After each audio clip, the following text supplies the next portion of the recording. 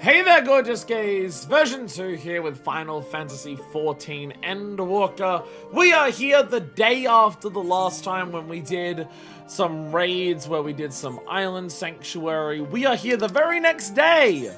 Thankfully. We had a lot of technology problems. OBS decided to update it itself, and it updating broke the NVIDIA stuff, and then that refused to update, but then it did update. And things are hopefully working now. If you're watching this on Twitch, you're currently seeing it. It seems to be good. Hopefully you're watching this on YouTube at some point and it's working. Hopefully. We'll see how it goes. But today, with an immediate day after the last, and my voice getting significantly worse, we're gonna do some stuff. And to help fix my voice, I'm gonna drink some Ghost energy drink. I told you, I yesterday had soft drinks during stream, because I knew today I was gonna have energy drinks. But look! The 7-Eleven got a new flavor of Ghost! Peaches! Peaches!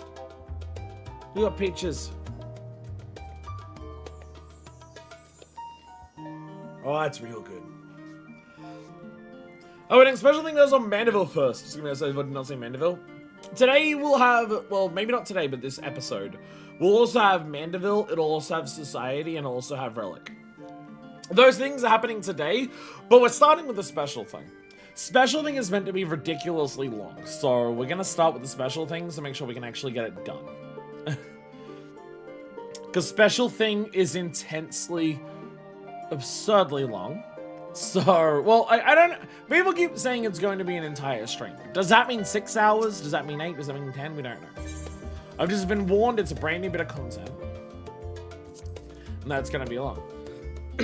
Now, I was thinking to myself, while I was yelling at computers and technology for being bad at working. So, I don't know what we're doing today. I don't even, like, it's apparently a brand new type of thing that we're doing today. And I was thinking to myself, an odd job in Charlian. Ah, so it's the one that's near the Thotos things. Cool. Blin Thoto or whatever is like the name of the hunt girl. The Thoto or whatever.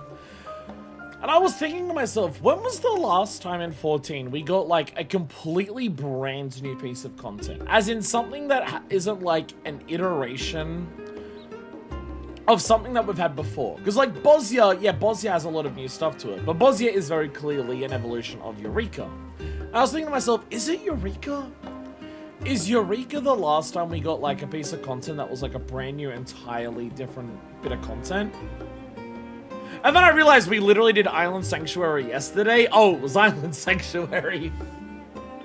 But I think that makes that's a big deal. I feel like 6.2 is kind of a big deal in that regard. I know a lot of people don't like Island Sanctuary. But I feel like 6.2 is kind of shockingly huge in that regard. Just in the sense that, Eureka, Delibram maybe counts if you're squint counting pre-6.2 things. Delibram is, I'd say Delibram's like halfway there.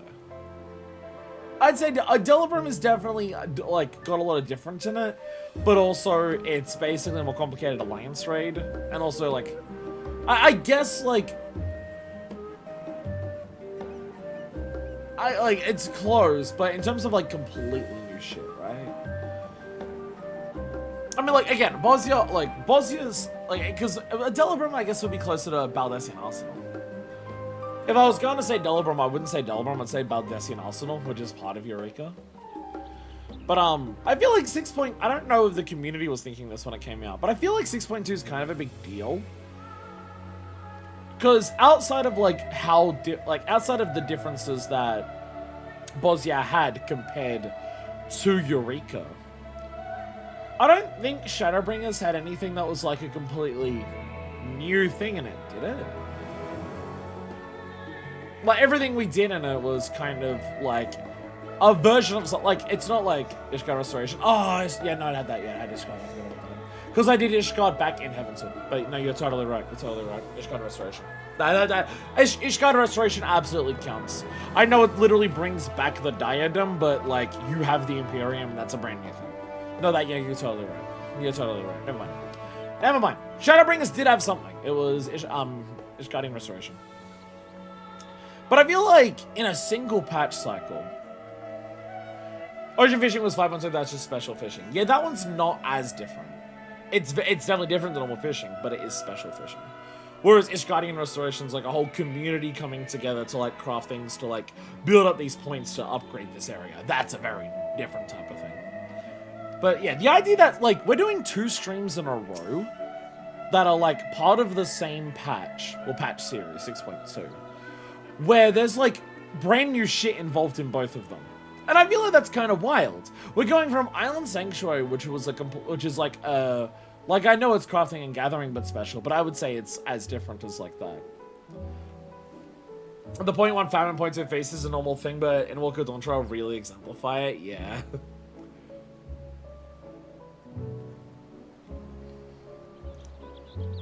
Though I guess 7.1 does have one new, like, brand new thing, and that's, Chaotic Alliance raid. So but it is also still, it's a brand new thing, but it's a raid. Sub Avril, sub Artesia. You look cunty, but in an even different way than yesterday today. Osman!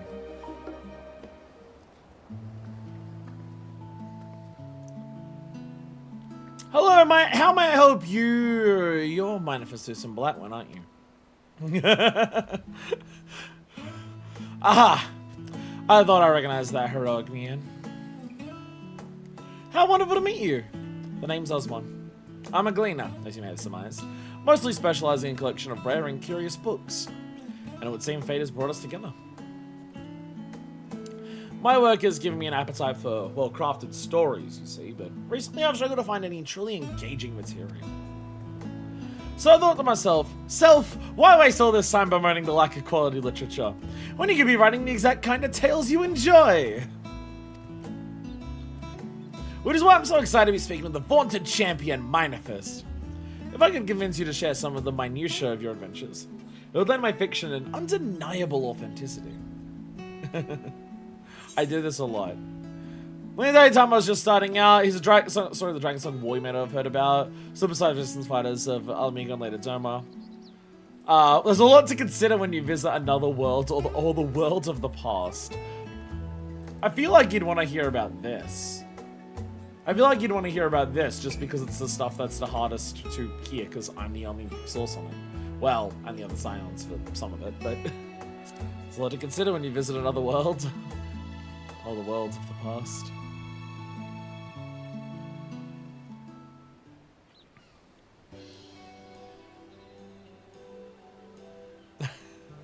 We're gonna be here for a while. We're gonna be here for a while.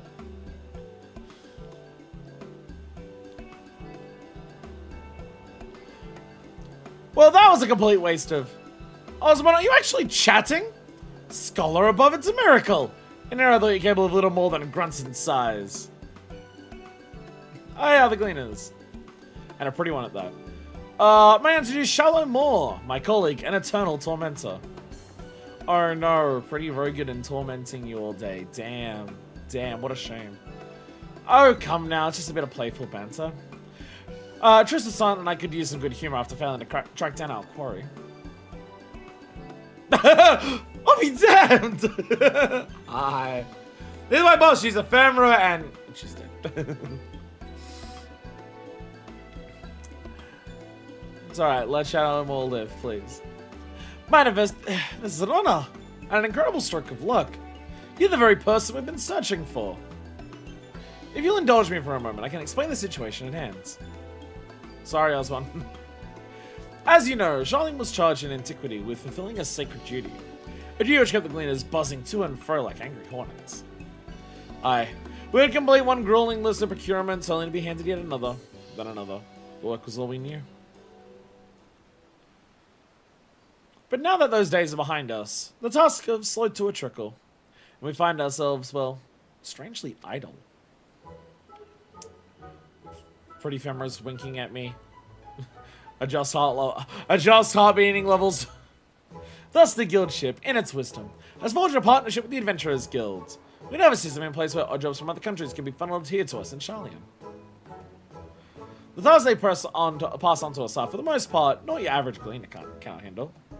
There is one client, however, who has asked for you specifically. And as the Adventurers Guild has no official presence in our city, we agreed to the odd job of facilitating that request. Think of us as their substitute Charlian branch, if you will. In any case, I'll be here at the counter, ready to provide you with the details. Doesn't mean to be an urgent matter, so feel free to engage the request whenever your schedule allows. Oh, I'm sure our browse just a Sunswears. Yes, a special selection available for anyone who takes part in our Odd Job Enterprise. Odd jobs, okay.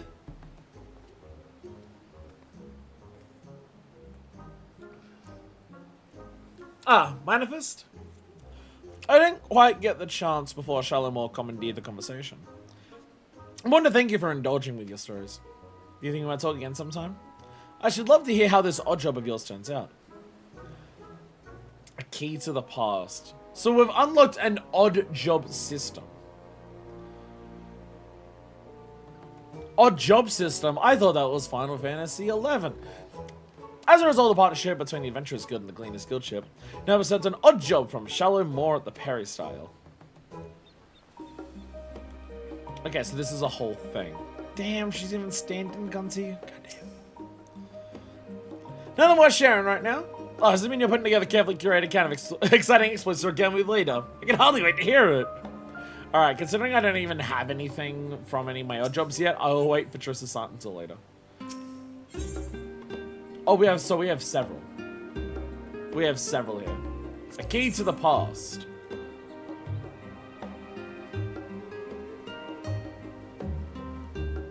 Is this not the spot in Central Funnel? Blessed day where there are ephemeros in the story. Is this not where we ran out after the bloody banquet? And there's like a Spriggan boss fight that spawns down there? Shallow Moor is watching you expectantly. So manifest. Does this mean you found a spare moment in your busy god-slaying agenda? Wonderful. We actually have a letter addressed to you from Mistress Momodi. Go ahead and read through that. I'll dig up the link pearl and music convey your reply. Dear Manifest, I hope this letter finds you well and still taking guild jobs, because I've got one here with your name on it. Ordinarily, I wouldn't bother you with something like this, but the client is a personal attendant to Her Royal Majesty Nanamo Ulnamo, and I'm guessing that piqued your curiosity as much as it did mine. Let Shalimore know if you can make it over to Uldar, and I'll set up a meeting with this lady in waiting. I'm told it's nothing urgent, so your earliest convenience. Momodi. What are we thinking? Yeah or nay? Tell Momodi I'm on my way. Understood. I'll call her right away. Wow, wow, wow, wow. And done. Our tiny taskmaster is making arrangements as we speak. She has the lady you're to meet as a larva by the name of Kokoshu. Light brown hair, green eyes. She'll be waiting outside the quicksand by the time you arrive. Fair fortune and safe travels. So far, what we've set up is telling me nothing about what we're doing. I'm excited. This is cool. Everyone expect the new Uldar content and Endwalker patches.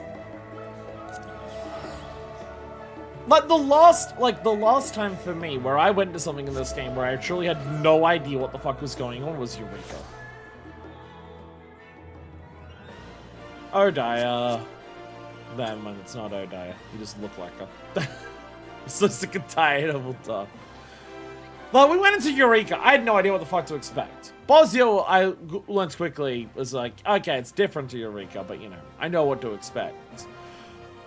I guess there was like deep dungeons like very early on, but I was like so early that I didn't know much about the game at all.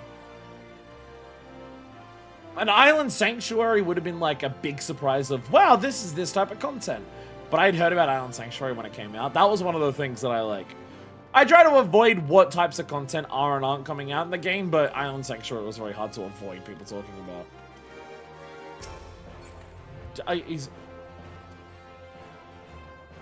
You look like Lady Allura.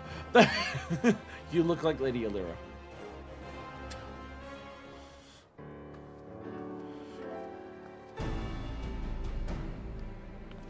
Mr. Assistant Light, I presume? I am Kokoshu. Let us be clear from the outset. I am not your true client. The person who wishes to engage your services is the Sultana. Nanamo will Namo herself. Firstly, however, pray allow me to explain the request itself. Then you can decide whether or not you should proceed. I trust you recall the tunnels beneath the city of Uldar? Yes, I was on the run for my life from your cops. Yes, I do remember this. Hard to forget the start of the traumas.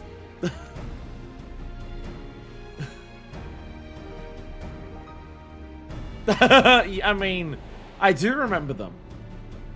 It wasn't a great time when I was last there. Minfilia fucking died, her first of like 6 deaths there. I speak, of course, of the Sil'dish Subteranne, the passageways and waterways through which you made your escape on the day of that ill-fated victory banquet. It seems that one of the tunnel sections collapsed during the commotion. Your Stola casting holy. And a group comprised primarily of mortal flames has since been put to work on repairs. In the progress of restoring the masonry, however, they have come across an unexpected gate.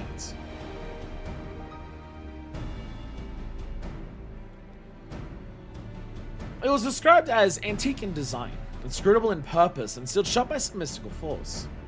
The report appeared of great interest to Sultana, and she's expressed a desire to investigate this strange portal firsthand. Furthermore, she feels that Master Tarapin and the like are overprotective, and will prevent her from exploring to her heart's content. But are we then to send her Royal Majesty into potential peril without a trusted escort? You see my dilemma. As the proven champion of Eorzea and veteran of countless heroic endeavors, it is to you whom we would entrust the Sultana's safety. Besides which, she would have it no other way. She knows that because I'm an adventurer, I'm gonna let her just, like, actually explore because I'm an adventurer. Her Grace's wish is my command. I'm down to explore. I'm excited to explore. Look, if I was going down into those tunnels at some point before Minifest got her groove back, it might be a different story, but Minifest has so much of a goddamn fucking groove at this point. Thank you, Mistress Letman. I mean a great deal to her, Grace. Please wait here and I shall inform the Sultana of your decision.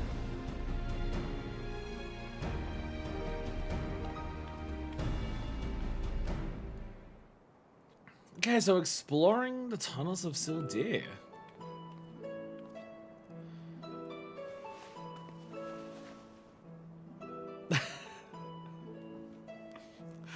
She's got expeditionist stuff on, hell yeah. Manifest, thank you for coming. I greatly appreciate you indulging this selfish request of mine. I should hope for the sake of your adventurous spirit, however, that the mystery at hand proves more intriguing than odious. Nanamo adventurer outfit. Kokoshu spoke broadly of what to expect, yes? Then allow me to add a few details to the story.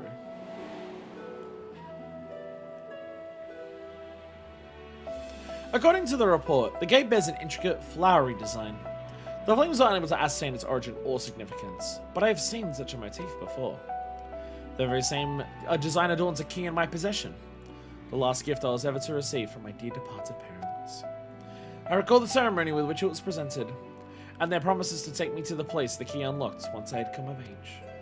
They spoke excitedly of the choices I might make, of the things I would behold on my chosen path.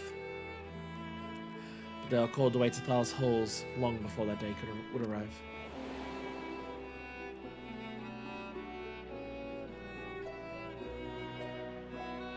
With mother and father gone, I despaired of ever learning the key's purpose. And now this portal is found. Surely you understand why I cannot leave it unopened.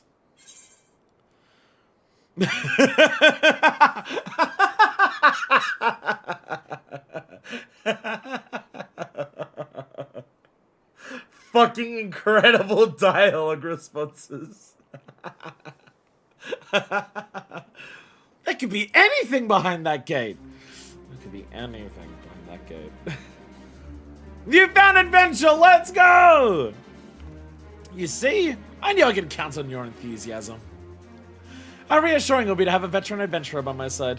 Not that I distrust Papa Shan or Pippin, of course, but if I told them, they would only seek to dissuade me from my course.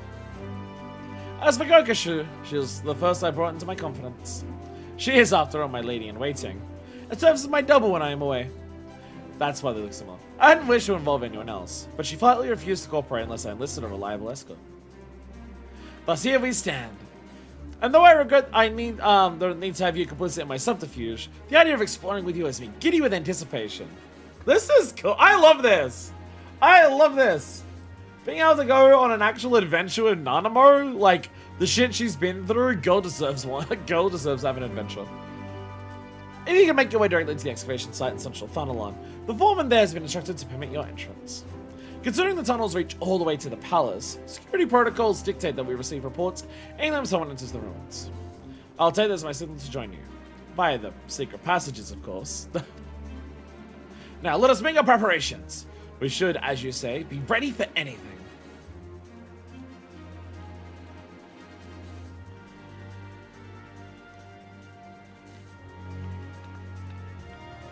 So what is this?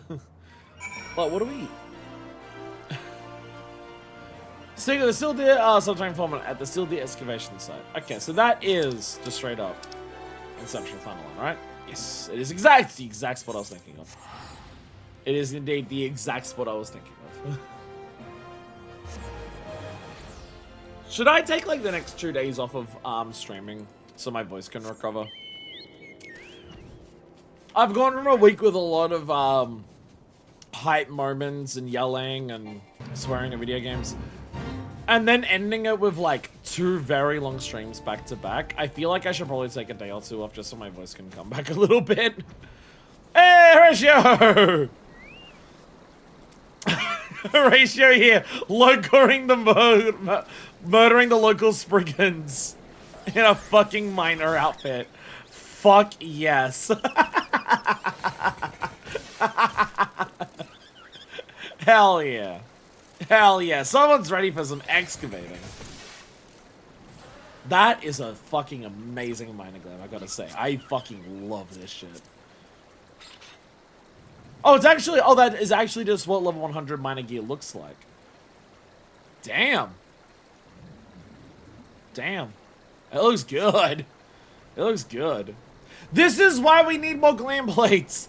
I need glam plates so I can make my crafters and gatherers look better. It's white indicator. Oh, I don't think I've actually noticed what indicator looks like on gatherers. I know what indicator looks like on crafters because it's my big white coat. I don't actually think I've like...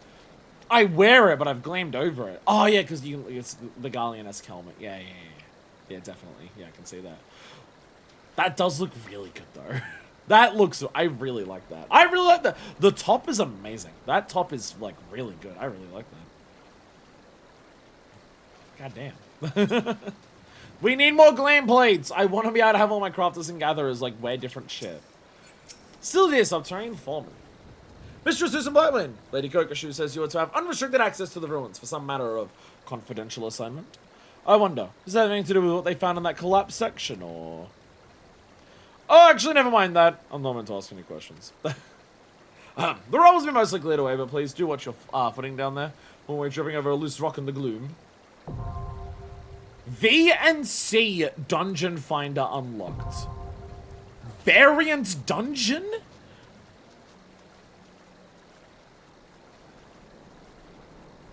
Variant dungeons a matter of choice. What are we doing? Variant dungeons are a unique type of duty featuring branching paths. By exploring these choices alongside the quest character, you'll gradually reveal new elements of the overarching story. Unlocking certain branches may require some detective work. When you complete a path, a new story entry will be added to the journal associated with the dungeon. So keep at it until you discover all forks in the road. Make it a party or go it alone. Difficulty of the variant dungeon is automatically adjusted to provide a challenge between party of 1 to 4 players. And it's also okay. You can go with the friends, make use of the party matching option, or put your solo player skills to the test, which will require effort and attention, but it's entirely possible to complete these dungeons alone. Variant actions.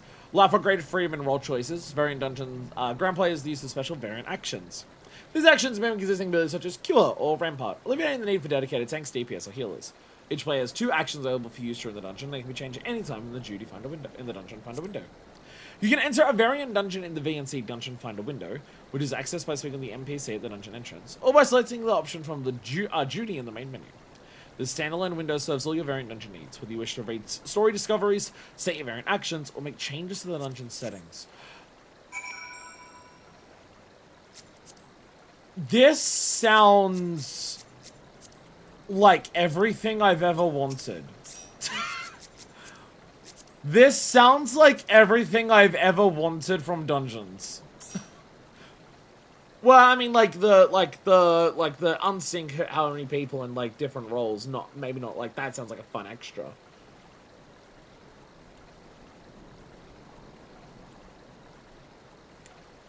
I was thinking at least your first time just doing it solo.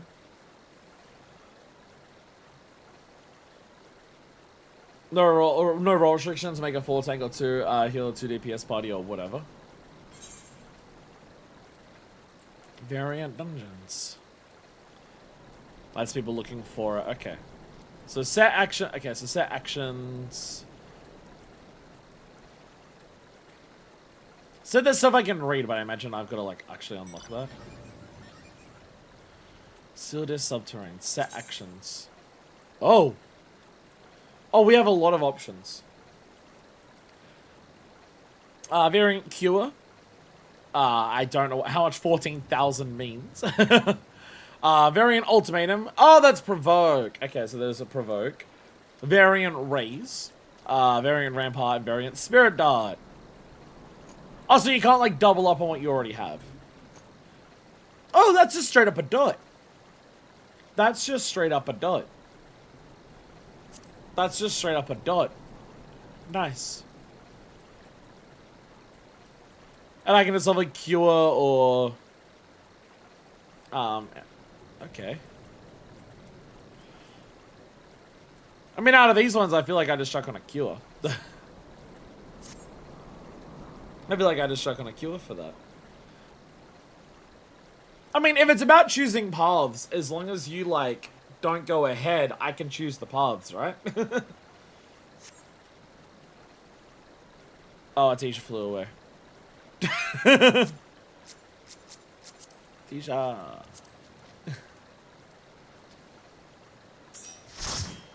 Come join us. As long as you all don't like run ahead and choose paths, I can choose paths, right? Very followable thing. I'm very excited to see. That'd be my words to make sure Fire does the story stuff. Yeah, yeah. Yeah, so I guess it's just like make sure I'm like always like absolutely never run ahead of me. More strictly than ever, make sure you just never run ahead of me. Register for duty. The Sil'dish Subteranne. Brand new type of dungeon. Change job at any point while the party's not in battle. Oh, wow.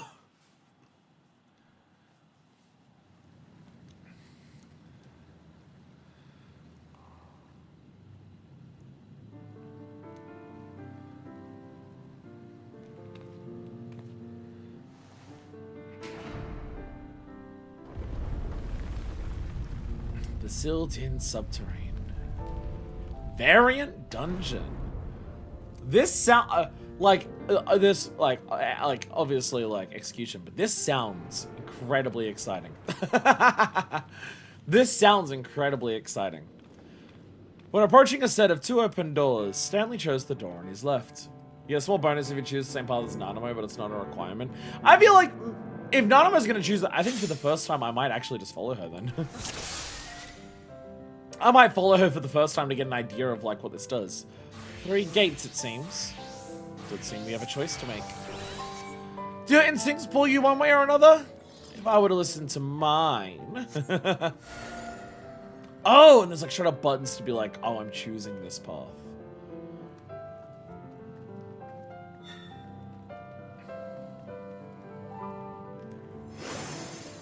Oh, we've hit the same gate. That settles that then. Onward we go! This seems really fucking cool. I'm not gonna lie, this is exciting. Irrigation ducts. We're actually like exploring because we're choosing our paths. Occasionally they're simply unfriendly. If you'd be so kind. Sure.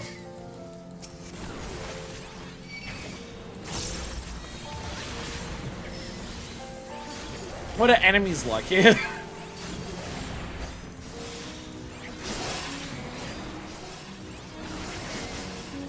I'll be honest, this is the thing where it's like, if the trash pools are simple, then like I don't really care. Because like, the exploration's the point. Whoa! Barely a test of your metal, I see. Well done. You can walk through this pipe, I think.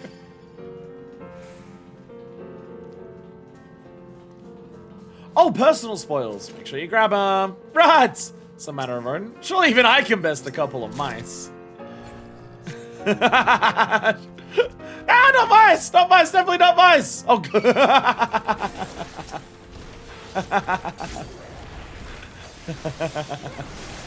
I guess she scared away the mice and then these things again.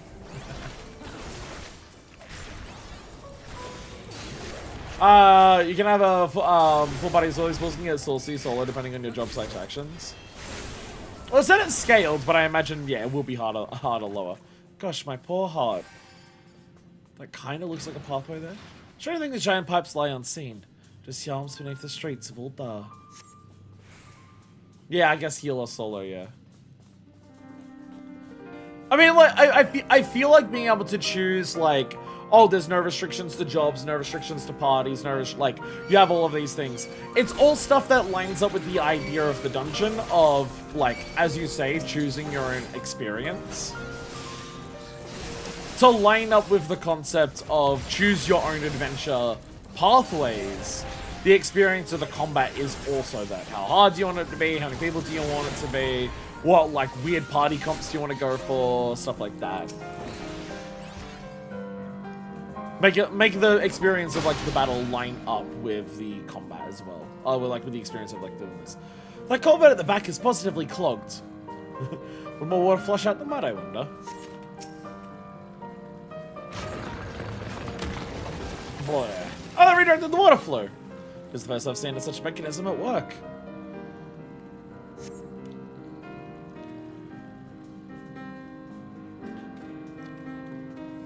What music is this a remix of?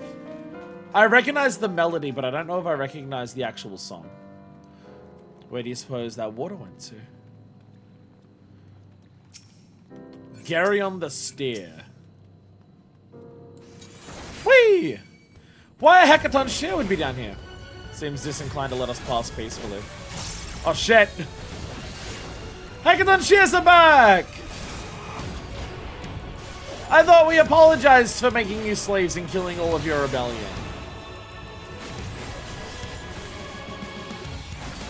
Exploding catapult. Oh Jesus! Big red white. Is he playing games? Find the barrel tops. Must be a reason for those markings. Donut. Because you can see this one's got like, yeah. Rings at the top, yeah. Exploding catapult! Urgh. Barrels of food! Oh, that's gonna blow that up, isn't it? Like, early. Oh, no! No. I really thought I would, like, blow it up early. Exploding catapult! Oh, no! Hyperreal! Subterranean shudder. What's that noise? Something's coming down the drainage pipes!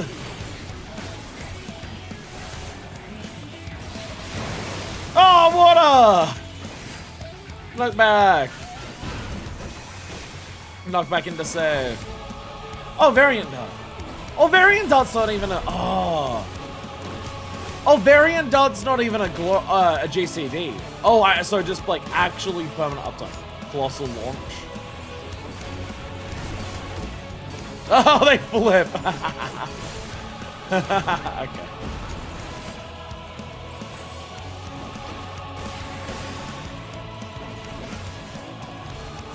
Boom, boom, boom, boom.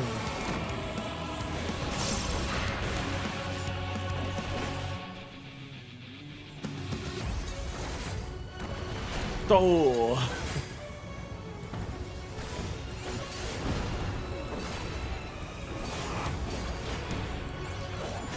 Oh. I gotta remember to keep uptime on my spirit dot. I just have a whole extra ass dot to do.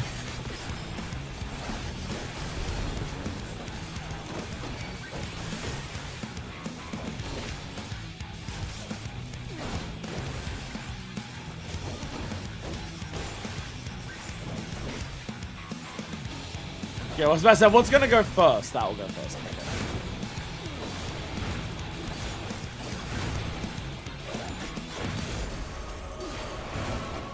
Hey, there we go. There we go. Sil'dish Potsherd. Oh, Potsherds are back. And victory is yours. And blessed to keep company with such a formidable ally. Ooh. Ah, that breeze feels wonderful after the stuffy closeness of the tunnels. See, there was already like another pathway like there. Like that doesn't go that way.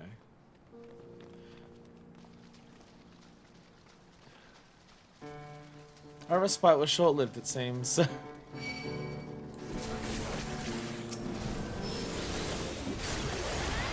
Music's doing fun things.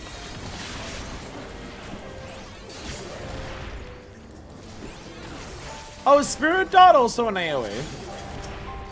Oh, Spirit Dart's also an AoE. Also, use it on AoE. Okay, so you just like always want to use Spirit Dart.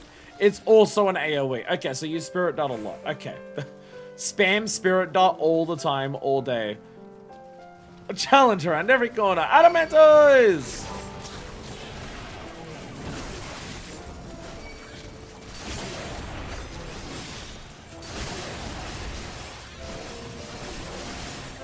Baron Provoke is also AoE. That would make sense. Yeah. Music is a Kaikai arrangement, essential funnel number theme. Oh, okay. Because I definitely recognize the melody, but not at all the music.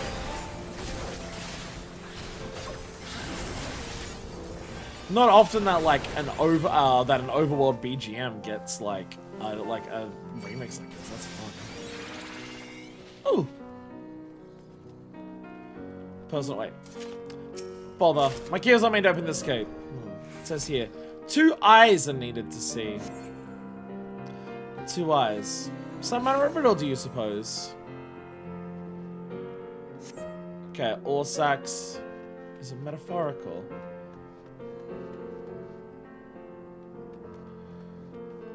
Okay. I'm gonna go with these ones to start with. Let's see what these ones do.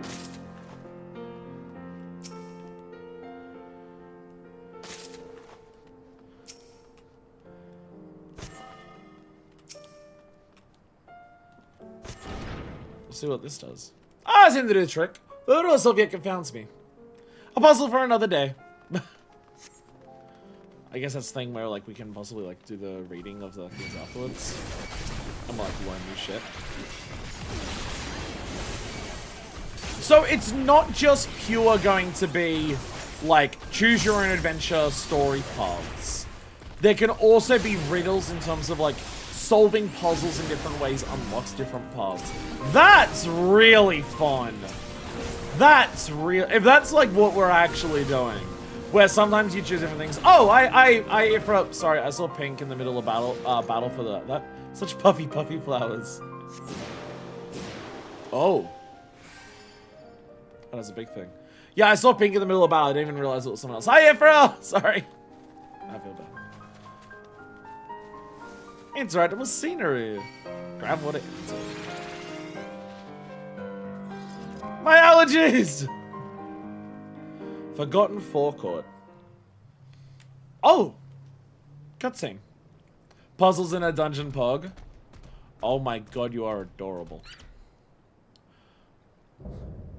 Soapy sidekick. Silky. Oh my god, you are adorable. Let's go. I'm finding your first funny Endwalker thingy. This is really fun. Touch fuzzy, get blinded. I really like this. This is fun. It's adorable, but it can and will kill you. That's most things in this game. It's all mine of his partners anyways. Here we go! I know this creature. This is the Silky, a family which cleaned a palace once upon a time. Strange. Say that goes awfully well familiar, if you'd pardon the pun.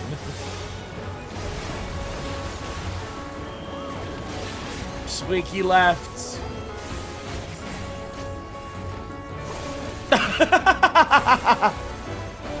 Whoa! Whoa, okay. Interesting movement pattern there. Cast bars also cleaning puns. Carpet beater.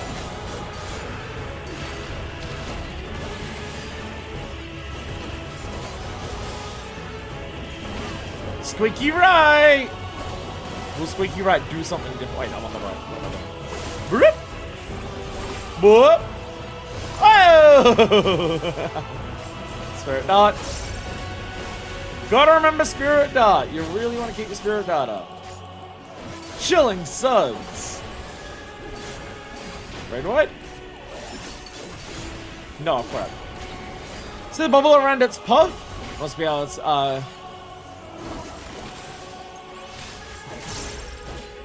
Oh, okay, that just, okay. Bracing Suds.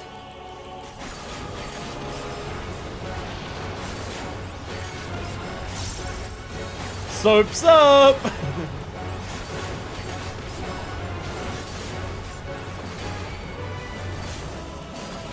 Chilling Suds.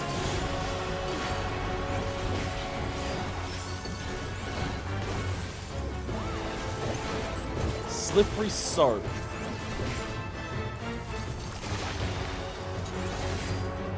Yeah, so it was ice. Yeah, so it's ice, so it's the yeah.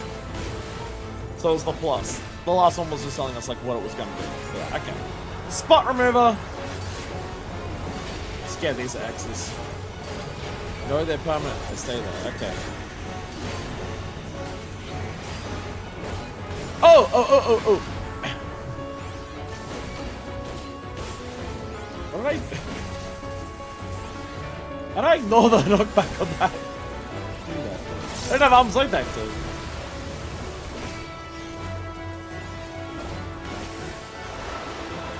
Strands of silken buff scatter across the floor. Shields. Ah, didn't take damage. Fresh puff. What will the puffs do? Is this a battle or a spot of spring cleaning? X's! No! Not the Hexa cleaning! No! Grand Cosmos trauma! I did actually get hit by one of them. Shit.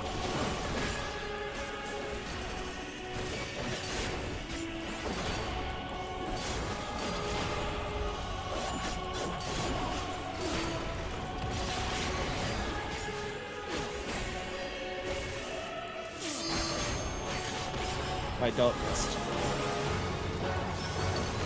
Okay, so you got the cold, so you got the plus. Squeaky right. Are you gonna do a plus at the end of that? Oh. Oh, they're all gonna be pluses.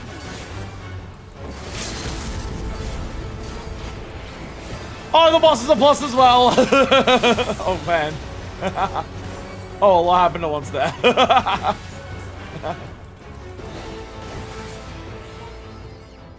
The Forgotten Forecourt is no longer sealed. Oh, duty complete. There we go, yeah.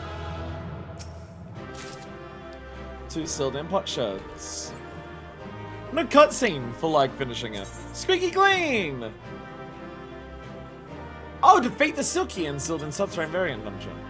Okay. So it's only okay. So because we're doing multiple pathways, it's only 2 sections of pools and 2 bosses. Okay. So each individual clear is not going to be super long. And Nanamo. Silky's Aether. Have the exact same feel as Mother's. Oh, and then you get a G-Spot Paradise. G-Pose. Sorry. Oh, what a picturesque scene. See how the sunlight falls upon the flowers just so. G-Spot Paradise. I wonder, could this be the sanctuary of which my parents spoke? It told me of a private place to which they would slip away. A haven from the bustle of palace life. Mother always called it their secret garden. Yeah, it's in the secret garden you found the G-Spot. And assuming that giant mouse, the Silky, was hers, and I imagine it was here to protect their special spot. Their special spot, the G-Spot. Finding this place must have been the reason Father gave me the key. One reason, at least. I'll be going now back in half an hour if do more runs for this. Awesome. Enjoy your... Wait, where you going? Well, I tried to linger still. I fear Papa Shan will soon know my absence. Let us be away. Fucking... Oh my god, look at this place. It is so pretty. Fucking, like, end of Shadow Colossus vibes.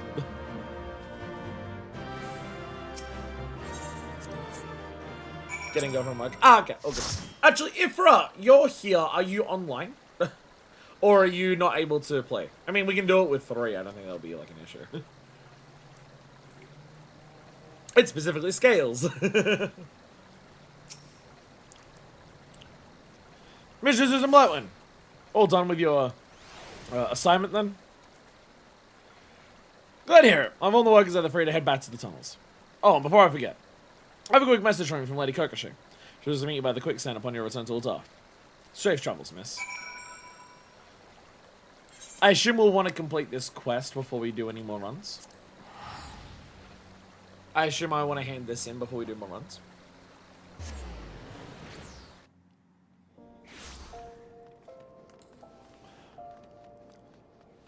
Chat, this idea fucks and sucks me hard. Chat, I abso-fucking-lutely love this concept.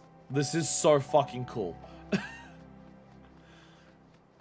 An actual, like... It's adventuring shit. It's adventure, like, so much about 14 is about being an adventurer, and a lot of it, that adventurer role is fulfilled by, like, going to new places, meeting new people, stuff like that. That is part of the, you know, the adventurer's tale and stuff like that. But having something like this where in raw-ass gameplay, you're like making decisions, finding new things, uncovering secrets, solving puzzles as like part of the gameplay of a dungeon is absolutely fucking awesome. Hey, Suki! Hey, Suki. Hey, Suki.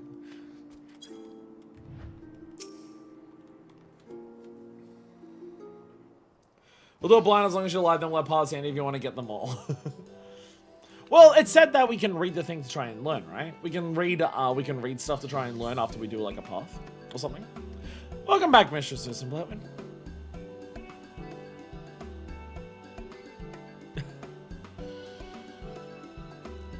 As Kokosho might say, "'Tis I, Nanamo. Did I fool you?" My lady in waiting here plays the Royal Sultana, but we reasoned it odd if Kokosho were to enter my chambers and never emerge. Thus the disguise. It also affords me a way to speak with you without the usual royal fanfare.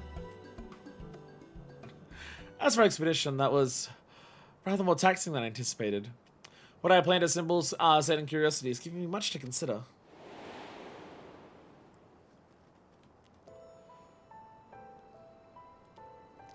I thought I'd come to terms with the loss of my parents, but I was content with the few faint memories I had.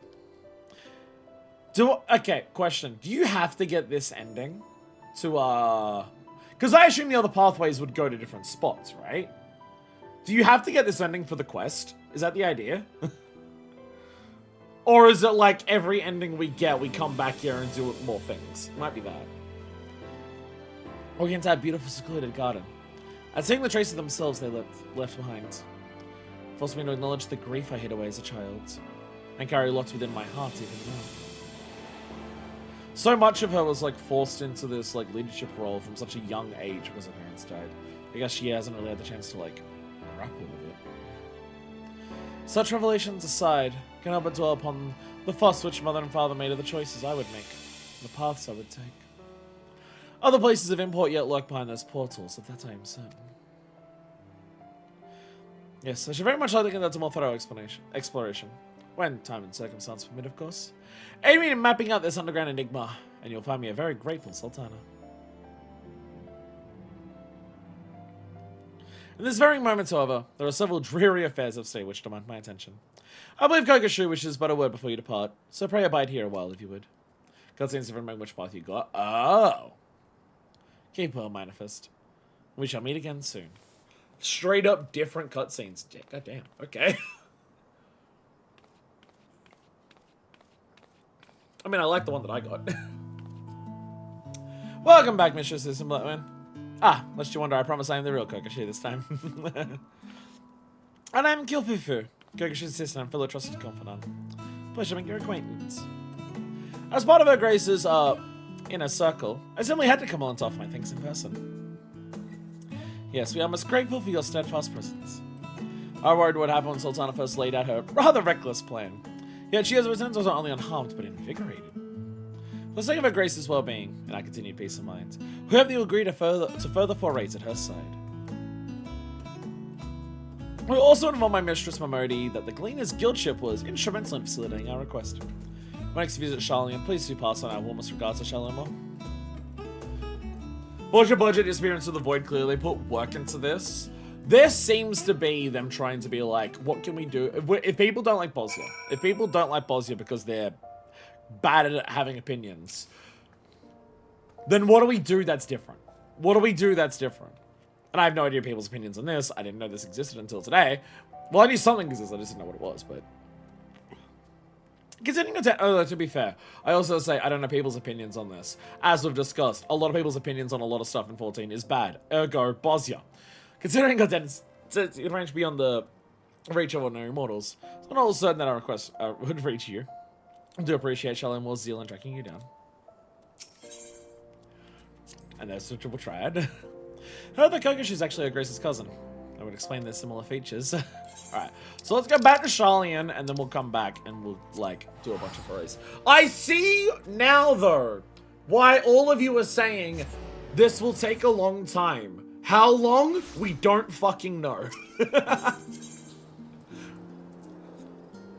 Everyone being like, this is definitely going to take a long time, but also we don't know how long it's going to take. Oh dear God, that makes so much fucking sense now. Yeah, no fucking wonder. All finished with the job then, Manifest. It's just Momodi called to thank us. And let us know that you've arrived at Ulda. So the lady in waiting sends her regards as well, does she? They sure know how to make a girl feel appreciated. I should probably give you a nudge in Osmond's direction. He's been scanning the crowd every few moments, hoping better to regale him with a tale of your odd job adventure. If you time, I'm sure he'd be thrilled with any scrap of story you'd care to share. Lore reading, path puzzling, cutscene watching, doing the actual runs. Because you know why we have to keep details this close to spoiler chat? Yeah. Sil'dish survey records available with the V and C Dungeon Finder in the duty section main menu. New entries will be added as to the log as complete each possible route through the variant dungeon. Is this something that we're doing now for Osmond? Like, give me a quest. Mind if I have your adventures? You wouldn't happen to have any you'd like to share, would you? The Sil'dish Subteranne. All of it's also just going to be unlocks. We're just going to unlock all the things. The Sil'dish Subteranne. I'm passing familiar with this history. And if you do them with a guide and don't bother with the reading until after, you generally bang them out in the afternoon, but I highly doubt this will be the case here. I don't want to... Why would I look up a guide? The fun of this is the adventure. Why would I look up a guide? Sil'dish Subteranne. I'm passing familiar with its history. And Mistress Momodi's client had you exploring this network of tunnels and aqueducts?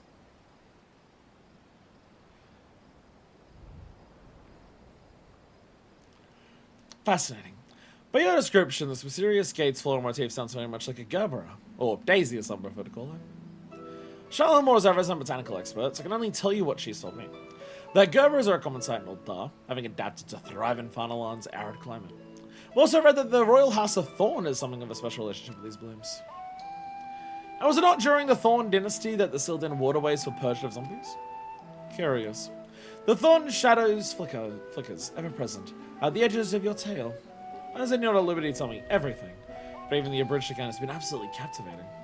The sealed gate, the hidden paths which lie beyond, the kind of perilous locales a poor combatant such as myself would read about but never hope or wish to visit. Deep beneath Ulda do mighty guardians dwell. What have they been placed to protect? It practically bleeds intrigue. Yes, I'm ready to write my adventure epic. We sent the dank passageways of the Sil'dish Subteranne. But let me think a moment. Anything lurking in multi aqueducts for an extended length of time would surely deteriorate as rust or decay set in. Putting aside the question of how long they've been down there, is it not reasonable to expect the inhabitants were once far stronger? I know someone else who talks like this and this worries me. Perhaps strong enough to challenge even the indomitable Manifest, eh? With you as my muse, this book will all but write itself. Criterion Dungeon. Another Sil'dish Subteranne.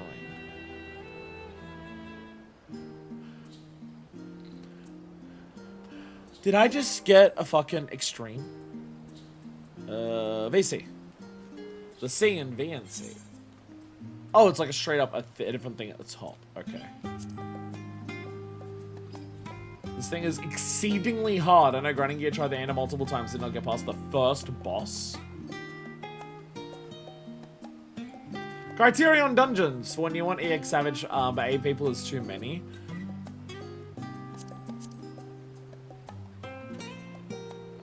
Oh, so okay, and this is strictly parties. This is strict parties. Actual normal parties. Oh, variant action is also set. Oh, variant action is set. Okay. This is straight up savage. Okay. With limited raises, that's why variant action is raised. Let's not worry about that just yet. Let's go back to actually just exploring the place. Let's go back to actually just exploring the place. Raised by variant action only, yeah. Criterion Dungeons are different in that they do have usual roll lists and only one path. There's limited raises and it's about extreme or savage difficulty. I mean, I'd be excited to do that, but also, let's actually explore first. Criterion assumes you've seen all boss mechanics first before trying. I would imagine so. I imagine the idea is it's basically, what if this, like, multi-path dungeon was a singular dungeon path? Oh, wow, straight up, okay, well. Dribble Triad is already spawned. I don't go here, I go to Blackbush. GG Boys try to raft to their first one, they got dumpstered by a boss they hadn't met before. Let's not do that now. Let's continue. Let's go back here and actually, wrong way. Let's go. No, it is this way. It's towards Uldar. Do you can execute from the VC menu? Yeah, but I like being over here. I like, for like when I'm doing things for the first time, I like being in the area. I like imbibing the vibes of being nearby. So, how do I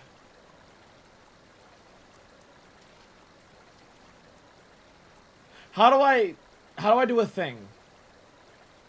Basic idea is we go through varying paths through the story sections. We have extra time, we can try Criterion. Press none on my face. Oh, okay. Oh, it's a book! It's a book! Okay, it's a book. Excuse me, is that 12? Is that 12?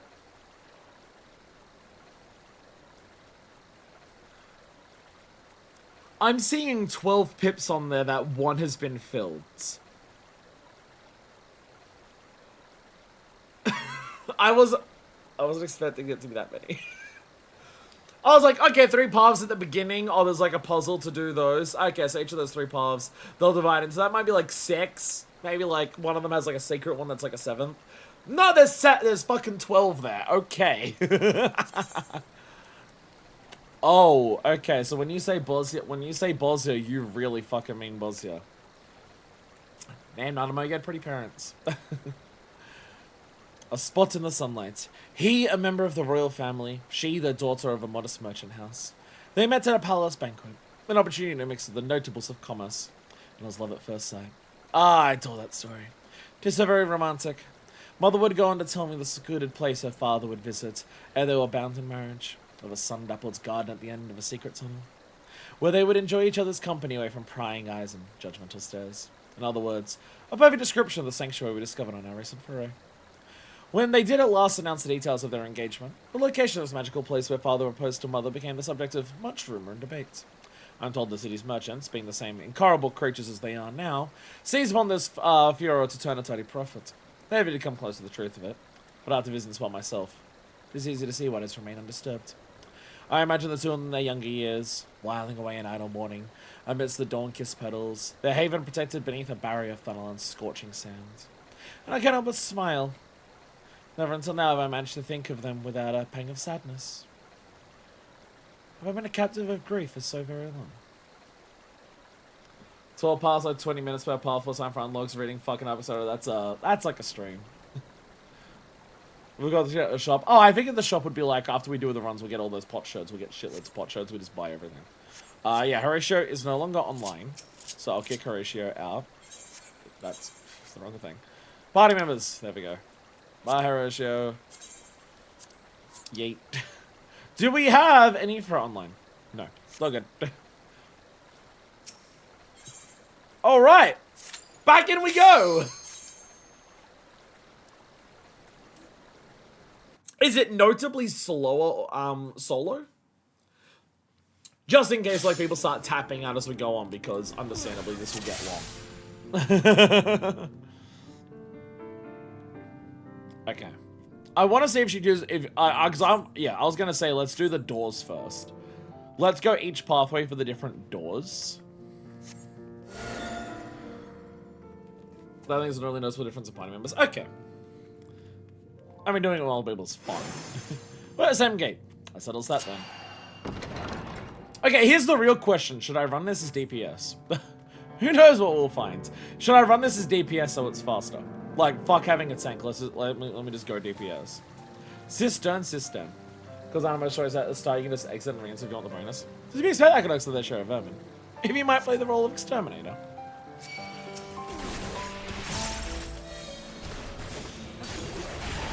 Oh, Spirit Dart. Thank you for petting me. I gotta remember my Spirit Darts. I gotta remember Spirit Dart uptime.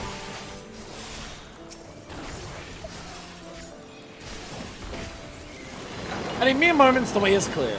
Hardly an inconvenience for our mighty champion. Origin is really good at keeping things on track time-wise, so it should be fine. Okay.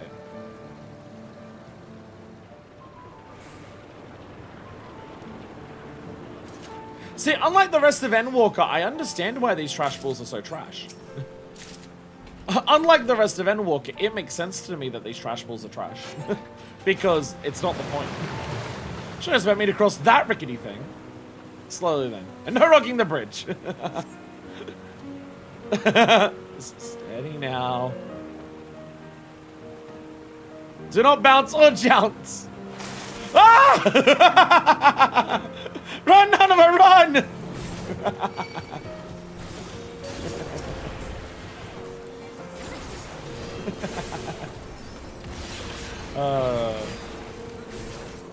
I like the idea of someone who's not normally an adventurer joining us for an adventure and realizing in reality how disgusting adventuring really is sometimes. As a question of rocking, bouncing, or jouncing. That's the bubbles almost pitched over the side. More pests to deal with. Yeah, the people in this world who don't go adventuring do not realize how frequently adventuring is kind of disgusting.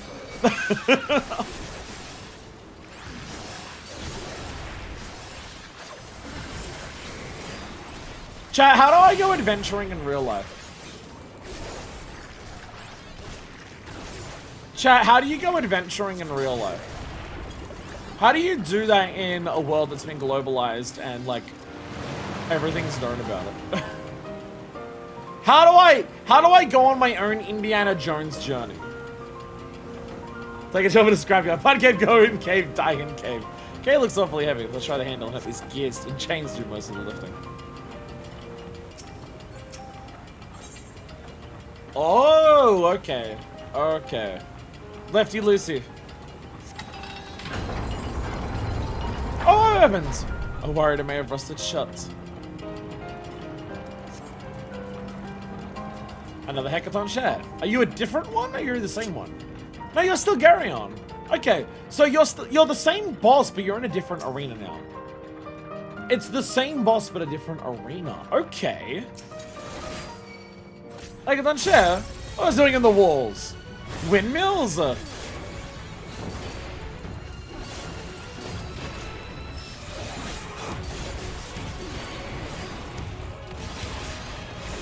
More exploding catapults.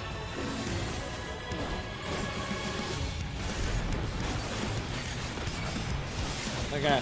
Is he playing games? Mind the barrel tops, there must be a reason for those markings. Or will the windmills activate and blow them away? So even if we have the same boss, the mechanics might change. Like there's no like these windmills are obviously gonna come into play, right?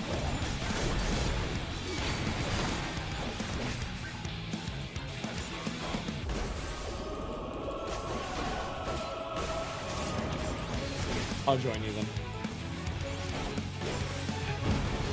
I did not quite join you.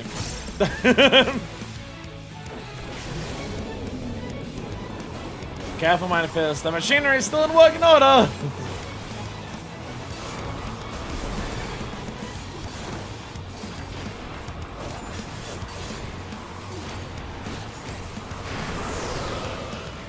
Oh! I was expecting the barrels to move. I was expecting the barrels to move, not us. Oh. Oh, I fucked up. Oh, launching. Launching.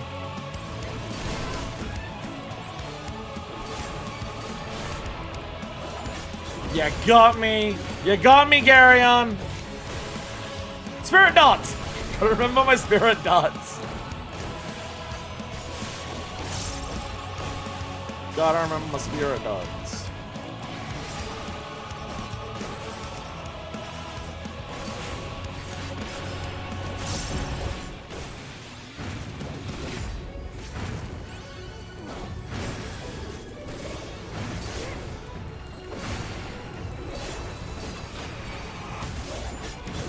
Oh, there's no positionals. Of course. It's like Boz here. Because there's no set things, there's no positionals. No set jobs, so no set positionals. Okay. Colossal charge. Oh! You're going that way. Run! Verify, just because the boss looks the same, one run. I mean, the idea that bosses can change between different runs is really exciting. I'm not gonna lie. I'm not gonna lie. That's very exciting. Spirit dot! Gotta remember my spirit dot up times. Very important. It's a lot of damage. There we go. So as your opponent doesn't matter as it seems. We're showing close, we delve further into the unknown. Not that way. The debris is impossible. I wonder if me choosing left or right determined which way we go here. Oh. We wanted in some antique dining hall. Where it's sitting indeed. One would even say palatial. So I feel like because we're exploring, so much of the point of this is to like actually look around the environment. Like, dungeons normally have, like, things to look around in at school and stuff, but the whole point of this is to explore, to learn, to discover. So I feel like we're going to be slower walking through a place just because there's going to be, like, things to take in. And who knows, maybe some of these things to take in as part of the puzzles for some of those. The Quarter of Rule. Quite an expensive abode. Shall we try upstairs? Oh, there's, like, actual... Okay.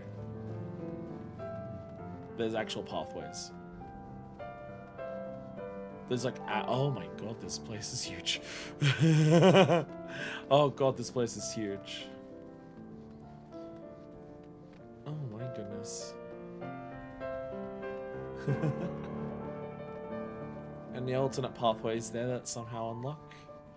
We've got a lot to learn. Of course, it's the Sil'dish Royal Palace. Look at the banner by the door. Oh my god. Temple of Khan is back. Snakes! Why must it be snakes?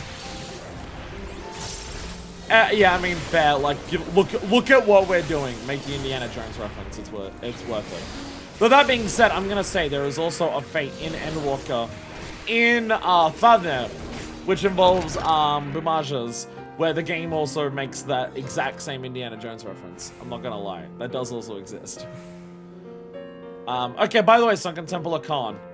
Helmet on the left. Helmet on the left. I feel like we're gonna get some Sunken Temple of Khan puzzled at some point. So we have to remember helmets on the left. Audience chamber. And there, the throne is still deep. She sucks my Temple to Khan. Fortunately, I made such a historic discovery. And still got their got their post.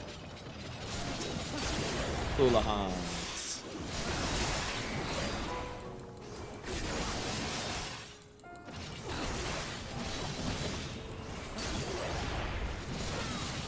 Go down.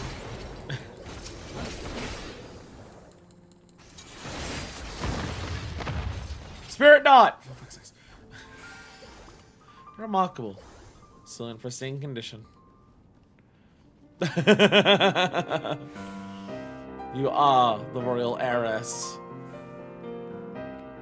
Where's like the kneel? Do I have a kneel emote? Oh, we can't throne stack. We must kneel before the throne. Strange, they were so nervous announcing this, but on patch day, this was like the place to be. I mean, like, look. I know different people want different things from this game. This is one of the biggest things in this game for me so far that's just like feeling like a proper adventurer. Same contrivances before. When it's balanced skills, ere we can proceed. Oh! Oh, we straight up, okay. Simply a matter of selecting the correct weights. Surely you recognize one or two of these symbols. This throne is a mount from the criterion 7 millions on the market board. Okay, well...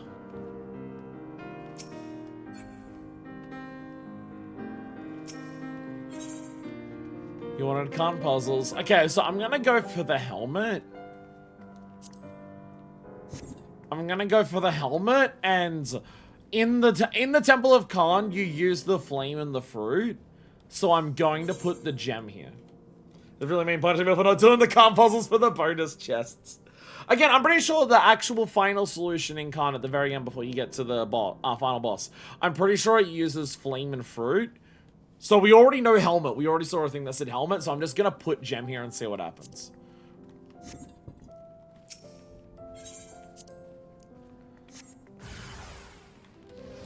Probably not the right answer. Damn.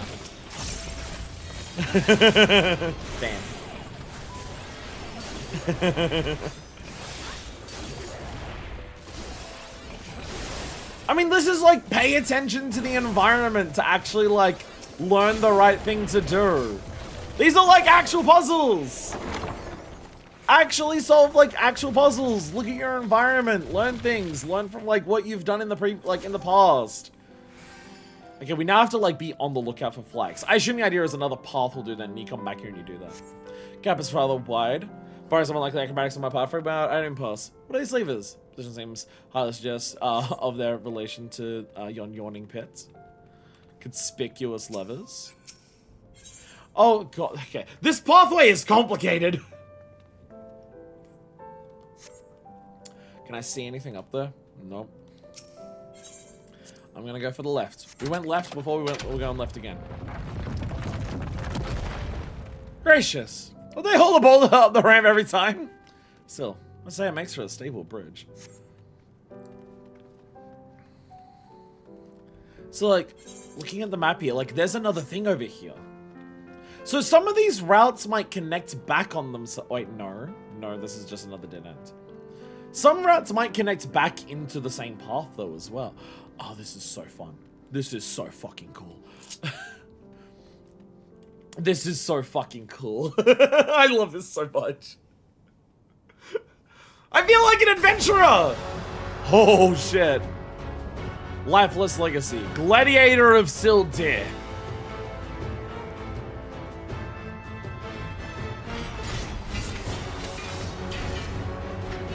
I think I saw grapes on its head, on its helmet. I swear I saw grapes on its helmet. Are grapes part of the answer? Spirit Dot! Grape embossed helmet, yeah. Mark of a Sil'dish Forged Gladiator. It is grape. It is grape. Maybe grape was the answer alongside the helmet. Oh, great! The grape embossed helmet. It's literally a helmet with a grape on it. Okay. Ring of Macro.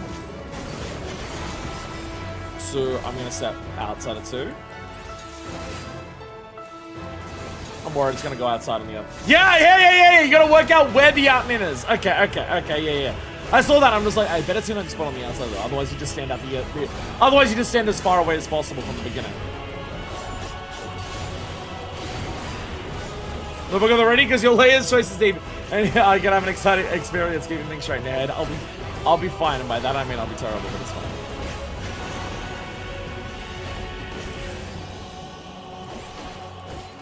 Okay, staying at 1.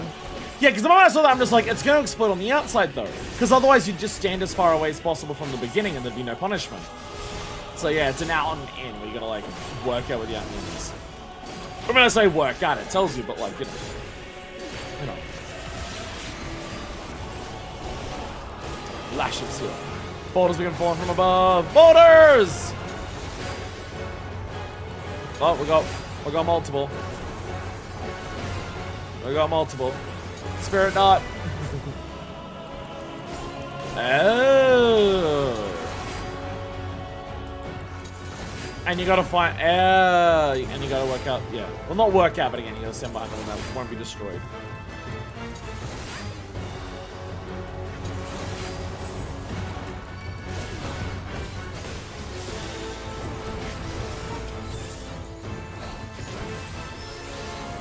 Buff myself up to high health. Spirit dot!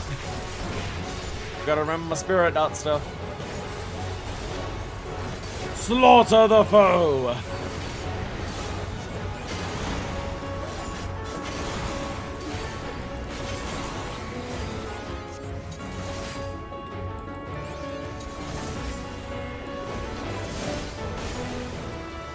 Yeah.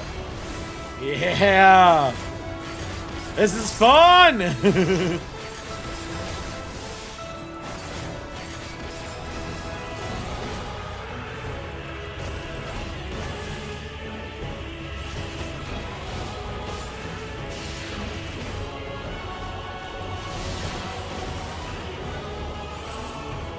Actually, multiple sections of this that are like the second boss of Bottom's Battle.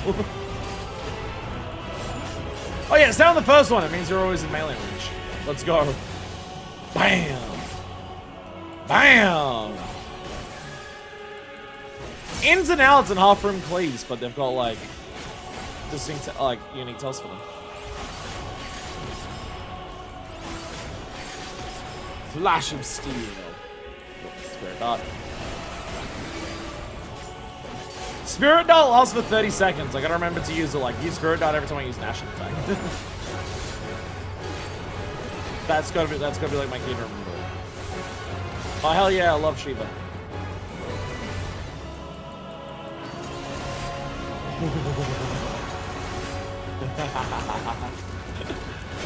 One into the other. Oh Jesus. Whee! This is so cool. I love this so much! Hang on, this is another example of boss mechanics where it's like, it's not hard, but it's fun. Hello, victory! I would not have believed anyone could top of that silver skin brute had I not seen it with my own eyes. Oh, there's fucking triple trad cards here. To represent those we've encountered, this Sil'dish military was a force to be reckoned with. They were said to boast many skilled warriors, and the helm on their flag represented their philosophy of martial might. Yet their nation was buried beneath the sands all the same. Such irony that it would be uncovered by a Sultana of Ultima. Shall we call it a day here then? I believe we've come as far as we can down this particular path. No big like secret G-pose area for this one. Let's rendezvous back in Ultima, where I'll thank you properly for your untiring escort. Amazing how comprehensively this is basically answering basically every critique of normal dungeons. I mean, the only critique of normal dungeons it's not answering is that the trash pools are still what they are. The trash pools are still like trash pools. These are actually even more basic. But honestly, I don't care about that because of the point of the dungeon. And the trash pools are so basic and so quick that, like, at least they're not wasting my time. They're very easy, but they die quickly and it's max 2. And then the savage version is where it's fucked. Environments interactive no matter what you do affects things. It's never the same thing twice. I understand why every dungeon in the game can't be this, but this is like, from what I'm doing so far, this is the ideal version of like what a dungeon like this could be.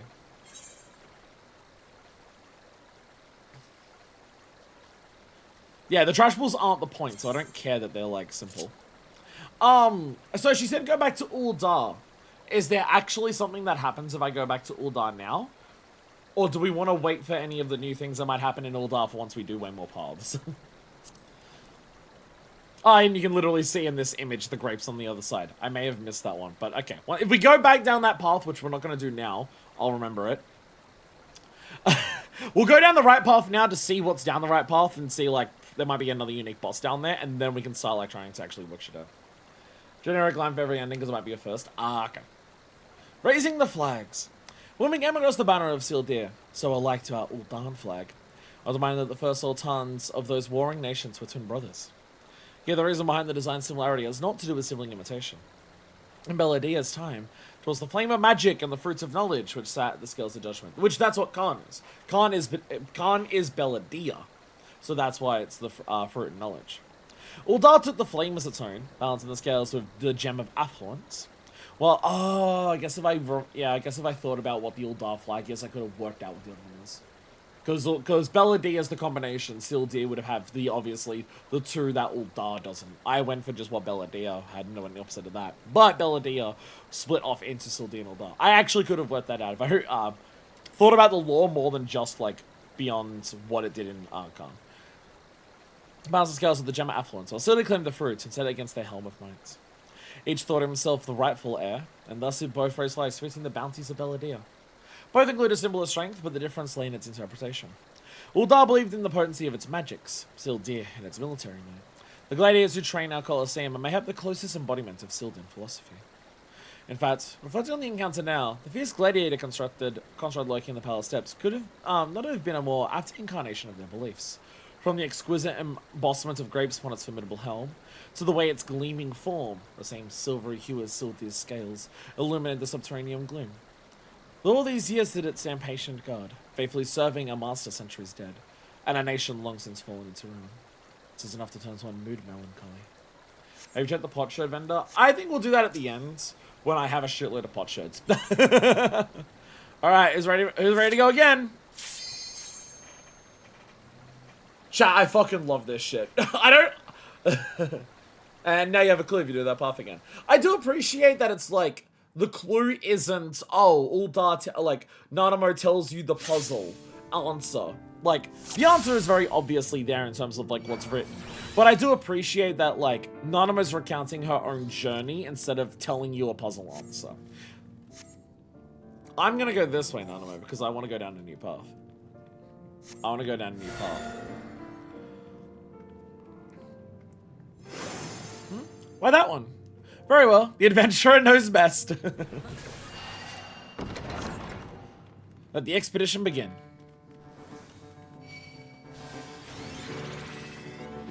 I love the music down here. This remix is good. What a stench.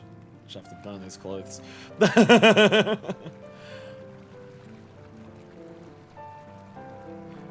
Not preserve me from the creepers and crawlers. Break clear the path manifest. The Expedition 33. Yeah, I have no idea of any of your opinions of this. I have a feeling I know Trash is because Trash is glazing this up. I have no idea of the community's opinion of this. I fucking love this. I personally am of the opinion of I love this shit. This is my personal opinion. My personal opinion is I love this shit. We made all this and then made the relic star rooms. Literally everyone has after playing this. What do they feed on down here? Each other? And why must it still so positively putrid? How is this? Yeah, how is this not connected to relics? How is this not connected? How is it not like you do this one? It's like a relic stage if I do like doing a little bit, and then like I'll do the next one because I'm assuming there's going to be more than one of these, and that's like the next relic thing. Again, I think you could have a relic work in a similar way to. I don't think like. Obviously, because of the addition of the whole fucking... because of the entire addition of the adventuring zones, I'm on the top buff. People like do expect that level of like, oh, that is what relics are now. I do think if they didn't want to make another one of those zones because of like poor opinions on it, even empty of pests, this place is a dank molded nightmare. Is it Lena? Unattended.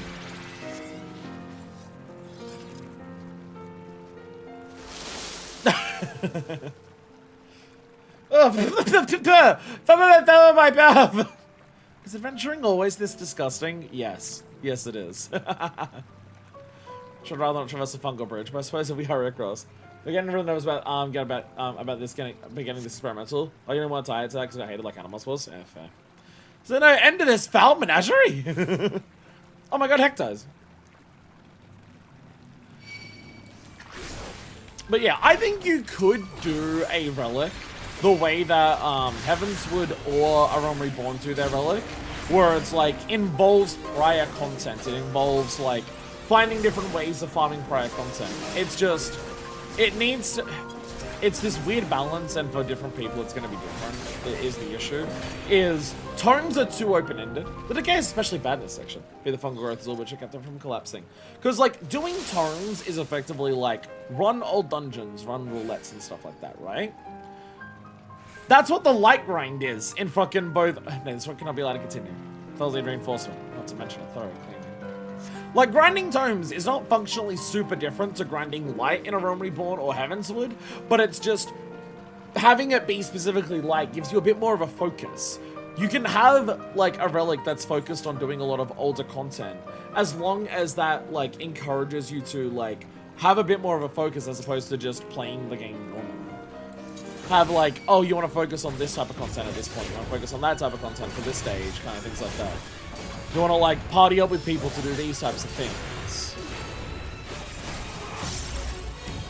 There's absolutely ways of doing it. It's just the issue with doing it that way is just for some people like the overlap of this is too unguided to this is too strict and grindy is going to be an overlap that like different people have different things. So like you can't make it for everyone, but also don't try to. When the set was currently, it would have been cap time, so there's level 100 content plus daily bonuses for some roulettes. I mean, it's really excited to explore a few endings, pick up some items along the way. Oh. When did I turn off? Oh, because I went to the wrong hopper.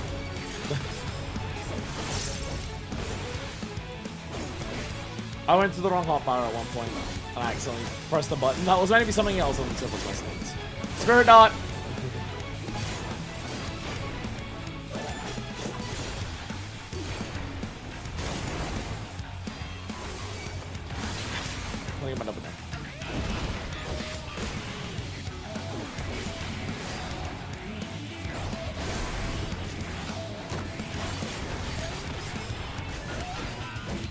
Out launch.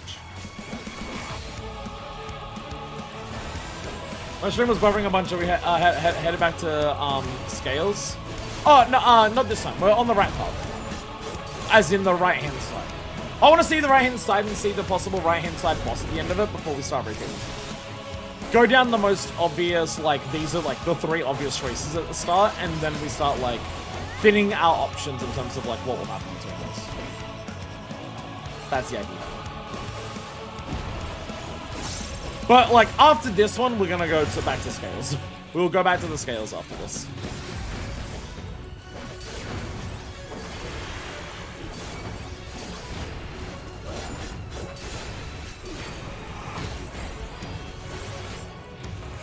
Spirit Dart.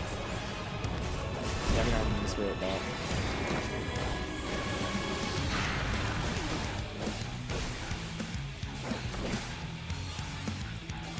Boom!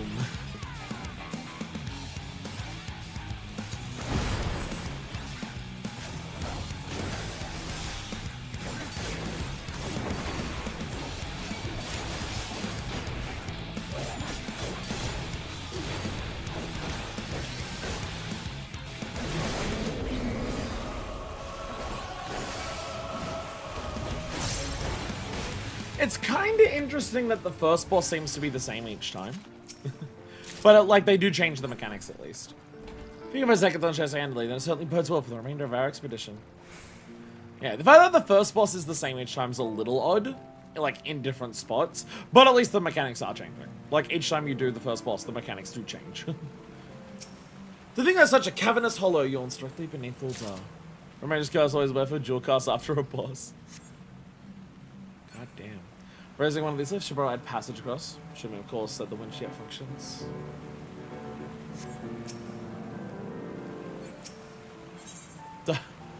We're starting everything with left, so I know what we're doing. Everything starts with the left, so we know what we're doing. Look at the piece of Ildar design, albeit an old one. But everything else screams, oh, Marsha.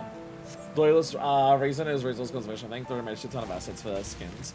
Like I would prefer the final boss to be different for different paths rather than the mid boss. I do agree with that. I do agree with that. It's better that it's the boss at the end that's different and just make the boss in the middle like have some different mechanics. I totally agree.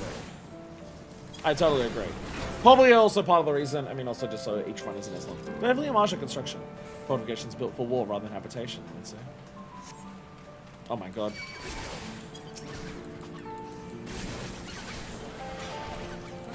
Cactuars.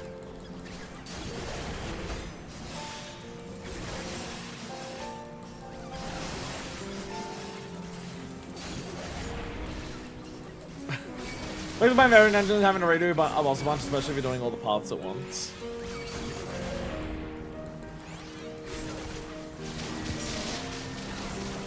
I mean, for me, like, it is changing each time, but like, if the mid-boss for all, like, 12 paths is Garyon, it will get a little silly. Because this came in from the time of the zombie purge. I was father hoping I would see this one day. Phobads! It's good that they're doing the barrel mechanic and putting new spins on it. Yeah, like that is enough to make me like go, oh, it is doing something different. I do have to like pay attention each time. Barrels of imagery. Spirit dot.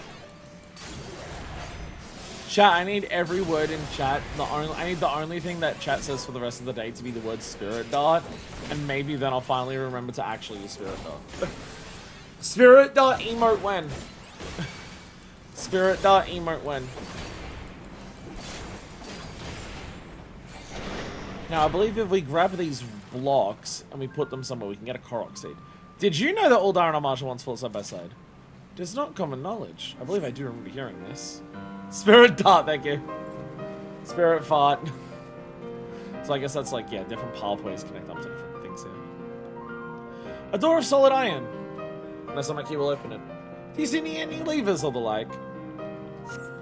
No, but I do see words, which I cannot read. They're in all martial form. Also, body appeal of this place is not like Bowser where he goes away, you waste essences and actions if you dip out after 20 minutes. Do what you want when you want. A message is engraved in common tongue. Oh, okay. I thought it was on martial form. In the beginning, the Lord of the Inferno shared with us his flame. Speak the name of the gift he bestowed upon our bloodline.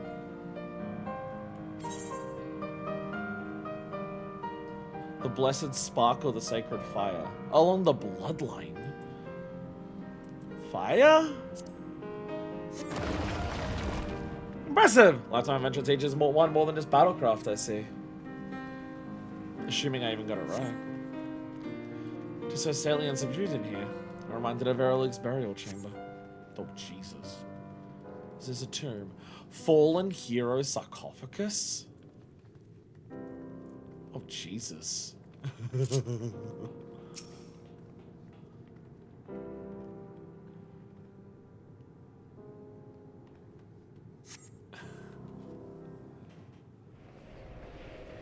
Oh, here we go.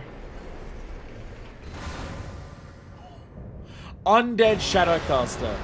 Zalesgar. Put the pussy in the Smarmopagus.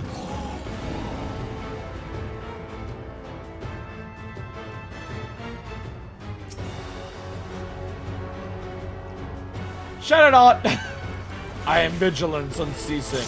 A final death unto the zombie horde! Zombie horde? This is where I've endured since the Thorn Dynasty. That was centuries ago.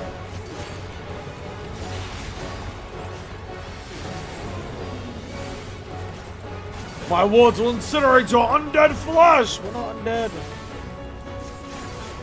Hildibrand. Oh, okay. Chad, did you know those lines on the floor?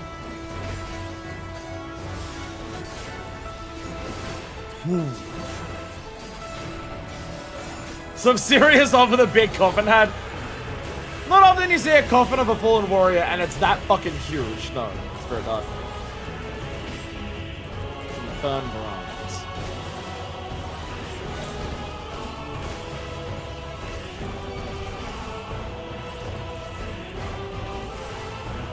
They're in the middle of squares.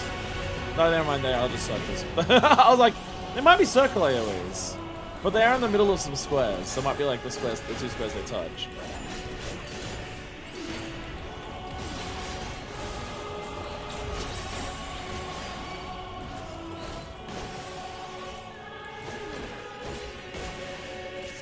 This way.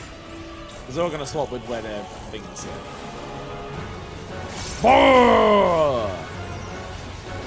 Show of strength. Edward.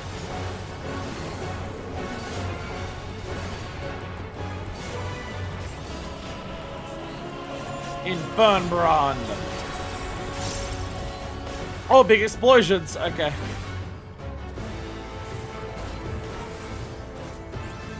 I'm gonna hope here is enough to get out of the way of those two. It is! Let's go!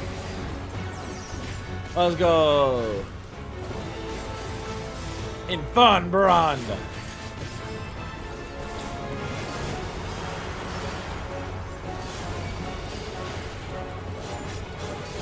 Trespassers perish!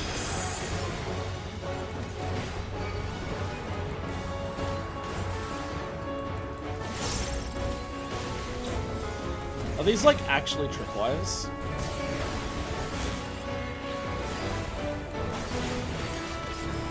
Are those like actually tripwires where like it's only if you touch it that it goes off?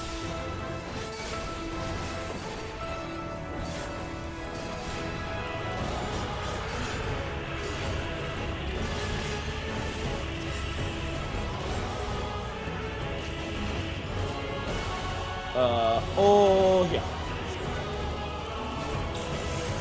There we go. Hey! Oh! Cleave buster. I have fucked up my rotation so badly. My rotation is so fucked. Rest the turtle in my shadow.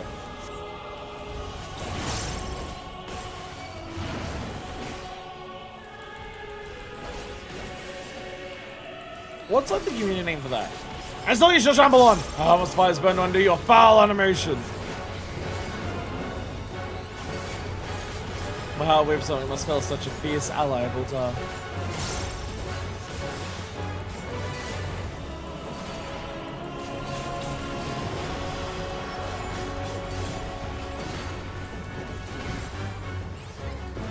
Oh, I don't like that.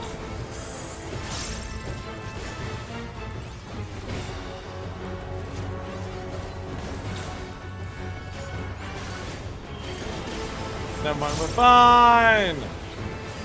Let go! Shadow is passed! Actually going to take stars steal and keep forgetting, like I've not 3 damage buttons. How can I not manage a 4th? Tragic end to a valiant warrior. He was least unaware of his affliction. And yet so abhorrent was the zombie curse. Even ear of his obvious stature was sealed behind an iron door. Only that power had never been concocted. Heavy do I feel the burden of my ancestors' sins this day. Nanamo actually coming to terms with like all dark history and like the horrible things that led to its creation. Should I make a return then, manifest? Seems a little busy here. Everyone else is getting TT cards and I'm not. No need to call me out. Chat, this sucks and fucks me dry. I hate to use... No, I don't. I love to use absurd language. But chat, this sucks and fucks me dry. Alright, so it's been 2 hours. We've done 3 paths. So 2 hours, we've done 3 paths. With a total of 12. 8 hours, we can get this done. Let's go. 8 hours, let's go. How is the hat more expensive than the... Well, das sins to bear. When that Almarja champion burst forth from his casket, the blood knife froze within my veins. He must have suffered injury during the purge, the zombie corruption finding its way into his flesh. The traitor's sperm was concocted by Uldan thaumaturges, and employed by the reigning Sultan during our war with Sil'di. Sarsakan III even knowingly propagated the fiction that it was the Sildins who devised this abhorrent alchemy in an effort to turn their own citizens into undying soldiers. An accusation from the House of Thorns or Sarsakan III later punished for his heinous acts, and thus ended the First Ul dynasty. His lies, however, would live on to become accepted history. This deceit was upheld by a desire to preserve not only the Ul dynasty's authority, but also the standing of the Order of Nalthal, an institution deeply entwined with thaumaturgical practices. I think we said that few Uldans would wish to accept that their home was built upon the corpse of a city so brutally slain by their forebears. Yet without a clear view of the past, we cannot be sure of our course for the future. The sight of that rotting Almarja hero was all too stark a reminder. As the Sultan of the House of Ul, I bear responsibility for my ancestors' atrocities. And though we suffer for the truth, even as Ishgard did for hers, the time has come to set the records aright. I'll show the rest of 7. Rainbow was a budget on the entire stream, but it's not because of hard time constraint, but because we thought you literally would not want to stop. That's understandable. That's understandable. I feel like you all know me well enough that if we're doing this in a stream, I would want to finish this in a single stream. That is understandable. That is understandable. I feel like most people could probably, maybe some of you thought that I wouldn't like this because of the trash pulls, and maybe by the time we get to the 11th or 12th ending, I will get sick of the trash pulls. Maybe by then I will. I'm not going to deny it's possible. But outside of that, I feel like most people could tell. Most people could probably tell that I'm going to be a super big fan of this. Outside of the trash pulls, like, this is the type of shit that I want. So much of what I've been complaining about for dungeons, since even before Endwalker, outside of trash pulls, is like, oh, this is like perfect. This is what I want. I was going to help set the record straight, but then I found out some weird guy and his bomb-loving cat already found out. So that's the thing, is like, yeah, the whole history of, like, the zombie stuff. This is actually Hildibrand's lore we learned this. You're going hard on batch order only, but also you spoke enough for your taste. We need this would be catnip drugs for you. I feel like an adventurer doing this, and that's like that's a really big thing. This is actually the vibes of exploring and adventuring and discovering and uncovering. Alright, so our first order of progress is we're going to immediately go down the middle path. I'm going to choose left again on everything. I'm going to choose... Should I choose... Ooh. Because we're going to do that... Because we know another part... We know a way to solve one of the puzzles, which is the helmets. But we are given options of left or right doing this. Do I change that on this route? To possibly see if it changes. It's hard. Ooh. Do I want to choose that to see if it leads to a different route entirely? Or do we just go for... I kind of want to choose a different pathway to see if that does take us somewhere else. Or if possibly we're like... Because it might be that leads somewhere, but maybe you have to choose the right direction like the multiple times you're asked. And that overall leads to something. And us choosing like different directions would teach us like possibly the order. I'm going to choose a different... I'm going to choose...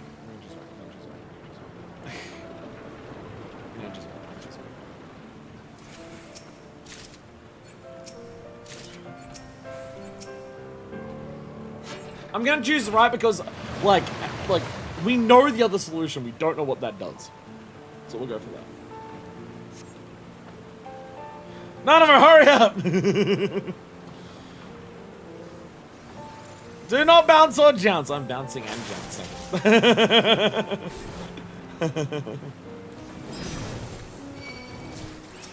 Something that also just helps us a lot is running for... I feel like it's required to like make both the story of it work, but also just makes it more fun in like the non-gameplay elements. I really like that we're doing this with someone. I like that there is an NPC that we're actively exploring this with. Because they can talk about what they discover. Again, obviously you need someone like that to like tell you the story that of like what you're uncovering to possibly like like, say dialogue that ends up being hints of what you do, but also just in terms of, like, the feeling of adventuring. I like that we're taking people who normally don't go adventuring and, like, giving them a taste of it. I hope that is a trend with all of the other variants that we do, depending on how it's going to go. It's hard to look at this and me to work out, like, okay, there's a lot of budget that goes to this. There is a lot of budget that goes to this. How many of these exist? Don't tell me, obviously, because, you know, I want to be surprised. But it's hard to look at this and be like, this is clearly, like, way more budget than a normal dungeon. How many of these? Like, 'cause, like, it's a lot of budget, but, like, it's probably less than a deep dungeon. But there's way more dialogue than a deep dungeon, way more interactables than a deep dungeon, so it's really hard to say. Really hard to say. Lore only do support, you get the dialogue, but also you get to run with other people. You can also run it solo if you want to. Alright. Now, I'll turn this right to see if it changes. I heard a sound that time, and I don't know if that was a different, what that sound did. It didn't change anything, but I swear I heard a different sound. I swear I heard like a glimmering sound when it spun that time. Oh!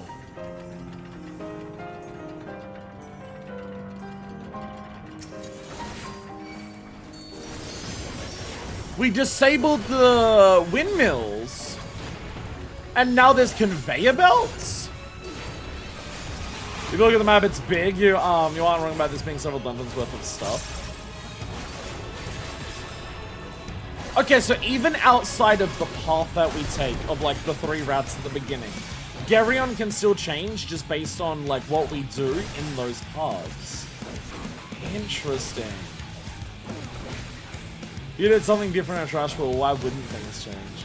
I just, like, I wasn't expecting it to be boss mechanics. I was wondering it would lead us down a different path or something.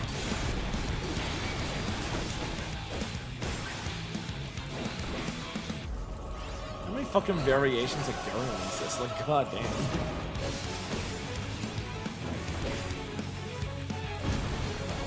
Spirit Dog, thank you!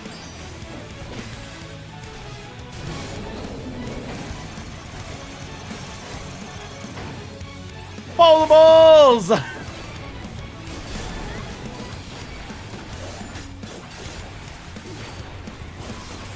Where's a blue? I don't even see a blue.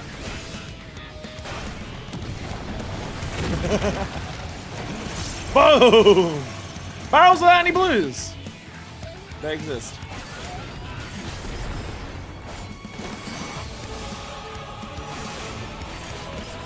Colossal launch.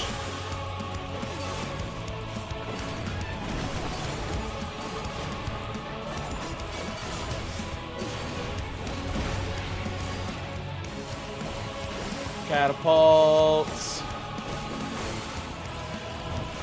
My brain is so just like, oh yeah, things don't matter here because of the way that it works. That I'm just like, I'm not even bothering with the raid wides, and I probably should. Like, Spirit Dart. Spirit Dart.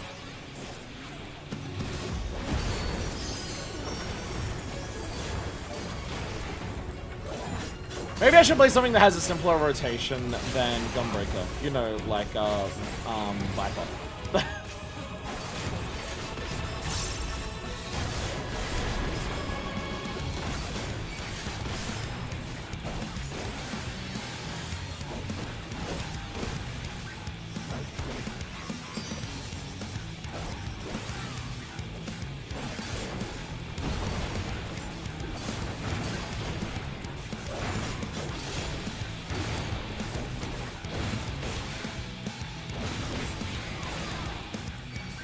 There we go.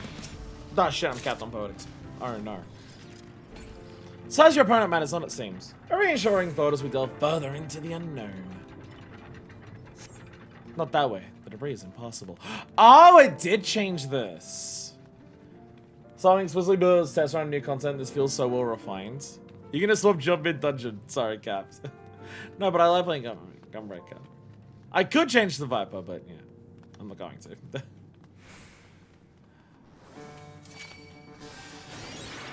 I wouldn't mind my own chambers. Secret passageways and all. No. Beds. Those.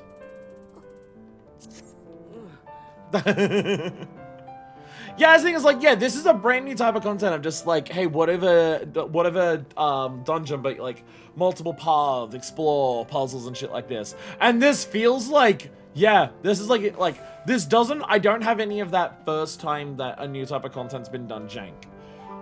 This doesn't feel like the janky Eureka compared to like the polished Bosya. That's not what I'm feeling from this at all. We tiny those car race Yatterman. How do we get this furniture for housing? I wouldn't be surprised. Like, why make all this furniture and even make it interact the way furniture does and not sell it to us?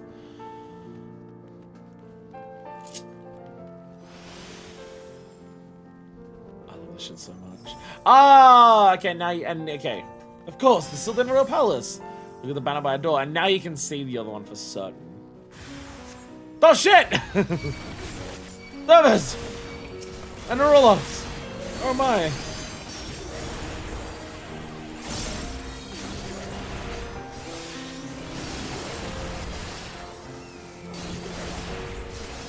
It's weird how well the, I wouldn't expect this music to work for like exploring thing, but it does kind of give off vibes of like Indiana Jones adventuring, this kind of thing.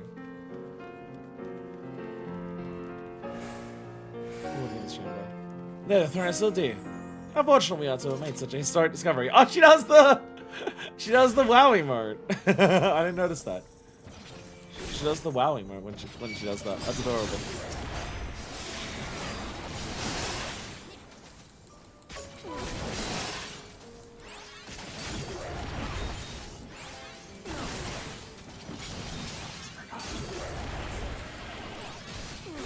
It's gonna take a few runs before I remember. Sorry.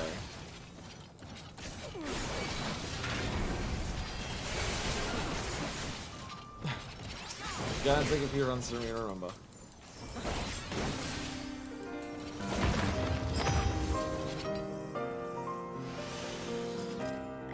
Hidden holes. This place is so pretty! This place is so fucking pretty. I've seen such contrivances before. Alrighty. Now we actually know the solution for this part. Now we actually know the solution. I mean, we knew it after the first one, but like that, yeah. The helm. It means that whichever one you take first, you end up knowing for sure the solution to this. The helm and the fruits. And now the scales will tip. Bit of a teleporter. Come on. Nothing mentioned, nothing gained. Ah, hello, Gordon.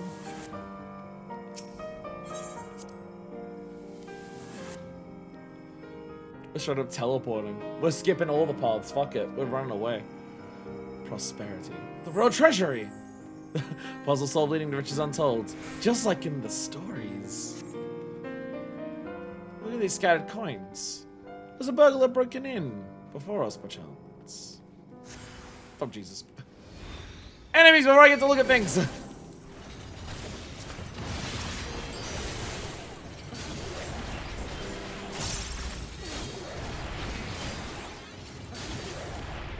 I love this shit so much. I'm a sucker for adventures. I'm a sucker for like this type of. I love this. I love this type of shit. I love this type of shit.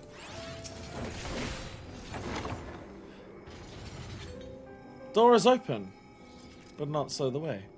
My observation lies of Naldorfal. Oh, and then we're gonna. Oh, so we have to come back and like. Oh, okay. But also, I do see the note. How much I miss? We've done the first 3 basic paths. We're now on our first. Let's try and actually solve puzzles. We got the scales. Now. Scrawled? No. A slip of parchment lies abandoned on the ground. The notes of aspiring burglar, perhaps? I feel like I might want to write this down. How much more exploratory this feels than things literally just titled as Adventuring Forays. Yeah, Adventuring Forays don't feel like this at all. Yeah, first variant route. Yeah, Adventuring Forays don't have like the sense of discovery and exploration that this does. This is amazing. This is amazing. I'm just gonna write this down really quickly. Rare green stone. Malachite.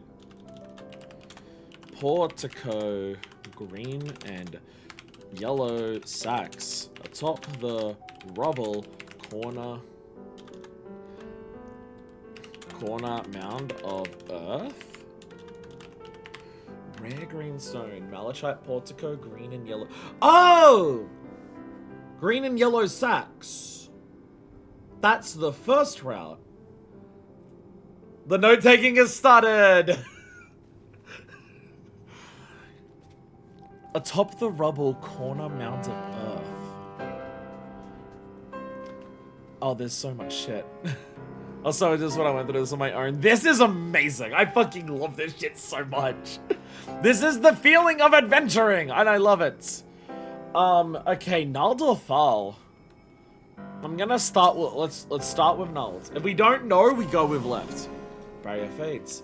So it seems your prayers were answered. If I don't know a proper answer, then oh! This does go back to this way. Yeah, okay, so this skips this rock section here. Oh, so now we're back at this boss. Okay. We took an alternate route, but we're going back to this boss. Okay. Though that being said, this boss is probably gonna have new mechanics, I bet, because of the way we took. Wild guess. Alright.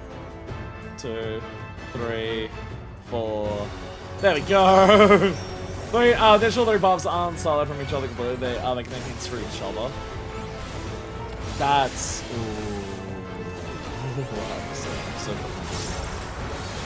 I'm so giddy at this. This is so like my type of shit. Chat, I want to go on a real life adventure that doesn't result in me dying in a cave. Chat, we need a stream that's like me going on an adventure. I want to adventure.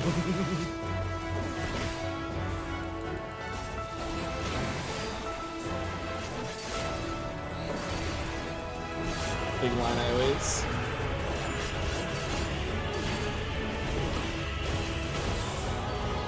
Ring of Might.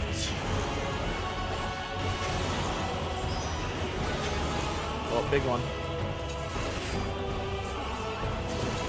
Whee.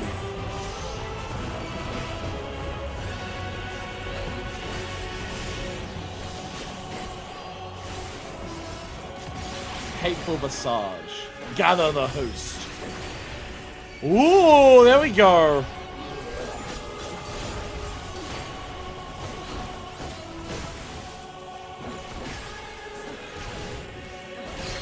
New mechanics on the same boss because we took an alternate pathway. Really, like, great way of, like, making it fresh without needing, like, a shitload of assets. Really smart, really smart. Oh, they've got glowy for. Oh, they've got glowy. Oh. I think get out of the way if there's actual attack. Remember, I was able to hint some of the journal notes to get from the endings. I mean, the last journal that we had, like, reaffirmed the hint that we did for this pathway of just, like, oh, use, like, it's the grape and the help. It wasn't explicit, but it was, like, a reminder of, hey, this is what, like, you learn, and let's, like, confirm.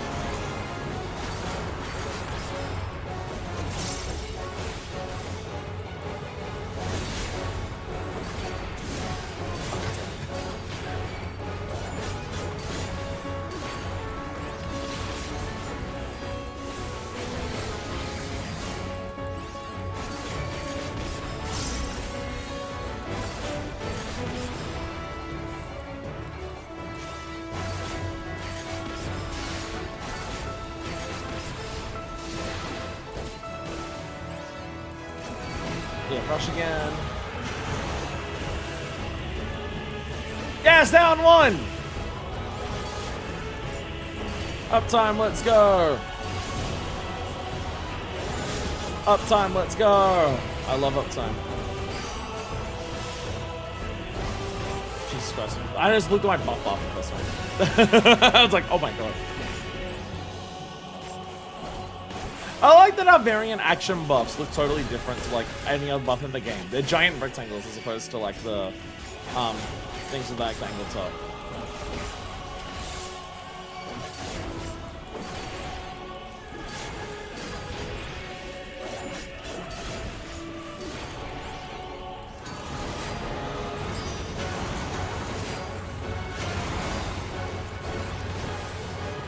2. Completely missed double down on my burst window because I didn't have cartridges. Don't worry about it. I'm a little slow. I'm a little slow. Don't worry about it. Don't worry about it. It's fine. It's fine. It's fine. Look, is my DPS slowing down the run that much? Yeah, probably, but don't worry about it. I don't believe anyone can top of that silver skin brute. Oh, and it says like they're my mother's eyes. Is that it? Rebel Sentry is dead end chamber. A trap for overly ambitious thieves. What we saw, there did seem to be a burglar afoot. I wonder who they were or what became of them. Yeah, no meteor rock this time, yeah. Oh, best forget laying claim to that trove yourself.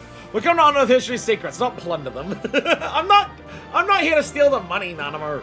Should we call it a day here then? We've come as far as we can down this particular path. I mean, this would be the 3rd time we've gone to the ancient ruins of a old civilization from a previous thing that was there, and then used that money to give to the poor people in the city, but we could do that again. We could do that again. I want to do I want to do it. Alrighty. Beautiful eyes. Rectangle buffs of set moves like PvP has. Oh, I didn't realize they looked like that in PvP as well. My mother's eyes. How, in the name of the Nalthal, the burglar managed to creep into a treasure chamber sealed off from the outside world for generations? Aside from the gate only might geek it open, also on the means of entering the ruins. Although considering the prevalence of secret doors and passages in its construction, the ruins may very well have other entrances which I'm simply not aware.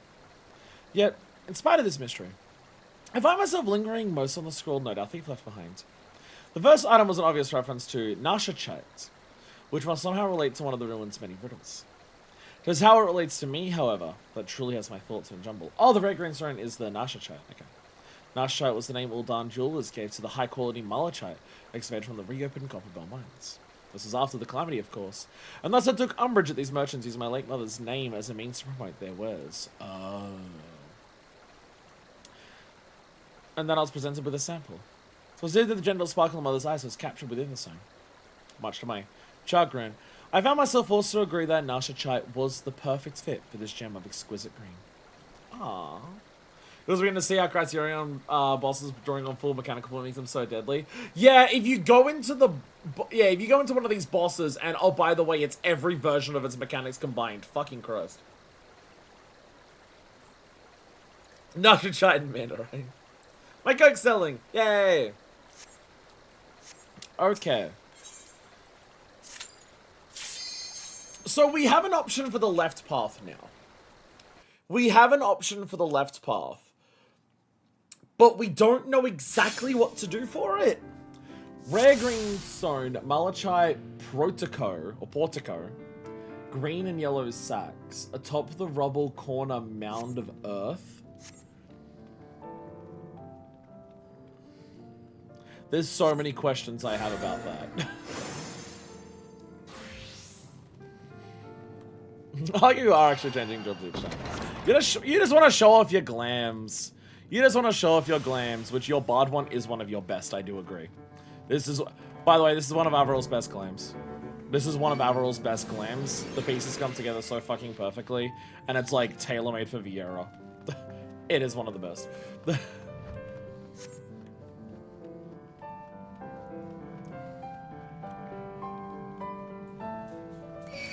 Stance.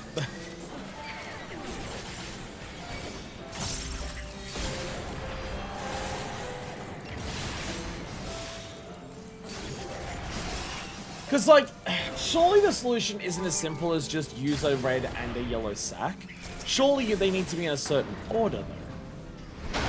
Surely the sacks need to be in a certain order. But what does the rest of it mean? Atop the corner, mound of earth. Because the first part, rare green stone, may just refer to, like, the story thing. Nice.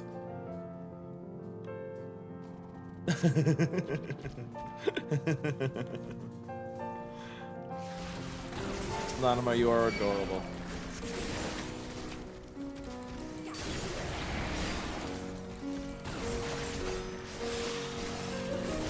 The idea that there might be more of these as we go through Endwalker is so exciting to me.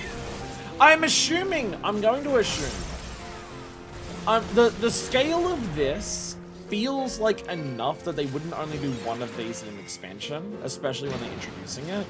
Like, deep dungeons take so long, right? There's so much shit to a deep dungeon that deep dungeons are gonna be like, yeah, you get one of those in expansion. This doesn't feel like it's gonna be as big as a single deep dungeon in terms of like resources. So being a brand new thing, I can't imagine this is the only one in Endwalker. But it's so experimental that maybe it is. When it was really changed, it was back when we did buzzer stuff. I took my dance on a modified dream just like Scout. I didn't recall that. Most of my gleams that I'm still waiting on, just like, I need Dawn Trail pieces for them. Either job gear or like you or you are. Gross water. Oh, the bag is positively clogged. More water flush out the mud, I wonder.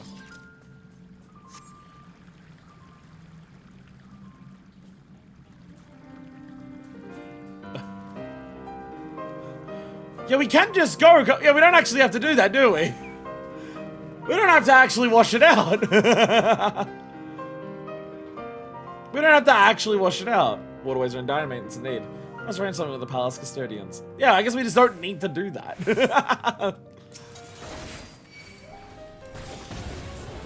Don't do a nation on both the developer and developer side. Yoshibi said they wanted to focus more appearing content they could do a few times per expansion. Yeah.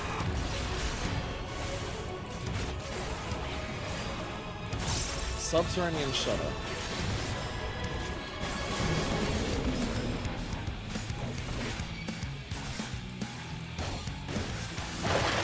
Some of all plays that wasn't just normal or deep dungeon. That is true, yeah. 4-player content doesn't have like a massive amount of it. Oh. Is Gerion's armor changing as we do different things? Does Gerion look different based on what we do? That one I can't tell as much. I don't know, so he's got a big helmet on, and I can't remember if he had that helmet on other versions of him. I don't remember seeing the helmet on, like, the other times we fought him.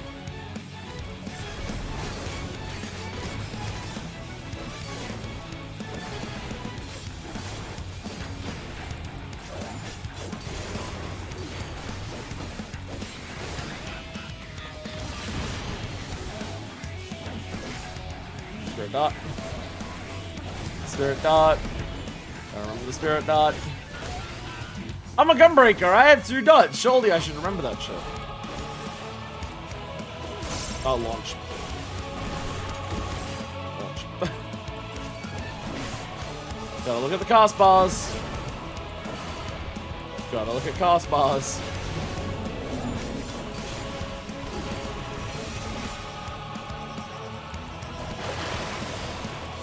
Oh! Oh, this is significantly harder.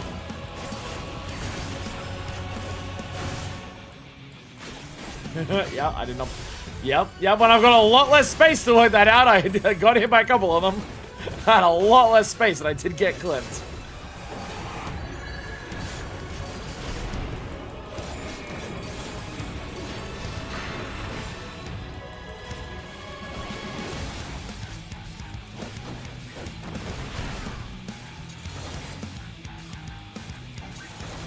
See, part of me can see, like, the evolution of some Bosnia content into this. I think of Castrum Lacus, right? I think of Castrum Lacus and how explicitly part of... Like, Castrum Lacus feels like the most of what inspires this in some way. Because it's like a drama like does different mechanics each time you go in there. You've got, like, that middle section that requires you running around to save the hostages, which is, like... different than just like normal trash pulls, which like kind of ties into this like of exploring things. I can definitely see like an evolution of like Castrum and Dalriada specifically into this. I can feel that. Completely new 5 and I'm touching water stone valve. A lot of changes there. There was a lot of changes on that one. But I think that version might be better to stay toward outside because wider angle. Yeah. It was just because of the puddle I was scared, but then I started staying inside. I'm just like, that was not a good idea.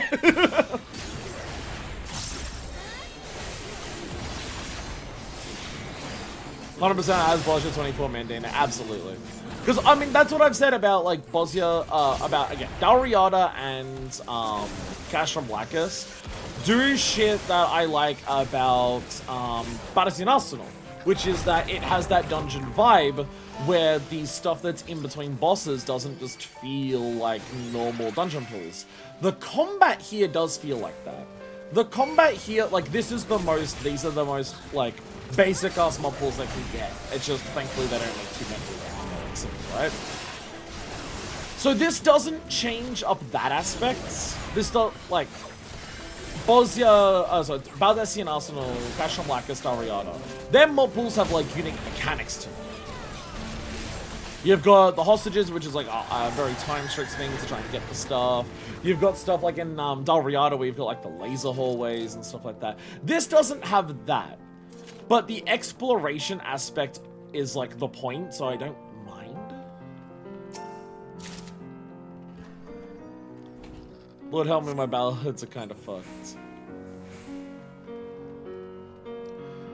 Atop the rubble corner. Mounds of earth.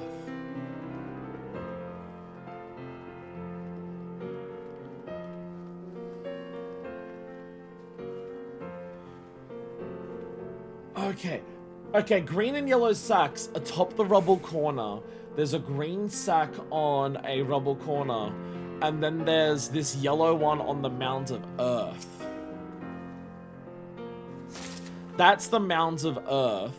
Because these are, like, this is, rubble corners, but there's no green on a mound of earth. Now the question is, does the order matter? Oh. I don't know if the order matters. Yo! Let's go! Let's go! That's like way more in... So you solve like the puzzle of, oh, get the scales right. So the game says, now the puzzle's gonna get more complicated. It is not as simple as look at the environment and go, oh, this is on the left, this is on the right. It is straight up like, actually analyze your environment, work out what is like the rubble corner, what is the... Oh my god! Where have we come to? Golems! I'm walking the path I mean to take, no less, and Furbles. Madison said, doesn't give text box to which option to place. That is true. It doesn't tell you, like, do you want to place this one here or that one there. That is true. Well, puzzles have obvious fail states. You thought you, pried your way before when the door, opened. Yeah, so the door opened, I'm just like, okay, I don't even know what I did, but, like, it worked.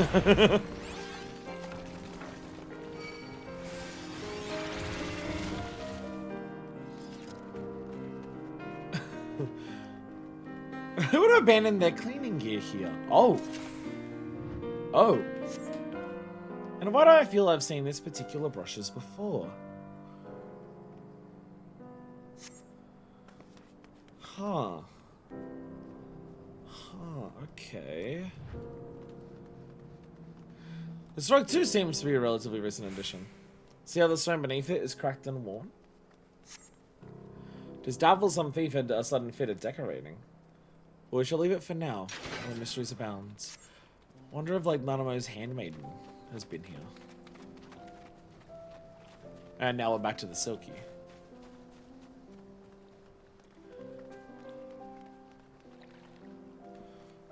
This is so intriguing. We don't have anything from here that's like an immediate obvious like next solution for the like another place, but we have plenty of options of like left and rights to choose. Silky! Show me which kind of palace once upon a time. Silky!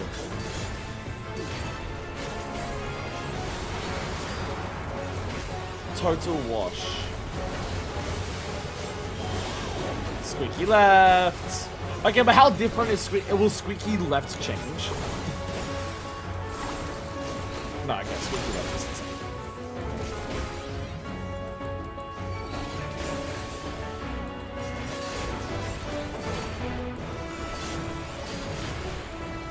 This came by with a compulsion to move some stuff for the Feng Shui.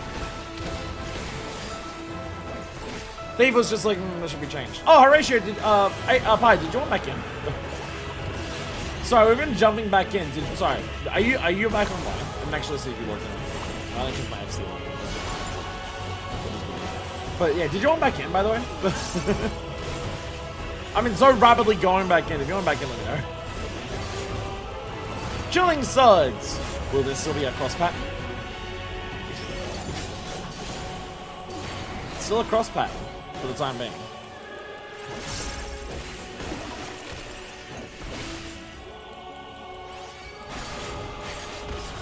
Bracing Suds. We have a green. Okay. Green Suds are in.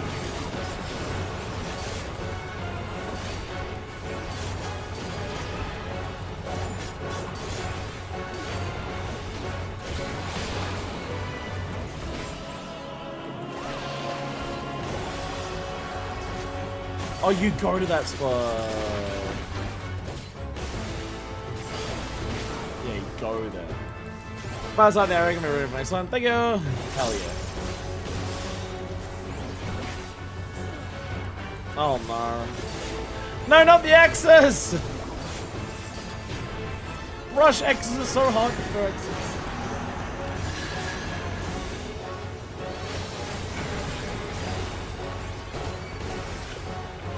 So consistent, I just don't even need to worry about that one. It's so funny.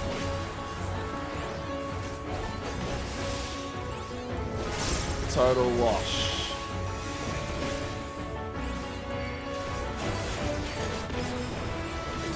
Suds are braced up.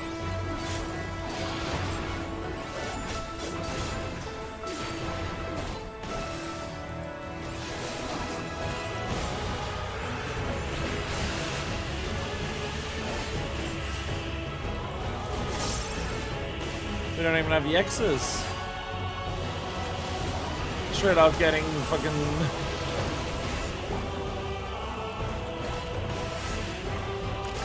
There we go. Yeah, machinery mechanics in the middle of this shit.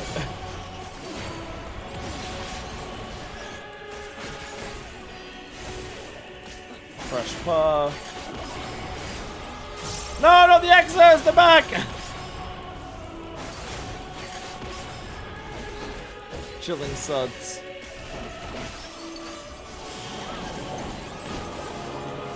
Let's be right. Oh! And you got ice in the middle of that as well.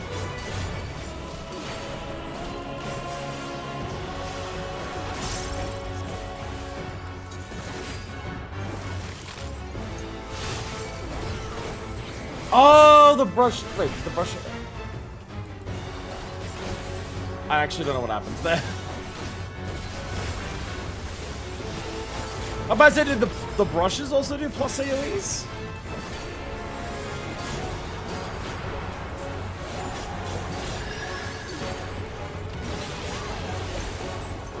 Not actually sure what did what there. There we go. There we go. Pride and acceptance. Nanamo! Oh, there she is. The Silky's Aether. How does that feel as mothers?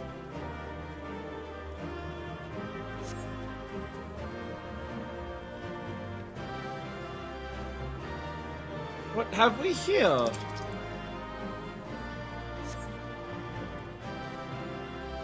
Such a beautiful garden. Shows that ain't meant a lot here. Still plays one minds at the end of a grimy tunnel. See, this is well maintained.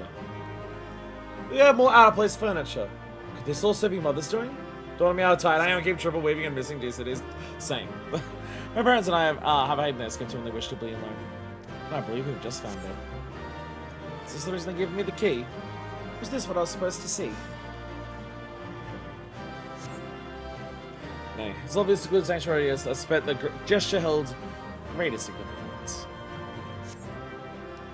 What should linger still? Fear Papa Shan will soon know my absence. Let us be away.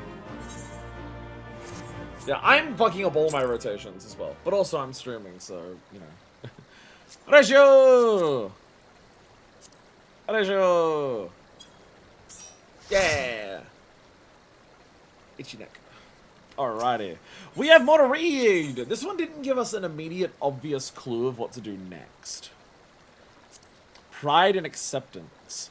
With a mind to prepare for future explorations, I began trawling through the palace archives in search of documents, with even a tangential mention of Sil'dish. For the most part, however, the shelves held little in the way of new information. The only account to stand my attention was that of an Ultima soldier, who had written of experiences fighting alongside the Armada during the zombie purge. His report touched upon the different approach his new allies took to warfare, and how those differences impeded their cooperative efforts. Well, too far. It was said that the undead which flooded the waterways were beyond counting, and varied wildly in individual strength. The most effective strategy, also this soldier believed, was to focus their efforts on the weaker zombies, and thus whittle the horde down to a more manageable size. Not so the Armada. When presented with a choice, the proud warriors would always seek to slay the mightiest enemies first. This display of superiority, they explained to the exasperated Ultima, was the best way to wage war. To do otherwise, to begin engagement with the lesser foe, would cast doubt upon one's martial prowess. It would seem they learned to respect each other's reasoning. They ultimately fought their battles as their peoples preferred. The Ultima soldier returned to his former tactic, targeting the weakest undead for his initial assaults. An interesting point of culture, mayhap, but a helpful one? It remains to be seen. I know what the gimmick of that path is, but I have no clue how the game gets you there.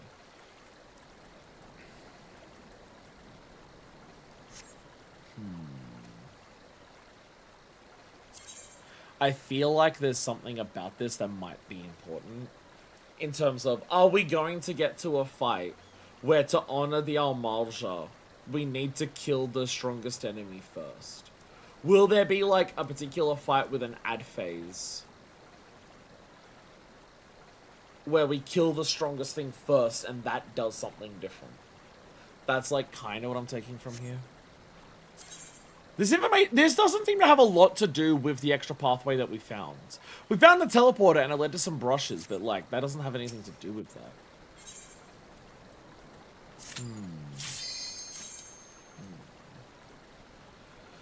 I don't know of any immediate obvious differences to do on the left path. There's the flushing away the water, which we did, and then there's the sacks. The right path still has multiple directions that we can do though. And we never activated the thing at the end of the gemstone part, like the scales path, where you get the wrong answer. We haven't done that where we actually choose the right boulder to come out at the end there.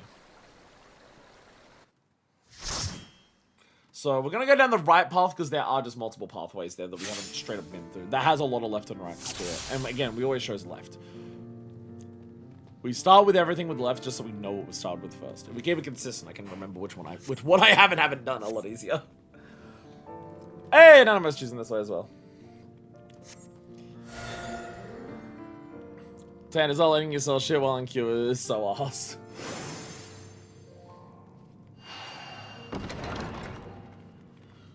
Alrighty.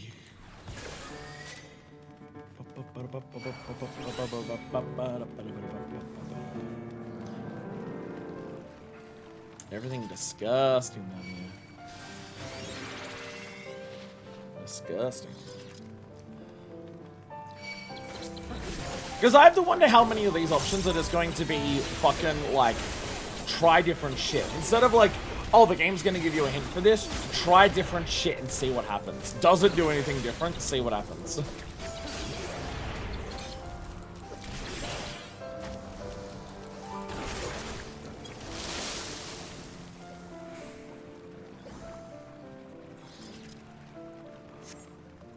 Many questions abound.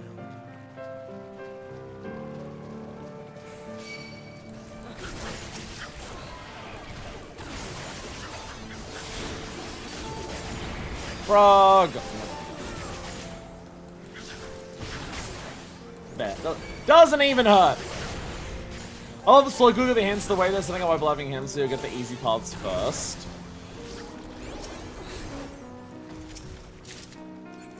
Like, The way this is laid out in terms of, like, the way that, like, solving multiple things together and how they translate to each other, like, you do this and then you work out things for this and that, like, it feels like whoever designed this has experience doing this.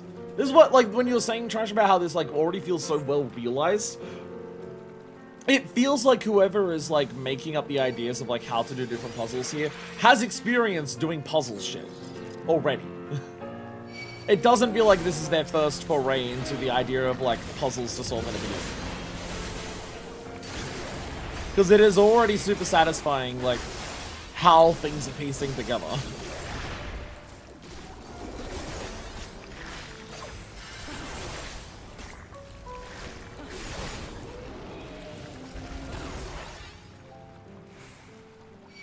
So I haven't seen any obvious... See, the thing is, like, even some decisions may not be obvious. There may be things to interact with as you walk through this that aren't even obvious unless you get a hint that tells you, like, oh shit, like, maybe you want to, like, do these things and you'll do this as you walk through areas. Like, I didn't see anything through what we just did that makes an obvious change to this boss. Nothing that we just ran through seems like, oh, that would be, like, what affects this boss. I didn't see anything that would be an obvious, this affects this boss. But like this boss on the other paths has had variations in terms of like what it does. But I haven't seen that on this path. If you do natural thing and take your into the boss, you get the game over until you have to do scales plus another 10. Yeah.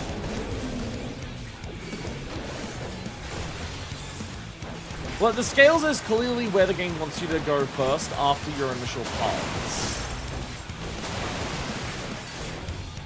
Because, like, we can go back to scales and choose Thule. But also, does choosing Thule there actually matter, like, in general?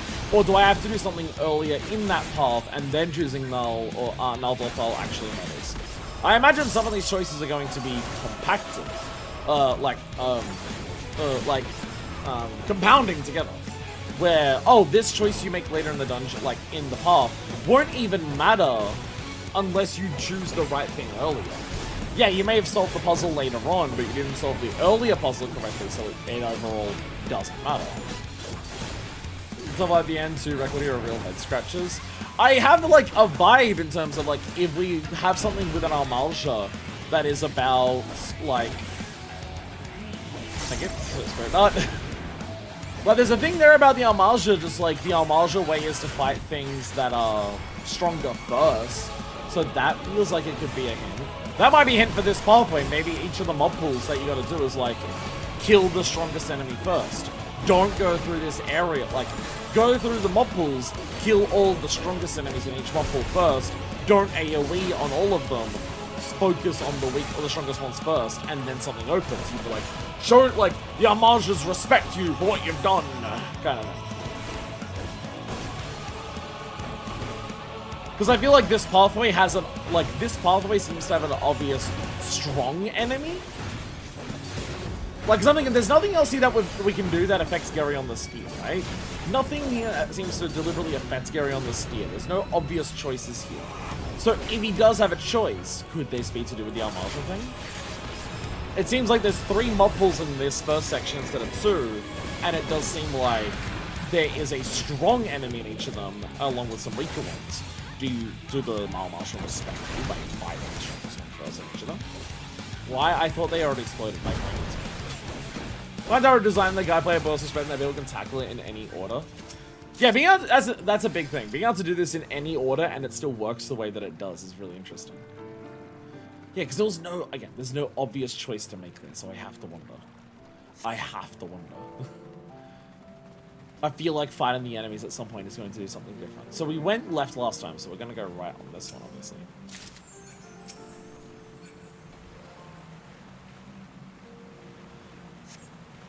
This shit is so fucking cool. How much shit is down here is amazing. To the right, left. Oh, this should just be straight up a different entire thing. Everything else screams Amalja. So there's also the pathway of the Amalja. Why do I keep checking my inventory whenever I open chat? It says in the pop-up if you get a rare item.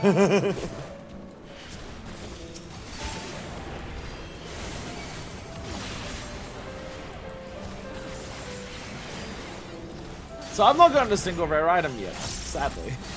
Sadly, I've not gotten a single rare item then. Your playthrough is falling so naturally, but also unforced at every turn. It's masterful. Okay, clearly a magic construction. Fortifications built for war habitations. You know how I was saying before about, you know how I made a joke about Stanley coming across to... Jesus fucking Christ, they're huge. So about that strong enemy. There, father. This is it. This is the thing. This is the one, yeah. Obvious differences. Fight the strong enemy first. And then... No, and then the mother. Yeah, these are obviously very different, so yeah. But yeah, you know how I made a joke earlier about like seeing the doors and making a joke about Stanley Parable? Legitimately, it kind of feels like that. If you've played Stanley Parable, the whole thing about Stanley Parable is about like how it like the whole idea of choice in video games and it being a meta commentary on that. That's like the whole thing of Stanley Parable. I don't want to say too many details about it because spoilers, because if you haven't played Stanley Parable, go play Stanley Parable. But honest to God, this kind of does feel like Stanley Parable. This kind of does feel like Stanley Parable in that regard.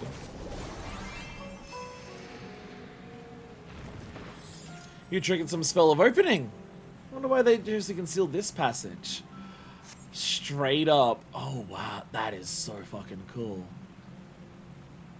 Like, that is actually straight up. Because... That is so... That is so fucking cool. That hint is not obvious. Like, what we read in that last one about, like, the way the Almalja fight compared to the way that the others fight. That is not an obvious hint. That, like, there's nothing about that that says, oh, this must be, like... There's nothing... Like, it's obvious, like, if you're paying attention, you can, like, work out what it is. But there's nothing about that that is screaming at you, this is obviously a hint, pay attention to this. This is a hint for how to solve this puzzle. It's just... Do this... Like, this is what this is. Oh, you come across the one mob pool where every enemy has a very clear hierarchy. Literally anything can be a branch point. Nothing is too far out there. Like, that is fighting mobs, and it's like a completely branch thing. This is so fucking sick. This is so fucking sick. But I feel like I'm... Because, like, the fact that I'm on this path... Especially Nanamo saying this is a lair or a holding pen. Yeah, it's thinking like you're specific, and like she's talking about how this is all Almalja. And then it's like, oh, the Almalja over there. Like, the fact that... Precious relics, everyone. You're gonna be blessed or enchanted in some fashion. Like, I just want to appreciate, like, the fact that we got that the fact that we got that thing, and then I'm on this path immediately next. The game, the designers are just carefully tugging me along without me realizing it. Because I went on this path because there was no obvious hint. There was no obvious hint from what I read there about what to do next. So my next immediate assumption was, well, let's go on this path. Because I know there's lefts and I know there's rights. And I know I haven't taken those, so we can try to do that. So that, like, you go down the middle path. Parkouring. I feel like because of the whole Mound of Earth thing, some of this is also going to be parkour based. I would not be surprised at all if one of these puzzles is parkour based. There's one particular room in Battlestation Arsenal that you can parkour up, and I bet the devs saw people do that and said, oh, we can make that one of the solutions for one of these. Because of the Mound of Earth and the Mound of Rubble shit. Absolutely, it's going to be one of them. But, like, I naturally went to this one because I'm just like, okay, go down the 3 paths. Oh, I have a very obvious thing. Do the scales, I have those 2. Scales immediately leads me back to the first path. The first path doesn't obviously lead me anywhere. So I go, okay, what do I do next? I don't have an obvious thing to do next. Well, let me go back to this one because this one has multiple pathways that I can do. I go back to this one and immediately the last thing I did is this. If you find the Drake room, first it's weird, but then path 2, and hitbox you in the face after you think for a minute, yeah. So either way you go about it, coming back to here is going to be like, oh, that's what that is, or oh my god, that's what it is. Storage room for ceremonial objects, there's ceremonial chambers nearby. Ah, an Almalja coffin if I'm not mistaken. And lay at such a place of pride of place must signify its occupant as a warrior of some renown. So we got some incense. So we got some incense for this.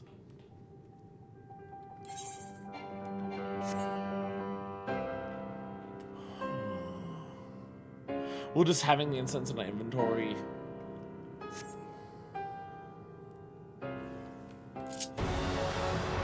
Well, it's immediately different.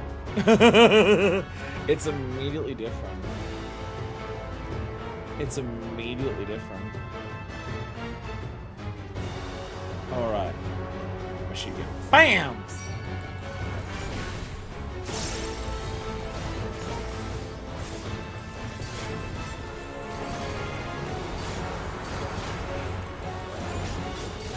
I'll be honest, the feelings that I'm having right now of like genuine discovery and like puzzle solving and shit like that is not the type of shit I thought 14 would ever like do to me. But oh my god. Stack? Oh. Oh, we all fucked that up. It was a tether. I thought it was gonna be a stack. It's a tether.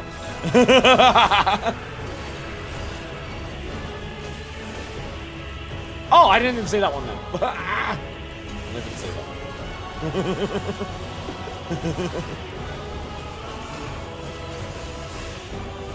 Tap busters. Yeah, I never thought 14 of all things would be the thing that would instill like these types of feelings of like exploration, discovery, and puzzle solving. People are fake mad they never tried this before, like Danda holding out on us. Like, y'all can do this shit? Oh my god.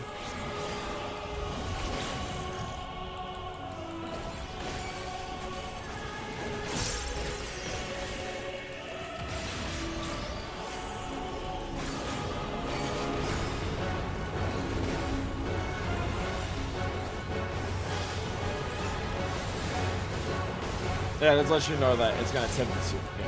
I saw it and I really thought it'd be a stack marker, like on that. Like stack marker tower kind of thing. No. Game said low Lamau. Give me fucked up movement mechanics with these tripwires. Do it. Give me some fucked up movement mechanics in the middle of these tripwires.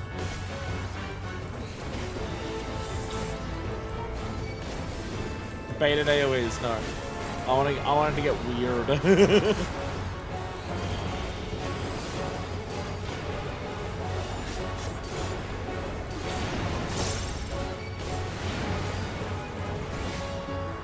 I've let everything drift so bad.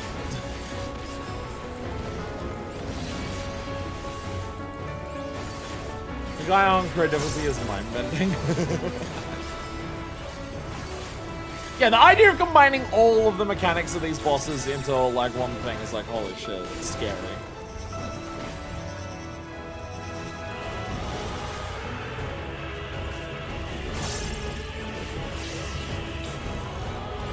Oh, 90 degree, okay. Okay. I saw that, I'm just like... I saw that, I'm like, what?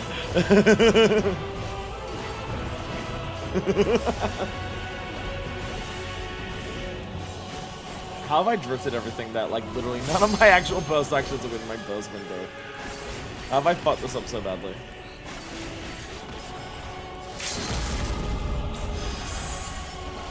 Oh yeah, wait, 4 people back, so we've got limit breaks again.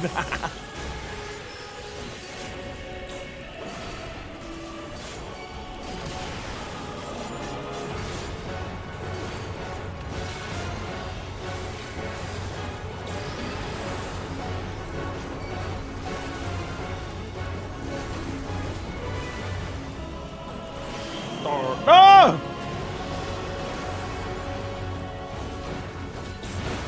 I made it. There we go. Woo! There we go. To learn more of Merv. Yeah, so Nanamo straight up got a thing about just the Mer that we found on that path. Here, the zombie purge would become the very thing he sought to vanquish. Murder. And how many of his kin shared his fate? I would lay them all to rest in the manner of their people. Learn more about Mur. I don't know how to use, use Google something. While I may be on martial way, I shall at least offer a prayer of peaceful repose for this tortured soul.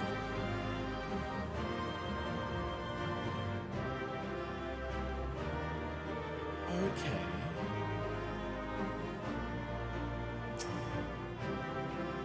Okay, so this... I don't know where we go to do it. But I'm like, between the Mur that we got there and saying that it's not the Al-Martial way, I'm going to offer a prayer. And because we're going through a whole ceremonial thing before that. Guys, the Vine, I thought we were amongst millennials here. I'm immediately getting the idea of, okay, so when we get to that coffin, we need to perform funeral rites. Like, Nanamo is offering a prayer, saying that it's not the Al-Martial way, and we have Mur, but we don't know what to do with it, and we go through the entire ceremonial, like, burial section before it, and Nanamo wants to, like, lay their spirits to rest. I'm immediately getting the vibes of we need to learn what the Al-Martial funeral rites are. Like, we need to, like a normal prayer, like, that's an Eorzean prayer. So what are the funeral rites to, like, put to rest the soul of the zombie guy that the Al-Martial would follow? That's, like, immediately, like, where I'm going with that. Which, the idea that I'm thinking in puzzles like that is so fucking cool. 14 is now using its idea that it is a lore-heavy game that has a lot of intricacies in terms of its different cultures and its history, is now, like, directly relevant to puzzle solving in a dungeon with multiple paths. This shit is so fucking sick. Oh my god. To learn more of Mur, I wish to consult with the Al-Martial over a certain facet. And to do a route that will give you a hint in order to go back and redo a route for a new outcome. I wish to consult with the Al-Martial over a certain facet of our expedition. He could hardly bring up the subject during one of our regular councils. Should it become known that the royal person had been slipping out of the palace to conduct secret investigations, the my trusted escort would be caught up in an unpleasant storm of repercussions, and I don't want that again, Nildar. I must be discreet. As such, I approached the Al-Martial war chief at meeting's end, and engaged him with the usual empty pleasantries, eventually steering the conversation to tribal custom. I explained that the coffin of a zombie-cursed warrior had been discovered within Uldan territory, and wondered at the traditional right... literally the thing I was saying, and wondered at the traditional rites one might perform to send his kin's unfortunate soul into the afterlife. Somewhat taken aback, the war chief advised that it was of paramount importance to avoid disturbing the warrior's undead slumber.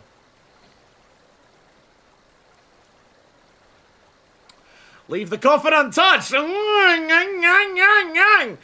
Leave the coffin untouched, he warned. Stand facing the Valorious spirits and perform a single bow. Offer your respects for a life well lived. Celebrate the warrior's greatest victory. Then, okay, this is literally just a list of emotes. Okay. Face the Valorious spirit, perform a bow, a single bow. Offer respects for a life well lived. Celebrate the warrior's greatest victory, and then kneel in a moment of reflection. Thus did the Al-Martial mourn comrades fallen on the field of battle, burning myrrh incense at the culmination of the ritual to guide their sanctified souls into the everlasting flame. In receiving his answer, I was suddenly struck by a cavalcade of questions I'd never thought to ask. I felt ashamed of my ignorance, and I resolved to learn more of this proud people's culture. Anyway, speaking of things other than quest objectives, Pog. I mean, like, I'm pretty sure all the words here are, like, exact ones.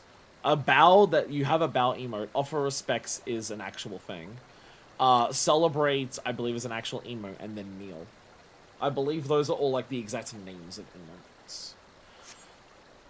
So, I think we just go straight back onto the same path.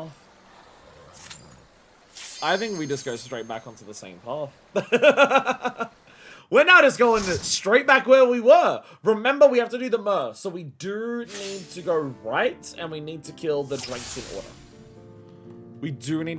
in order. So there is also that.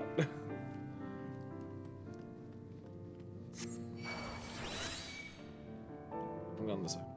I have to lose the emote. Celebrate is very unintuitive. Well, so, isn't Celebrate a literal emote? I thought Celebrate was a literal emote. Oh, Celebrate's not an emote, huh? Celebrate, in the Superclass one, I could be thinking of, I thought Celebrate was the name of an emote. No, it is not.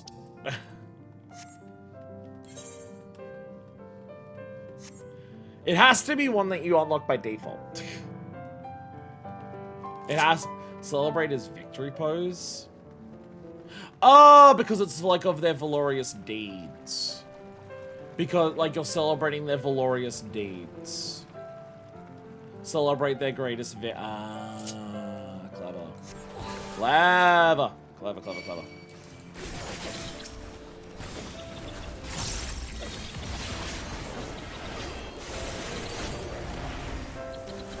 Still don't know how to alternate the path in this section here, though. Clearly it's backflip. To beat this, you need to pay $5.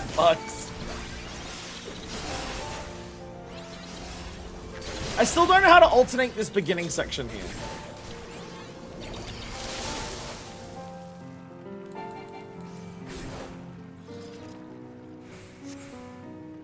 Like, I feel like there's got to be something you can do in this section here, right?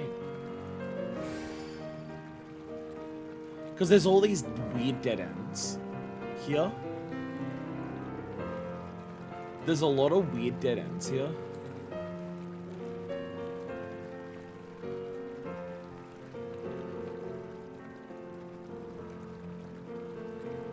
So I have to wonder if there's something about the dead end. Like, because we've not found anything in this section that alternates the boss.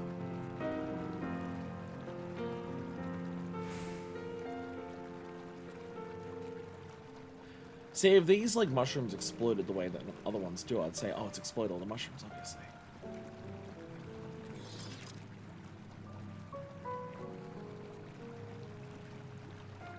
I'm not seeing anything that stands out.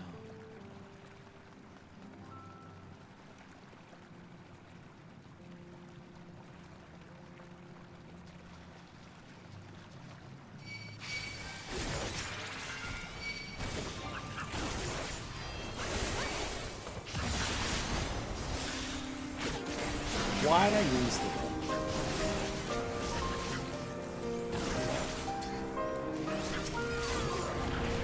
I feel like coming through here with a white mage would be really funny. Every enemy dies so fucking fast that you do holy and the enemies will just never ever move.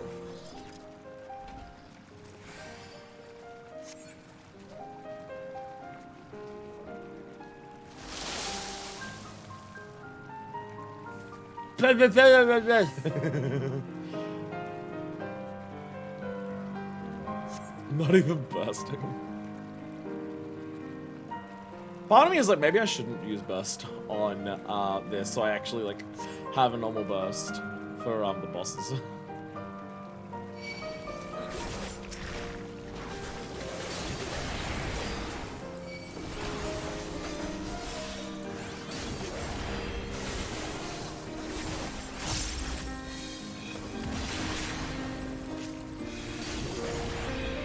Like, would this stuff really die that much slower if I didn't burst and saved it for bosses?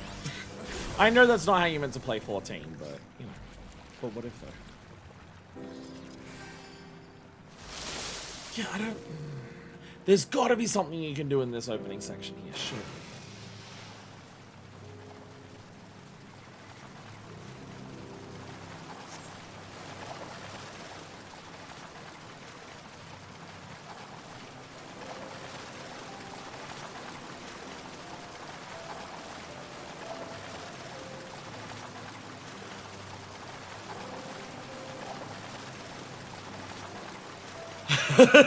Slash shower. So something that we did. Look at flammable. So something we did this. Was it because I walked down all the extra pathways? Is it because I took? Is it time based? Is it take long enough to go through here? And because I was looking at, what did we do? What caused this? Because this is now all ceruleum, like, flooded.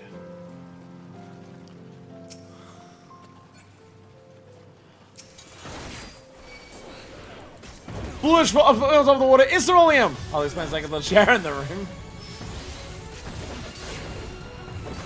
Something changed. I don't even know what.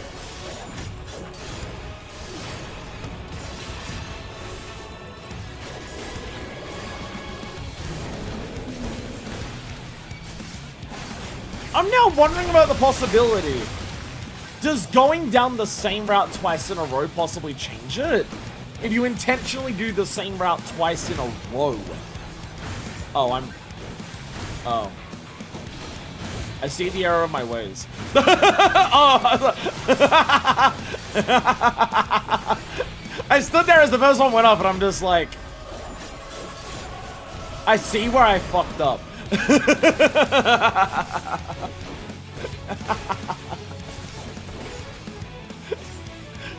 just this dawning realization on me of just being like, oh, that's not how you solve the mechanic.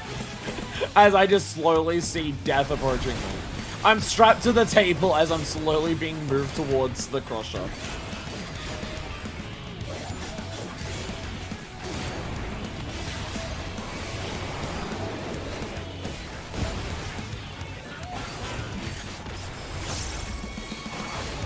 So bad at working my burst around Bloodfest.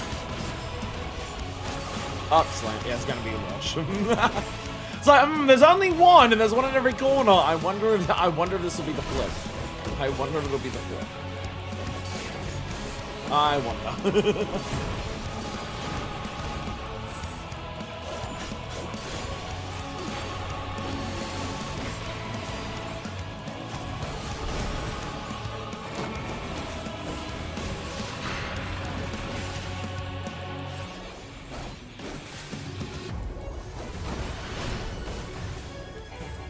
Vibing to music.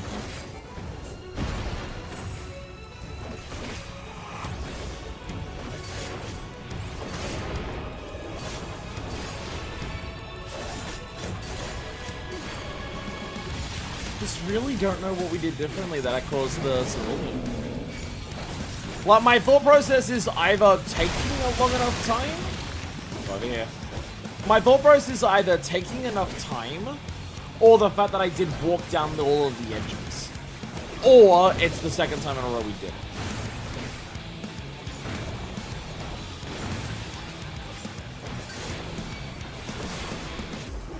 Solving a puzzle thing without even realizing why you've done it is like an extra layer on top of this I wasn't ready for. Not being sure how you did something is something I wasn't, like, mentally going, oh yeah, obviously.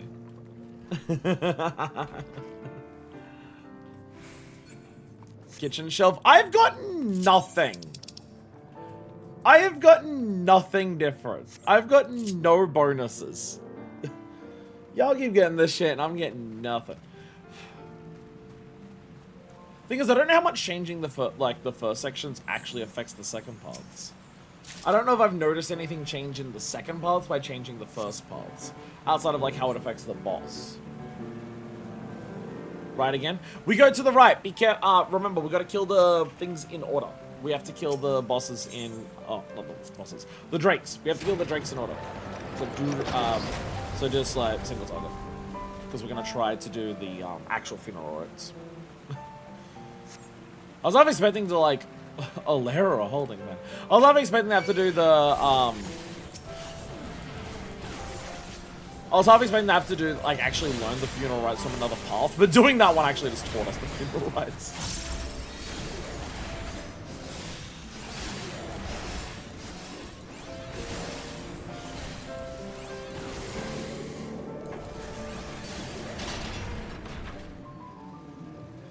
Okay, now we single target the drakes. Where's the father? Father!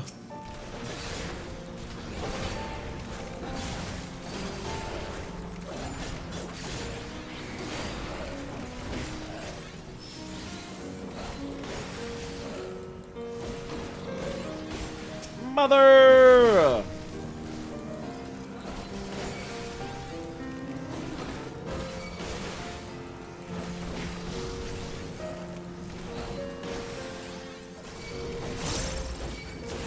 brother!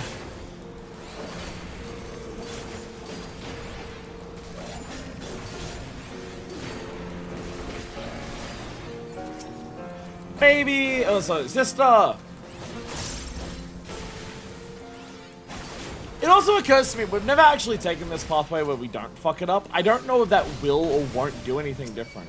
But we also haven't actually taken this pathway where we don't fuck up. Like, where we, just kill them. We haven't actually done that yet. We haven't actually, like, I don't know if this would affect the, overall outcome. Me when I nuke a child. Because I have to suspect that it is possible to, despite taking alternate pathways, get the same ending. I would not be surprised if that is something that can exist. I would not be surprised if that can exist.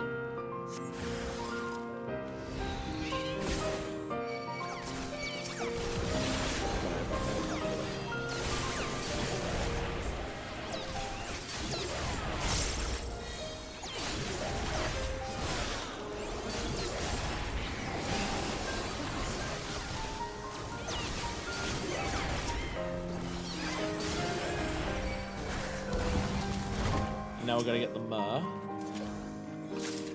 Precious relics. Think might be blessed or enchanted in some fashion. Okay. Storage room of ceremonial objects. There's a ceremonial chamber is nearby. Here we go.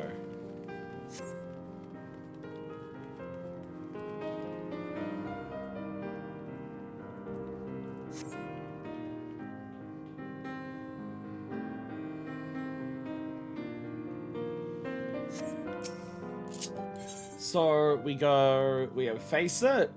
Bow, respect, victory. I've got them down. Yeah. So bow. Offer respects. Pay respects, yeah. Make a mighty pace through Arthur's now. Your puzzle brain is spun up. I'm doing this at the same time I'm press the Leighton games. Now we celebrate victory. Victory pose. And then kneel is the next one.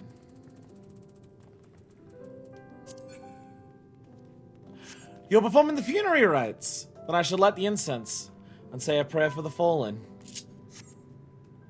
As the incense wafts upwards. A sense of oh. So because we did the...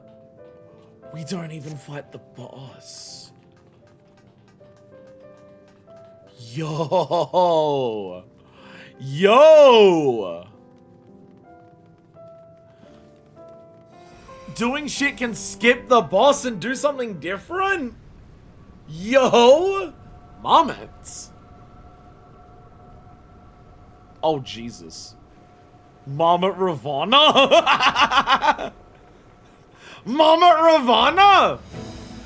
Armed Automaton, Thorn Knight. Yo!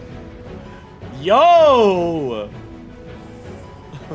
Look up, it's the Triforce! Okay, so you've got flaming things on the side and magic things on the side, and your swords are like flame. The secret boss, hell yeah. Hey, you got mapping the realm! You are mapping the realm. Enjoy your weapon of choice and face me fair and square. I feel this emphasized mammoth. And why does it have those martial limbs? Cogwheel. Line AoE? It looks like a line AoE. No, never mind. It was a raid wipe. Spring to life. Oh, okay. Okay. On specific sides. Okay. Okay, I see. How's this fair? There's an entire bank of artillery at his command.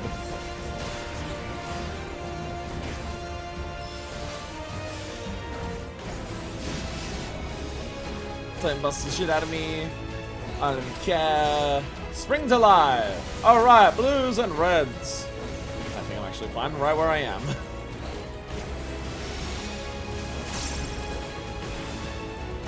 Yeah. For honor! Oh, 4. So it's in the 4. It's like the fucking thing. Impossible choice! We take steel or withering flame. Slash burn. So this will activate the blues on this side, which is a problem. Oh. Oh no, okay. I thought like the color, like if the thing gets hit by the colors, it was gonna do the... I was half expecting like if that color hits the outside, it would like activate those. So okay, I'm gonna dodge the blue. I'm gonna go to where the blue side is, which means I have to get out of the way of the blue line. So I was like, devious switch, a clever warrior fools the foe.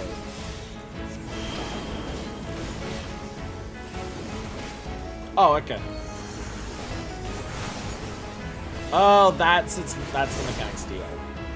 It changes the power through. Okay. Sometimes I switch sides! A dirty trick. Blaze of glory! Spring to life. Okay. Oh no, that's fireside. Ah, no! Too busy dodging the AoEs.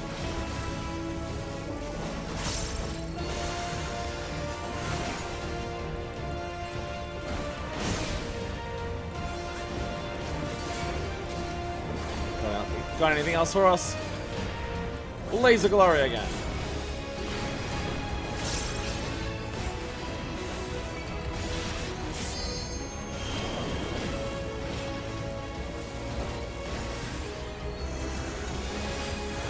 There's a lot going on there. There's a lot of different overlaps that are going on there.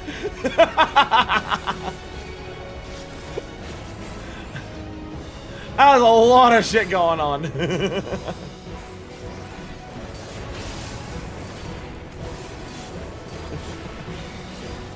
Oh, 4. No, I meant back. I meant back.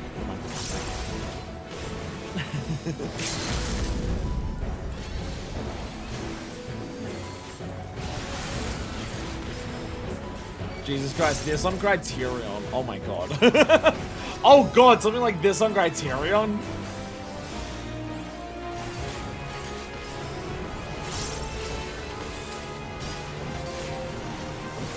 Okay.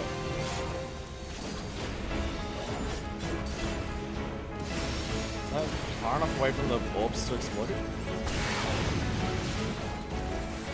Yes, it was. Oh, the orbs don't explode in the Secrets of Sil'dish! There we go. Parchment we trust. Take that, you four-arm hunk of automaton junk. You've all splendidly manifest. Yo. Yeah, the flame orbs don't explode as big AoE, they explode in lines. That was pleasantly confusing. There was a lot going on there. Hey, Thorn Knight card! Hey, I got the TT card for that. Ultima and our Marsh's banners, hanging side by side. What have we stumbled into this time?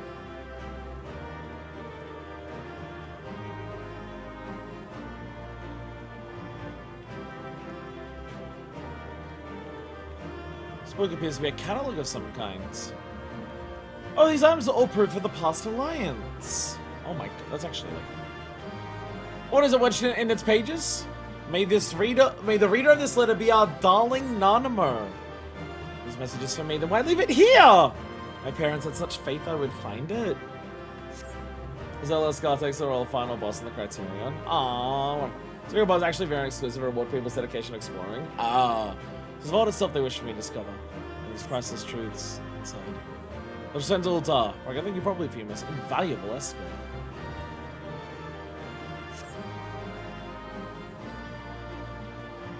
Yeah, Ultima banners because you can see the gem and the flame.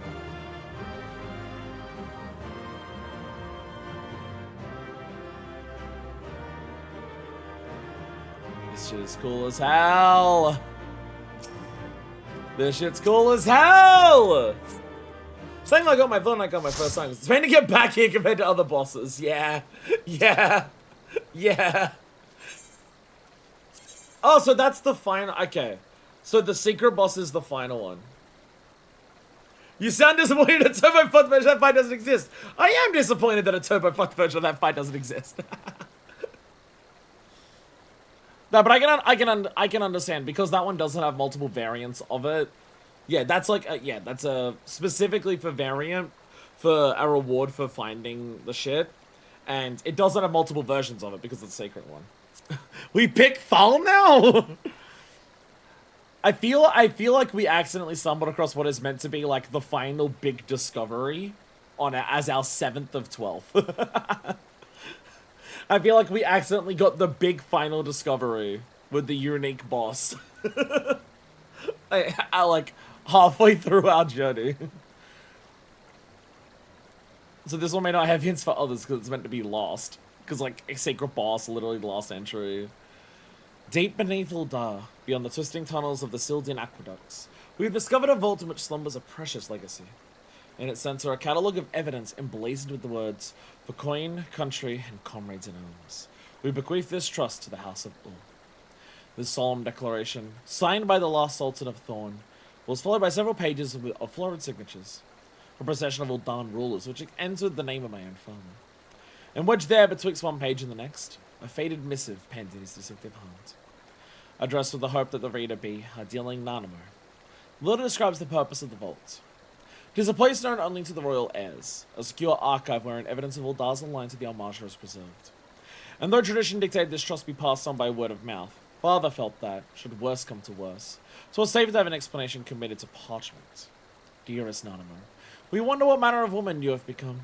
We know the Royal Sultana will challenge you in myriad ways, but no matter how your rule unfolds, remember that it shall ever be our greatest achievement.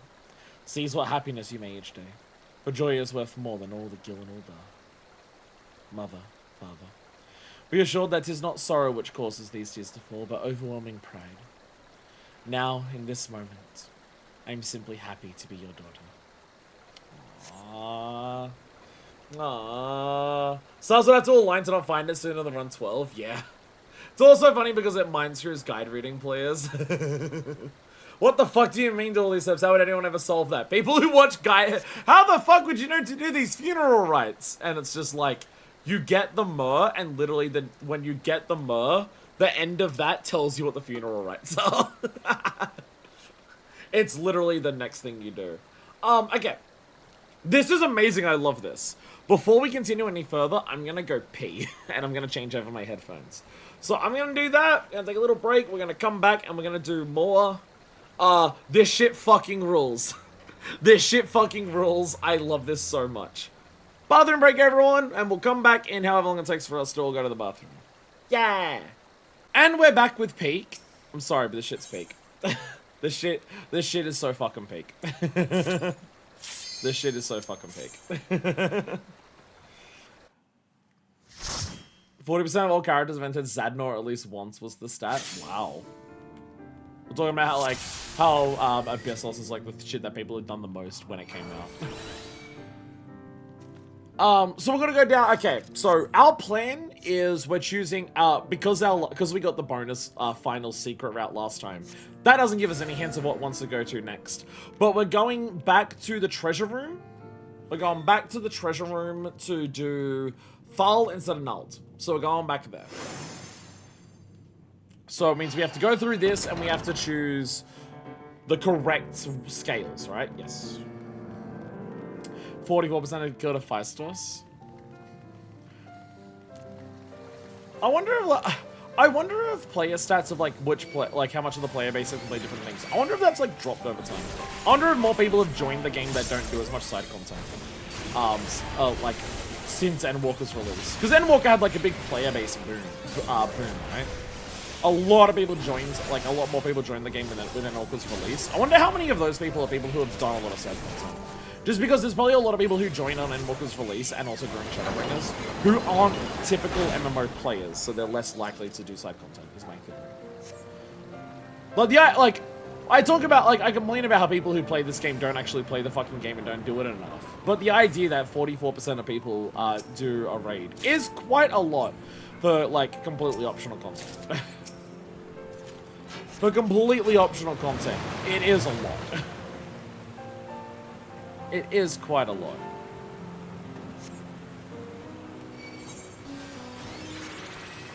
Actually, I'm thinking on it. Is this... Have we found a thing that affects this this route here? It was pulled from people who had at least one Endwalker achievement, i.e. not dead accounts. Yeah. I can understand that.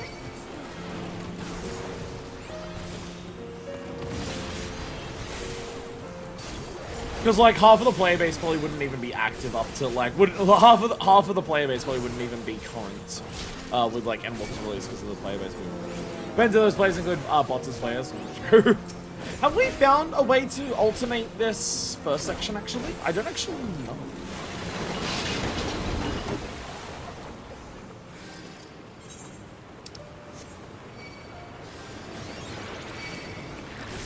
I don't know if we have.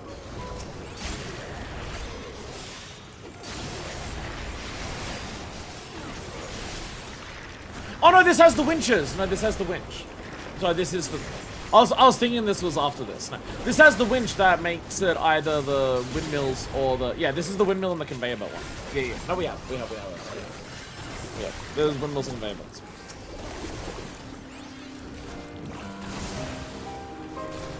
Yeah, the big thing that I'm not sure of at this point, I feel like I'm leaning towards it. So. The only part, like the big thing that I'm not as sure of at this point is, does stuff in the first half affect stuff in the second half potentially for different endings? Or does stuff in the first half only affects the boss? Windmills and conveyor belts are my least favorite board game as a kid. Yeah, because like stuff can change and stuff can happen to affect how you fight Garyon.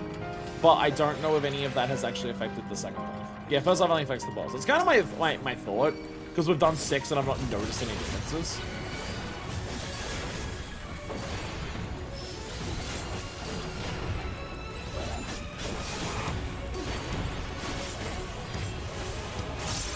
Exploding cannonballs.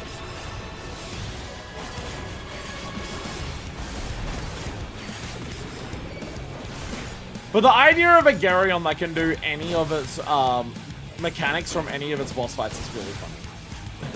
The idea of a Garyon that can do any of that for the Criterion.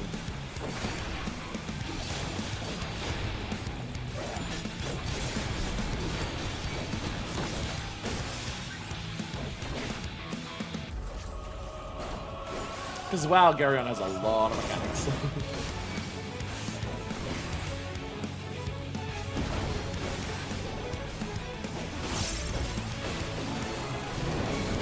Now remember, the windmills affect you, not the barrels.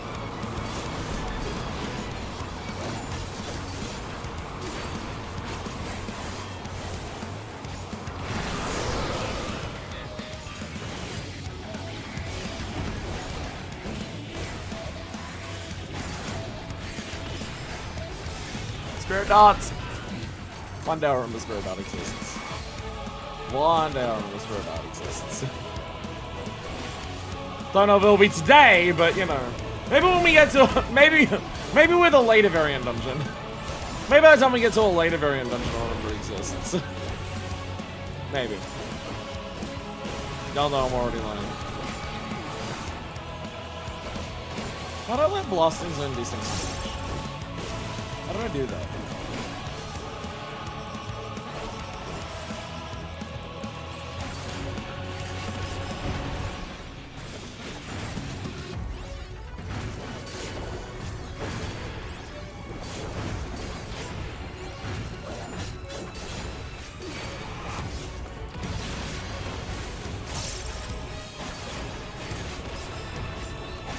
So DPS getting better, I feel like he's nearly dead. I feel like he's about to do the charge and he's almost dead. Our deeps might be getting better. Or I'm just remembering to have more uptime. Or maybe I'm fucking up my rotation less.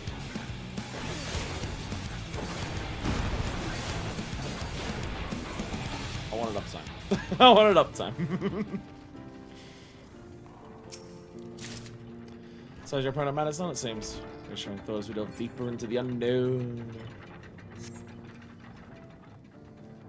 Yeah, so... Oh, yeah, okay, so there is that change. Whether you do left or right there does affect which room you go into here. I don't know if which room you go into here affects, like, anything drastic. But there is that.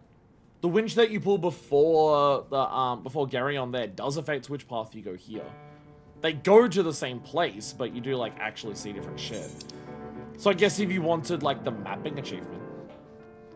DPS inversely proportional amount of piss in body. So I guess, yeah, if you want the mapping achievement, you might need to do that then.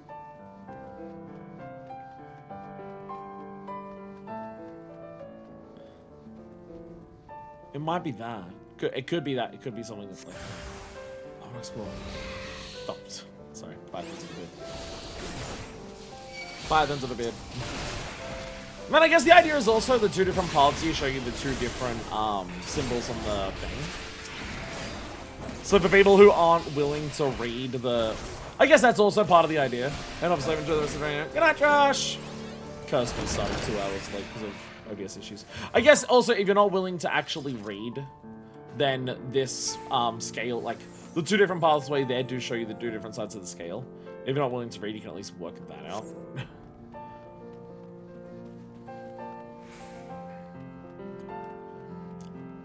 So worried, well not worried, but I'm so curious about like alternate pathways. No! There we go, it's the same damage.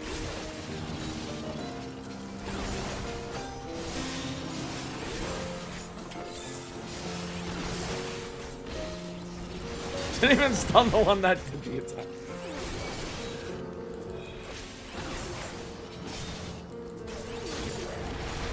Burn.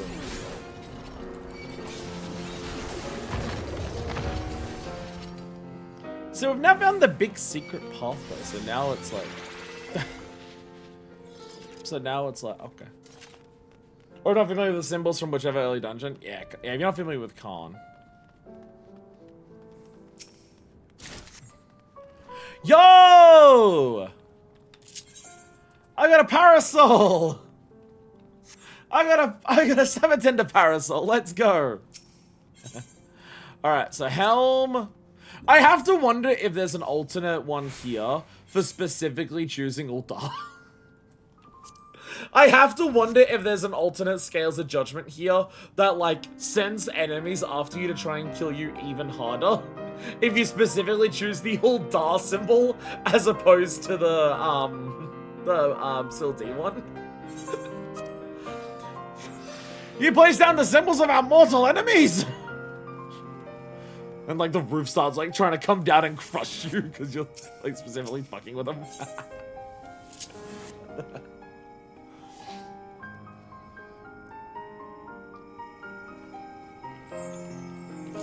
Yeah, so our goal is just, like, we're gonna choose Thal this time. That's basically the difference. We're gonna see what choosing Thal does. There's still some left and rights that we haven't chosen. There's a left and right at this path, not this direction, but if we get the scales wrong, of the rock falling to make the bridge to go to the boss. We still haven't chosen right on that, so there is also that to keep in mind.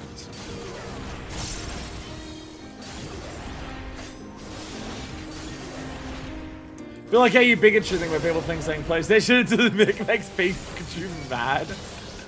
That is like perfect, like fucking Pokemon school grounds, like Mew under the truck rumor shit. I love that. I do have to wonder if there's more to this scrolled note than what, like, I've done. I have to wonder if there's more to this than just the thing that we did. Oh, you already...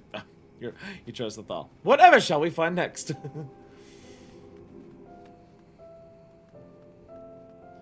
Has look of a stage or arena. Yeah, choosing either lets you through, but might affect the boss. And I imagine she'll have, like, different opinions on the treasure room based on, like, what you choose there. Gladiator. Cindy. Corner of favor. Boink! Grape Embossed Helm is the mark of a Sil'dish Forged Gladiator. Roar! I'm often going to stop using burst entirely on trash mobs, just so I can have a burst lineup for bosses. I know it's not optimal, but it's fun. I know, like, oh, but you'll do the trash mobs faster if you do burst on them. But I'm just like, but it's hard for me to like. I'm really bad at adjusting my rotation for when it's fucked. I'm really bad at going, oh, my rotation's fucked, let me fix it by doing this. I just kind of like, let it be fucked until I can fix it again, which I know is the worst response, but I'm bad at the video. Hey, melee up time, let's go. Melee up time, let's go.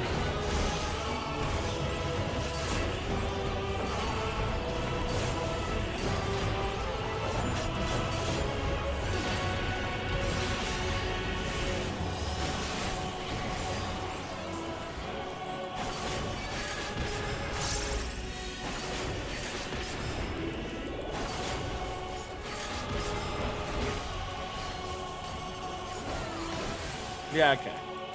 But I think I'm doing this in a way where I'm safe from them, yeah. Though I didn't at all check if there was any behind. Maybe I should have checked if there was also some in that corner, because if there was, I would have been sucked.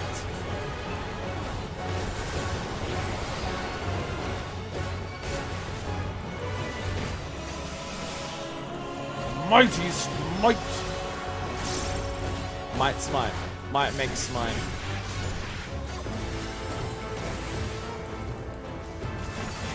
Slaughter the foe. One. Yeah, only one, let's go! All my homies love up, melee up time, let's go! Let's go! All my homies love forgetting to use Spirit Dart, let's go!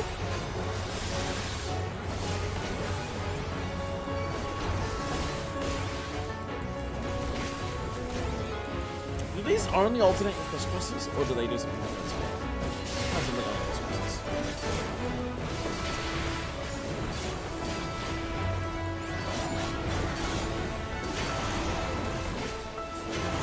No, my melee uptime! No, my melee uptime!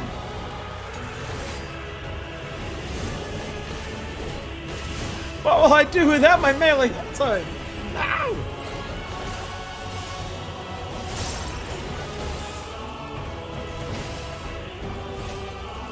So I had no mercy ready, but I delayed it until my national thing was ready. So I'm really bad at lining up those windows.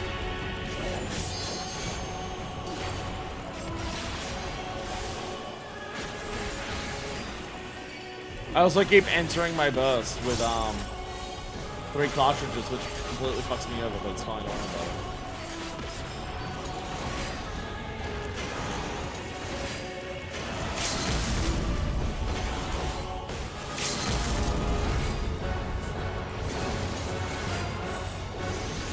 Getting there. Yeah, there we go. There we go. The Thorn Legacy. I believe anyone can top that Silverite skin brew. I've not seen it with my own eyes. Hey, you got an achievement. The Sil'dish Subteranne. Hey, I got a card. I got a card. No other exits I can spy. So the chamber was dead end for cornering thieves. Fatal for a common intruder mayhap. But thanks to you, I was treated to a rare glimpse into life as Sil'dish royalty. Let's consider such as mother and father's intent. I'm sure that our fallen sister's sake not be forgotten. It is my duty as Sultana to remember our realm's history, and in doing so protect the legacy of the living and the dead. Hey, I got another card, let's go. I'm getting a couple rewards. I got 3 so far. So knowing that this is like super possible to solo, does mean that if I'm missing any of the cards or anything, I can just go back on my own to try and get them. There we go. Record number 8. Oh, Zelda. Oh, second last one.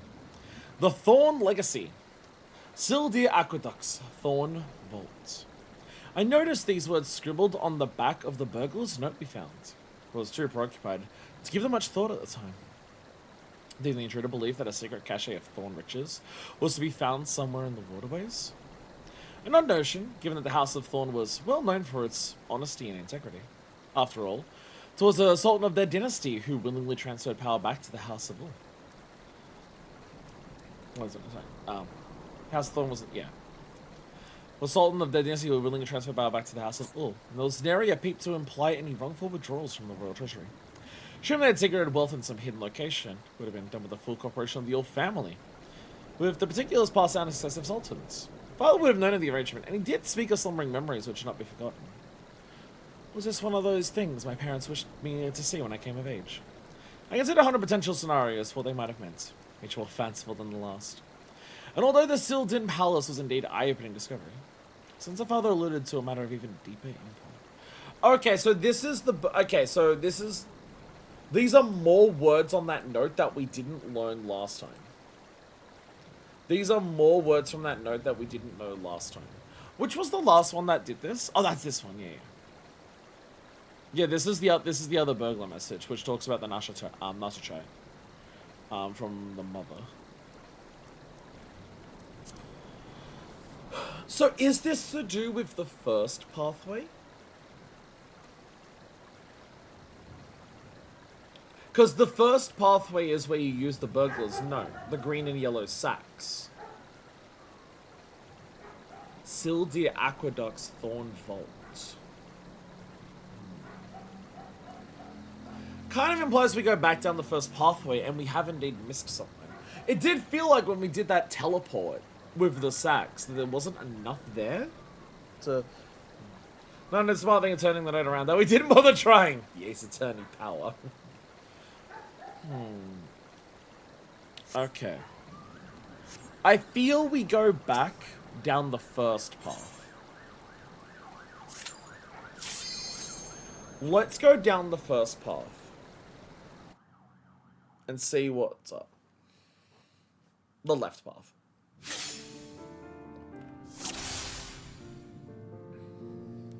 Gotta like explore our surroundings a bit more, I think. The answer will piss you off. Well, it's so Sil'dish Aqueducts. This is the path where you have the aqueduct before it that you wash out or don't. It won't actually, it's just weird. Well, once we get there, I'm going to face fuck everything until I find something. I'm half expecting one of these answers to be parkour. We haven't found any yet that are parkour. Why not this one? Why not jump up to the aqueduct and jump through it?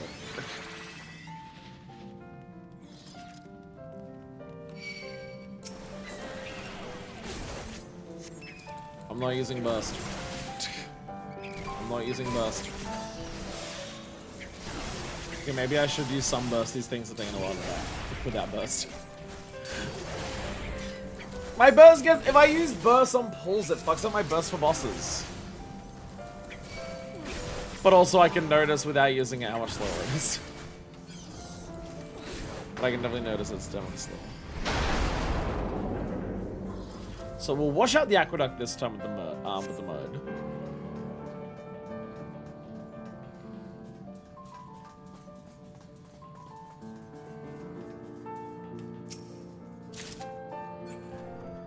Fun fact, it's got an aqueduct because it's a duct that transports aqua. Oh, I was wondering if I could like walk further down there.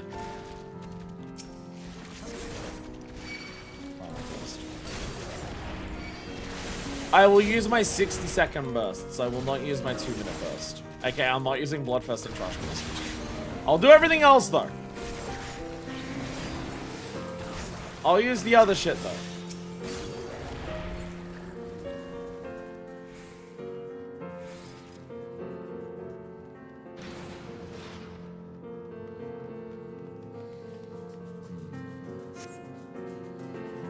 Fun fact, the character Aqua from hit game Kingdom Hearts is named after an aqueduct.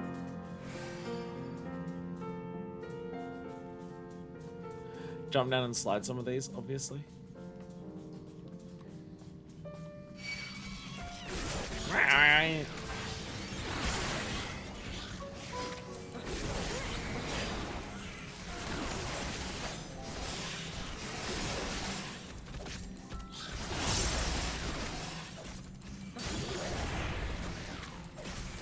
I do feel like I'm approaching a point where I'm not certain of like more solutions. Like the only obvious things I have left is go down the Drake pathway and don't do the Drake stuff properly. I don't know if that'd be a different ending. Go back to the door with Ifrit and say the spark instead of like the ember. Like we said one thing and just say the other thing, right? For the door that for that.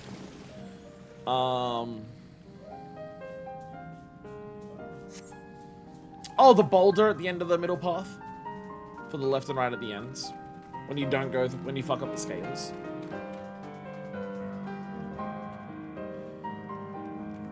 They're the main things that I'm thinking. I can't think of like anything else.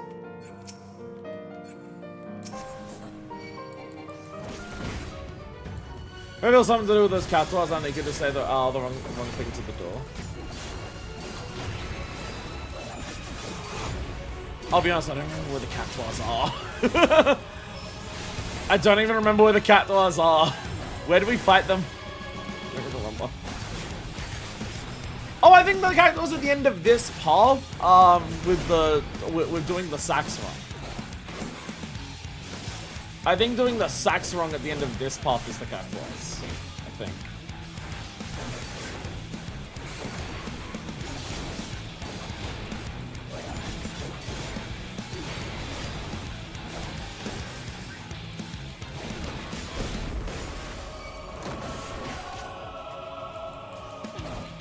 Oh, the left at the beginning of the Malta section, yeah. Like, yeah. The non-Drake pathway. Right.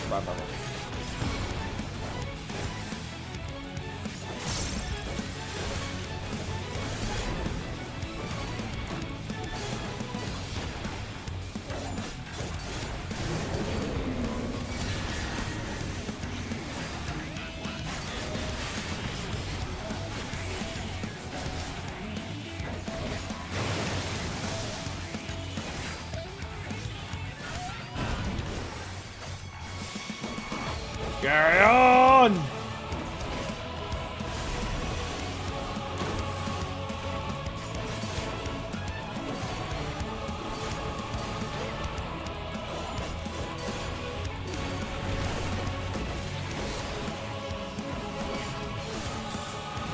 I do kind of appreciate how, like, clear they make the, like, the flip one.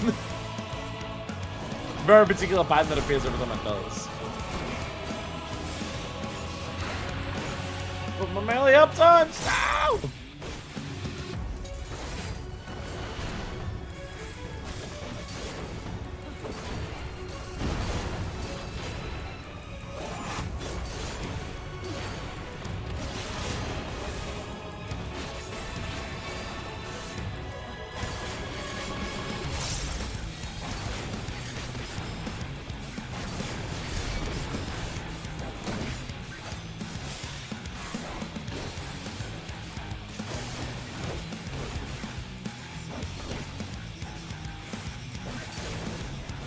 I like batting Garion. I like how it changes each time, and like Garion's mechanics are just like fun in general. This is our 9th time fighting Garion today. I don't know how many more like dialogue things. I don't know how much commentary I can do do over it. I'm fine fighting it more. I just don't know what commentary to do over it. That's like different.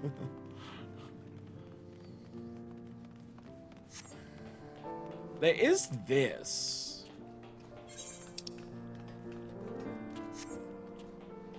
Like this, we've never been through this pathway.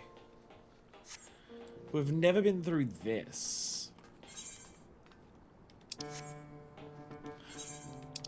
Oh, Malachite Portico is literally the name of the area. Oh, Malachite Portico is literally the name of the area. I was wondering what that part of the sentence was. Oh, Jesus Christ. Look at the map.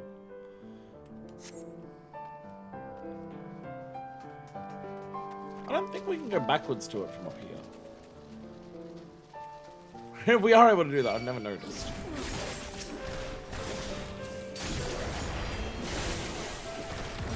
Pretty sure it's pronounced Malachite. Probably.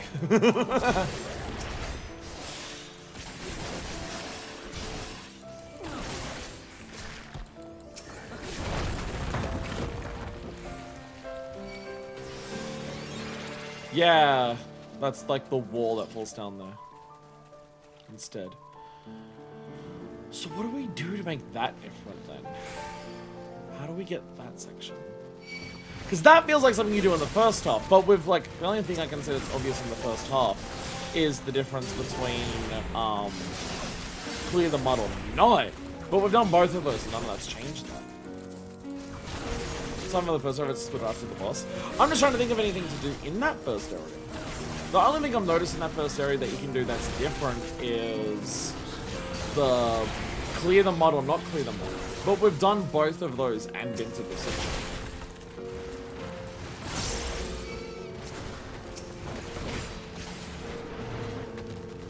I'm not noticing anything else in particular. Because if we want the mapping achievement, like, it may not even be a different ending, but mapping achievement will require working that out as well. Even if it's not a different ending. Alright. Now this one I know. Because this is this one. And the mountains one.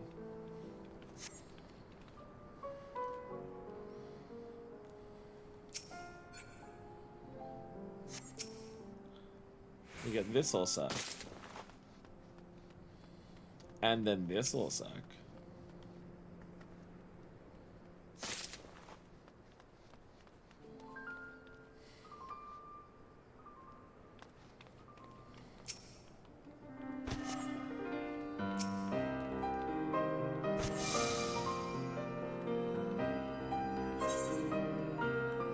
Yeah, that's because I tried the boss. See, there's like this section over here. There's a lot of area up here. We've got to explore. We've got to explore once we're up here. Oh, so there's straight up a door over there, yeah.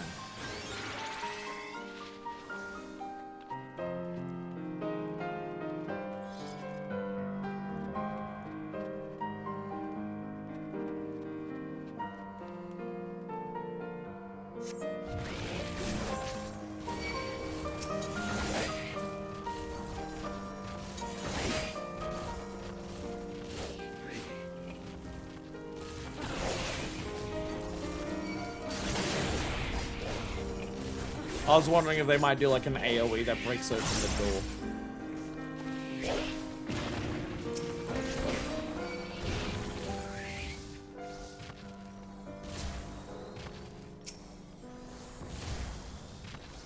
Hey, enemies then become inside the Multima goes, oh, there's enemies here.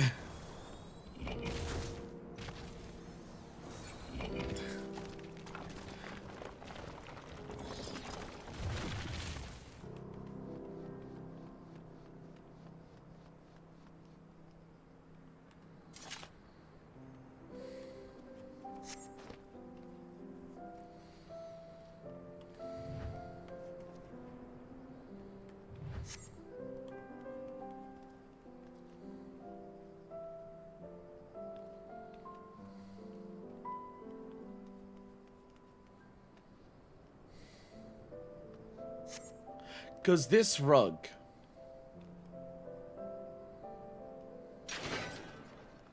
No, she's run away. This rug is also over here.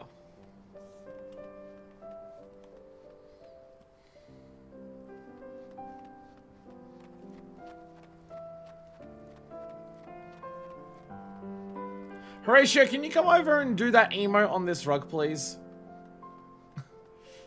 I don't know if I have the sweep emote. I don't know if I have sweep.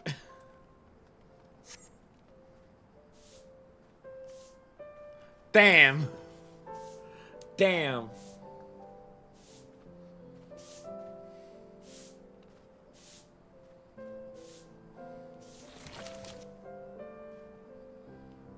Damn.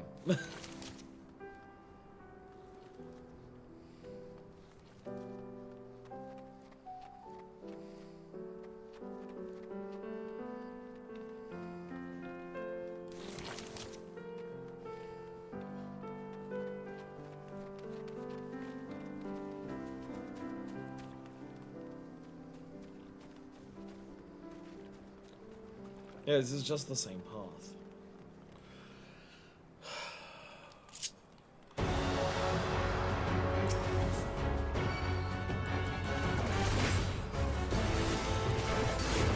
There's something going on here.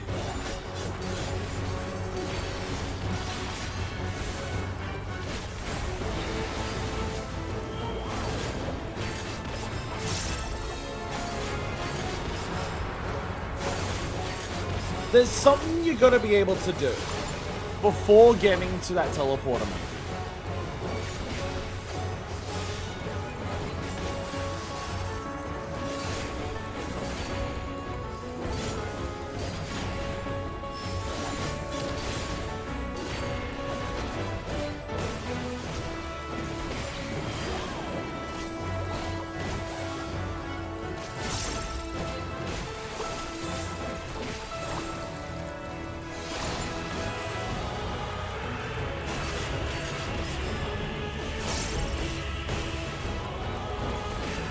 I think we're gonna go down a different pathway and see if there's any other hints for it, because I've got no idea for this one. But there's still other things I know we can try in other pathways first.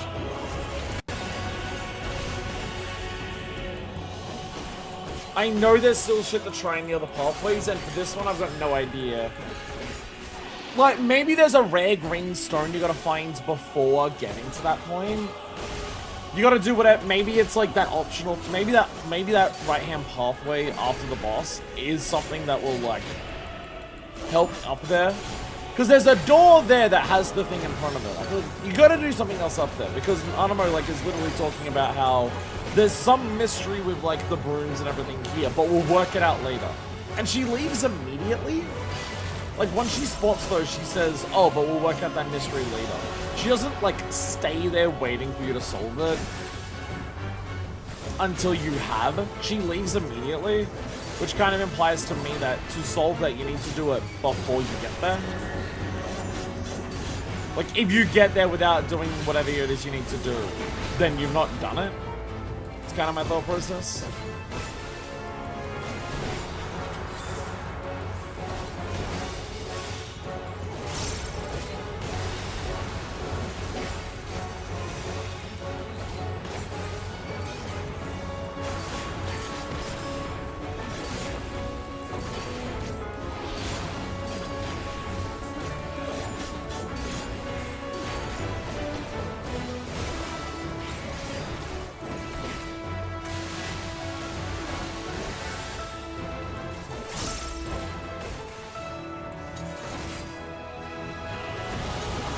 Damn it! I was hoping there'd be enough room for it. There was not quite enough room.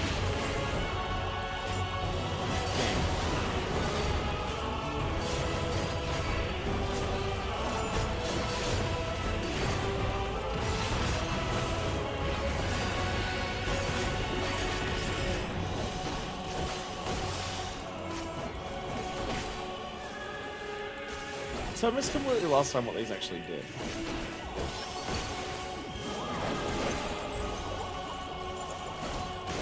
Oh, is it the ones that you hit with this? Oh, the ones you hit with that go into ice mode.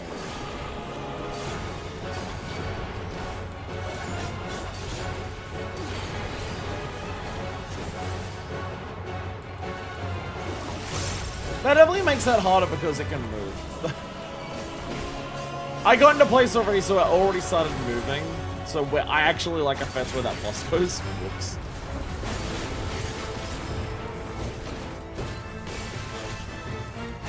Okay. Well, that's our first run. That's a wash. Pun half intended.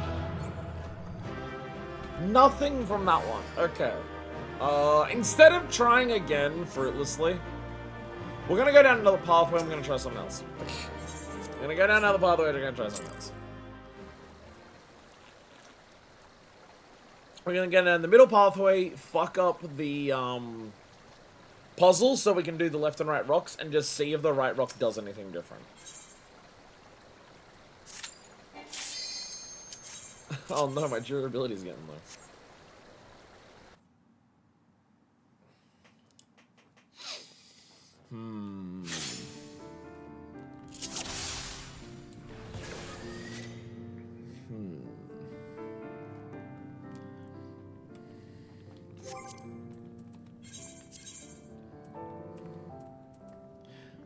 Yeah, Sil'dish Aqueduct's Thorn Folds.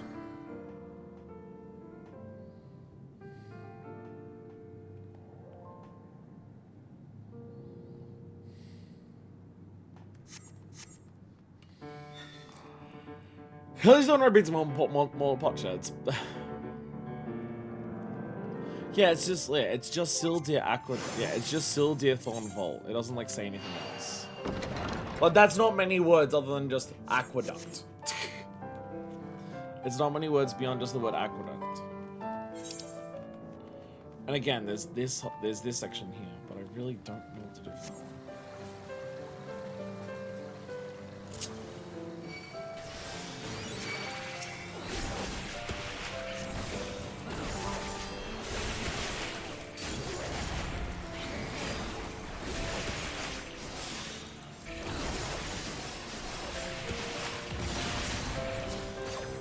I'm in the annoying content creator spot of I don't know how much I want to put into trying to work this out myself, and if possible taking longer, and I don't know how much I want people to start giving me tells at some point if it becomes like impossible for me to work out.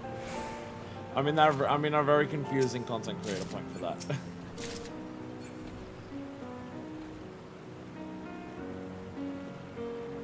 Do I have to activate this switch? Do I have to activate this?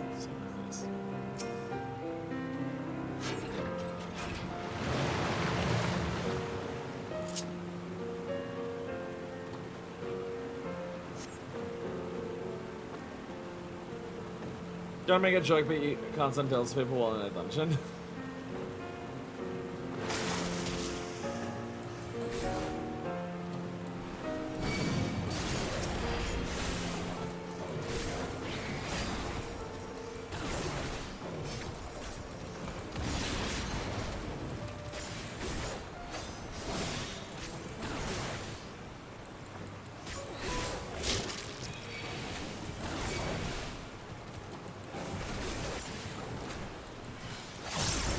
Because like the whole point of the fun of this mode is to work it out myself. But will I just get to a point where it's just like, alright, well I've done 10 runs in a row now and I'm not finding anything. And people in chat are starting to get mad at me. That's what I worry about. What I worry about is just getting to the point where people are just upset that I'm not asking for help out of stubbornness. If I'm like completely stuck. I mean, I'm not at a point where I'm completely stuck yet, because I'm at a point where I still have ideas.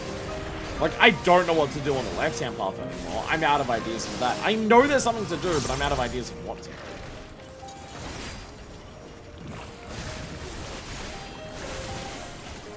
But I still have ideas for this path, and I still have ideas for the right-hand path. We can get the words wrong. We can, like, fuck up the drakes.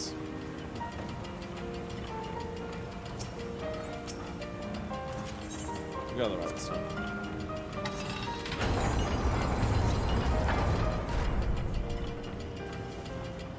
Hey, Gary on, how you going, buddy? How you going, buddy? Good to see you again. How's the family going?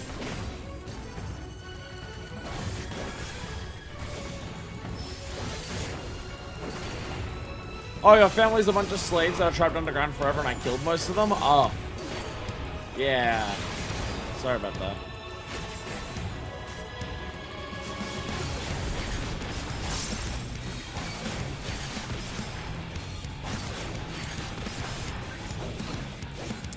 Definitely him and his two identical siblings hang on the left and the right of this place. And your parents named you all the same? Your parents were mean. I see why you're so angry, Garyon. It's clearly about the name, your parents giving you the same name as your two siblings, also called Garyon. It's definitely not because of the couple thousand years of slavery. It's definitely because of that. It's definitely the name thing. It's alright, Garyon. I understand. Your parents are the real villain. I understand. It's okay.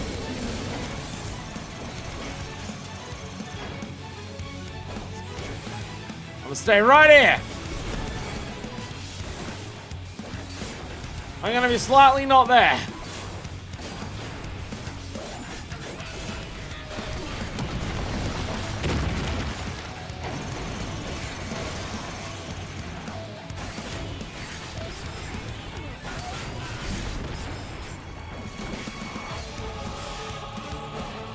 Maybe Garrus is under some time with the names.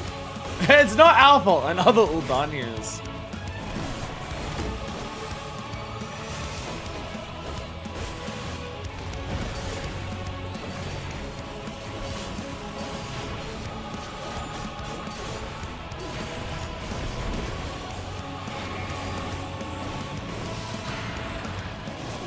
Oh no, my melee uptime.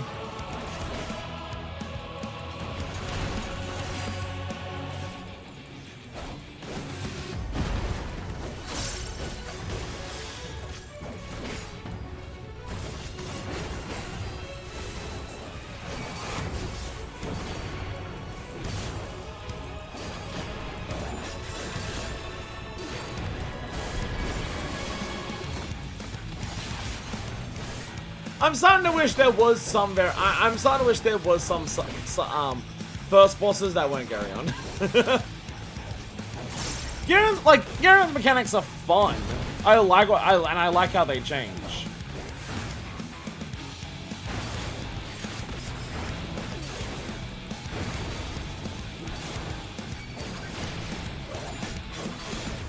But you know, if this had the same like alternations as like the final boss. Obviously be a shitload of work, so I understand what they're doing for it. Like I said, these damn barrels.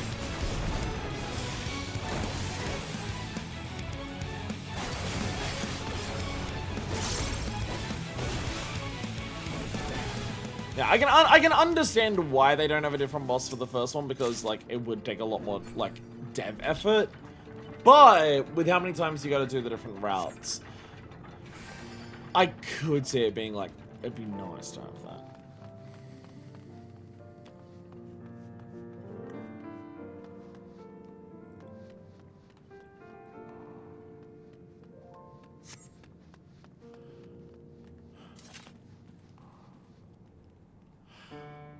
Does that winch have nothing to do with which pathway you go through here? Every other time we've been through here, if I choose left, we go left here. If I choose right, we go right here. That time I chose right and we went left. Does it actually have nothing to do with that? Is it actually random which one it does?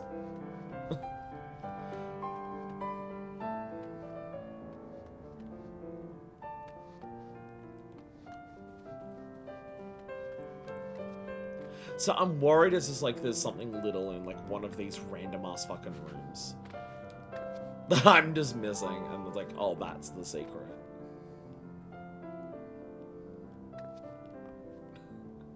Like, oh, we're gonna parkour up to the top of like these cabinets or something.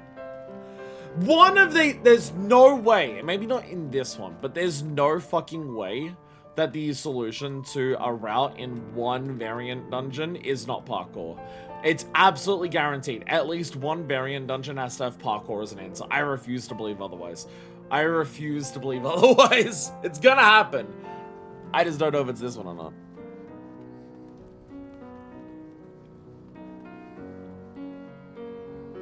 Well, this area here is absolutely huge. But it may only be huge to, like, get across what it's meant to be, rather than anything particular.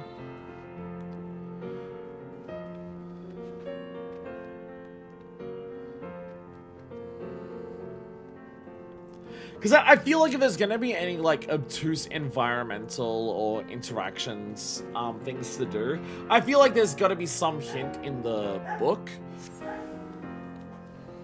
I feel like you're not going to get something super obtuse in one of these without some form of hint to it.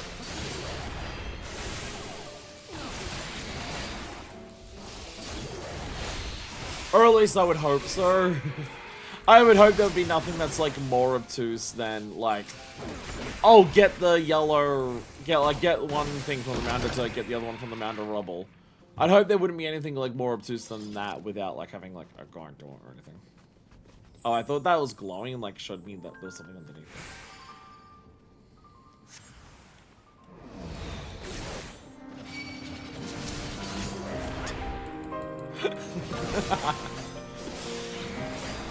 Work for me, my subjects! The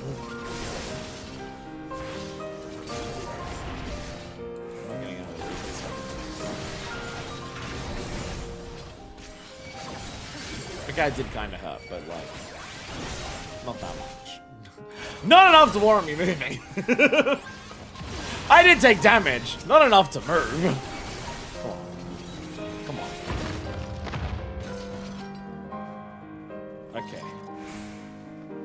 So we're gonna fuck this one up. I'm gonna fuck this one up on purpose by doing Uldar. I'm gonna fuck this one up by doing Uldar. I wanna see if that's extra mad. I'm pretty sure Uldar is gem left flame, right? I believe that's the Uldan flag. Actually, I can literally check. Let's get a character. Let's go to this. Yeah, gem left flame, right.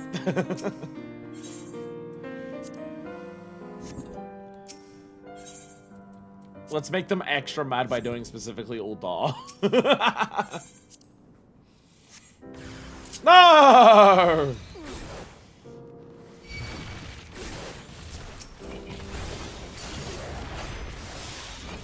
And now they're mad.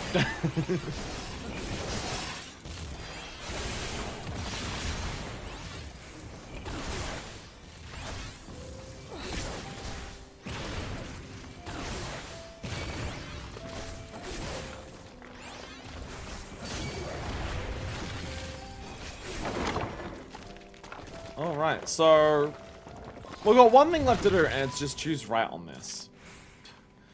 Is the whole reason we came here is so we can choose right on this. Will this even do anything different? Will it do anything different?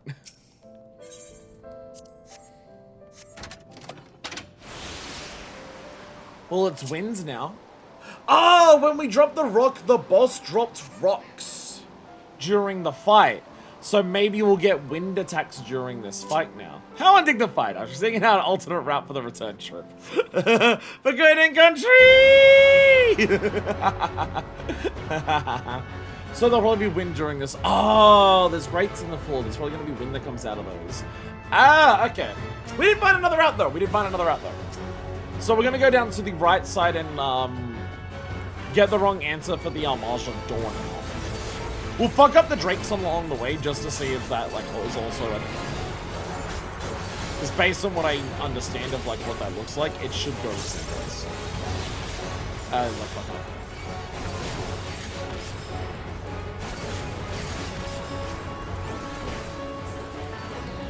Bring a mine! Stay at one. Damn it! More Moolers.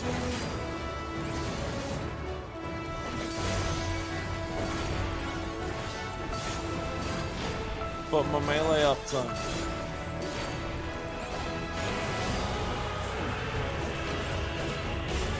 Slam!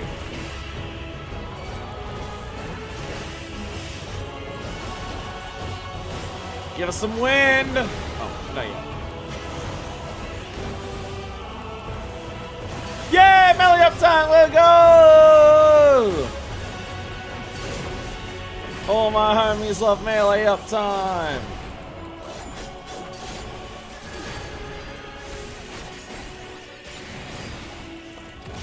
Slay the intruder.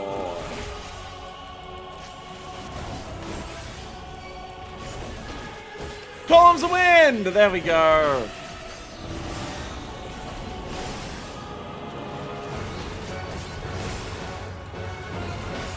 Ah, okay.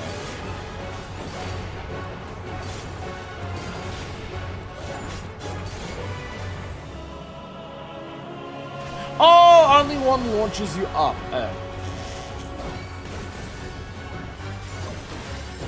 Only one launches you up. Oh, I'm gonna bow like this? I'm on low health and I got bombs. Whoops. Oopsies.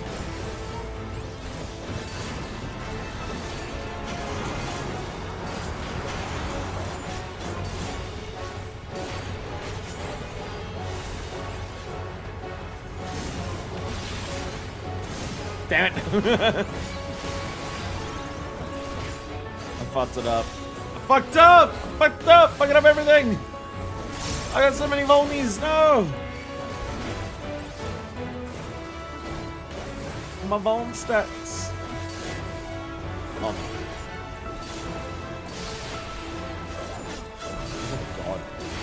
Yeah, we chose a bad spot for that fight. In ratio, we're not a good spot for that. That was a very, very bad dodge. Melee up time, let go!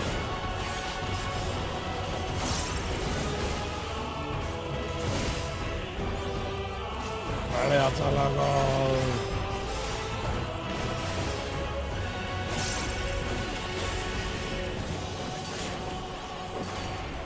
Flash of speed.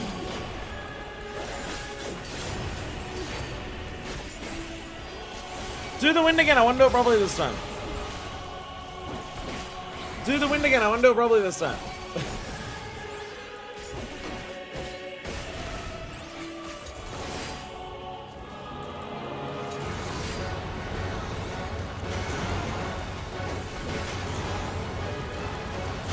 God Jesus, 3 rings. Whee, there we go. We're doing so well.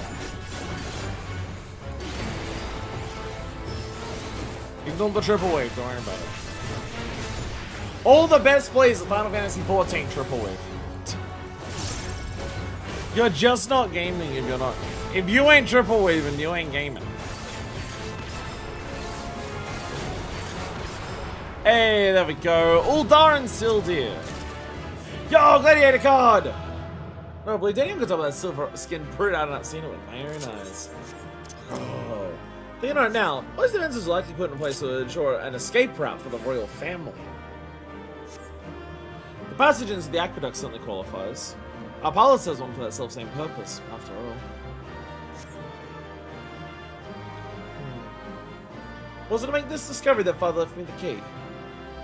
I can but wonder. Shall we go there here then? I believe we've come as far as we can down this particular path. Just want to have you back in Uldar. Well, we got another one. It's 3 left. Hopefully one of these will be going down and fucking up the Almaja stuff. But then...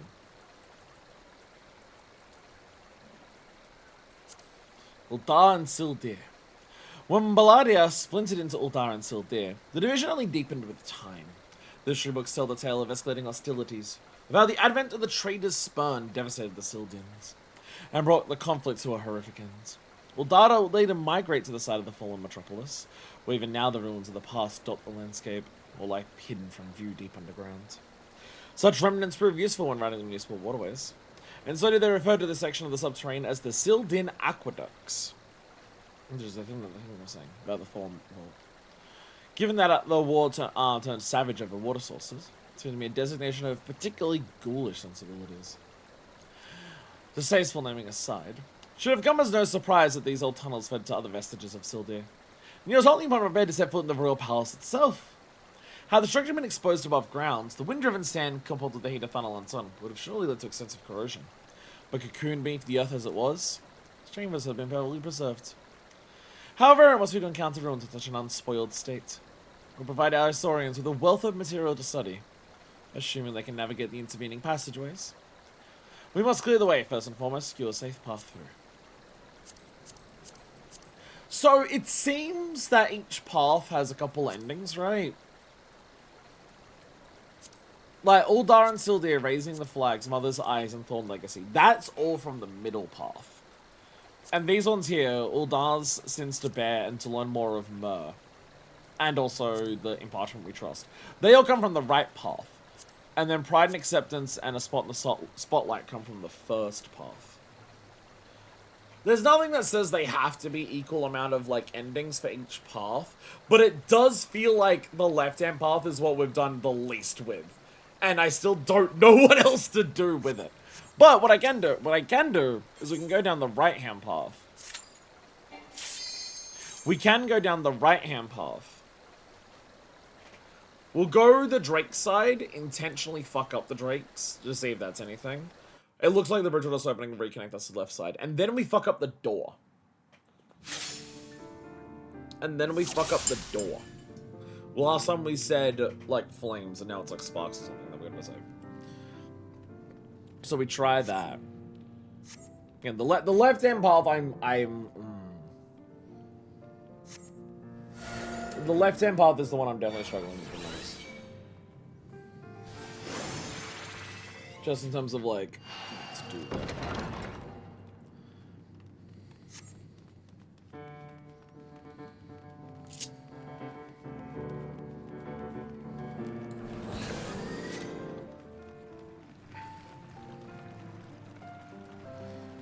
Or any other parts of the map that aren't uncovered other than on the left? Basically, yeah. But the left is the one that... The left has... So the biggest thing is this door here. I have no idea how to go this path. And maybe going this path is what will work out how to do something over here. But over on the right-hand path, there's not many paths to uncover outside of like the secret extra bonus at the end. But we have all the pathways over here. And on the left-hand path, we also have all the pathways. At least the obvious ones, the ones that actually physically connect. But the left has very obviously this, which I have no idea what to do. And then it feels like that door can open. Because this, behind that door is this little bit here. So there's got to be a way to open that door as well. I just don't know. Those things might be connected. It might be you have to go down that other pathway on the right-hand side to like activate or do something like that. I don't know.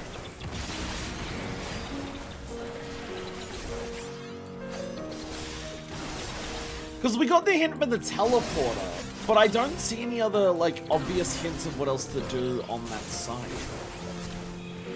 Like there's the Sil'dish aqueducts, Thorn Vol, but I don't know if that's hints. I don't know if that's hints for anything in particular. I'm not. If that hints at anything, I don't know what it's hinting at.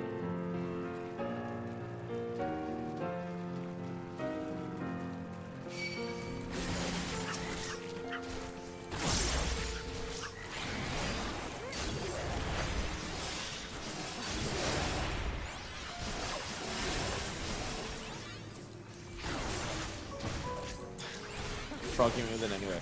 But also it only did 6,000 damage, so like, who actually cares?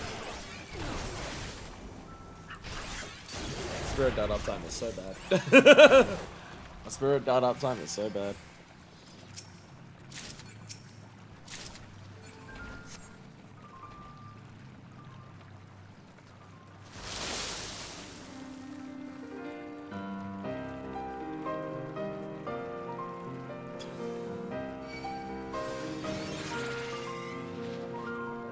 Someone with the puffs in the left, right? Where are the puffs in the left route?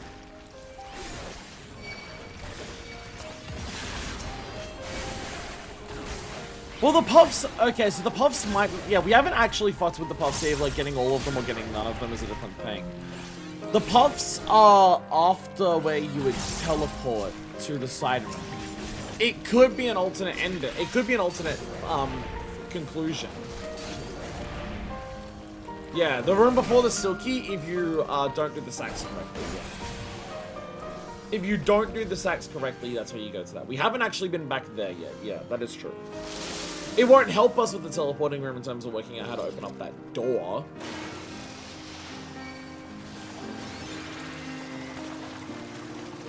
I have no fucking clue for that. My theory last time was because of how long we took. It's not that. It's not that. I'm willing to chalk that one up to literally random. I'm willing to chalk that one up to it's actually random.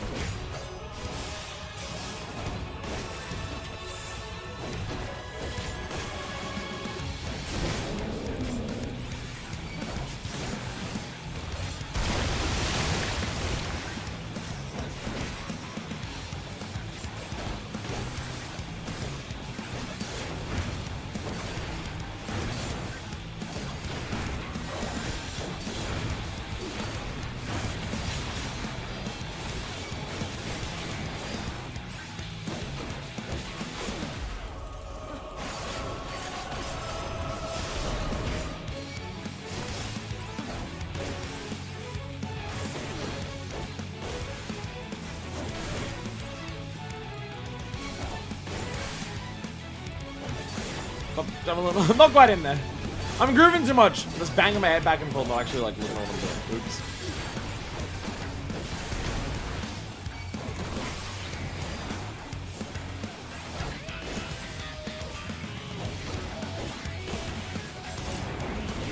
Say I'm fine.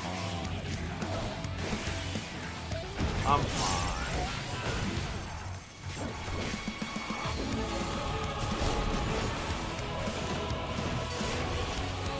No, launch.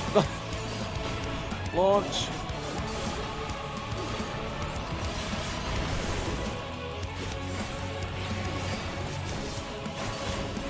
Fuck me.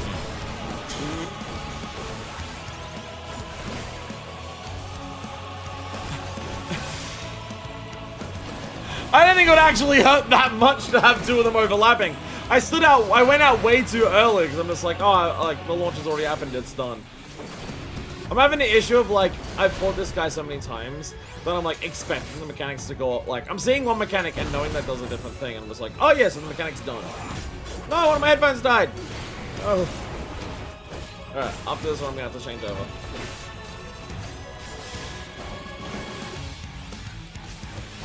We'll just have to deal with the frustration of only having one ear for the rest of this one.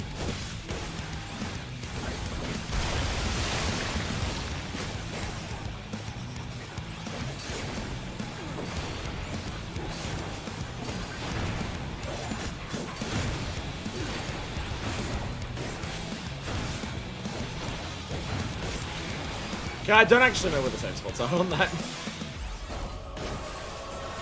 That's that mechanic where it's just like, I don't know if I'm not standing in the safe spots or whether it's a case of I'm being snapshotted without realizing it. I can't actually tell whether I'm just like in the range of the attacks or whether I'm moving too early or too late to be, and I'm getting snapshotted. Actually hard for me to tell on that one. Most rotating mechanics end up having that issue. So we're gonna stick to, because like if we look at this, right, that's where the drakes are, but the drakes reconnect this way anyways. So we're gonna go to the right, but deliberately fuck up the drakes. So I need all of you to activate Operation Baby Murder and kill kill not just the men but the women and children. In fact, prioritize baby murder.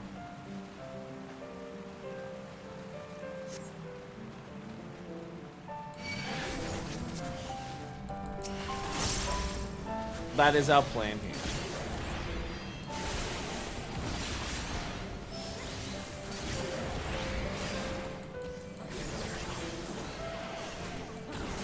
No part of me will ever remember Spirit Dart exists, I'm sorry. I had to break it to you, but I'm never gonna remember Spirit Dart exists. I would like to call massive Johns when it comes to FF14. Trying to play 14 of all things while also talking and like doing commentary is a particularly hard thing to do. Murder the children! Murder the children! Murder the sister!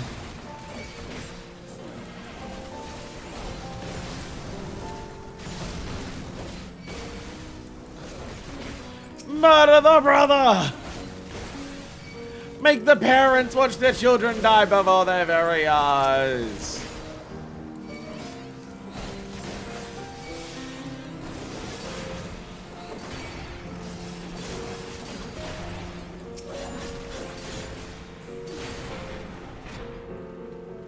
Could this came even time of the zombie purge? His father hoping I'd see this one day. I'm glad she doesn't say anything about just like, do you want to do that in the right order or the wrong order there? I'm glad she doesn't say shit about that there. Working out that that's the thing that you gotta do in the, like, the mob pool you gotta do in the right order. I'm glad she doesn't say anything after it about like, oh, that must have been where that is. Or like, I wonder. Like, she didn't even like wonder about the family just being like, I wonder if that was a family. Like, I wonder, like she doesn't say anything. She doesn't say a single thing, and I really like that. I really like that she's completely silent about it, and you just have to work that out from reading the lore. And I guess, like, if you want to take in, like, what you have to do to get the actual final, like, route here, you need to go down a particular route to get, like, the ideology of the Amaja. Go down the correct pathways here. Kill 5 mobs in a very particular order. to grab an item and then do like 4 emotes in order. That is like the secret thing.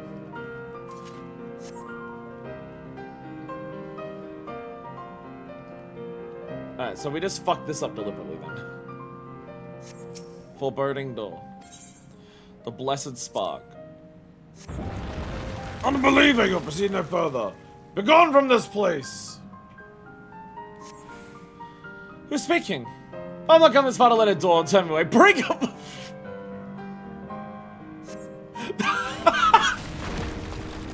Impressive! Just get into having my own personal battery. Nanamo! We're here to learn about history. Here's my voices, dimly lit staircases, as the feel of a haunted crypt. Well, that definitely gives us an alternate ending. It's definitely an alternate ending, but no, I didn't realize Nanamo would just be like, puzzles probably a lot easier if we just did that more. Puzzles would be a lot easier if we just blew up everything that stood in our path. Oh, I don't know how to open that door next to those brushes and brooms and everything. Okay, what if I just exploded it?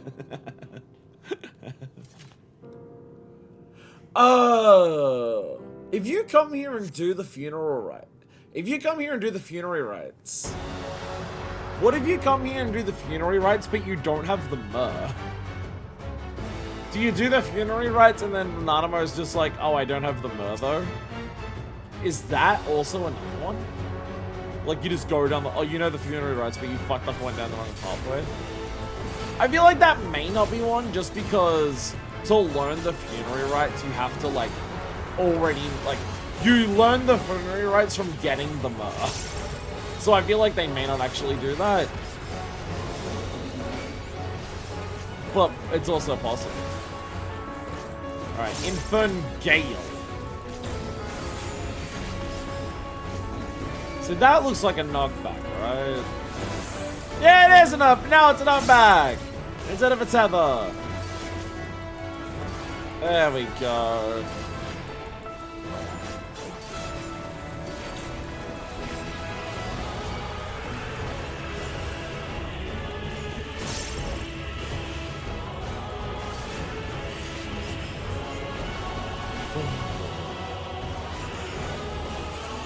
Tank Buster.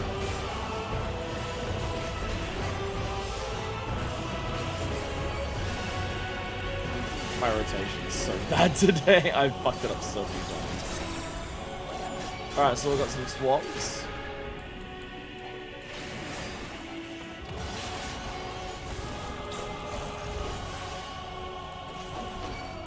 I was wondering when we'd be involved in that.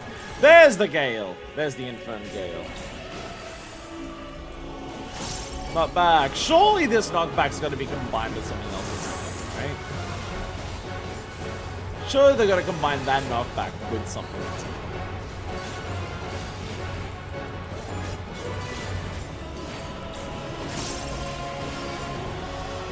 Feels like a rival opportunity.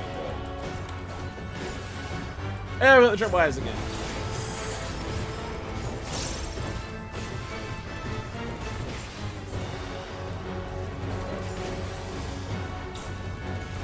No! Our rotation is so fucked. It's like every single time Gnashing Fang comes around, I'm drifting. I'm drifting Gnashing Fang every time it appears. Which I have a feeling you're not meant to do. Nor should be happening.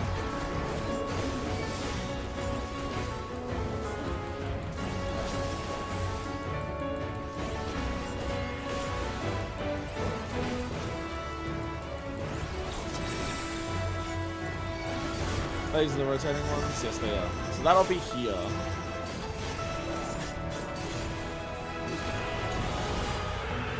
Oh no, I fucking...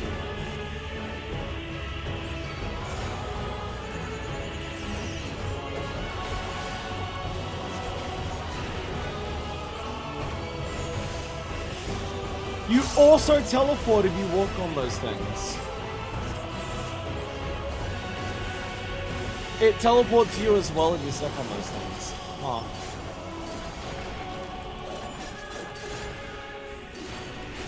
Interesting. Not a quirk I was expecting them to have.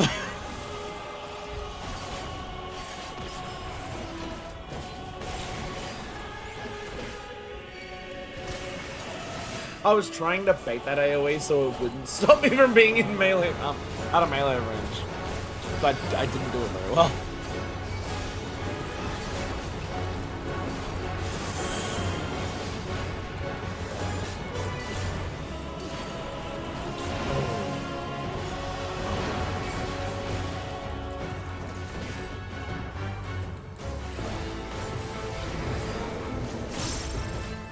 Roar!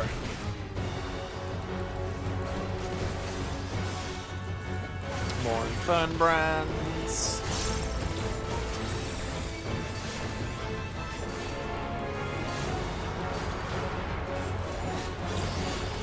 Oh shit.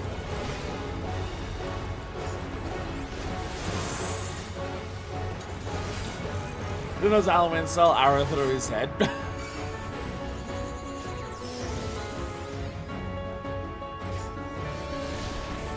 Like coming like, oh yeah, on the side, like yeah, going like through it. It is fitting. He's meant to be a zombie. He got zombified, so I guess it makes sense that he's like, oh yeah, he's got an arrow going through his head because, yeah. Try to get into a valiant warrior. He's unaware of his affliction. That is another ending. Was an enormous fallen hero slumbered here and cursed on death, trapped alone in his forgotten tomb. Well, though we worship different gods, I shall offer up a prayer for his peaceful repose. Oh, yes, and Densha! Welcome both to the stream. Been a busy night. My end is poking my nose every few minutes. How we like in puzzle dungeoning. Densha, this shit fucking rules. Yeah, that could have been the arrow that killed him. This shit fucking rules. This shit is so fucking good. We're at 10 of 12 at this point. We have 2 routes left. We are getting quite close to actually working them all out. But that being said, I have no idea for the last 2. I have no idea for the last 2. I feel like the last 2 both have to be on that first route, and I've got no fucking clue. I do like the idea of, like, we're gonna fuck with the pollen again, but we'll see what that... We'll see what he does. We'll see what that does. In Father's stead, the Amaja constructed Zaharak when they came to join Ultima in purging the undead infestation from the Subteranne. I see why people were having talk around this and how long it might take and what I take. Yeah, the moment that I started this and I realized it was like a choose your own adventure, I'm just like, oh, this is why no one had any idea how long it was going to take other than a long time. I used like a guide to complete all the routes. We've not needed one yet. We've not needed one yet. There's one route that I know I'm missing something, and I'm yet to work it out. Marja constructed Zaharak when they came to join Ultima in purging the undead infestation from the Subterranean. And if Zaharak was their main war camp, then the old fortifications we passed through would have served as a forward base. The question then is why my parents gift me the means to visit these rusted defences. In my late father's possessions was a diary which made reference to the irrefutable evidence of the Alliance. Well, that is like the final route. Maybe there is more place we've yet to discover. In life, father was a staunch opponent of the edict to banish the so-called beast tribes. Arrayed against him were the Monitors, who sought to preserve their special concessions and privileges by ousting their competitors. It was with the backing of the Syndicate that they overruled the Sultan's will and forced their proposal into law. Unwilling to concede defeat, father intended to take the battle to the court of public consensus. These weapons will not easily be forged documents or records, but physical proof of the Amaja contribution to Ulda's continued prosperity. Then the accident happens, ending his appeals for harmony how they could truly begin. Which brings us back to the mention of evidence. I don't know what form it might take, or indeed if it yet exists. But should a thorough search of that forgotten base provide us with clues? We're on the cusp of brokering lasting peace of the Amaja. We haven't discovered this elusive proof. And the aspirations father had for our nation may finally be a reality. Got that positive true report, head to bed. Glad it's all going well. Alright, all good. Enjoy the VOD! Enjoy the VOD. Enjoy the VOD. It's a lot of me popping off and realizing how sick this is.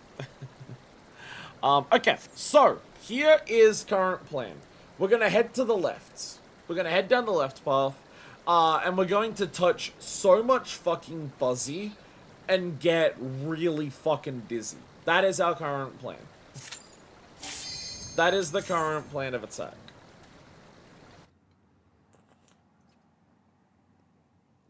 Also got to work out how to go down the right path after the boss hit.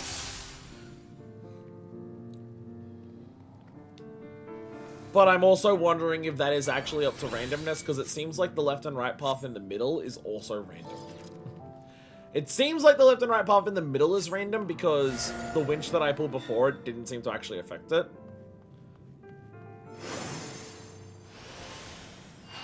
So we'll have to see. We will have to see.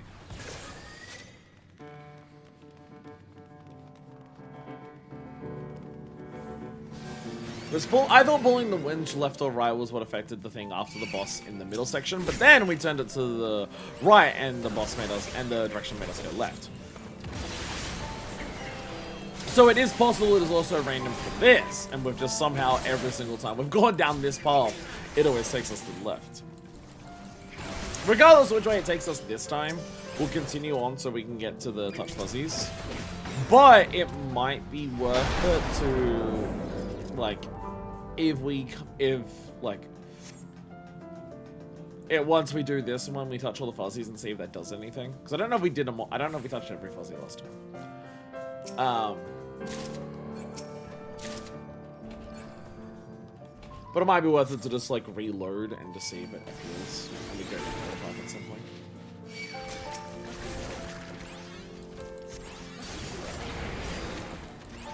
So much curious. The thing is, like, I thought I got the big hint for this path of the green and yellow sacks, but then it still feels like there's more to do.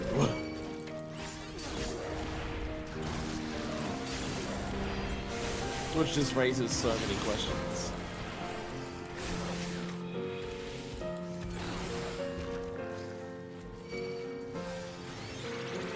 Because I don't see anything along here we can interact with. I can't walk down any of those sections. The only thing that changes anything here is the mud thing. But the mud thing seems to affect the boss, doesn't seem to affect anything else. Doesn't work and try avoiding all puffs unless enemies can trigger them. Didn't notice last time. Well, my thought is the puffs, like, activate something that goes over the screen. So maybe if you activate all of the puffs, then the Silky boss might, like... Because the Silky infuses itself with, like, ice and water and wind and stuff like that. Maybe if you activate all the puffs, there's so much pollen in the air, the Silky goes extra puff mode with its tail as opposed to an element. That's kind of my thought process of, like, activating all the puffs. But if that doesn't work, then I guess the option is, yeah, no puffs. Puff or no puff.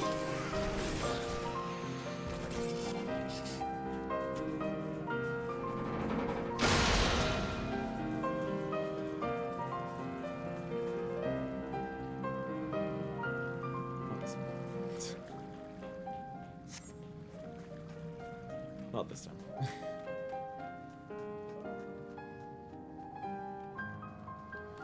Carry on! Carry on my wayward son. Stop it. I'm giving up right now. Giving up on the bit immediately. That stuff has been must be one of the extremes. Well, there's so many possible things. It's fun as shit.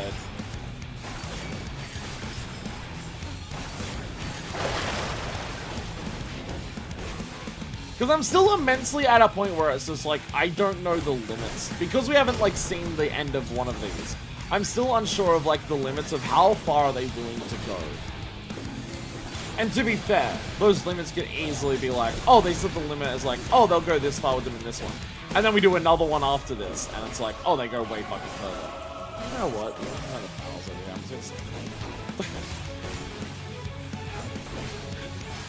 There's only 2 barrels, I don't even need to get into the hole.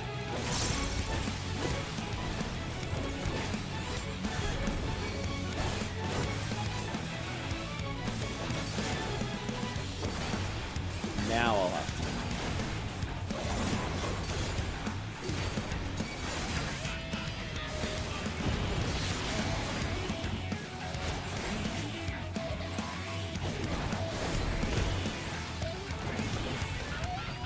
Launch. You can always tell when it's launch. Launches are very obvious one.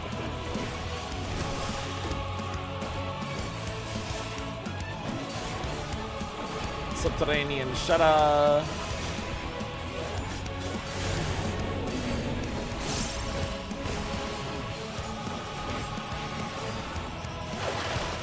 Get over here. I'm now realizing.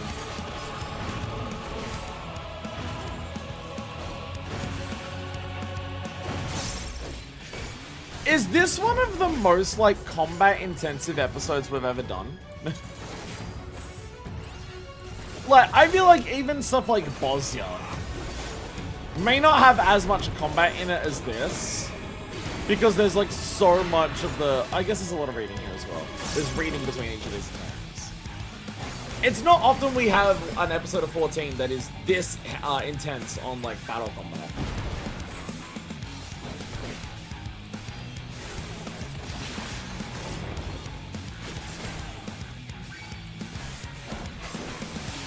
Past my remembering, so I'm just spitballing.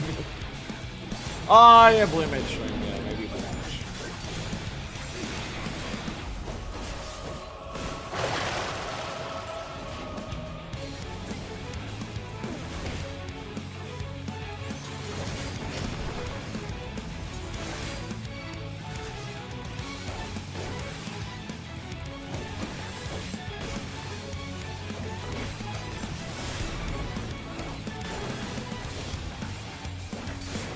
Another launch.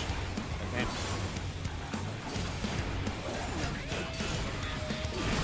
Launch. Oh yeah, it says launch, and all it does is just split barrels.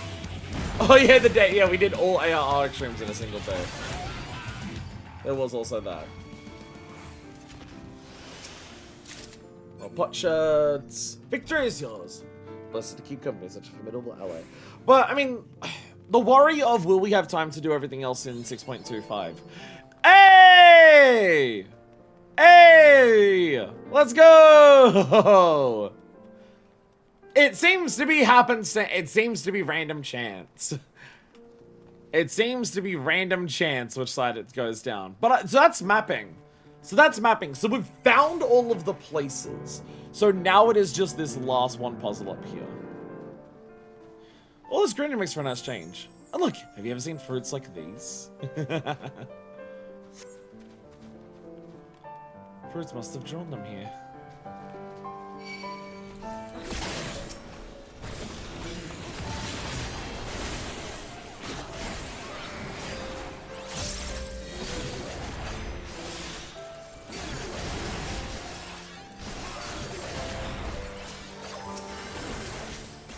Yeah, they gain the Piper range. So yeah, so stuff can just change with, like, chance. I'm pretty sure also the door that's, like, in the middle, the one that takes you to, like, the dining room or, like, the big foyer area. That does also seem to be there.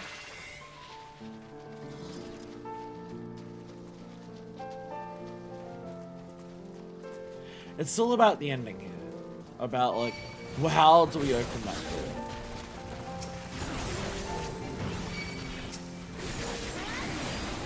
Because it feels like it's something that we need to do before we get up there. Because it feels like once we're up there,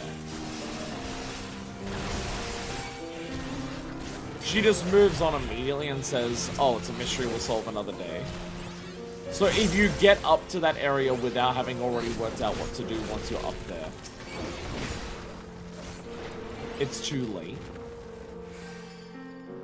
But this time we're deliberately fucking this up.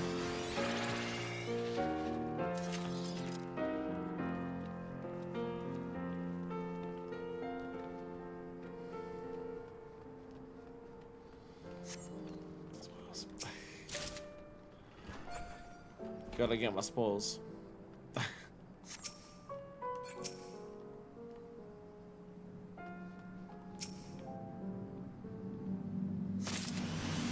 Keep getting the chest in this room. It's hot enough to the side. It's sneaky there.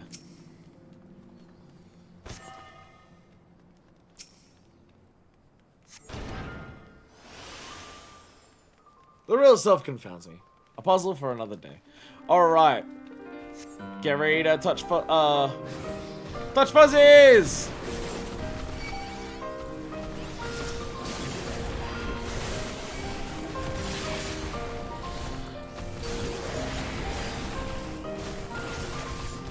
I'm gonna go with Touch Fuzzies first. And if not, then we go for...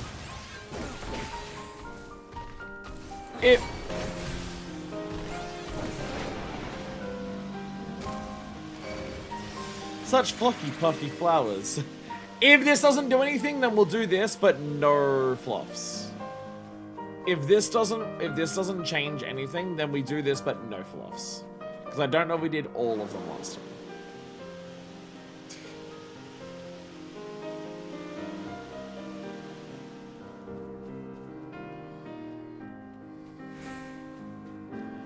At least a pleasant effect. At least it looks cute. Cool.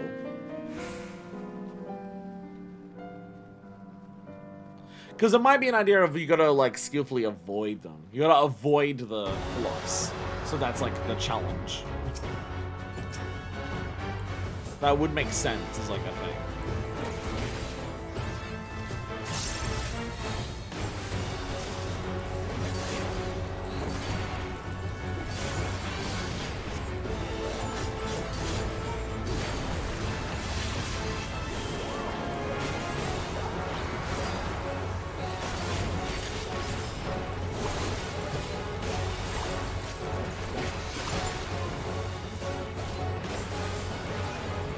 Like, I refuse to believe those fluffs aren't to do with an ending. We've had less endings on this part, so I'm like pretty confident that we've still got multiple to find.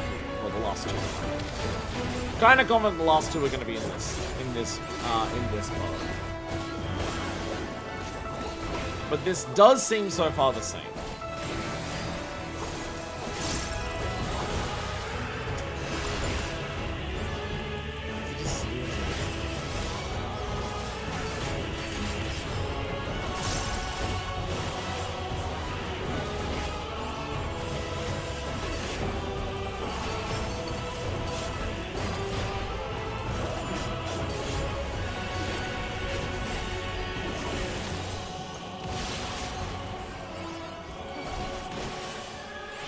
Yeah, this does seem to be the same.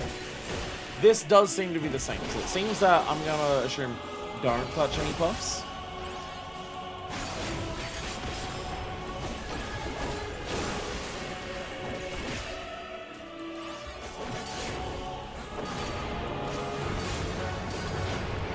So we do this, we run it back immediately, don't touch any puffs, and see if that changes it.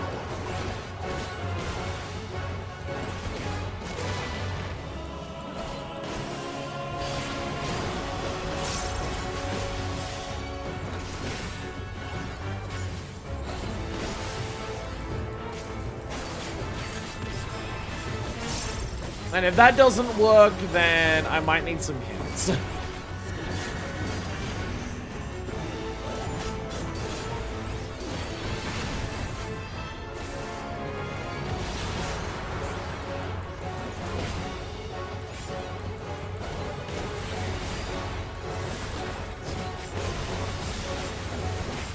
Like, I've done these fights so many times now, like, how am I still fucking up my rotation this battle?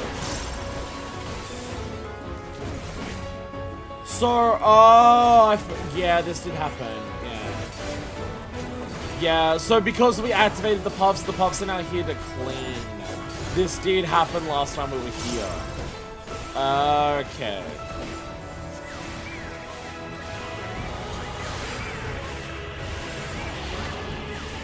Oh, so they just stay there for a long time. Oh, so, okay.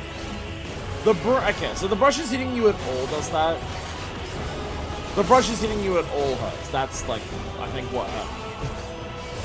So they stay there for a real long time doing that, and also they stay there for a while. But yeah, okay, absolutely. We hit those, and then they appear during the fights. It's absolutely that's what it is. So we're gonna go through this without hitting any stuff. So be very careful. I'm saying this more to myself than any of you. I'm not saying this in a way to criticize any of you, I'm saying this in a way to just, like, remind myself, don't fucking touch him. More than anything.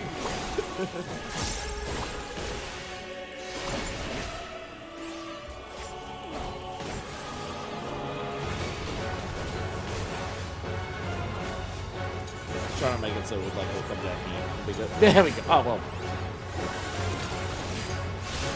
I gotta, like, base that in a direction where it's actually, like, simpler to do.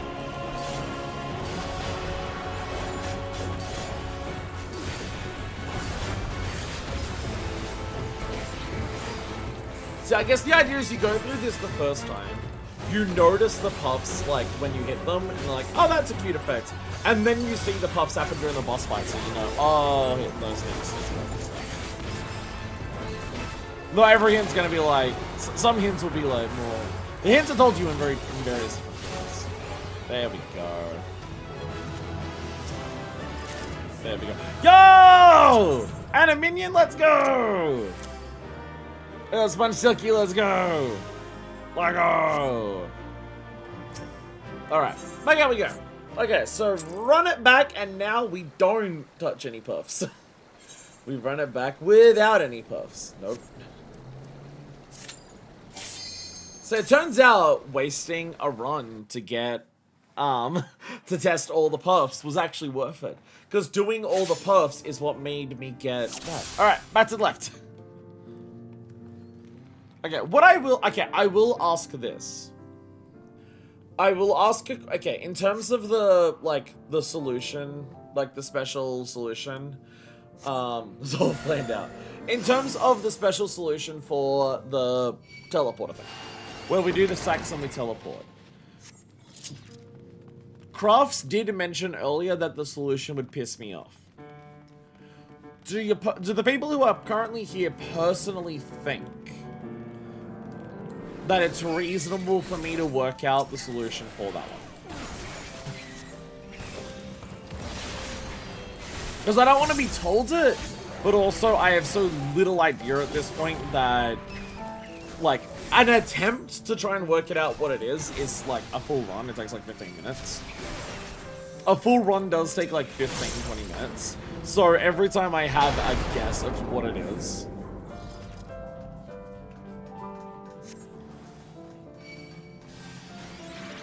like, is a long time.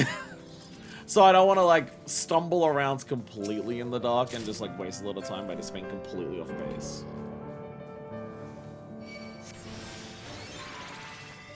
Is it something you have to do before the Geryon boss, or is it after the Geryon boss? I'm going to assume it's after the Geryon boss, but yeah.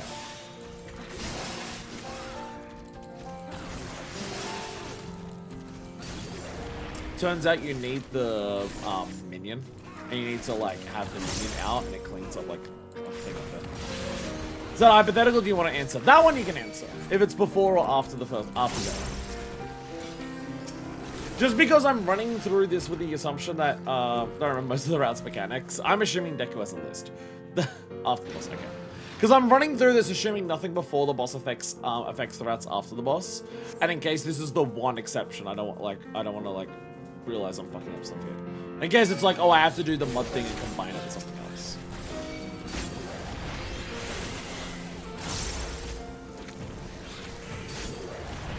My assumption is it's something you have to do before activating the teleporter. My biggest thing is it's something you gotta do before activating the teleporter. Because once you go up to the teleporter, Nanamo kinda immediately goes, we'll solve this mystery another day. Where if it was something you could solve in that room, she would wait until you physically walked away before following you and saying that. But that's not what she does. She immediately runs over to the cleaning supplies and says, I'm gonna activate this. The mud version's harder. I'm gonna activate this because the mud version's harder.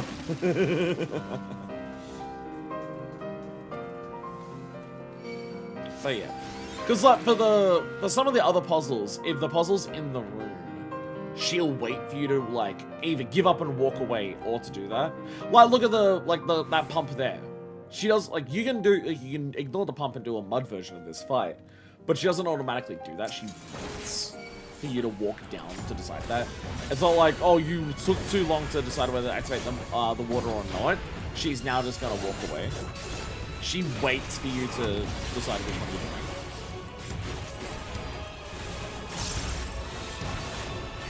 So that's kind of what. Because she immediately walks away, it's gonna be before. I'll face fuck around after the boss on this route, just to see if I can find anything, but we are trying to do the puff route this time. We are working on the puff route this time and seeing what's happening. My assumption is I'll have to face fuck. Surely one solution to one of these is going to be parkour. Surely parkour has got to be a solution to one of these, in one of these variants, right? Surely one of them's going to be parkour. They love parkour so much. It's got to be one of them.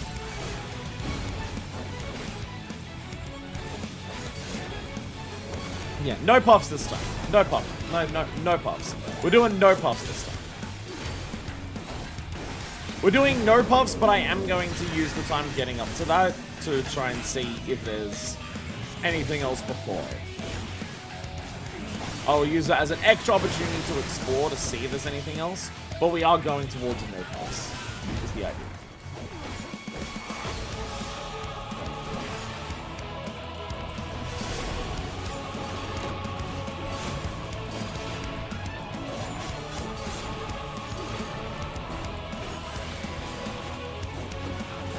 Not.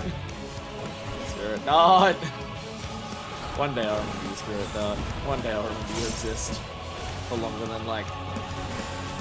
The thing is, I do remember Spirit Dart exists. I remember Spirit Dart exists every 40 seconds. The issue is that it's a dot that lasts for 30, so... Kinda doesn't work out as well.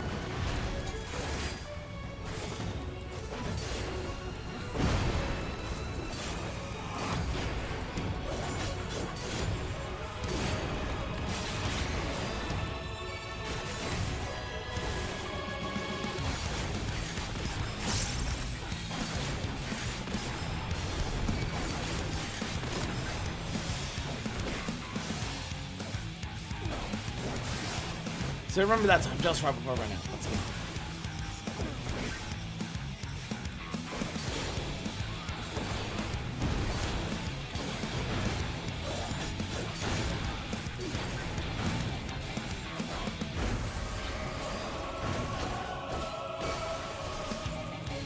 I think part of my issue of why I keep getting hit towards the end of that rotating mechanic is that as it goes around, I keep walking closer and closer to the boss. So I end up getting caught, like, where the... Like, because you got that safe spot that's in between that. But every time I'm walking around the boss, I'm walking closer to the boss. And then I'm getting clipped by that.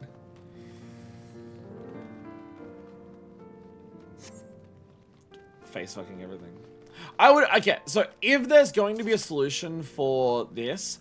I'm going to hope it's not in one of these alternate pathways here. It could be. The game could be very mean. It's like, oh, you have to get lucky. It's one of these right path, like it's the correct pathway. But I'm going to assume it's something in this next room. There might be some secret parkour to do. The only other thing is, like, it says rare green stone, and then she mentions the greenery here. Like, that's the only other thing I can think of. But, like... The walls don't want to let me parkour, I don't see any directables. It's possible that I'm just not doing the solution correct for the teleporter. Like, maybe the teleporter has a solution that is correct, and then the teleporter has a solution that is super correct.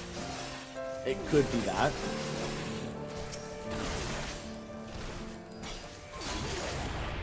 But yeah. I don't want to be told it, but so we're not here for literally forever, because again, every guess at what to do takes significant amount of time.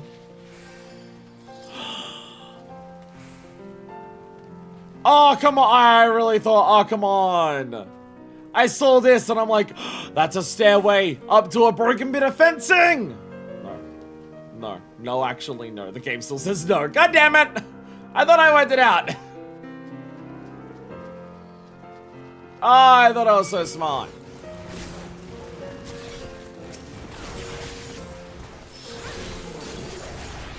But yeah, I think the idea is just, like, we'll do no puff right now. And on subsequent attempts, we'll just, like, whittle it away in terms of, like, what the solution is. So I have some, like, some level of, like, okay. Like, the solution is in this section, and then I can just, like, experiment there until my heart's content, try and work out a solution. or if it's like, the solution is, like, the solution is, like, oh, there was a part of, like, one of your things that you had to read that you missed, and you missed out that, like, it told you, like, this. Go back to your, like, thing to read. Small level hints until I can work some shit out. Because the whole thing is rare green stone. That's like referring to the Nashachite for the eyes. Malachite, Vortico, green and yellow sacks, top little corner around the earth. So the only part of that I don't have a thing for is just like the rare green stone. So do I need a rare green stone before this? Do I find a rare green stone once we take the teleporter? It's written first, so I think we need it first.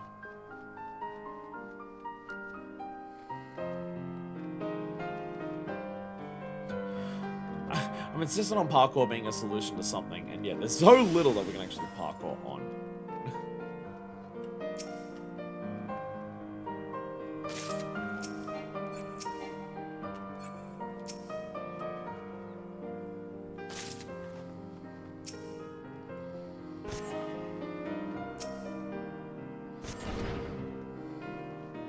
Alright.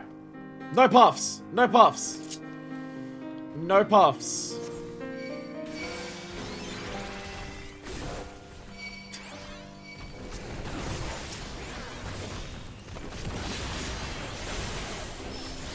I'm worried that AoEs could also trigger puffs.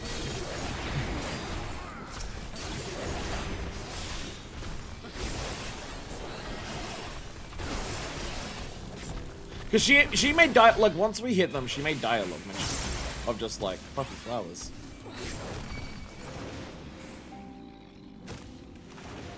No, she's still mentioning it. She is still mentioning the puffy flowers. But we haven't hit any yet. I swear, if no puff isn't a solution, if no puff isn't a different like result, I'm gonna be very confused for both of the final routes. Surely those puffs, because you interact with them the way that you do, surely it's something, right? Surely that's gotta be something. Like, you hit the puffs, and then, like, the puffs appear during this boss fight. Surely not hitting any of the puffs is gonna do something different, right? Surely. I'm desperately hoping. Because if this isn't a different route, then I've got no idea for both of the remaining routes. If it's neither of these, then I'm really fucked.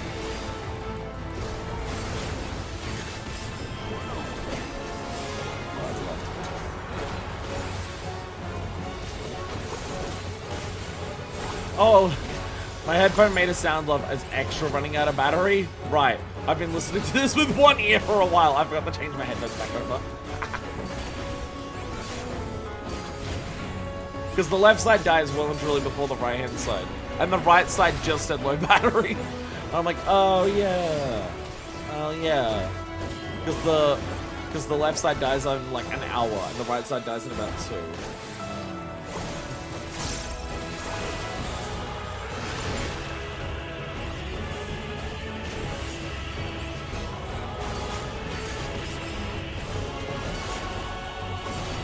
Chilling suds. So it's like after all of its suds that the puffs appear on the so that's like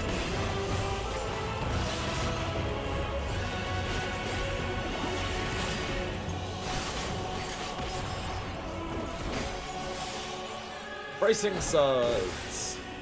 I swear to God, if you still do puffy flowers during this, then I'm fucked.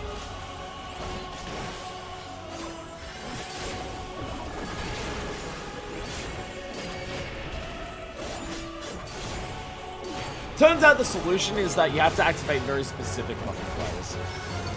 It's not a none or all, it's very specific ones that you gotta do.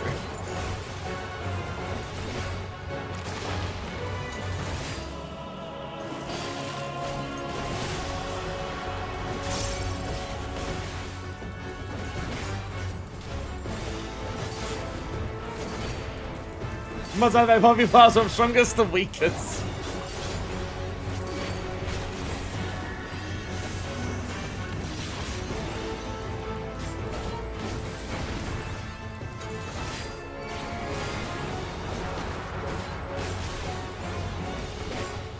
Total wash. I'm not seeing any puffiness, but I can't remember when they appear.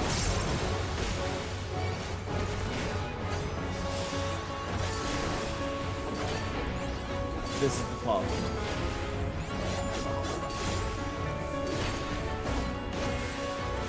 Oh! No, this is different! It is different! Hey!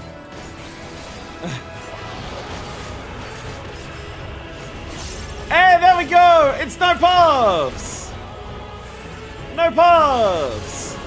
No puffs, there's no puffs to go on the ground, so instead it just activates a shitload of brooms to, like, roll it. Hey, there we go! There we go, no puffs! Oh god! And then this will just be the elemental brooms, yeah. It'll do show me.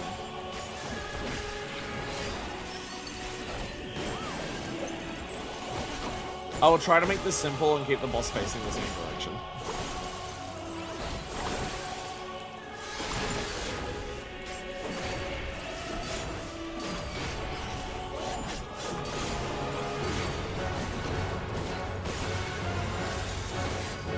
There we go. Where is she? No! There we go. Yeah, the fact that my positioning there actually does affect how hard that mechanic is. I've got to make it, made it extra hard.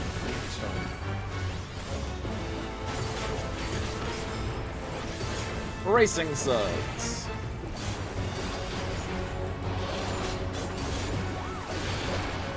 I'll just be in when it lands.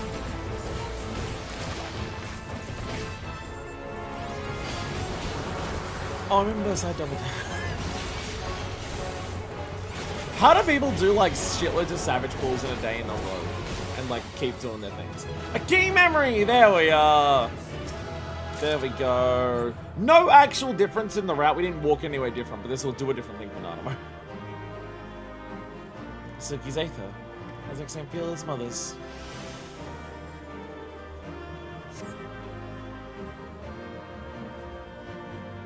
My, what a beautiful gun! See how the sunlight falls upon the flowers just so. I must want to protect this place. Why else set the Silky to guard it? She's actually like walking by and looking around. Make sure you did that last time. Imagine her coming here with father to simply sit and enjoy the tranquility.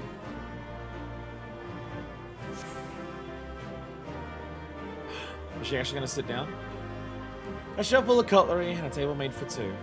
This is a haven of joyful memories. Mother, father, I'll do all in my power to see the sanctuary remains unspoiled. I was like, still off here, Papa Chan will soon note my absence. Let's go! Let's go! Hell yeah! Hell yeah! That's 11 of 12. That's one last route remains. Will this give us a hint towards what we have to do for this last one? If not, then I'm fucked. If not, then I'm fucked. On my 5th name day, my parents gifted me with a key wrought in silver, but not the knowledge of what it opens. When you are a woman grown, we will take you to the precious place this key protects, Mother had explained. Father nodded, saying it was where slumbers the memories of which neither we nor Ultima should ever forget. I, a child of 5, understood only that I was being forced to wait for my true present. Oh, how I had sulked in fumes back then. You know, I cling to that fading recollection with desperate fingers, like a failed merchant to a dwindling coinverse. 'Twas too soon after when Mother and Father were called away to Thal's eternal halls. Their sudden absence left me hollow and dazed. My ascension to the throne followed by torturous days of uncertainty, sleep, and sorrow. Seemed I stumbled across the desert, the sands burning one moment, freezing the next. All thoughts of keys and secret places were cast aside, forgotten. Why had they entrusted such a portentous gift to a daughter so young? Had they foreseen the accident which would befall them? Or had some other fact influenced their actions? Their true intentions are lost to time. There's only one thing that I can know for certain. That the key was left in my hands for good reason. I rolled the coloring. Okay. So I'm going to need some form of hint in terms of what to do for this final route, for this left-hand side. Deku, I will leave it up to your discretion. If there is a if there's a passage in one of the books that tells me the solution, you can go with that. Or, like, you can give me a hint in terms of, like, which room it's in, or whether you want to be, like, vaguer in terms of, like, it's before the teleport, or it's after the teleport. I will need some form of guidance, just because at this stage I have absolutely nothing. The only thing that I have is face fucking the area, and that has not solved anything right now. Because the only thing I think of is you need, like, it's either a rare green stone thing, you need to take the rare green stone up to the top, and that will open the extra door to the side. You need to interact with the cleaning stuff up the top to do something with that. Maybe it's bring over that enemy and make it do an AoE on the door to blow open the door, but I don't know.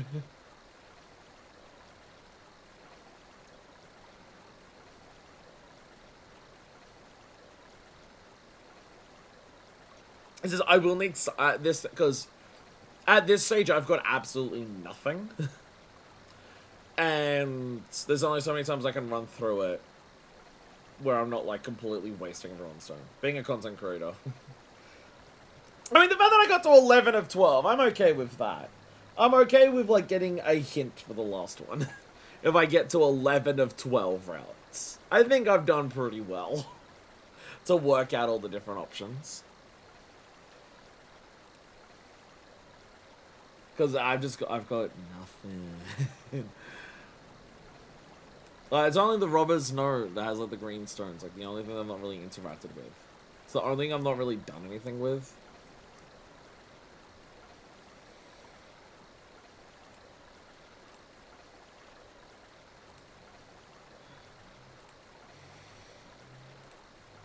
We have already been very, very close. You just missed the very last step. That tells me absolutely nothing. That tells me nothing. Okay, when you say the last step, do you mean after the teleporter? At least if I know that. After the teleport? Is it after the teleport? After the teleport, okay. Okay. Well, I have literally no idea, so we're gonna teleport and then I don't know what to do. After the teleport, I have no idea what to do. Because my only concern is that if I walk too close to the exit, Nanamo runs away. My concern is if you go too close to the exit, Nanamo runs away. So you have to, like, do something correct after the teleport without being too close to that. I was reading the book to see if there's a hint there, but I don't think there is one.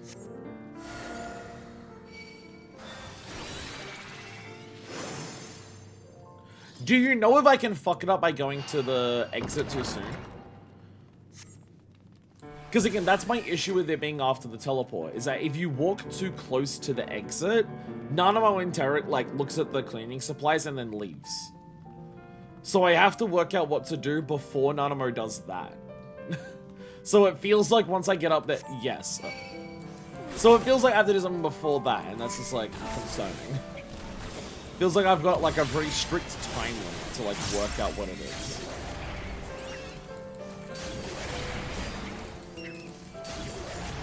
Because, like, after, like Facebook and roll around and things like that, it's like, there's nothing extra I can jump to, there's nothing extra I can go onto. It does feel like it's going to be easy, but it's just, I have no idea what. I have no idea.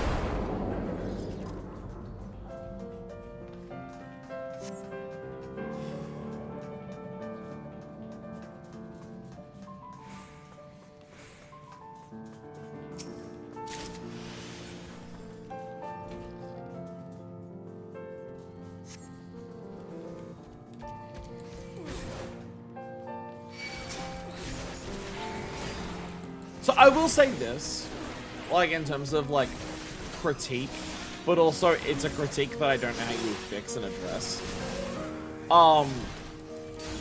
So, like, the trash pools, right? Like, I've complained about Endwalker trash pools because they're so, like, simple and easy and slow things down, because there's usually way more of them than before.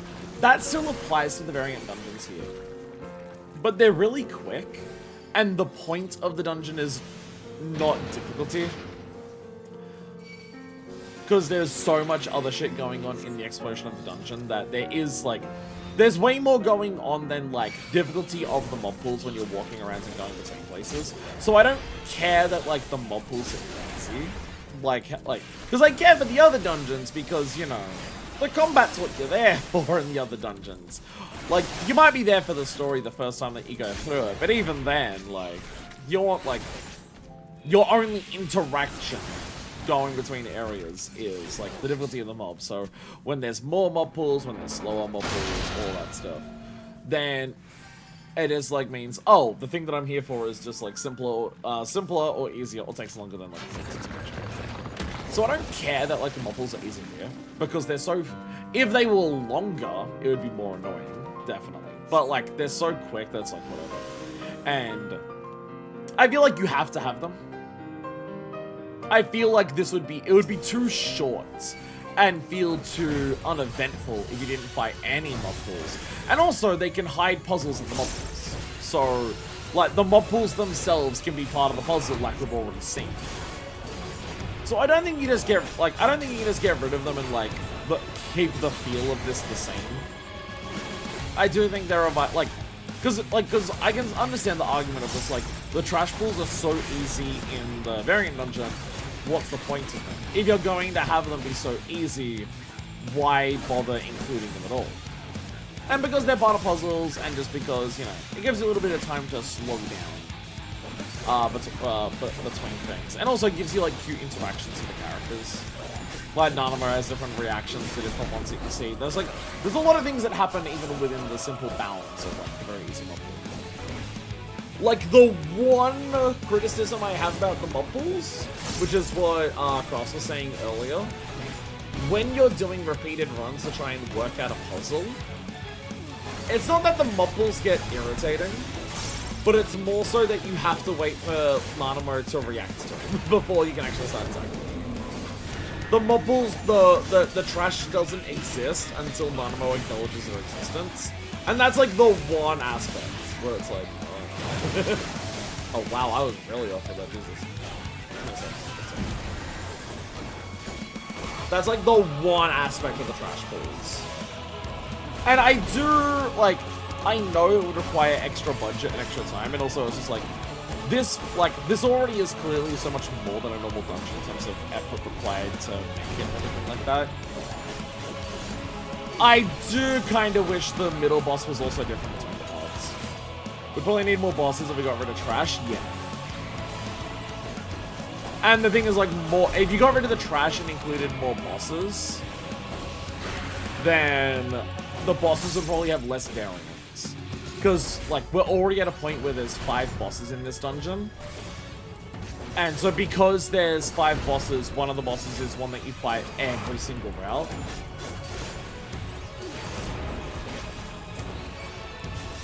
Because, like, like, the only real critiques that I have of the variant stuff is, like, the only things that I could criticize about this, which, like, I like so much about it, so I feel like a dick for even having things to criticize. But it's me, so I have opinions, and, like, my opinions are, like, about all the different aspects of the thing. That's how I like things. But yeah, I'm sitting way too close. But yeah, like, there's so much I like about this. If I had to say these are things that I don't like, it's not being able to attack the trash packs before the NPC says, "Oh my god, there's trash packs." It just slows down, like, the repeat runs when you're just trying to work out solutions a little bit more. So it's a little...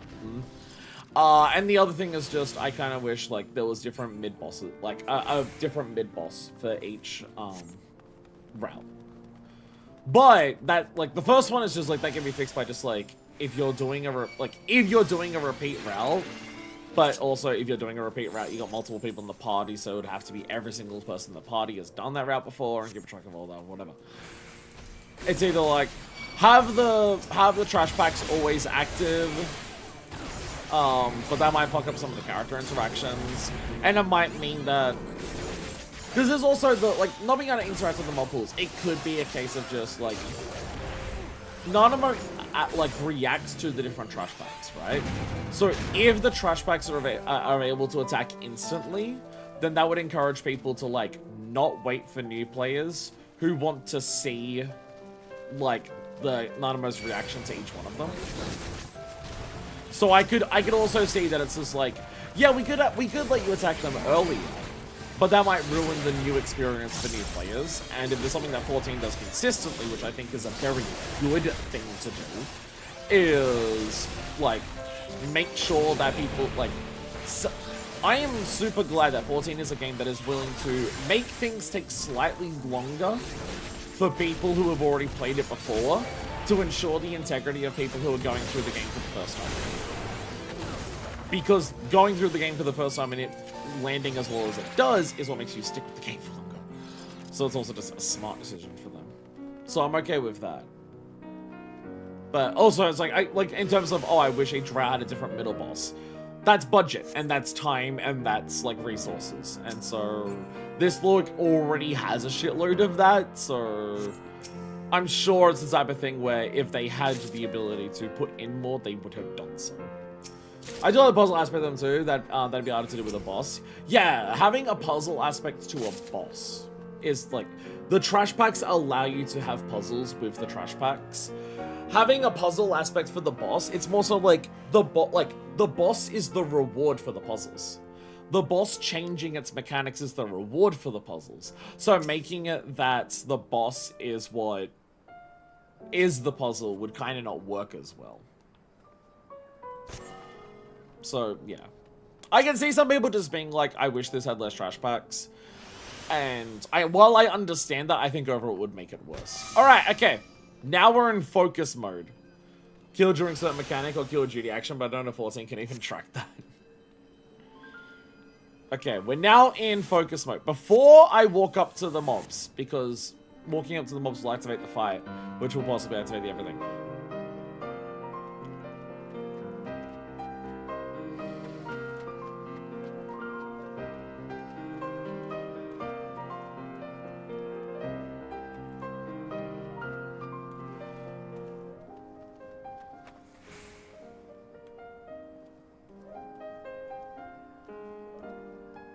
There's so little up here.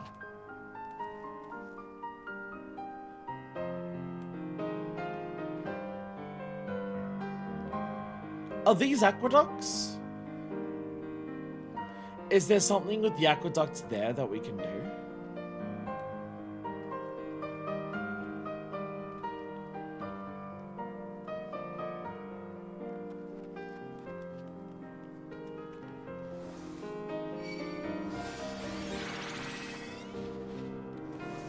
No, my headphones! They completely died. I keep being.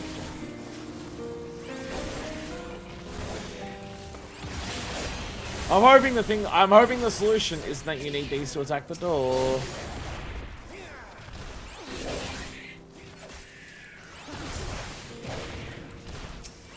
But the thing says Sil'dish aqueducts like Thorn Bolt, right? That's the other side of the Virtuous Node.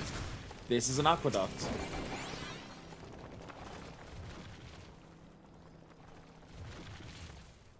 No, she immediately runs over. She immediately runs over. Okay. Okay, so it's very explicitly something to do with the trash pack.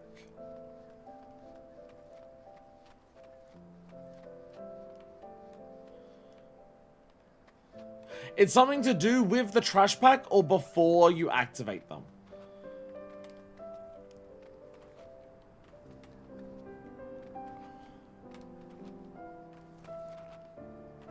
Because the moment the trash pack ends is when she goes over to the thing. So killing the trash pack means that you've failed.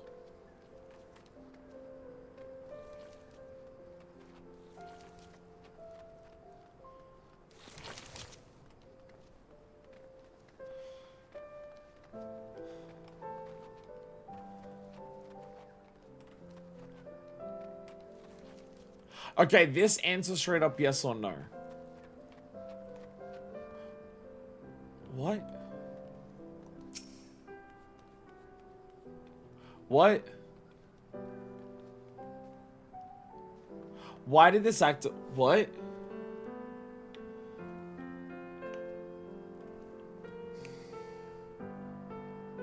Did either of you do anything that did this?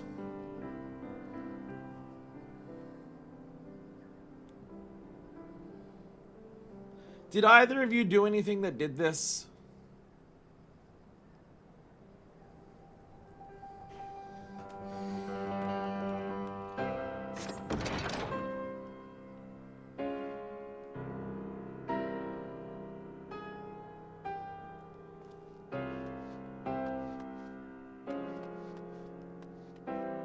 You have to let Nanamo talk about the brushes, but if you're too close, she just automatically goes ahead and skips this.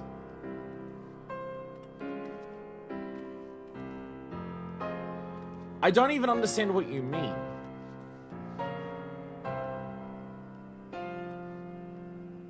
I don't know what you mean. Please describe more. What you're saying to me, I don't understand what you mean. Did we get it or not? I don't even know if we got it. I need you to use way more words to describe what's happening.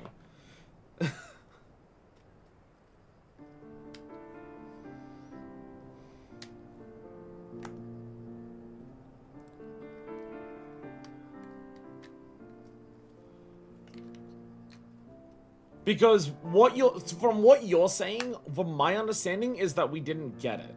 This is letting you know you fucked up.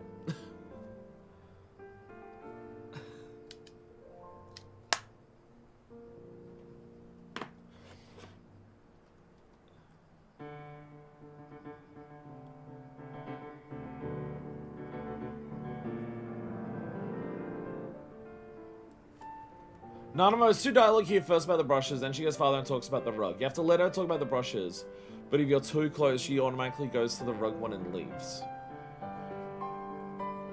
So, did we get it?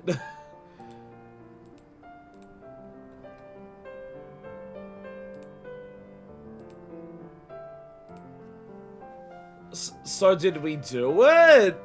Opening this door is the key. Oh, okay. So we open this door and now she'll say something different.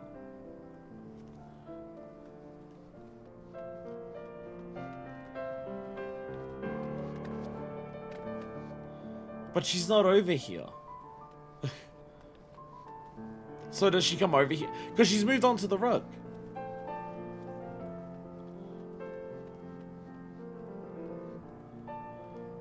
It would seem you discovered the custodian's closet. Have you heard the Uldan folktale of the magic ewer? Come over and look at it. It is said that it could scoop up any amount of water at once, and was locked away after it drained an entire oasis. Talk of jugs behind barred doors remind me of the legend, is all. Shall we continue on?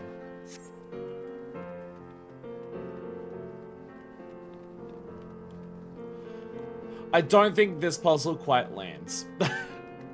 I don't think this puzzle quite lands as well as the others. Just because, like I'm all for obtuseness, but this one doesn't even make it feels like you solved anything. Like, I did this and it didn't even feel like I solved anything.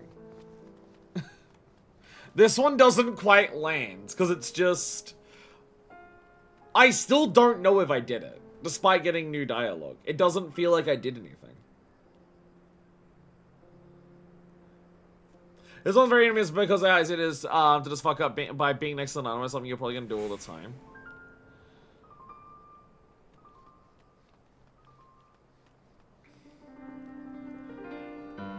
Like, I feel like if you open this, Nanamo should walk over to you. Like, if you open this, Nanamo should... Because also, you have to wait here a while. You have to wait here a while before this even, like, opens. Like, it doesn't feel like I solved a puzzle, more than anything. It doesn't feel like I solved a puzzle there.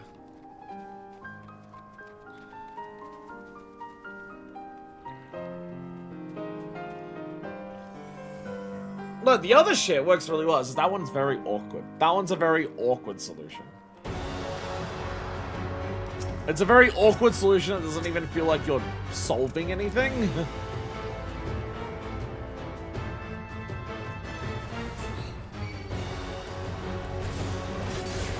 Nothing else is like an entire plot behind that. This is super clear. I guess the idea is just like all of the others more so feel like you've solved a puzzle like about the area. Like even the puff one, right? Even the puff one, you can like work that out as like, oh, the Silky uses the puffs during the boss fight because you made a mess. It kind of feels like all the other ones are like, you solved the puzzle about the dungeon. You solved the puzzle about like the actual place that you're in. You've worked out how to advance something in the puzzle. So that one just being about Nanamo's reactions is weird. I think that's why it doesn't land, is like, because I feel like I meant to solve a puzzle about, you know, the Sil'dish Subteranne to try and work out something about the place. Or like work out how the things in the place interact differently with each other. So Nanamo specifically being the interaction point for that, I don't think really works.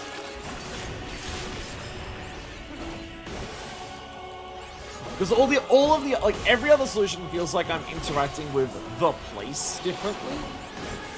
But that one I'm interacting with Nanamo differently. Like, the only reason I can and can't open the door is because Nanamo runs away or doesn't.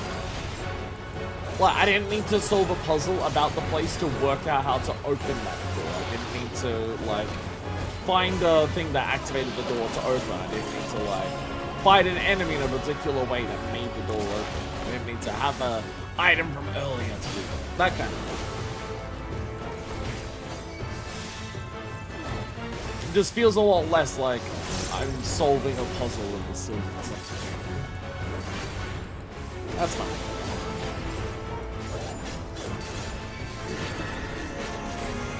So, the whole thing with like this was like, it's a bottomless ewer, right? Fucking Christ. Terrible. The whole thing about this was like, oh, it's a bottomless ewer of water, right? So I assume we're gonna get like way more water in this version then. Because we got the bottomless jug.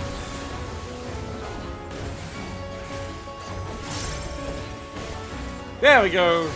Eastern Ewers.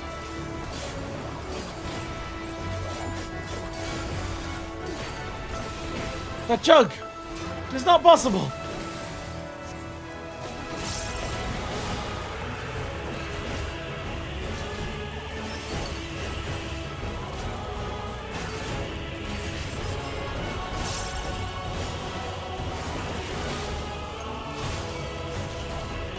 So yeah, it feels like I should have to do something like, oh, I've solved a puzzle, I've opened up the Custodian's Closet as the Ewers in it. Oh, and now the boss can use them because I solved the puzzle to open.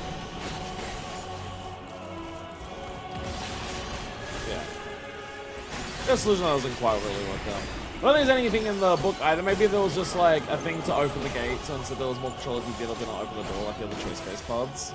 Yeah. I missed. I missed the direction.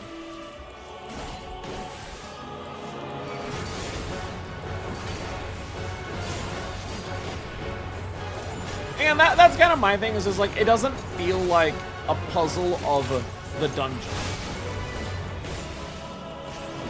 But they realized their puzzles were about, like, interactions, and you gotta do, like, work out the highly specific interactions to solve the puzzles, and, like, that's a good thing. I like how weird some of them are. I like that there's, like, oh, 5 mobs, and you gotta kill them, all 5 of them in order. That shit's cool, and also you get hints for that one. The hint just being, like, but that one just being... Core of the issue is that the puzzle is about interacting with Nanamo in a specific way, not the dungeon. Which also makes it way less clear that's like what the actual puzzle is. Because why would I think how I interact with Nanamo would change whether the door opens? It doesn't. But most of the other puzzles have some form of logic in terms of... There we go! All survey records! Let's go! Big achievement. Hell yeah. Hell yeah, we got the big achievement for that one then. Yeah! Final boss at 8th to confirm my suspicions. It was Evelyn Mother who created the Silky. I mean, again, 1 path out of 12 having a weird solution to it is fine. Like, if it, like, 11 out of 12 of the solutions are fun, and the last one's a little awkward, I don't really care. Most of the place one's find at the end of a grimy tunnel. Like a weird one. It kind of sucks that it's our last one, but I'm not, like, mad. I'm not mad about, like, in this tableware. I'm not mad about, like, what that one ended up being. I'm not like, oh wow, that one absolutely sucks. I'm just like, that one could have been better. The others are, like, maybe in quite little retreat, the familiar put in place to protect him. All of the other ones are, like, really good, and that one's just like, yeah, that definitely could have been better. But that's it. That's like, I know I'm ranting about it a lot, but that's what I do. To discover and feel the echo of their presence, nonetheless. Well, I should like to link the Sil'dish but I will note of my absence. Let us be away. Yeah, like, I know I'm ranting about it a lot, but that's just what I do. I don't hate that. I don't hate it. I just think it could have been a little more improved. I don't think it's terrible. It's just like, it doesn't quite land as well as the other ones because, like, what you're interacting with and what the solution is a little, like, bizarre compared to what types of puzzles you're solving for the others. That's it. That's, like, it. I just like ranting. How is that the first one? How is this the first one? How is the one where you gotta work out how to teleport correctly and then also work out how to open the door? How is this the first entry? But we did it! We got all 12 routes. Let's go.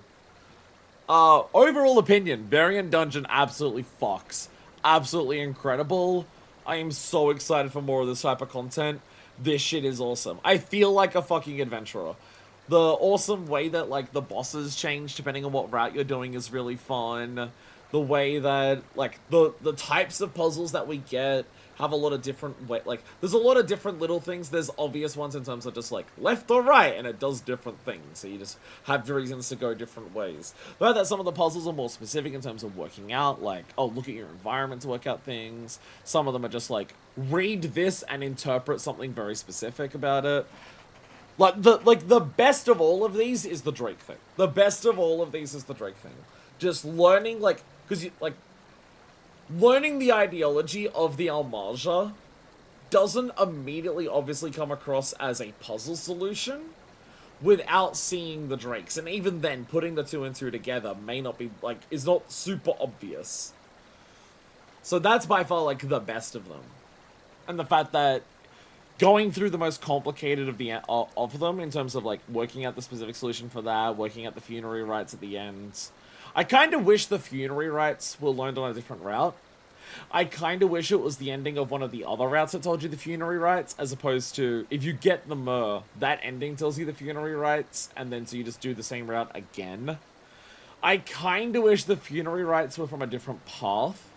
So, like, okay, I've worked out I need to do some funerary rites for this thing for it to work, because I've got the Myrrh, but I don't know quite what to do, and so you're encouraged to explore other paths. The fact that it's just like the fact that the super secret path, the way that you learn how to do that is to, like, do half of the super secret path, and then that's the thing that tells you the end of it.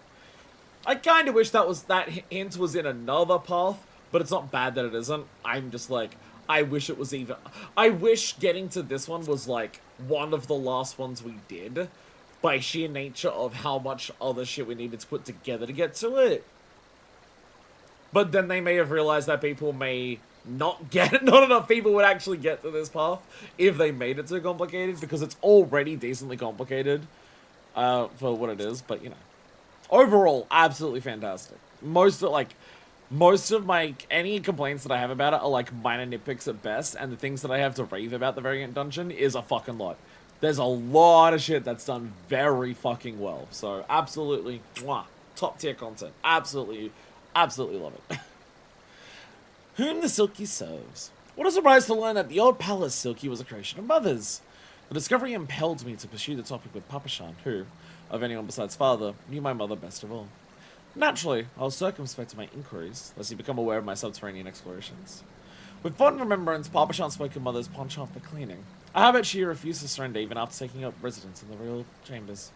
Her ladies-in-waiting were positively scandalized, hid away every brush and broom that Sultana's hands not be sullied by common grime.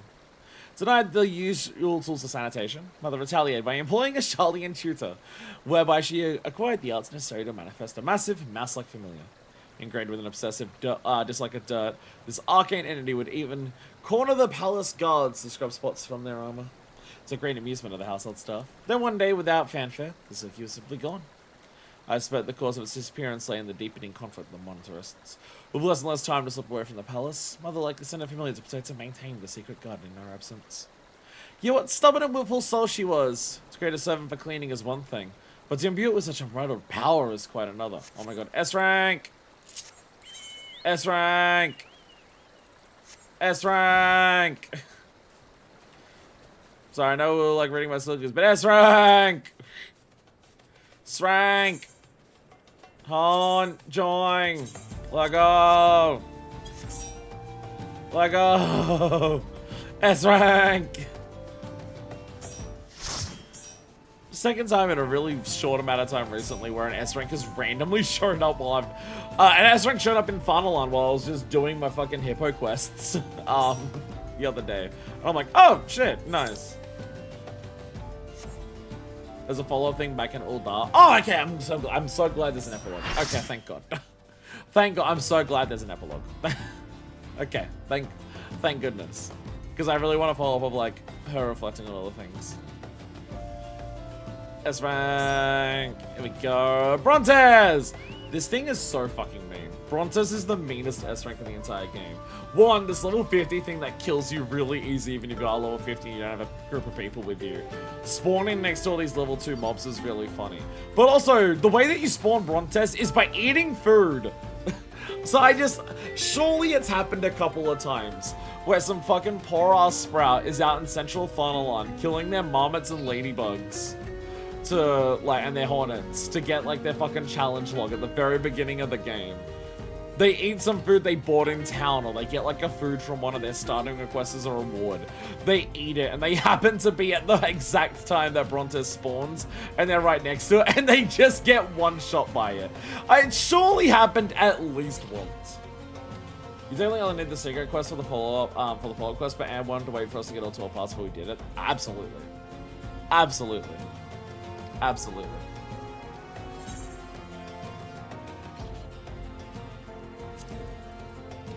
I was wondering if there was going to be any titles. I was wondering if there was going to be any titles for this. Yo, we get the... Oh!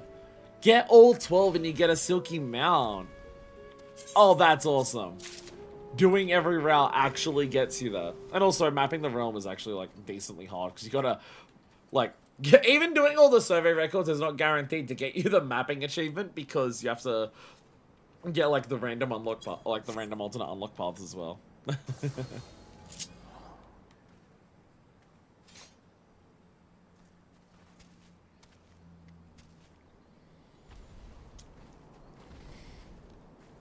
Got a lot of people here.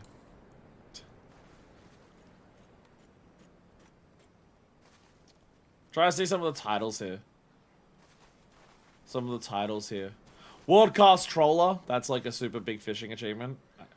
Wardcast Troller might be like a certain amount of points in ocean fishing overall.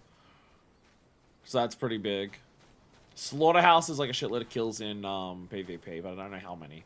I can't remember if that's like the 1,000, like the 10,000. Very funny, you just kept getting unlucky with that gate. Walkout Brontes is always just there, just fucking one-shotting you every time. Okay, there's a Queen Bean here, actually. I was about to say, are there any impressive titles around here? Because it is, haunts usually have that. Jellyfish Fanatic, that's a big fishing achievement. That's like getting the achievement for a bunch of that. This is a Queen Bean here, which, fucking Christ, impressive, assuming you didn't, like, use mods. Brontes! That's not Brontes. Actually hit the thing, please. There we go. There we go. Whoa! Didn't even get, like, capped on every fucking thing that exists. I just got some allied seals. Do you want to hit the marmots? No, not really. And everyone goes on to their next S rank. And everyone immediately runs to the next S rank. Anyway, Silky time. Silky time. Summon the Silky! Let's go! That's all Silkies.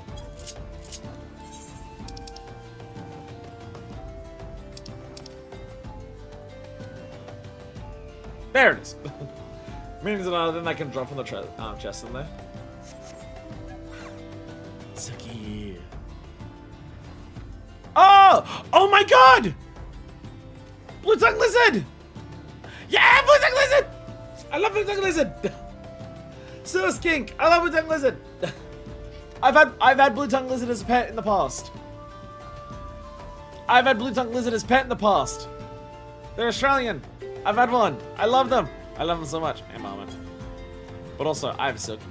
I like how when you stand, like, I like when you're stationary with a silky, how it actually, like, sits up on its back legs. That's adorable. Silky! Hell yeah. Hell yeah.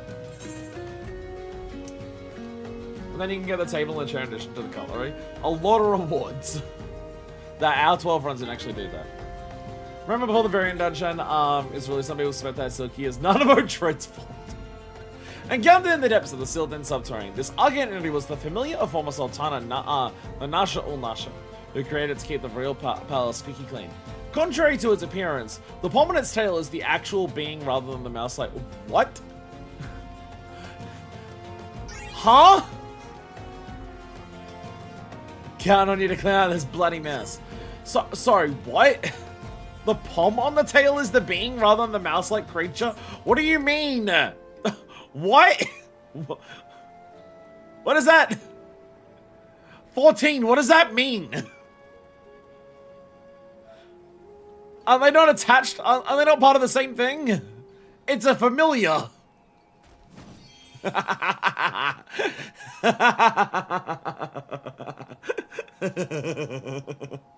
Incredible flying animation. Wow, my fat. Wee. Sugies, let's go. My Sugi's head banging. Let go, Sugies. Let go. Oh. What's up? My bear's stronger than your bear. My bear's stronger than your bear. Think like an anglerfish's lure. It makes little jingle sounds. I like it. I like it. Hell yeah, Silky! So do all of the variant dungeons, however many there are, do all of them have a mount for completing all of the routes? Because if so, goddamn. Easy way to get a mount. Just finish all those. Yes? Oh, that's fucking amazing. That's fucking amazing. Actually, just shitload of mounts. Everyone's using Silky mount for the first week or two. Oh, I mean, look how cute it is. Even though this is apparently not the actual creature. Look how cute it is. Whee! Let's fight a town. So go back to the VNC.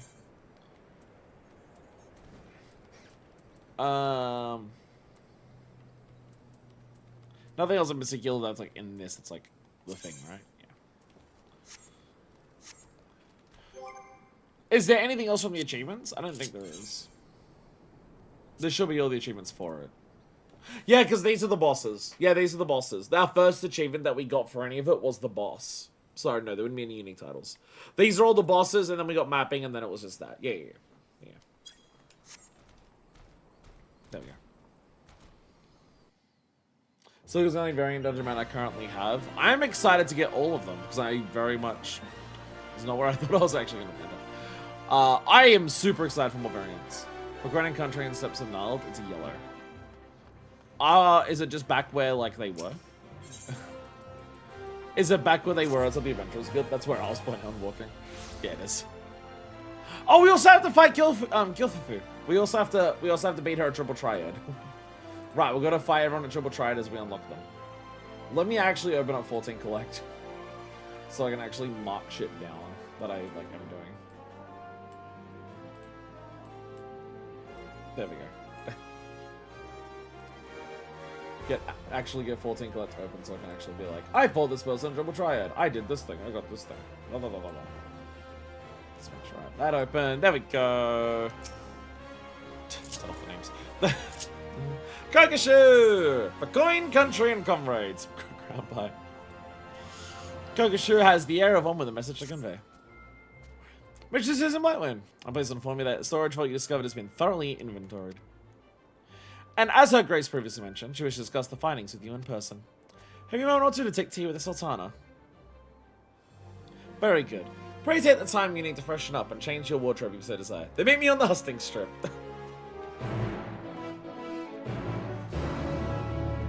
Do I need to change? I know I'm like meeting with royalty, but also I think Nanamo would be annoyed if I like tried to dress up in a suit to just hang out with her. I think Nanamo knows that we're a bit past that point of needing the formalities. She was literally in an adventurer car beforehand. Thank you for coming, Mistress Hildibrand. Her Grace will see you now.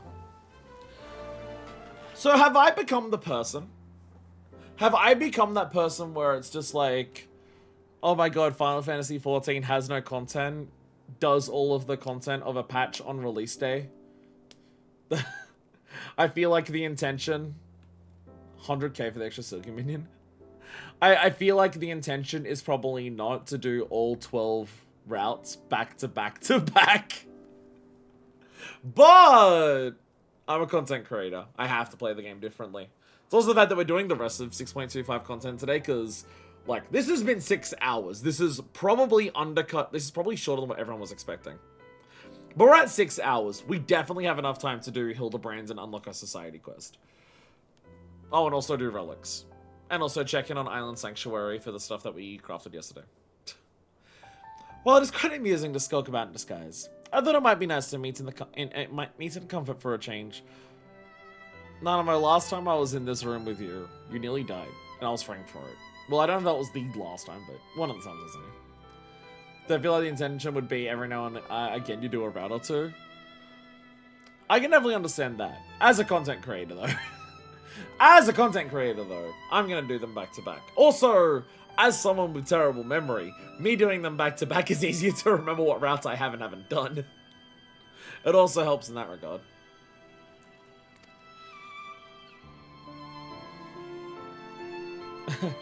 That said, I am reminded of our private audience around the time of the victory banquet.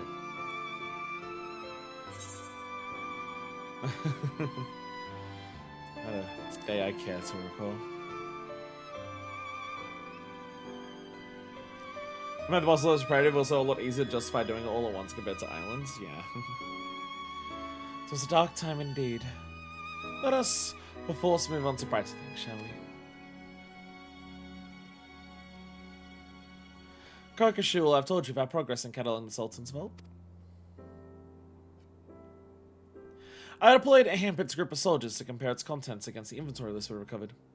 And it would seem all items were present and accounted for. There was no evidence of thieving or vandalism. Now they'll be praised. The question is, then, is what did the Sultan of the Thorn Dynasty deem so precious that it must be concealed in an underground archive constructed for the purpose?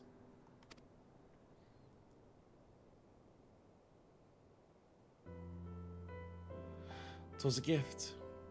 Other kingly treasures were stored there, of course, but pride of places at the top of the list was a tribute from the Al-Masha. Uldans and Al-Masha once fought side by side to purge the Sil'dish Subteranne of the undead, and this tribute commemorated their well-fought victory. True accounts of the matter, however, have long been stifled for political expedience. Thus, the generations of rulers seek to keep tribute safe and secret, that evidence of our historic alliance might never be forgotten. They believed the world would change for the better. They believed that preserving our people's shared past would aid us in embracing harmony when the time was ripe for reconciliation.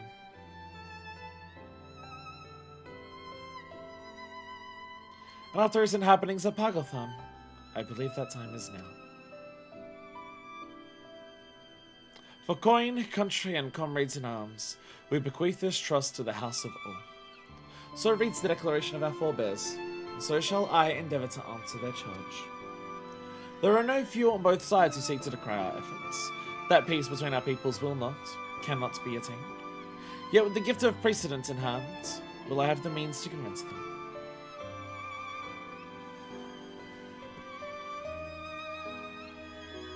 And I have you to thank for arming me with the truth. Had you not answered my selfish request, or persisted with such patience, I may never have made this wholly unexpected discovery. You have my deepest gratitude manifest. Ever shall I cherish the memories of our explorations. Aww. Aww.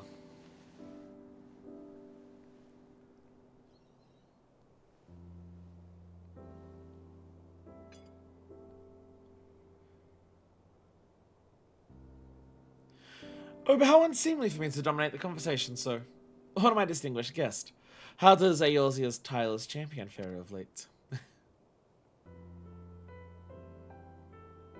Been going well since we, saved existence. No, Manifest is in an amazing place mentally at this stage.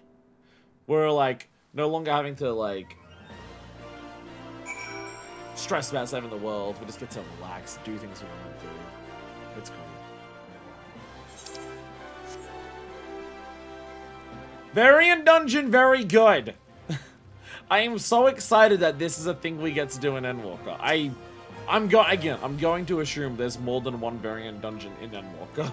I can't imagine they introduced this system and only put one of them in there. It's not as long as a deep dungeon, so I imagine they have to do more than one. How did you enjoy your tea? Sultan had much to talk about you, it seems. I understand that adventure of your caliber is in high demand, and we do so appreciate you taking the time to assist our grace, both now and in the days to come. I also understand how difficult it can be to finish one's cake in the presence of royalty. Here, I've had you some sweets for the road. Fare you well, Manifest decent bluntly. Hey, let's go! Let go! Very good, very good. Like... Sultan, hey! And an achievement for it as well. And an achievement for it as well. Let's go. So many achievements today. Oh, these have titles! Sultana's Shadow. Hell yeah. Hell yeah. Fucking Jesus Christ, if you want achievement points. Fucking hell, if you want achievement points, by the way. 20, 30, 40, and then another 20 for each boss. Fucking 60 points. 60 achievement points for clearing that out. That is quite a lot for, like, one piece of content. That is quite a lot of achievement points for that. Very good. Very good. Very good. Do I think it's overall, like... No, actually, to shop... Oh, we gotta go back to Charlie. We have to journey to Charlie and strike a bargain with the woman who, shares our gift. Right, I forgot. Butchers! No, kill Kefir! I gotta fight Triple Triad. We have to go back to Uldar at some point. We have to go back to Uldar. Give me a sec. But... let's do this first, then we're gonna go back to... Fucking... shit. Dicks. God damn it. Another one shown right now? Oh, okay, so yeah. Because we already unlocked the thing. And then... well, I think I know how many more there are. I think I know... so that... we get 2 more? God damn. I love that shit. We get 2 more? Hell yeah. Sil'dish Artifact Exchange. I suppose we're going to go so for our odd job contributors. Sorry, artifacts you'll like find a far one just less than ordinary guild. Silver. Oh, silver's the criterion, isn't it? Silver's the criterion. This is the noir stuff. Oh, it's not crafted. It's potsherd stuff. Oh, I've seen people wear this and I've seen it on the market board. Okay. Oh, Sil'dish earring. And it has the helm and the grape. That's cute. That's cute. Actually, like the helm and the grape earring for Sil'dish. I really like that. And then ample appreciation. Oh, that's why. That's why Nanamo's using that emote constantly throughout the dungeon. That's why Nanamo does that in every room. Because it's the reward. Fair. So what's the silver?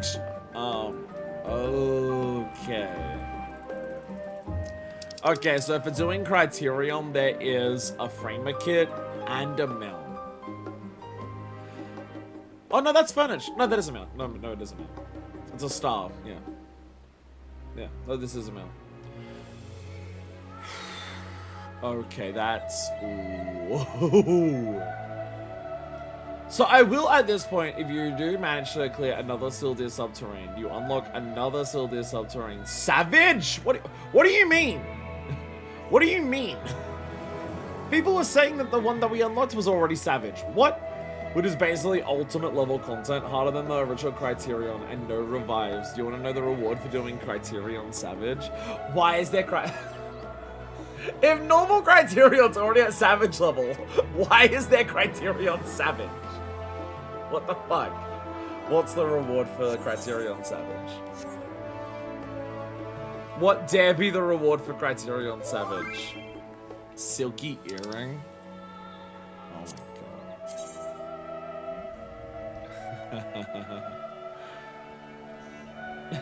god.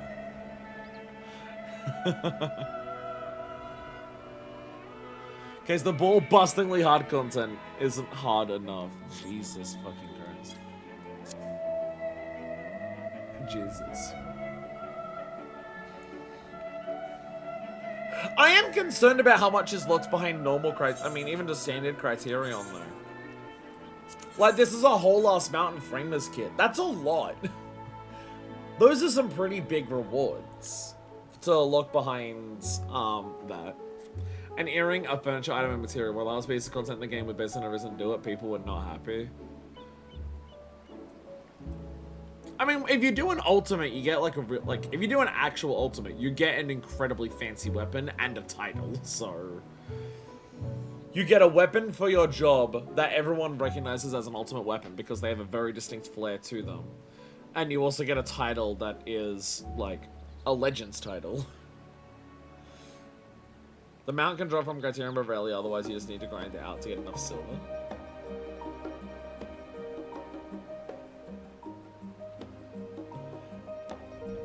I'm now concerned for this because, like, I want the mount, I want the framers kit, but also, shit.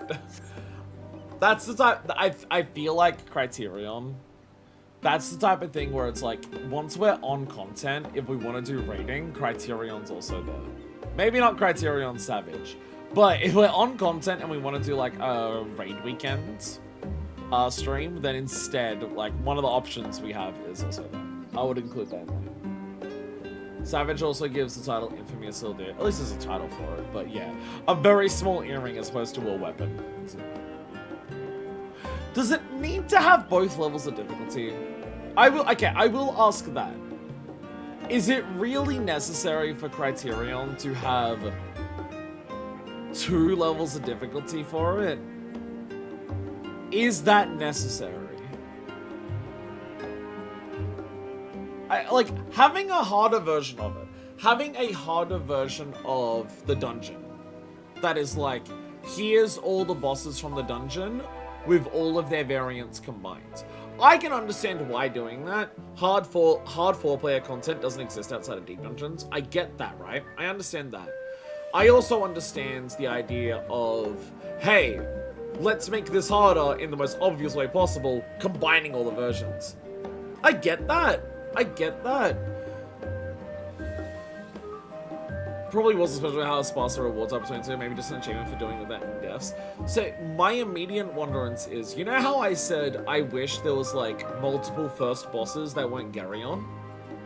How I wish each path had a first boss that wasn't just another Geryon? I like that Geryon gets so many variations of like alternate mechanics to add to it, but also every time you do Subterranean, you're gonna get a Geryon, right? Is it possible they could have transferred the resources from one of the hard mode versions into giving variant different Geryons? Like, a different first boss? I feel like that would have made more sense. Do you really need to, like, other content doesn't have 2 levels of hard content. Like, that doesn't exist in other content. Well, I guess Ultimates kind of do that.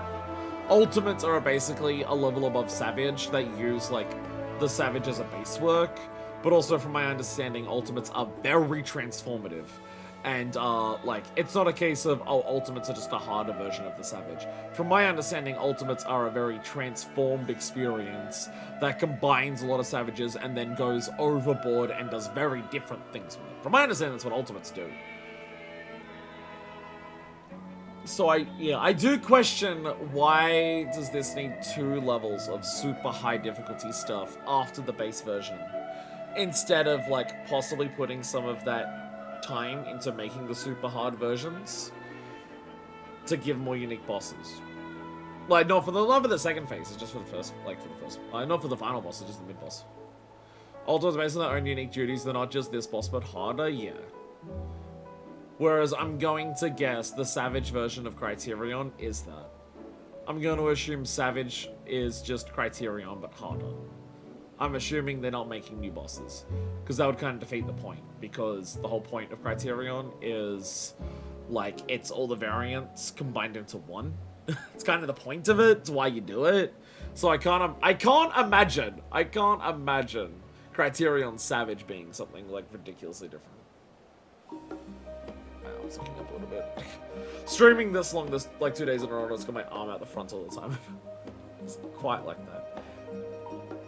Not quite the biggest fan of that. Anyways! Shall we do more Hildibrands? No! Go to fight! No! Triple triad. Ulda. Go back to Ulda. Before we get distracted. Go back to Ulda! Back to Ulda. Go back to Ulda. We need to do the, triple triad. Do triple triad. We're doing no triple triads as we unlock them. That's how we do this. Triple triad match with me. I might not pose much of a challenge, but it took me a great pleasure to play against you, nonetheless. Swap Chaos 3 open and plus. Fucking awesome. Fuck me up, fam. Fuck me up, fam.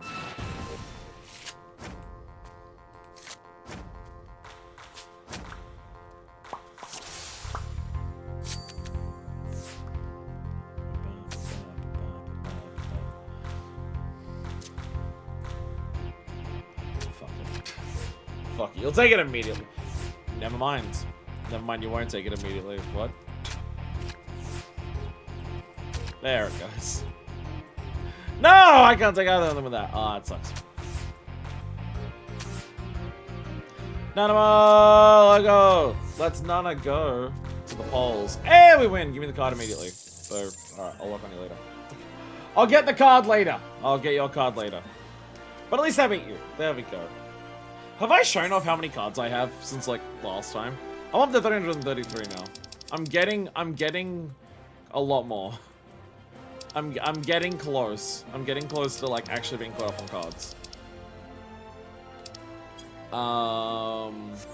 Go achievements for a second. I can't remember. I remember I got an achievement for, like, getting another card. I can't remember if I did that on stream or if I, like, already have used it or not. But let me go to Gold Saucer. I go down to... No, I did, yeah. Shadowbringers Thankful. So I'm up to that. So I'm a couple cards away from Xenos. I'm 11 cards away from getting Xenos. So there is that. So there is that. And we're also, like, 11 cards away from actually getting the Triple Triad mount. And this will happen after we beat Base Storm Trail. But, yeah.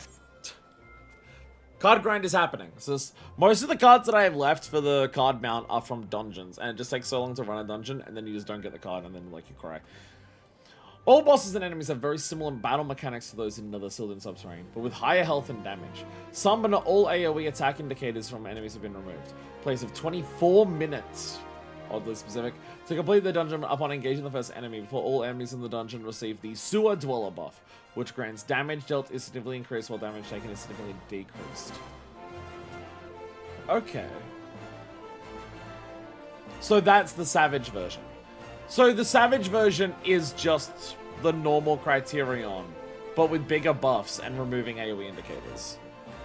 So they're not actually new fights, it's just, like, stricter DPS and damage emitting and healing checks, and, like, no AoE markers. Don't know if that's necessary. Plus no revives. Don't quite know if that's necessary. That doesn't feel necessary to be a bit of content. Like, okay, So, me saying, does there need to be 2 versions of hard mode? Could you not put the resources from hard mode into making new bosses? The answer is no. The answer is no, because what they're describing there doesn't sound like it would take a ton of resources to make anyways. But also, does it need to exist? I just don't know if that's the most interesting thing for people to want to do. Like the type of people who like hard content. Would they enjoy, like, here's Criterion, it's really hard. Here's Criterion Savage, it's really hard. It's basically the exact same thing, but harder. It's basically the exact same thing, but harder, but... Overall, I think people like variant dungeons, Criterion dungeons went a bit too far, especially people who've been asking for more mid-core content. Is it a case of they overscaled it? Did they expect Criterion to be mid-core and for Savage to actually be Savage difficulty? Because I can understand that. I can understand, like, I can understand if Criterion was meant to just be, like, not Savage level, but maybe extreme or slightly lower. I could understand if normal Criterion was just, like, the primary premise of it is, it's the dungeon but combined. It's obviously, because it's all combined, it's going to be harder, but it's not, like, super fucked hard. I can understand there being 2 levels of, like, Criterion if that's the intention. If the intention is, here's a 4-player dungeon that is much harder than the average 4-player dungeon that you go through, and is basically equivalent of, like, 4-man extreme, but in a dungeon setting. And then Savage is for people who like Savage rating. I can understand if that's the intention, and the naming convention kind of implies that.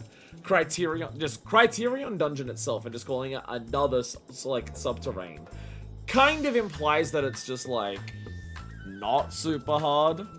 So I can understand if the intention is that it is, like, Variant is casual, Criterion is mid, and then Savage is high-end. I can understand if that's the intention, and maybe they just overtuned the fuck out of it, because you've been describing as, like, Criterion is Savage level to begin with, and then it has a Savage on top of that, which is an ultimate equivalent, which sounds like they overtuned it way too hard. Overall, I already done. Probably, yeah, too hard for the idea of, like, actual hard dungeons. Yeah, I could understand why Criterion has 2 levels if the intention was normal is mid-core content, harder than most dungeons, for 4-player content that's harder than most dungeons. That's, like, kind of on an extreme level, or maybe a little easier, or slightly higher maybe. And then Savage is on Savage level difficulty. It's Savage rating, but for 4 people. I can understand that concept, but if they've overtuned it to fuck, then it's just like, oh yeah, it's 4 player. You have casual, and then you have Savage and Ultimate for 4 player, and it's like, what? Anyways. Actually, I was about to say, anyways, which I did say several times. Before we the Brand of Hild, I'm gonna get another drink. I'm gonna get my 2nd energy drink. What about 2nd energy drink? It's coming right up. Ow!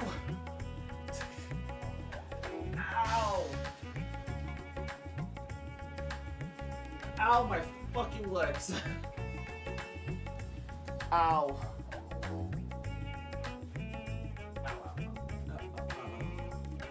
Ow. Have we changed headphones? Yes. I've changed headphones, so we should be good. We should be good. I can tell I've changed headphones because I can hear it in both ears. I was about to say I don't remember, but I'm just like, wait, I can hear in both ears. So I definitely have. So what's it? We got this, Relic, and Society. Yeah, we're like 6.5 hours and we have time to do that. It's later in the day because we got delayed by 2 hours because of fucking OBS and Nvidia updating, but... Last one was peaches. This one is blue raspberry, which is very delicious. It makes Dencha jealous. Dencha, VOD watching. You're jealous. Yeah. So, I think this also, because there's going to be future variant dungeons, this gives us a very good baseline, I would say.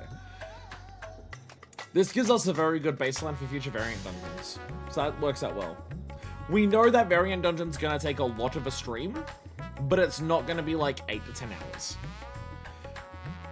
We know for the future that we can do a variant dungeon and something else in the same stream. I mean, I guess it also depends on what that something else is. Some of the something else is maybe actually too long. Oh, also Deku. At some point, like, within the next week, I'll probably need a list of, like, what is in 6.3. Today was the experiment day, and honestly, I think the experiment went very, very well. Experiment seemed to go very, very well. But yeah, if you're able to, because next weekend will be 6.3 MSQ, so it'll be the week after that that we'll, like, move on to, Second Alliance raid, ugh, and all this, and all the other content for that. Lunar Conspiracy! Nashu Makaraka awaits your approach, like a butterfly poised to set off a hurricane. Manifest, I have a new lead! And just as I promised, you're the first to know! Before we get into details though, I should give you back your soul container. I gave it a good scrub first, of course. Being the gentleman that he is, I'm sure this Smith wouldn't want to leave any lingering spiritual odors. Thank you, Graha would probably want that back at some point. Maybe. There. Now you listen to my findings of having distracting thoughts like, when is Nasha gonna give me back my soul container?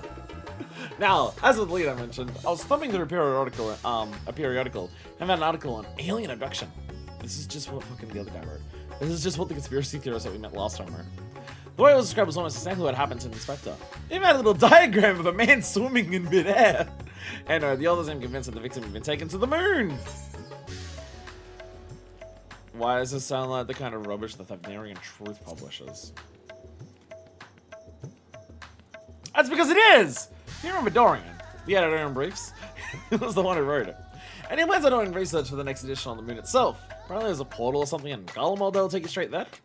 Oh, but a world-hopping adventure like you must have been to the moon already. No, like the back of your hand, I bet. Yeah, actually I do. Thought so. So it'd be nice to have an expert guide up there to help me search for clues. What say you? Should be used across the nonsensical ramblings of a man who sees aliens in every shadow.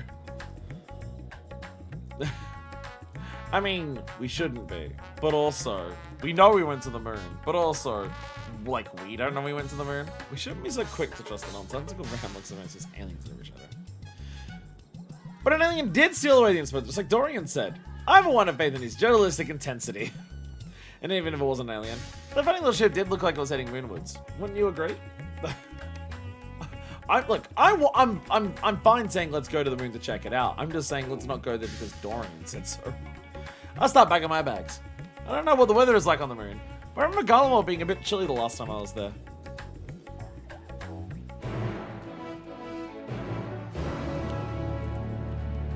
You've been to Garlemald? Has any point in the story Nashu mentioned her going to Garlemald, or is she just casually bringing up, oh, by the way, I've been to Garlemald?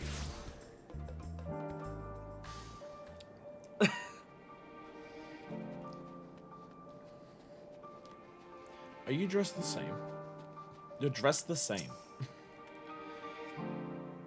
I mean, I'm still in a suit, but shut up. Oh, it's much colder than I remembered.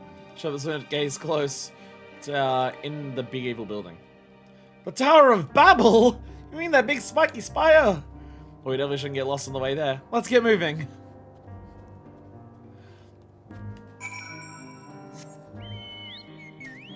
That's not a Silky. That's a Silky. There we go. Yeah. Silky! Wee. Just wobbling back, like side to side. Oh, me talking about like, oh, I'm like 11 cards away from triple triad things. I literally have these two here. Again, I gotta add those things to 14 collect. So I usually don't add things to, like that on stream, so I can add them to 14 collect. But I guess nothing is stopping me from just activating them now and looking at 14 collect as I do that, and then just doing it all together. It's not like people are worried about me going too slow in a 14 stream, considering that is just every single 14 stream that I do. Me slowing down to go to a website and typing in the name of the item is probably not going to slow things down that dramatically compared to me going What's up, Nashu? So, this thing will send us up to the moon. Just like that. Courage, Nashu. I mean, we have to go through quite a bit of it to get there. We need an express ramp that takes us there. The world is in great danger and the people deserve to know. I have to reach the moon so I can expose the truth. Oh no. As I've explained to you twice already, I can only allow passage to authorized travelers, which you are not. Ah, you're with them, ain't you? The aliens infiltrate every layer of our society. What the blaze are you talking about? I'm Dalmascan, born and raised. I don't really see much about Nasha or Gullwatch. She's just casually been there. Oh look, it's Tharian! Yeah, they're in briefs. That's Delian, editor-in-chief. Thank you very much. And you are friends of the abducted, I believe. Manifest, greetings. You acquainted with this man by any chance? He exposited in my direction. Once. And that was enough, I'd wager. He has trouble written all over him. Monifist, as in Monifist Deucin Blightwind, Slayer of gods, Savior of Ishgard, Liberator of the provinces, Stealer of pants. And I've had to recognize such an unbelievably famous individual. As a champion of the people, you have a duty to lend us through this fat strangling checkpoint. We can't let your comrade's abduction go unsolved. He needs you, and the world needs my article. Yeah, like, he might sound like bullshit, but we do actually have reason to believe that our comrade's on the moon. And you believe he was taken to the moon? Well, it certainly sounds like an emergency to me. Your acquaintance here seems sincere in his desire to help. So I'll grant him special dispensation to accompany you just this once. He proceeds to navigate. Mysterious forces that thrust us together. And though I trust the fates about as much as I trust that obviously compromised gate guard, I'll leave no moonstone unturned. The truth is up there. This is my conspiracy theorist voice. I could do Dale Gribble, but like, that'd probably hurt my throat too much. No, I'm not doing this so he leaves me alone. Oh, no, I'm not doing this so he leaves me alone. Shut up. Sorry, like Zara saying that. Not, Dorian. Moon! Hey, gamers, do you remember that we go to Final Fantasy in Final Fantasy 14 and what could we go to the fucking moon? Do you remember that we do that, like, at level fucking 83? Is this it? Are we here? Oh, the moon's just as white and shiny up close. But I'm made of cheese. And his item expected Hildibrand either. So we've arrived already. Empire's technology is more advanced than I feared. Over there! And to build some kind of forward base on lunar surface. Must sneak in and blow the lid on their invasion plans. Do not kill the Watcher for fuck's sakes. Looks like Dorian has the lead. Come on, we should follow him. Don't kill the Watcher for fuck's sakes. Don't do it. Asshole. Hey, love Brett. Watcher, I am so sorry. I know you like when you get visitors, but I am so fucking sorry. Aliens! Honest to God's aliens! Now it's about to be so tall. Also small and bunny-like. Welcome. If I had known I was receiving so many visitors, I would have sent for more tea. That voice! Speaking inside my head! I know the words, but their meaning's clear. Ah, are they wielding psychic powers trying to brainwash me? You're right there, friend. You know with anything in particular? Laconic Ingwe. This one speaks our tongue fluently! Learn from your Charlene collaborators, I'd wager. Don't think you'll fool me, or with your adorable bunny nose and silken ears. I'll print the truth before you arrive to beguile my fellow men. You're very unchased friends, aren't you? Not sure who or what put up such odd ideas in your companion's head, but would you mind setting him straight for me? I love the idea that we've gone through so many Hildebrands where we have like the straight man joining us, who's so like confused by the absurdity, that we now have a twist on that character where we have Dorian, the guy who assumes the most absurd shit possible, even more ridiculous than what Hildibrand is doing. It's really fun.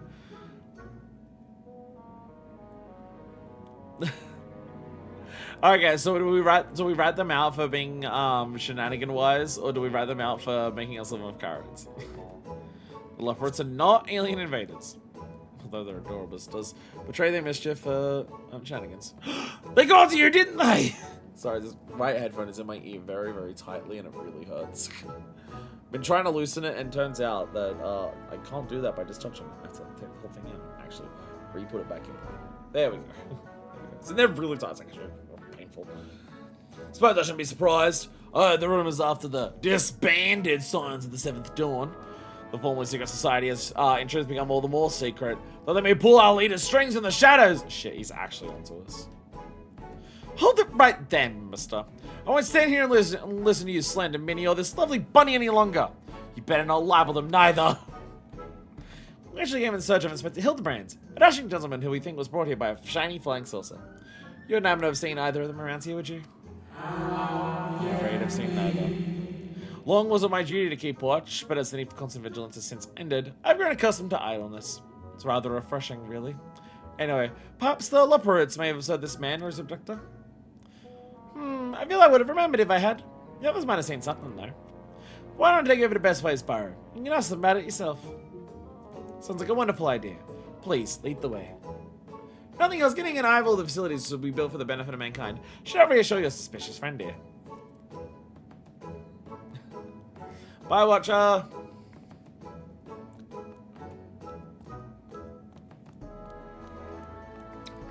Bye, Watcher!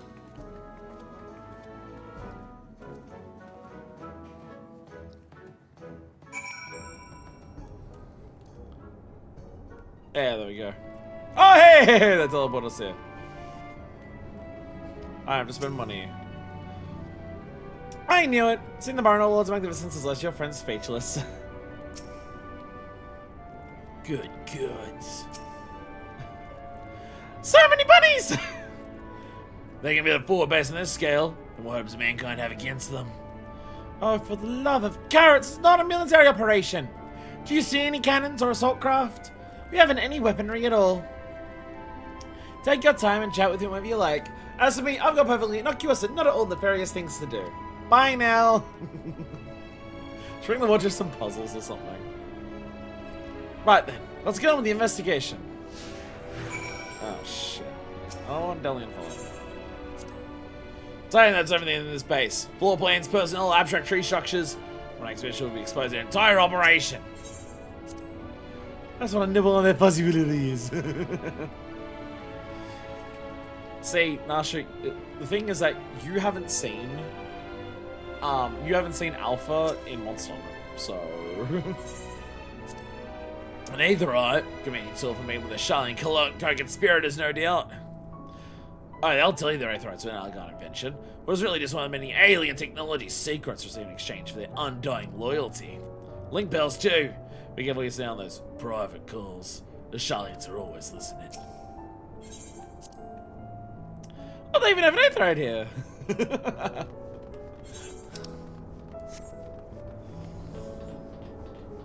Delian, you fucking suck so bad.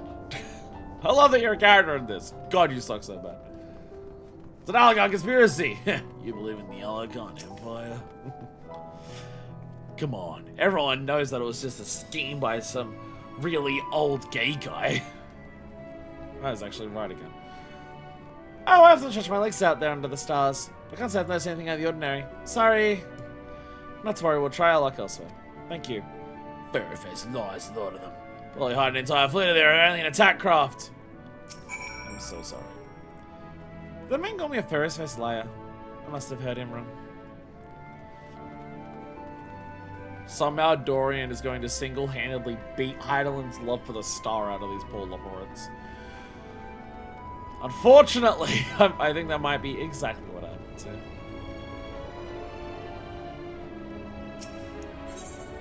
Discuss the machinery beneath the floor. Cool, that's a big fan. Must get hot in here. Look at it go. The propulsion engine? Of course, this is no mere moon. The satellite upon which we stand was never a natural celestial body, right? It was a grand fabrication of the ancient. Yeah. yeah, it was designed to contain Zodiac. We learned this back in Heaven, so we'd catch up. They were shot with aliens, no. Contact with aliens even back then! For the purpose of their ambitious construction has eluded us. Until now, Slavic means a colossal star-faring vessel. Delian, what's your opinion on dragons? For a man obsessed with aliens and their conspiracies, bro, do you have a single opinion on dragons? You know, the actual fucking aliens? Oh, ever since we built the Excitron 6000, we get all kinds of people around here. Could you describe your missing friend in a bit more detail? Lobbroots actually have a lot of visitors now because of adventurers just wanting to do treasure dungeons.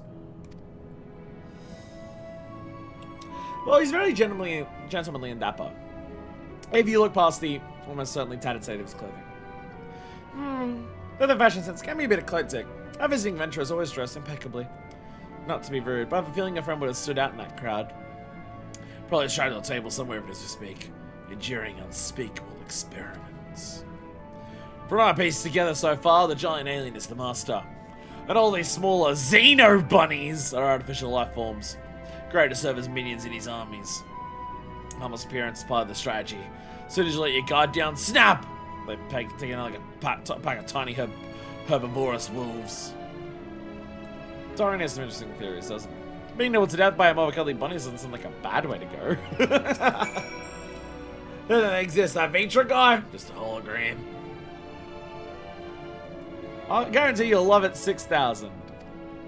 I did enjoy it. We did a whole stream on it. Well, not a whole stream on it, but we did a stream on it. We did do a stream where we did Excitron.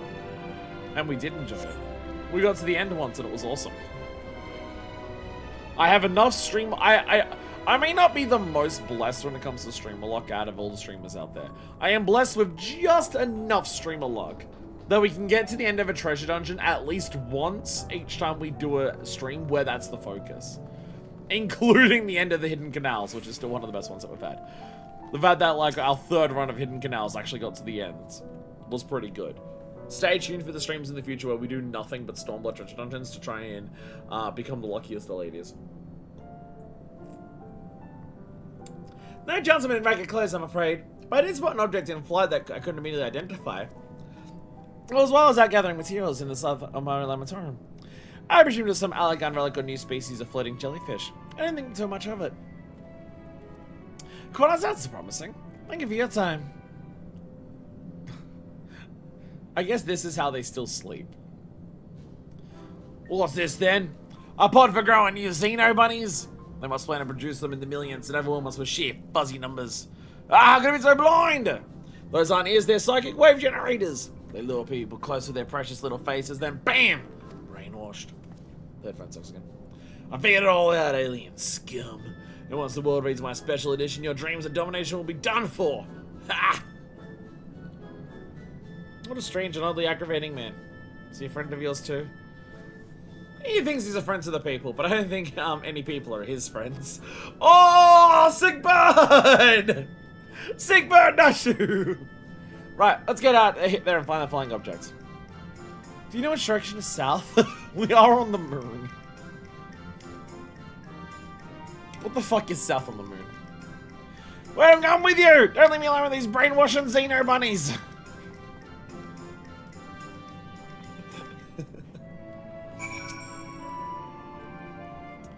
I'm not sure how to describe what I saw, but you'll know it when you see it.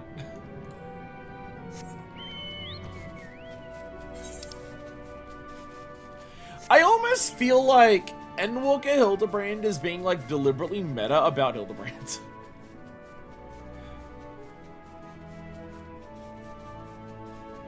Like, about that, like, we get Hildibrand back, and he immediately gets launched off again. It's just like, hey, you know how Hildibrand gets launched off for the end of every story? Well, guess what? We're doing that literally straight away after the first time where you get him back. Oh, that was the Shadowbringer section, because you're on the first. Even the whole, like, oh, light water, just a bit of light thing. I feel like Hildibrand's particular, especially like Dorian. Like, Dorian is a very obvious, is a twist on the normal straight man who joins us for these things. I feel like we've done so many Hildibrands that what they're doing with this one is just like making it a twist on what Hildibrand normally is. Hildibrand's a twist on the normal like storytelling of the game itself. So now that it's like this is a twist on Hildibrand. How could you leave me behind? Surely the first rule of ancient hunting is never split the party. Oh, by the way, like A rank over there. Subteranne Queen. Or Lieutenant Queen, I should say. So many stars. Like a million twinkling teeth and a great big gentlemanly smile. We have to find him, Manifest. Everywhere I look, I see him. Hey, Argos. Don't worry, we definitely didn't see Alpha in another dimension where he was significantly fluffier than you. Trust me, that never happens. Don't worry, Argos. You're totally fine.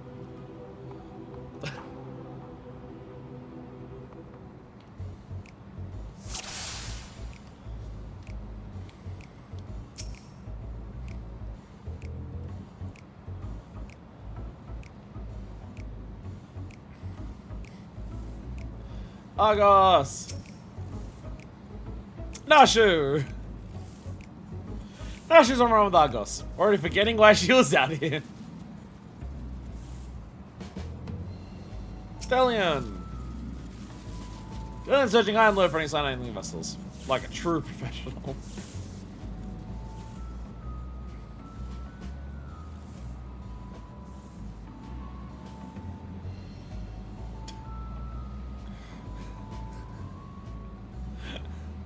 Yeah, you got him!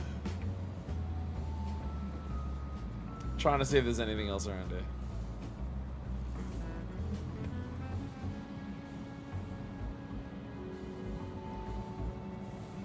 Not noticing anything in particular.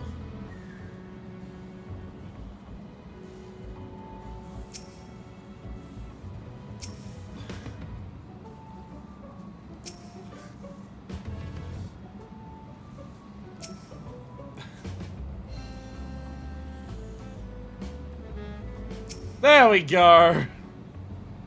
Familiar with angles beneath the alien craft. Best pretend you didn't see that.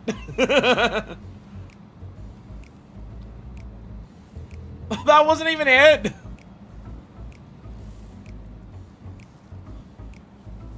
Is it because I examined the creep and not the spaceship?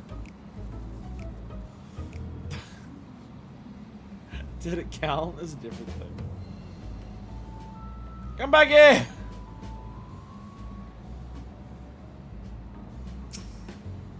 There we go.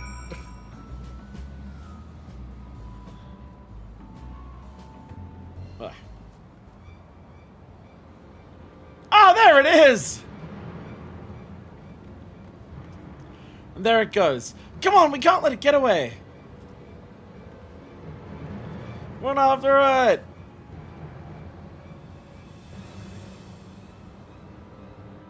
Ominous music!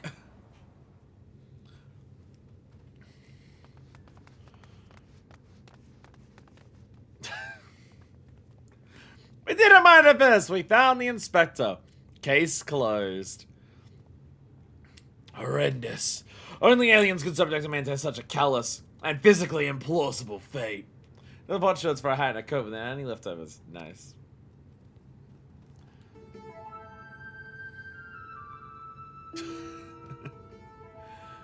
Might as well drink some here. Do you see a whole field of planted Hildibrand? Oh, sorry, that's not true.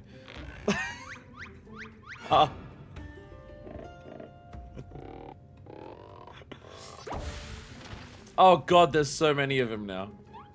Well, what a delightful surprise to see you here. Whoever here happens to be.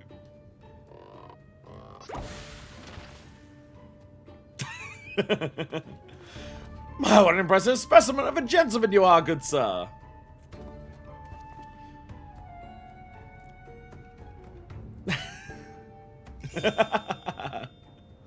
The same can be said for you, my good man.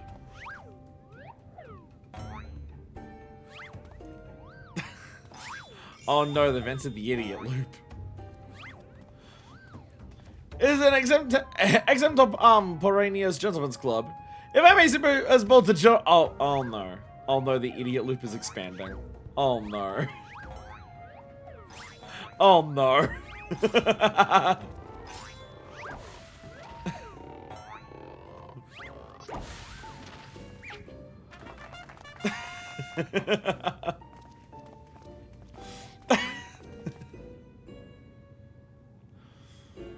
What in the name of the occult happening here? Where they all come from?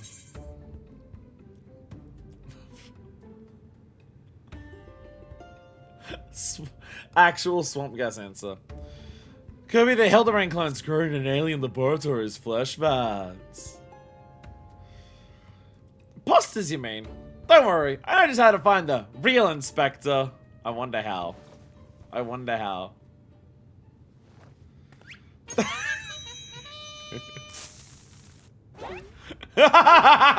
They all immediately recognize the sound. Cease and desist, not true! Use your powers of deduction, not destruction! They're also authentic. And synchronized. I honestly can't tell the difference.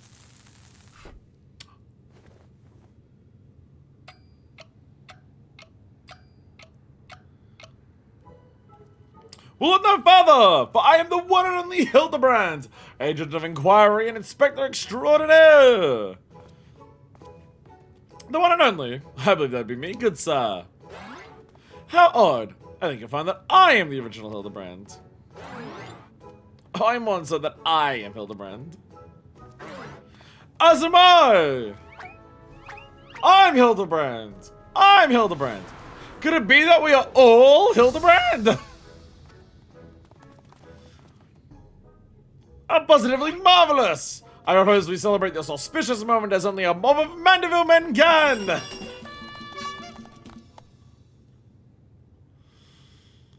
Yeah! Yeah! Yeah! What matter of waking nightmare is this? Yeah!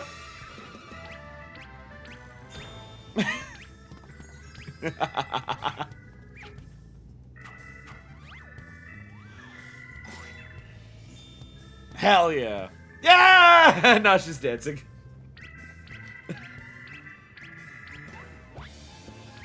We're in idiot loop again. We're stuck in the idiot loop again.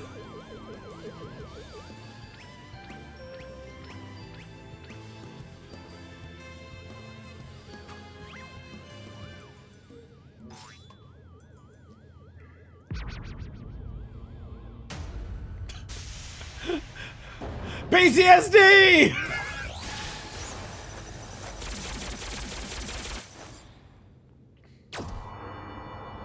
Hey!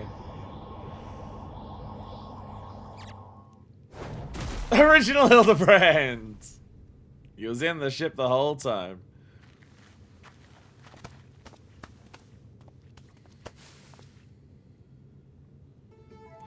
Apology for the confusion, my friends. I assure you that this time you stand in the presence of the inimitable Hildibrand Heliodor Maximilian Mandeville. As the diminutive blue chap is my new associate, Master Poo Poo. Hi. Another alien species! Of course. You were in a clone army to invade our star, and what we stumbled upon was a field test. Did not believe that. The pleasure, my excitable fellow. But I promise you that the Uncle Master Poo Poo has no desire to wage any clone wars. And what's all this about? Are you telling me you weren't abducted? A simple misunderstanding.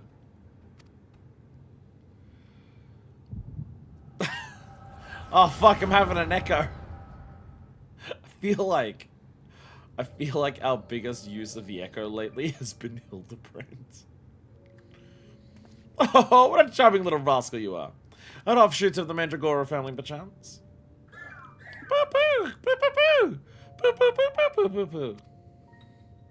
Poo-poo. Ah, see! Pleased to make your acquaintance, Master Poo Poo.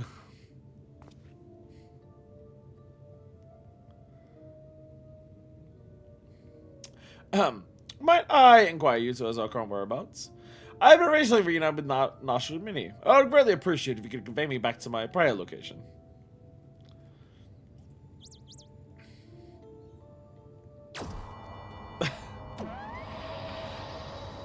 You gotta learn how to, like, stand straight when that sucks you up, man. Or swim, I guess. That also works. Splendid! Full speed ahead, my dear fellow. Steady on now. It's not what I had in mind!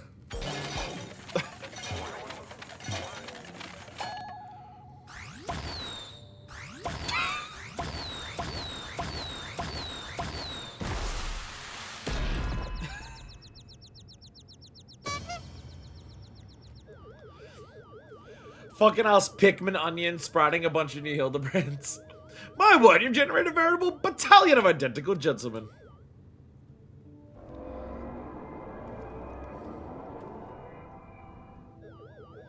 Surely the world could never safely contain so much pure Mandevillean magnificence. Could you perchance reverse the process?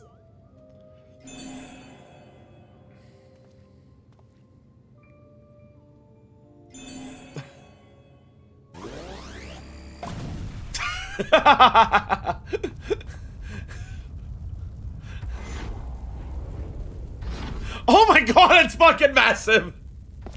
Run! Oh no!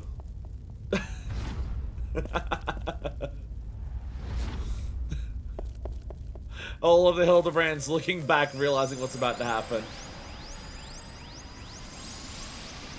Is that a fucking... a play on the fucking Loey Swamp, like, end of an era cutscene? Oh my god.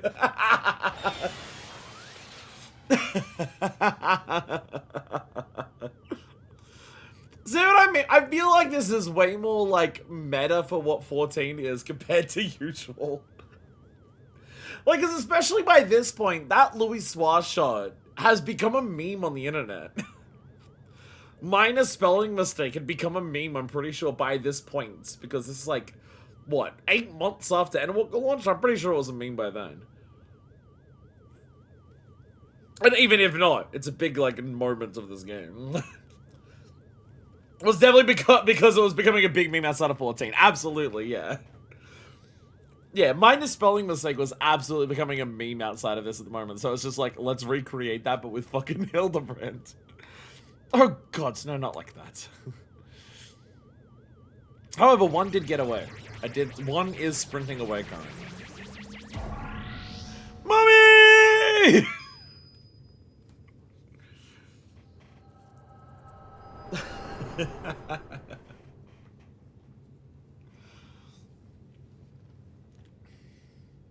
Thus, I've concluded that Master Poo Poo has no grasp of the common tongue, and his true intentions, while surely peaceable, remain woefully unclear. That's where I come in handy. I have the echo. It was only through frenzied gestures that I managed to throw him back here and have him clean up our Mandeville multiplicity incident.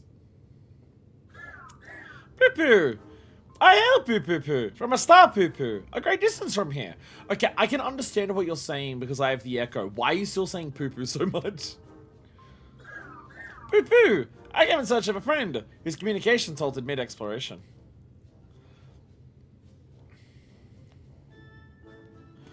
All this way to aid a comrade in distress, you say? The devotion, the determination! Your touching story is like it hooks into my heart. Fear not, my blue-hued friend, for I, Hildibrand, Age of Inquiry Inspector Extraordinaire, have attached myself to this case like a stubborn barnacle on a kraken's behind. I swear to you here and now, I shall scour all of creation, from the deepest pit of the seven hells to the very pinnacle of the heavens, for the missing comrade that you so desperately seek. It's now funny because we now get Hildibrand saying that in the same patch that Laha Breyer actually showed up in the raid.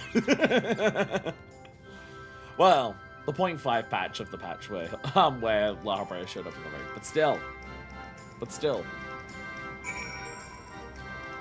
My knees need to crack. Oh hell yeah! Poo-poo! I'm glad you were here to help ward off any more poo-poo misunderstandings. I feel like you just like saying poo-poo. This poo-poo's eyes make me feel dizzy. Like, supposed to go round and round and round and round and round. Tiniest piece of alien. Nice to show the truth will need to be a special double edition. Tell me, Mitty, how's it able to understand Master Pooper's language? Oh, I have the echo.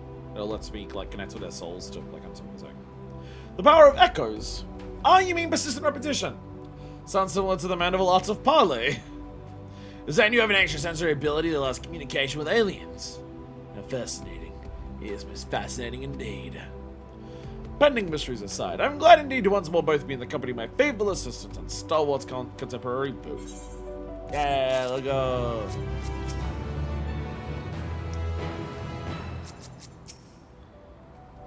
Oh, see, I'm not shooting at you, darling, but you did.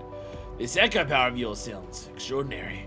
Was live an interview once we put this business on the moon behind it. The echo is a well-known documented phenomenon. We may not understand all about it, but it's a well-known phenomenon. The imperfect gentleman. Unfazed by events that would shatter the mind of a lesser man, Hildibrand stands ready to begin his next case.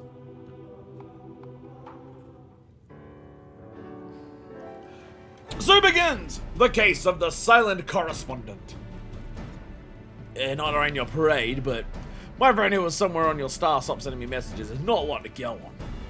I was been years investigating the use of some aliens, and recent experiences notwithstanding, they are not that easy to find. You don't know Inspector Hildibrand. He'll solve this case as he solved countless others, with unerring perception and panache. Oh, well said, Daju. I need but relinquish conscious thought to investigative instinct, and the clues will follow me forthwith.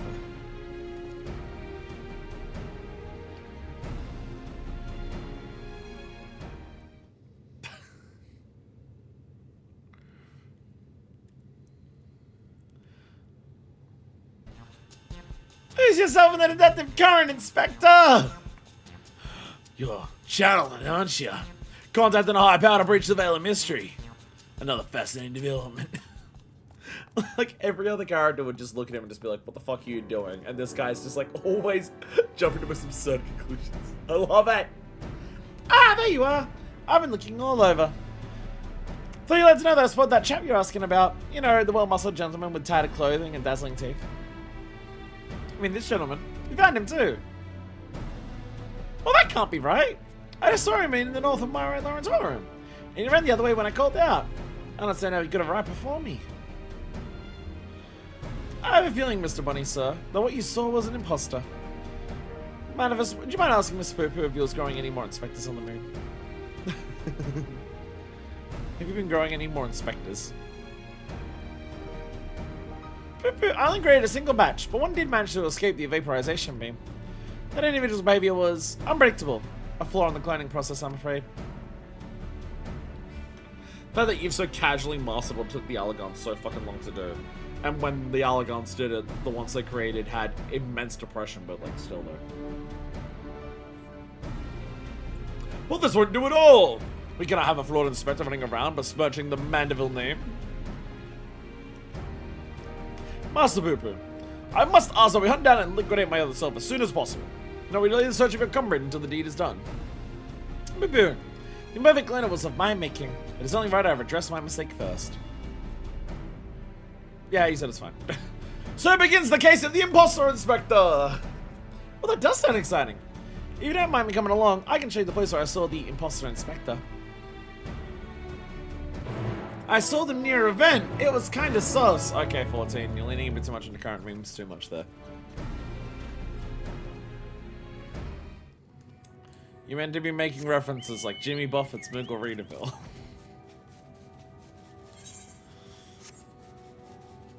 There's a couple of social media posts that are kind of load-bearing for the 14 community, I've come to understand. And usually, like, some of them are so load-bearing that people insist on showing me those posts, like, the moment they become relevant. Stuff like Emmett talking about Days in the Paradise with the Cubies attacking and how people are looking forward to it. One of my personal favorites, I believe the 4. That's definitely one of my personal favorites. There are lines on the floor, obviously. But, hey, another ring. I'm not actually seeing this one, like, in the flesh. Moose Princess! Moose, you got all the decorated parts, nice.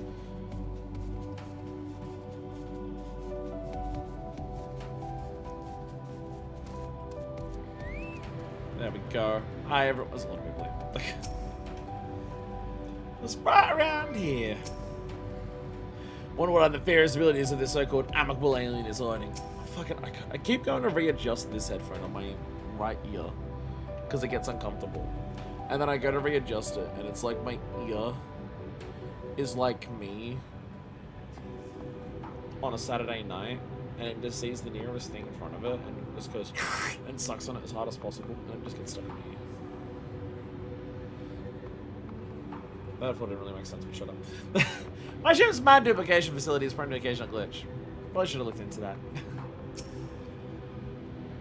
Now she's asleep. I spy with my little eye.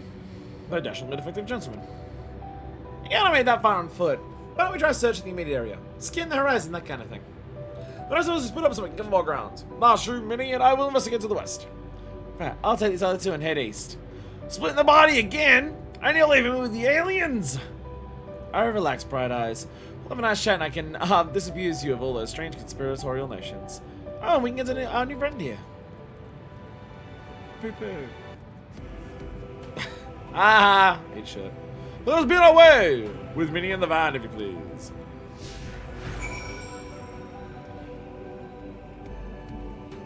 Get it? Minivan? Minnie in the van? Like a minivan? Get it? Get it? It's like a joke. A joke that wasn't intended by the game, but get it? It's like a joke. It's like a funny ha ha. It's like a thing that you see and you go, ah. Dragon he fell into the pit of Zodiac. The Cradle of Darkness. Oh, look down there, they have their very own hot spring. My dear Nasha, what you're observing is a hot spring, but a natural reservoir of cerulean. Such a resource in hand is no wonder they can afford these palatial residences. I'm glad you're here to help educate me, Inspector. I was about to take a quick soak. Hildibrand. Behold the sublime vista, as if the moon herself breathes beneath our feet. Look down there. Okay. Oh, okay. Just change who said it first. Ow, the neck. Ow, the neck. Oh! I see a dead thing over here. Oh, fuck it.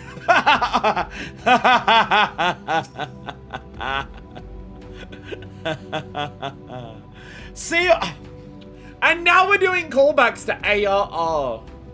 We're now doing callbacks to ARR Hildibrands, but on the fucking moon.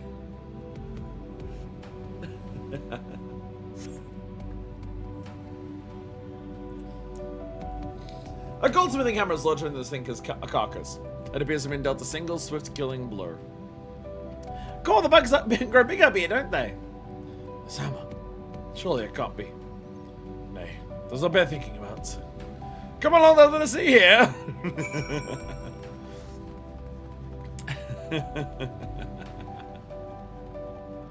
Oh, we're going further over. How do I kill? Can I fly while accompanying? Yes, I can. Okay, thank God. But I and then I disappear. Thank God. Thank God. Not a single cloud in sight. But I've never seen the night sky so clearly. Now you mention it. It's been nighttime the entire time I've been here. How much longer until dawn breaks, do you think?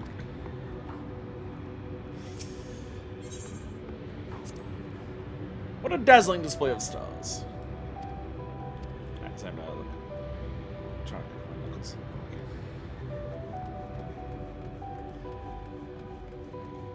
Okay.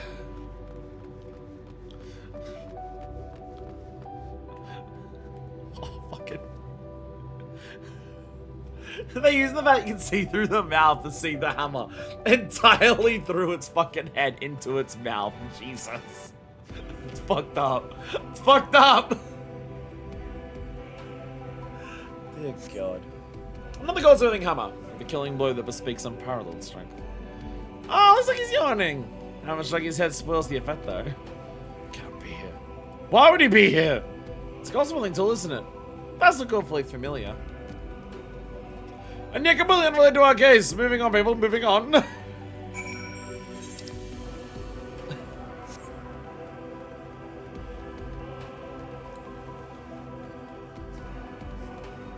Moon music is great.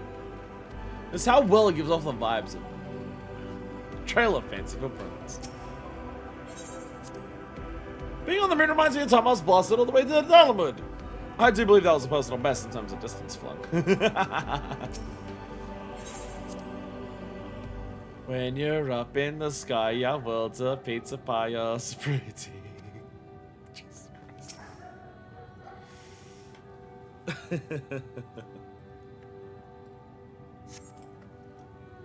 A set of gentlemanly tracks leads to the northwest. Aha!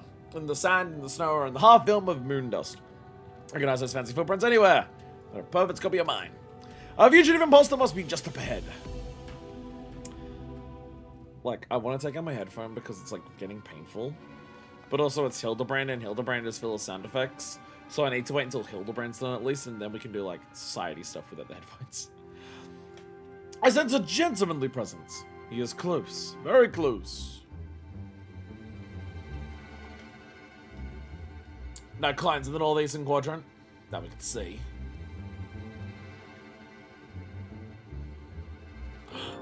Spaceship.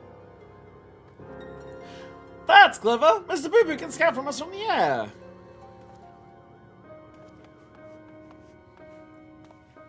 Aha! I found! Me! What are you doing on the face?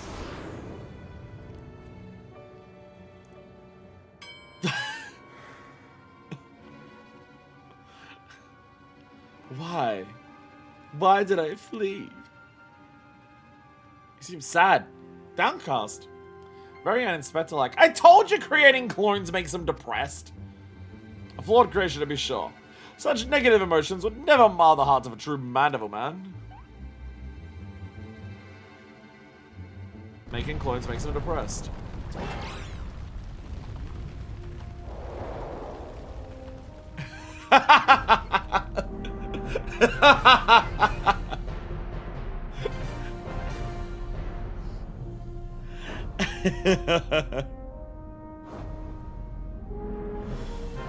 Godboat!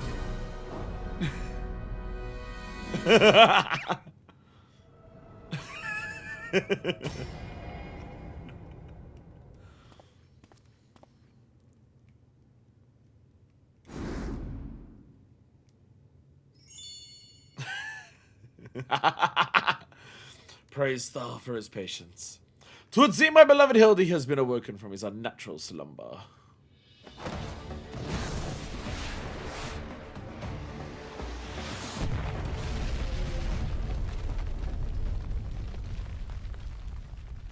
He missed!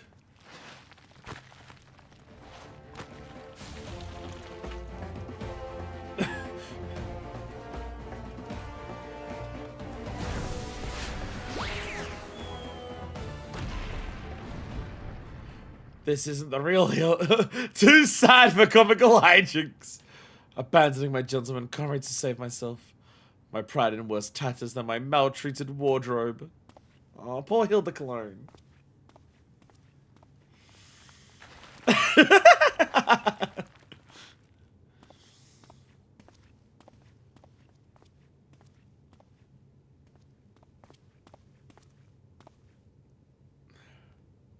My fatherly love denied? Unthinkable. Unless that is not my son.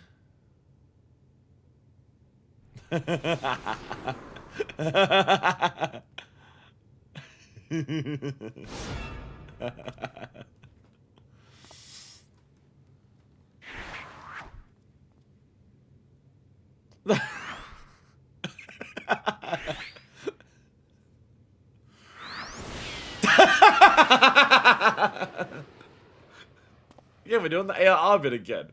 We're getting referential and meta with Hildibrand. And boom!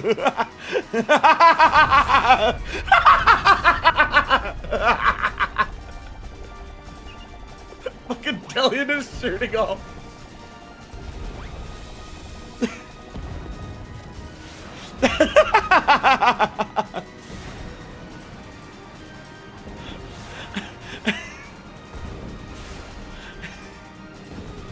Oh, hey, Argos!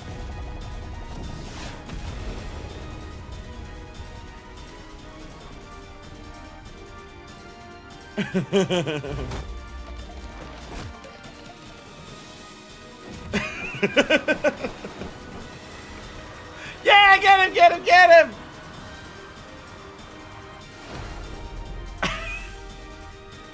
Another of me survived! I'll not turn tail and run this time, no sir! Hildibrand to the rescue!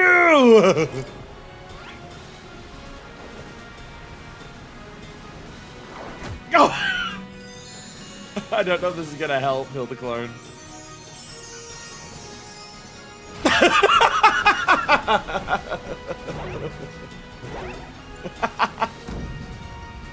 Round and round as fast as I can. I can't slow down. I'm a Mandible man!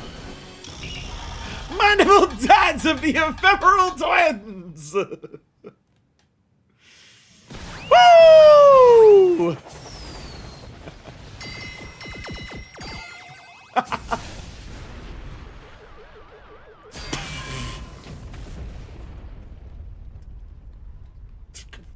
Of course.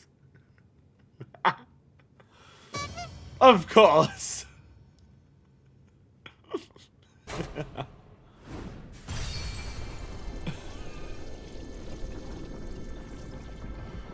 They activated the face! They've activated the face!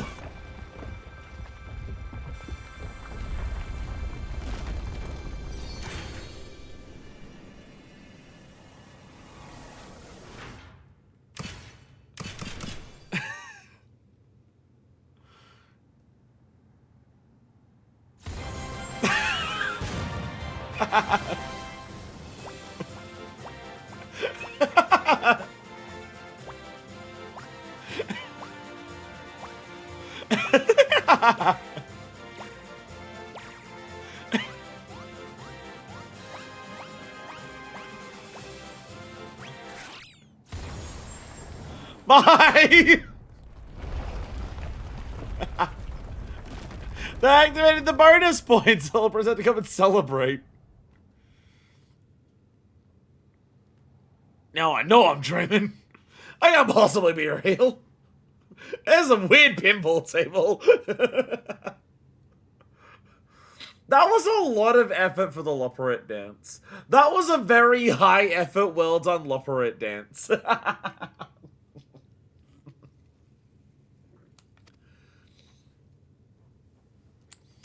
Ah, that was a little something we were preparing to talk to the people of Atheris. I almost forgot it was still there.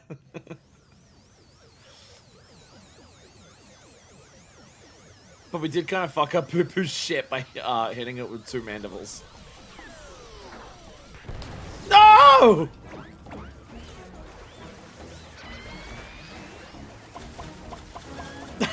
Oh, and Kinu! Is that a level checker? Yo!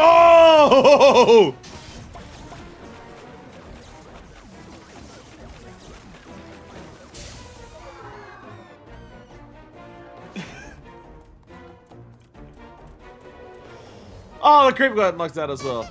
Mandragoras, there's the Goblin level checkers, Parasols. Hi, Goblin. The barrage may sort of stop, but just look at all this junk. Please be sure to pick up your litter before you leave. Moon belongs to everyone, you know.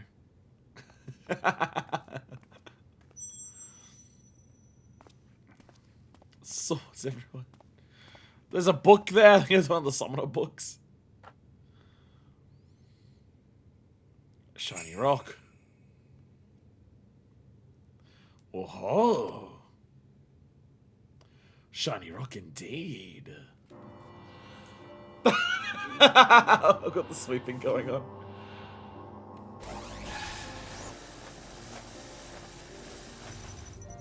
Bye, Hildiclone.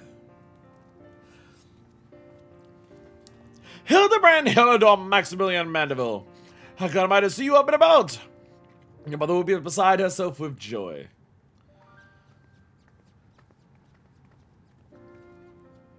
I only stand before you now thanks to Nasher, who stood ever vigilant at my beside, and to mine first, who ferried my soul back from across the rift.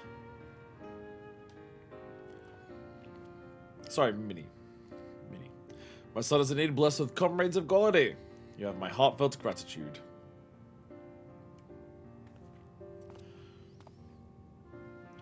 To you, Master Poo-Poo, I extend my apologies. In my excitement, I fear I've broken your starship. If there's all I can do to help effect repairs, you have only to ask. Poo-Poo, my vessel experienced temporary malfunction, but there was no major structural damage. Yeah, shit's fine. Brings me relief and joy to hear it. Might I have a word manifest? I'd actually come to the moon in search of a certain rare ore. My thousand good graces, and my quest has been successful. The ore, however, is but the first step of a longer saga. Maybe back in Rad's at Han, I'll explain the role I wish you to play. Yes, I think it best we make our journey starwards. We'll not find Master Poo-Poo's friends from up here unless someone else finds an extremely efficacious spyglass. Anybody? No, that's on my, Arias coat glam. I'm wearing a suit right now. Anybody? No. Then home it is! Have I mentioned I fucking love Hildibrand shit? Have I mentioned I fucking love Hildibrand shit? Oh yes, I've chased after the supernatural and the inexplicable. But don't encounter so much of it in a short span of time. My mind still reels from the implications. And I must keep my gaze focused beyond the veil. A chance like this comes only once in a lifetime.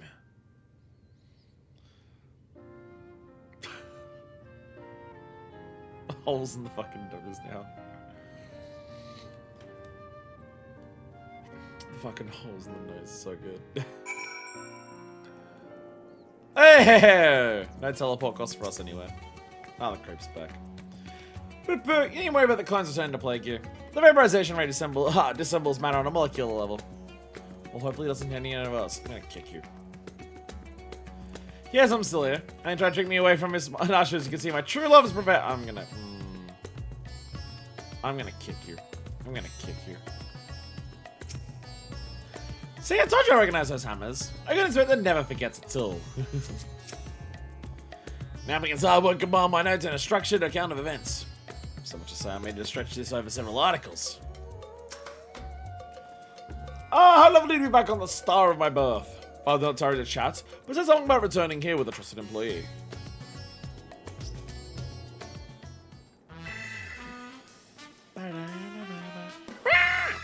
Well, with no time for further familiar pleasantries, now should I must devote all our mental energies to the case of the silent correspondent.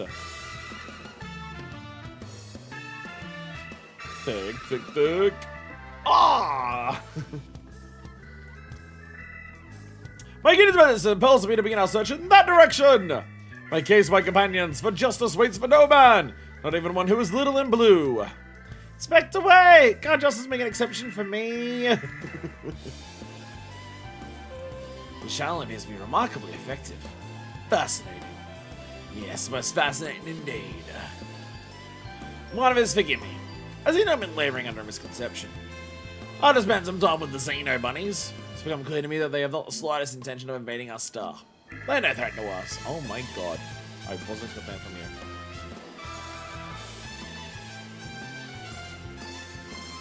This song's so good. But he is, you know who I speak, that devious Master Poo-Poo and his diabolical devices devise solely for world domination. I shall investigate him further and learn the intricacies of his plans, but I may require your aid, not to mention your interpretation. I'll even make you a retainer fee, so please when the time comes, join me on my quest for the truth.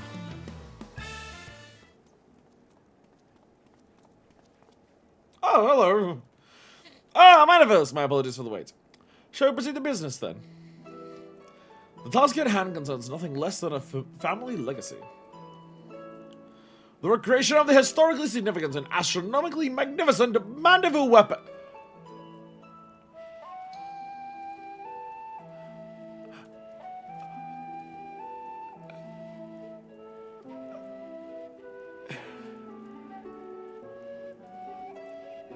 This?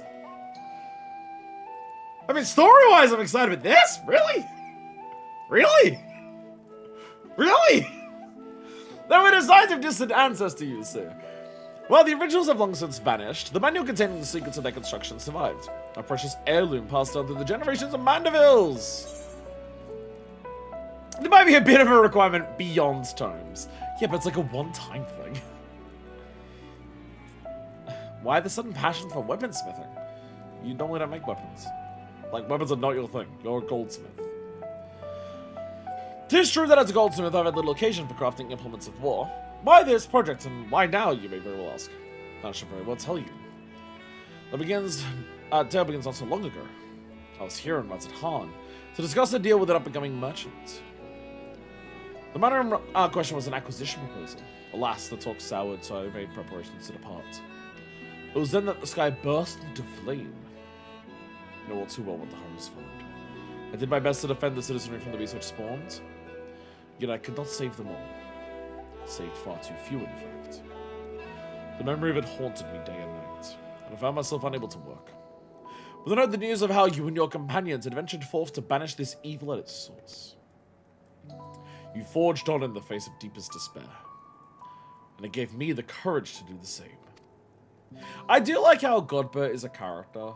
Like, Godbert is a character that is Looney Tunes bullshit in the Hildibrand stuff, but also, like, Godbert's also just a normal character in the world of 14 that, like, interacts with other parts of the world of 14 and is, like, an actual character when he does that. I really like that. I really like that Godbert, like, does both. Like, Godbert is, like, I'm going to hammer toss my clone son and son into a nose of a moon face and have it do pinball sounds. But also, I'm gonna, like, talk about, like, the history of the Gold Saucer and how, like, I wanted to, like, help people recover after the calamity with the Gold Saucer. And also, I'm gonna show up for, like, seasonal events and give cheer to children as, like, Saint Nemea. And, like, oh, also, like, the final days had a big impact on me because while I'm, like, super strong, I'm not, like, I can't beat up everything with a hammer and I let people die. And, like, I have to, like, deal with that. I took a look at the looking glass and said, what can Godbert Mandeville do to safeguard the people of the star? Thus when I realized that I had both the knowledge and the skill to forge the greatest of weapons, that I might empower others to protect themselves and their fellow men. So I began going down the list, acquiring the necessary materials with a single-minded purpose. One of these was a goodly chunk of purest mandarium ore, metal found exclusively in meteorites, and that only rarely. I searched high and low, scouring and back sites and consulting with kobolds, all to no avail. Then when none was to be found on Heidelin, I set my sights on the moon, where I at last obtained a sizable sample. Now I say at last, but the list of materials goes on. If I'm going to go the rest in a timely fashion, I must employ the help of a comrade of quality. When you can spare a moment from adventuring, or aiding my dear son in his inspecting, pray drop a word in the ear of my manservant here. I am a manservant. I shall clear my schedule of trivial interruptions. I can proceed with the recreation of the Mandeville weapon forthwith.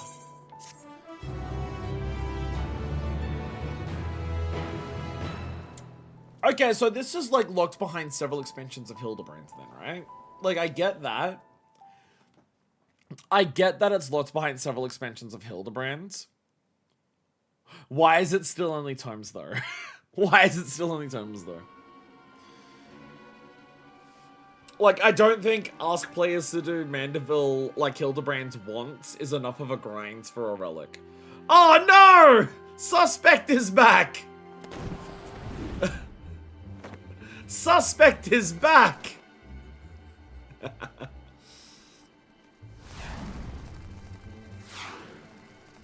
Gotta avoid the Radiant Host.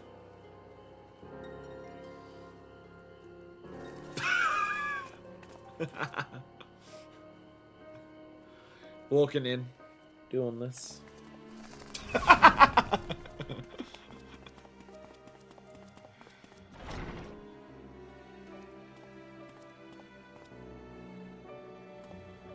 Oh no.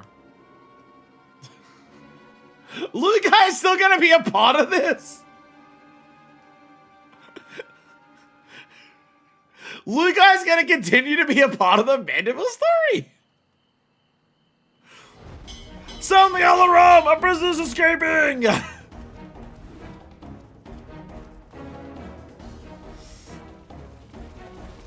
Lugai was a mid-boss from, like, one of the dungeons. Like... This dude is now a character in this story.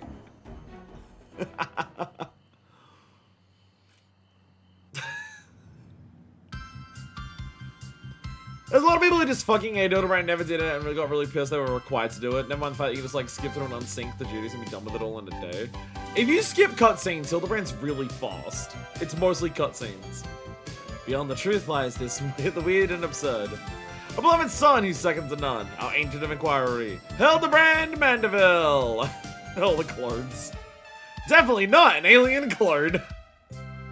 See you, Inspector. Aw, depressed clone.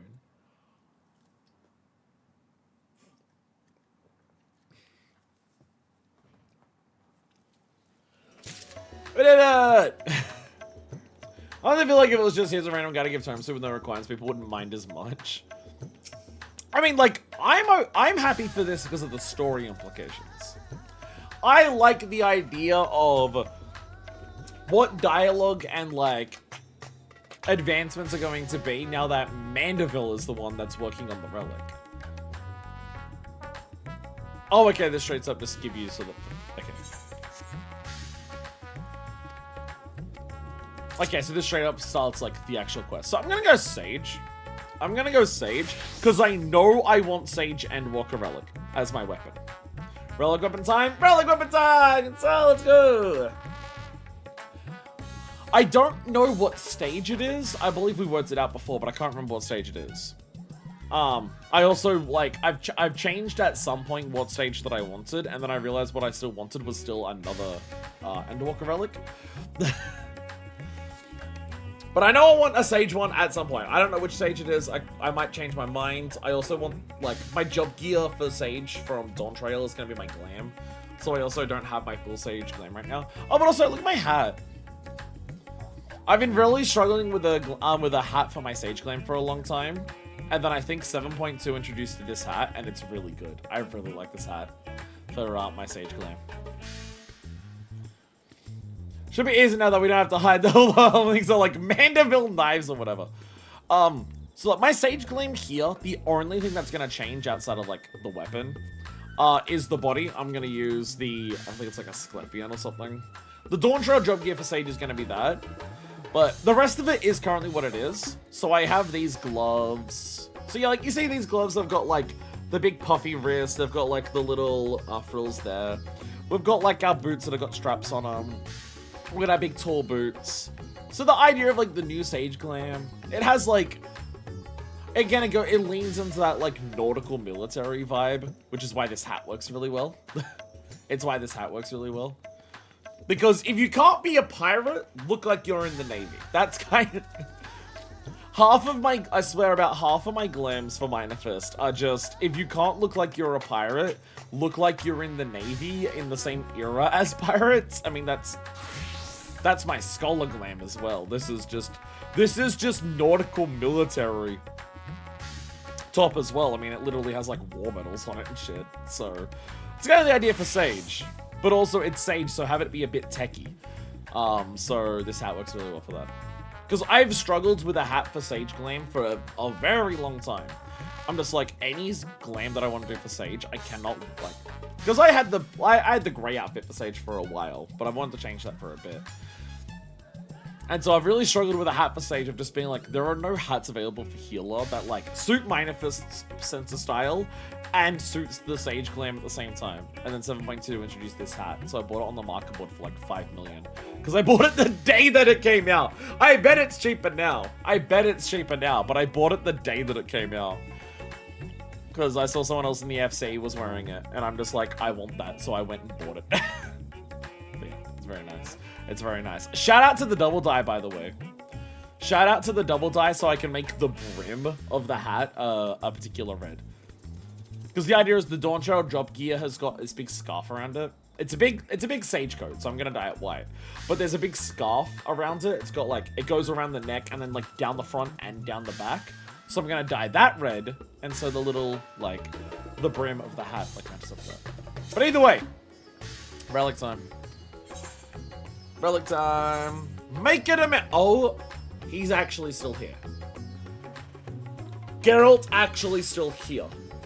It's the thing that I've wanted! It's the thing that I've wanted! Let's go! I said this so long ago! How long ago did I say that I hope at some point in the future... Well, like, when I saw that it was like, Godbert, I'm just like, oh, are we doing Godbert instead? But of course he's here. How? I said this so long ago. I said this like during like the second or third relic series we were doing. I said fucking ages ago, if Geralt's like the best weaponsmith that is like currently alive, what the fuck would a weapon be like if you combined Geralt with the best goldsmith alive, aka Godbert? So we are now actually getting weapons made out of the two most powerful smiths that are currently alive. Geralt never how to escape us or his dads. House Mandeville Manson has been patiently waiting to speak to you. Mistress Susan Blightwind, how wonderful to finally speak with you. The Corporation Lord Mandeville's weaponsmithing endeavor is highly appreciated. Regarding said endeavor, we borrowed a corner of the High Crucible in which to base our crafting station. You be so kind as to follow me. Oh, okay, thank God.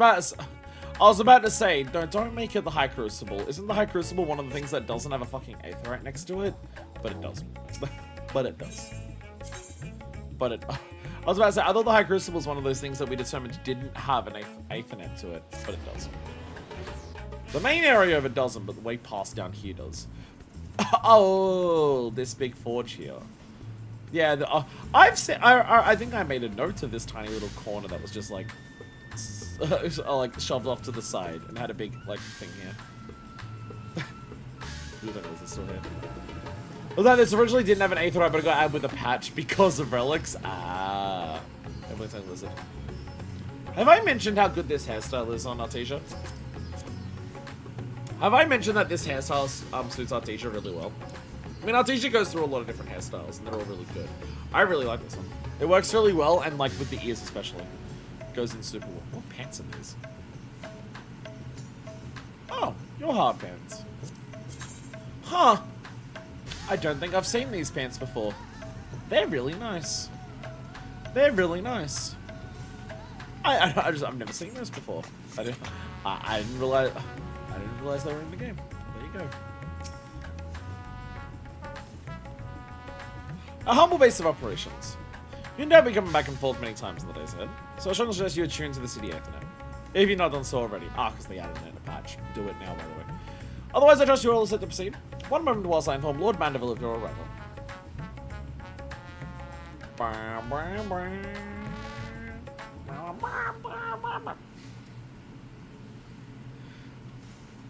Sorry, I'm making a mockery of the Radzenhan music. I do apologize. It's very good, I'm just, like... Oh, welcome, Manifest, welcome! With your stalwart assistance added into the mix, every competence of this adventure and fortune will be a complete success. And so let us begin with a detailed exposition on the history of Mandeville weaponry. First of all, when I say Mandeville weaponry, what I refer to is the series of masterpieces created by the legendary artisan Hildibrand Mandeville, the first lord of the House Mandeville. Made with mystical mandirium. These purportedly peerless armaments are perhaps our most prized treasures. Or at least they were until someone misplaced them. Terrible housekeeping, that. Fortunately, the time-worn manual in which Hildibrand penned his secrets is both intact and still within our possession. Thus, with that precious family heirloom in hand, and a ready supply of pure restore, I intend to recreate what was lost. The work, however, cannot proceed without a few more key ingredients. I shall have to call upon you to procure said materials, as well as provide a seasoned adventurous perspective on the fruits of our labor. Excellent! I knew I could count on you. As a goldsmith, crafting weaponry is akin to venturing into unknown territory. Now to place my trust only in the most proficient guides. Speaking of which, may I introduce one of the very best in the business. Come over, my friend! Hey, girl! Hey, girl! I don't care what anyone says. Fuck you, Geralt. It's one of my favorite characters in the game. Bloody hells! I had a feeling you were the adventurer his lordship mentioned was helping out. Like a fly on shot when you catch you with shiny new weapons, ain't you? Come on, this will be fun. I know how much you like making weapons. I see how hard you get every time you do it. Also, with the clothes that you wear, it's hard not to. Oh, I like a barrel full of plague written by aces. Look at this gill-addled dandy I'm full stammer for.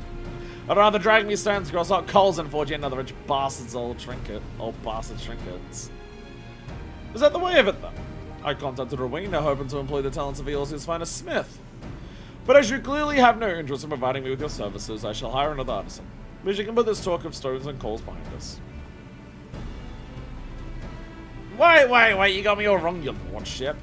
It's just a bit of smitty humor to lighten the mood. I'd be honoured to work on your Mandeville weapon. He's right about us being short of the purpose of shiny new weapons. Ugh, here's the thing. I already spent the coin the show will bring me on some right fancy bottles of Bavarian liquor. Can't afford not to do it. So that means we're making business? Yes, marvelous. One day we're gonna get Geralt to join us on one of these relic quests for the love of the game. He's gonna be like, well, I don't want to say he'll have his shit together because honestly I think if Geralt ever gets his shit together he's gonna be fucking terrible at making weapons then. So we need to keep him like pretty fucked up for our personal benefit. But maybe one day we'll have a relic quest where he's not in debt and he's doing it for the love of the game. While still being a raging alcoholic. Again, if we ever fix that, the weapons will be dog shit. Ah, it's bloody splendid it is! Your crew's all present and can't force, so let's get it smitten. There is not I'd like to do more. Presently, however, there are 3 conundrums which stand between us and making any Mandeville armament a reality. First is devising of a method for working with Mandirium. From what I've been able to decipher from the manual, the process is quite demanding. Yes, leave that old Geralt. I've yet to meet a metal I can't beat to shape. Oh, then I shall see that show to your artisanal ingenuity. You may sound like he's talking shit, but no, he actually, he is one of the best at this. Oh, sorry, he is the best at this. Second is crafting the ornamentation which will amplify the weapon's etheric intensity. The sturdy blade you need, I'm your man. But Billy bits of decoration not in your smitten wheelhouse. I mean, you understand how they work, you just don't do it. I know you understand how this works. It's like literal, like the inscription is literally what gives the fucking resistance weapons their power. But I also understand you're not the one who doesn't. Then disfortunate biddling with bits is most assuredly in mine. Though it shall no doubt be a challenge, except creating suitably exquisite adornments is a task well suited to me and my goldsmithing armor. As for the final problem waiting for resolution, we require a vial of Exala Mandeville. If one has access to industrial size alchemical furnace, she can also extract this superlative mineral oil from Mandirium-rich meteorites. She reminds us of what I've in the process. This Exala mantra what to do is the key to maximizing ethereal conductivity. I think the good grace of the High Crucible will be the extraction apparatus we require right here. All that remains to collect 3 or so goodly chunks of Mandirium meteorite. It'll be your charge, Minefist. Right then, I'll see about preparing materials for my share of the workload. I'll start soaking the flames, sangling them nice and hot. Then Geralt would willingly put himself in there because he couldn't comprehend the idea of living a well-adjusted life. It'd probably be we start with him not in debt, and he's doing it for the love of the game. And then by the end of the series, he's in more debt than ever before because he actually had money for the first time in his life, and so he blew it immensely. Rowena hasn't been telling me something. Seems like one of her lackeys has oh so bloody conveniently set up shop by the Aetheryte, and just might have the meteorite chunks we need. Last by the name of Jabrana, I think it was. Could save you some searching, but she's sure shy and giving out skyrocks for free. Okay, so Mandeville weapons, a saga of hammers and heroes. Okay, so why is this Tomes? Why is this Tomes? Jabrana, Aetheryte Plaza. Those are gonna meteorite chunks you need, but like I said, it won't come to sheep. Like, why is this Tomes? The whole like point of this story. The whole point of like what we're doing here is like Godbert went to the moon to find an incredibly rare, incredibly hard to find material. And that material is so rare that he scoured like everywhere and he couldn't find any of it. Hey, adventurer, I need you to go and find a bunch of that stuff. Go do like roulettes or whatever, and you might happen to stumble across it because you're an adventurer and you're good at doing this shit. Why go through the effort of making the story about just like, this shit's incredibly hard to find, Godbert had to go to the fucking moon to get it. It's so hard to find, adventurer, we need your help. Only you can do this because we've got the smithing parts done. We need your adventuring skills to go and find it. Oh, by the way, just some lady has them, go buy them. Like, it almost feels like the story of getting these super rare minerals was going to be about doing something that wasn't just buying them. They want to make it easy for people who do multiple relics and didn't want to force people into specific content, and then everyone hated it. And then everyone hated it.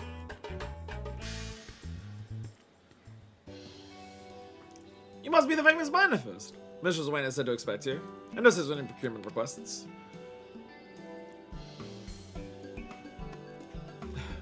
Mandirian meteorite? Well, yes, we happen to have cornered the market on that particular asset. Only so many of them fall from the sky, you see, and collect yourself a top guild for such rarities. Okay, so I've been instructed to request payment alternative currency. Say it with me now! Alagon Tombstones! The going rate is 500 Alagon Tombstones of Poetics for one chunk of Mandirian meteorite. I'll be here whenever you're ready to make the trade. Sure. The fact that this is the entire stuff. It's 1500 Poetics. It's like, how did they think this was enough? I feel like the devs heard some people hated Relic Grant decided to overcorrect the whole thing. This is... I will say, I think this is one of the issues with the 14 dev team. I will say, just a number of things that I've seen, I do feel like the devs have a tendency to overcorrect to criticism. Absolutely. I do feel like the devs sometimes hear criticism or complaints and respond to that by going as far in the other direction as possible. And I don't think it works. I think of something like Black Mage being like, oh, we have hard time with cast times. And so Black Mage gets turned into what Dawn Trail Black Mage is. Enochian's gone. Timing windows is completely gone. Sharpcast gone. Procs gone. Everything gone. People play Viper on release. Oh, Viper's a little hard to like maintain Noxious, Noxious Nash while trying to do positionals. Alright, Noxious Nash completely gone. It's completely gone. We don't like the exploration zones. Boschia's like, we don't quite like Bosnia. Alright, they're gone entirely. I don't want there to be like a massive grind for it. We spend too long grinding for it. Nothing but tombstones. You can literally walk in on patch day capped and you'll be able to do it. When the devs address criticism or complaints, their response is so often to overcorrect as far as possible in the other direction, and I don't think it works. I don't think, as I've said, one of the biggest problems with 14 is that they listen to the players too much. I stand by this. So many of the issues that I hear people complain about, so many of the problems that I personally see with the game are just, they listen to people who complain about the game, listen to them too strongly, and overcorrect in their response to people who either just like bitching, or don't want to play the game, or a general player-based vibe has one opinion, and so they go as far in the other direction as possible. And I feel like with stuff that I've seen in Endwalker, I feel like Endwalker is showing the cracks of where that philosophy goes. I think of the stuff that I like about Endwalker, and I think about the stuff that I dislike about Endwalker. And yeah. Yeah. Like, people complain about stuff being, like, people complain about near raids being too hard. So we get the Aglaya Alliance raid, where bosses take 6 days to do an attack after their telegraph. And that telegraph is like half of the time a very simple tell, and the other half of the time actually something interesting. We get stuff with the relic grind, and it's this.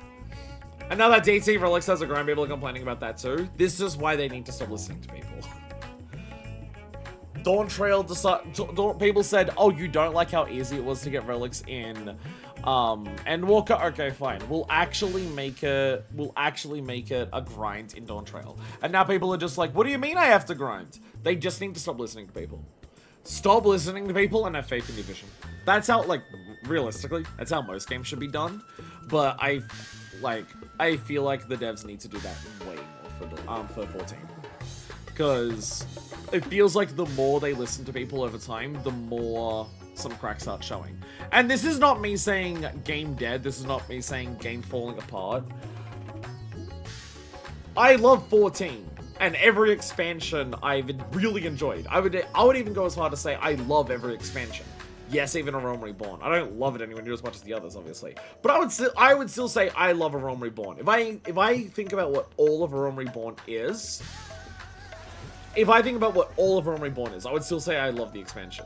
I think about the patches, I think about, like, the battle content for, like, some of the stuff afterwards, like, I think about the systems it introduced, I think about, like, courier quests. I would still say I love a Realm Reborn, just more than that.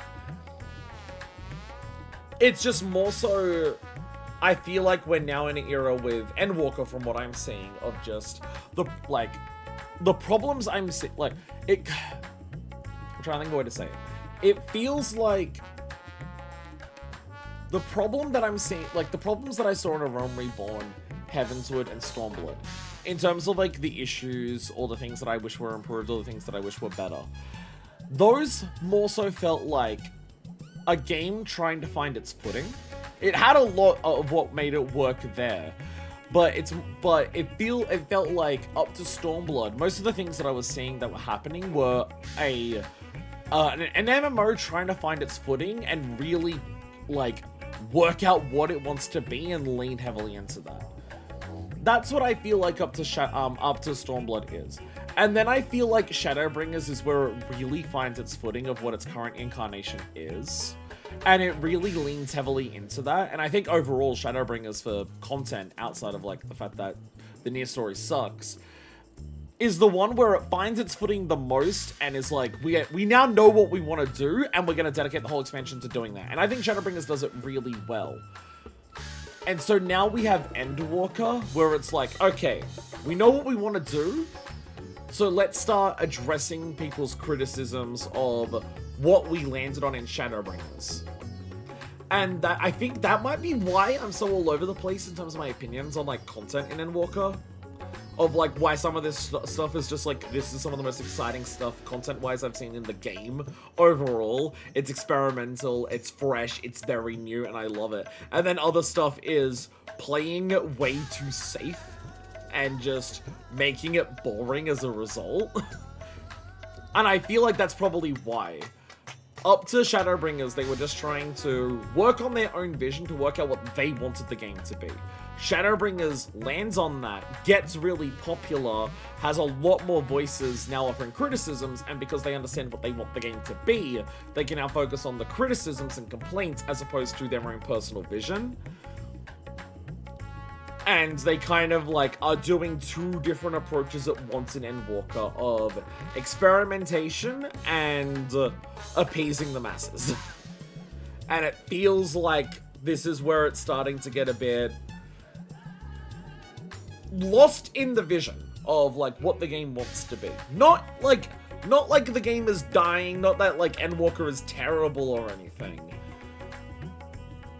But it feels like the game's getting lost between whether it wants to be what it is and improve on that, or play it safe to stop people from complaining. And the thing is, it's just based on MMO fan bases in general, but especially the 14 one, doing the second one's not going to work. The people who want to complain about the game are going to always complain about the game. There are people who offer valid criticisms. I would like to think I'm one of those as well. There's plenty of people who offer valid criticisms, and you can listen to that. But there are a lot of fucking people who play this game who just want to bitch. There are a lot of people who just want to bitch. They are fucking, like, fools who would be, like, dissatisfied with the riches of heaven. And he's gonna not listen to those people. DT Relic could use more grind if you ask me. I got almost all the current DT Relics. I mean, considering, like 7.3 or 7.31, which introduced the next step of the relics, I presume. Isn't that old? And you've done, like, nearly all the steps for all the weapons. It's like, that's not a massive amount, if you're talking about one. This Sunken meteorite contains rich deposits of exceedingly rare mandirium ore. Provides a small quantity of mineral oil when subjected to a unique extraction and refinement process. Alright. So I basically every time I get poetics, I just come here and dump them. Every time I get poetics from now on, I just come here and dump them until that's done. Until I have enough for every weapon. Okay, after I hand in the first one, someone do the math. 18, right? Products of now have how many stones? Okay. I'm thinking Endwalker, 20 jobs. Take off Blue Mage, there's 19. Minus the one that we're always going to do on stream. 18. 18 times 3 is 54. I need 54. Okay. So just keep buying them until I have 54, assuming my maths is correct on that. Because we're always going to get, like, the first stuff on stream, so it's how many I need after that. Well, don't stand there with your thumb up your ass, let's see the goods. Okay, Jesus, no need to mean. Fucking Christ, it's 7 p.m. Goddamn son. Fucking computer starting late. Why was this many hours into the stream when I started 2 hours earlier? It would have been like 5 p.m. Ah, he's a proper Skyrock, so no mistake. God, that's not back yet, but I reckon we can get a head start on extracting his special oil his.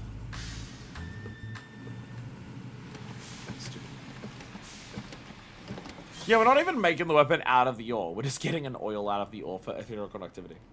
Towards a bunch of times, if you want to get tomestones quick, I don't think I need to rush tomestones. I think I'll naturally get enough to do the next thing. Also, if I ever start working on Eureka or Bosnia stuff again, I'll get plenty of tomestones there. If I actually go back to Bosnia so I can get enough of the honor valors, so I can get, or honors or whatever they are, proofs, whatever they're called.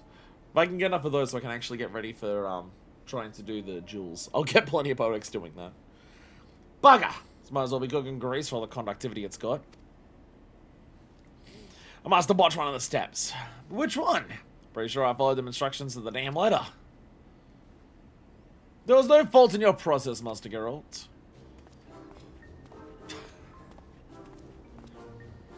Gotta focus up legs as we go. We gotta sexualize the shit out of this old man. Something that 14 is very good at doing. Oh, now he's playing this bottle of weak piss sitting on the anvil. He gets to undergo the final treatment, an advanced oil pressing technique passed down through generations of Mandeville lubricants enthusiasts. Well, they more on some enthusiastic oil pressing to bring this liquid up to snuff. Oh, ye of little faith. Observe! Don't rub it on your body, don't rub it on your body, don't rub it on your body.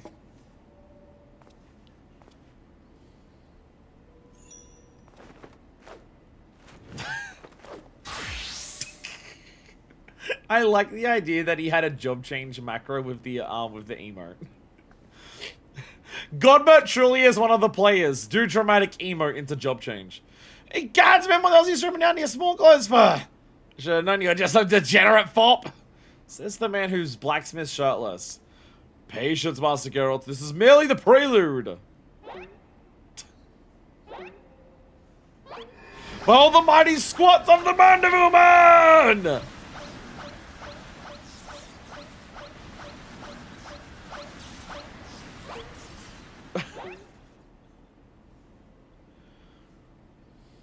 That should be enough to get the juices flowing.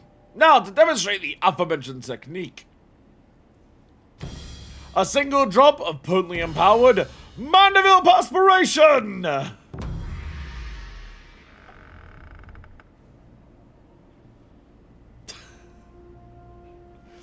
Your sweat's the special sauce.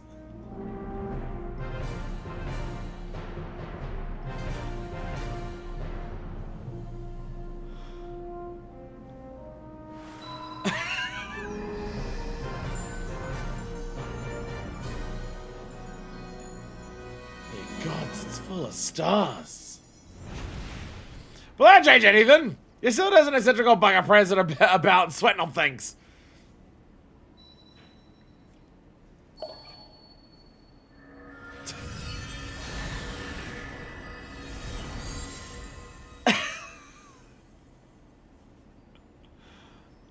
Maybe so, but look closer, Master Gerald. Thus is the Axella Mandeville made ready. What do you mean ready? All you did was add your drippings.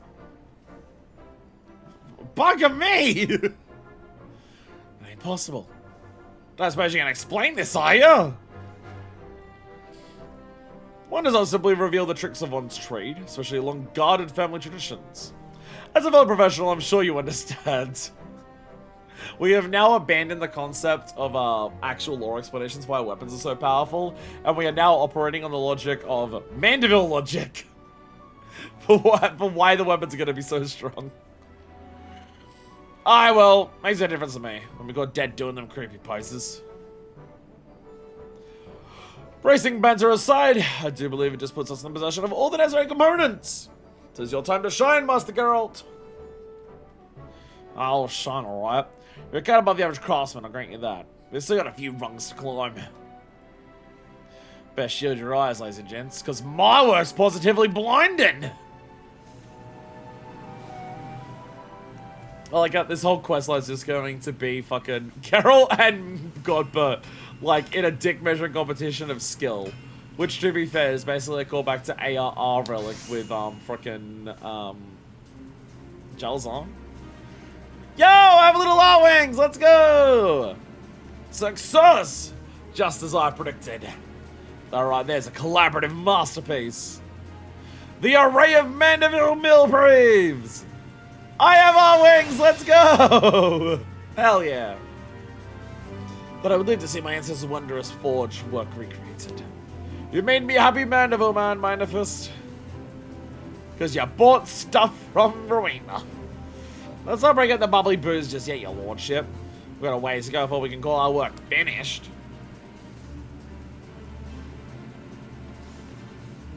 Master Geralt is quite right. I don't know if probably explain this, but but the first stage of a much grander creation. The bare bones weaponry, if you will. Now begins the endless shore of refinement, which means I'll be stuck here for constant. I'm glad to mobilize your time, my good blacksmith, but the manual is written in a most confounding cipher. I'm not even certain when I'll finish decoding the next step in the process. So I'm gonna sit idle then. There's a few balls of quality liquor to keep me company. New weapon get post does not work with Sage's weapons. What I've said about Sage.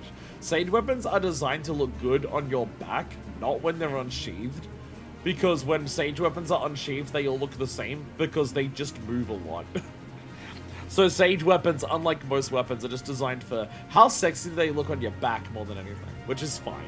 It's why they have multiple sheath poses. A regrettable yet unavoidable delay.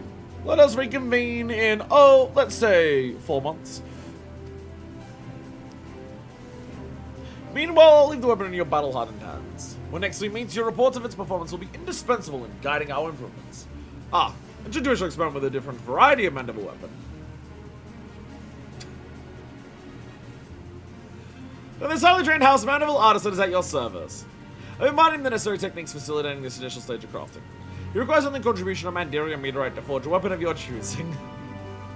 This guy can do the poses just well enough to make the weapons as well. Oh god, there's still another naked bastard! What do you mean it will work up against trousers? Oh, he always says specifically trousers, not clothes, because Godbert doesn't wear a shirt. Sorry, Geralt doesn't wear a shirt. I mean, Godbert doesn't wear one. You know what? I don't want to just leave this bit to me. When I do a job, I do it right. Very well, I shall return anon. So you get to see the next stage of our masterpiece take shape. Yeah, Mandeville Mill Praise. Lego. These are, I think these are ones that I wanted at one point, but they're not the ones I want now. Repeatable quest to create Mandeville jobs for other weapons.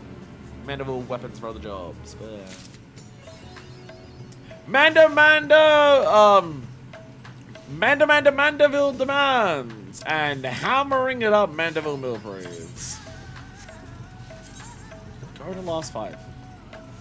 Go to last 5. Oh, okay, so you get an achievement for just the quest in general, and also just one for every weapon you do. Okay. Lego! Yeah. There we go. There we go. Yeah, I do like these ones. I think I wanted these ones at one point. But that was for the old glam. That was for the old grey glam. I think that was for the old grey glam that I wanted these. I do want different ones for the new glam that I have. These things are fucking huge on your back. These things are fucking huge on your back. There we go. So, this, yeah. Oh, yeah, I've seen these, yeah. Oh, it's these ones! These are the ones! These, yeah. These ones. These are the ones I want. These are the ones I want. Because they look really nice on your back.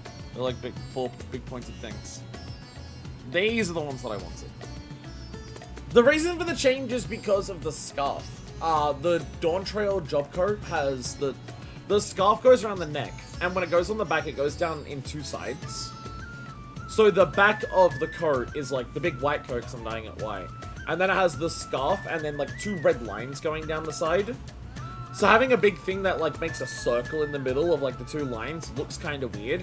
Whereas these ones like line up with the scarf. So you have the lines of the scarf going down, and then the lines of the wings going down next to it. That's what it was. That's what it was. I now remember. But yeah, it's these ones. Matte, obviously, because fuck glows. Matte, because fuck glows. But yeah, these are the ones. These are the ones I want for Sage. But we'll get them at some point. We'll get those at some point. Codex replica.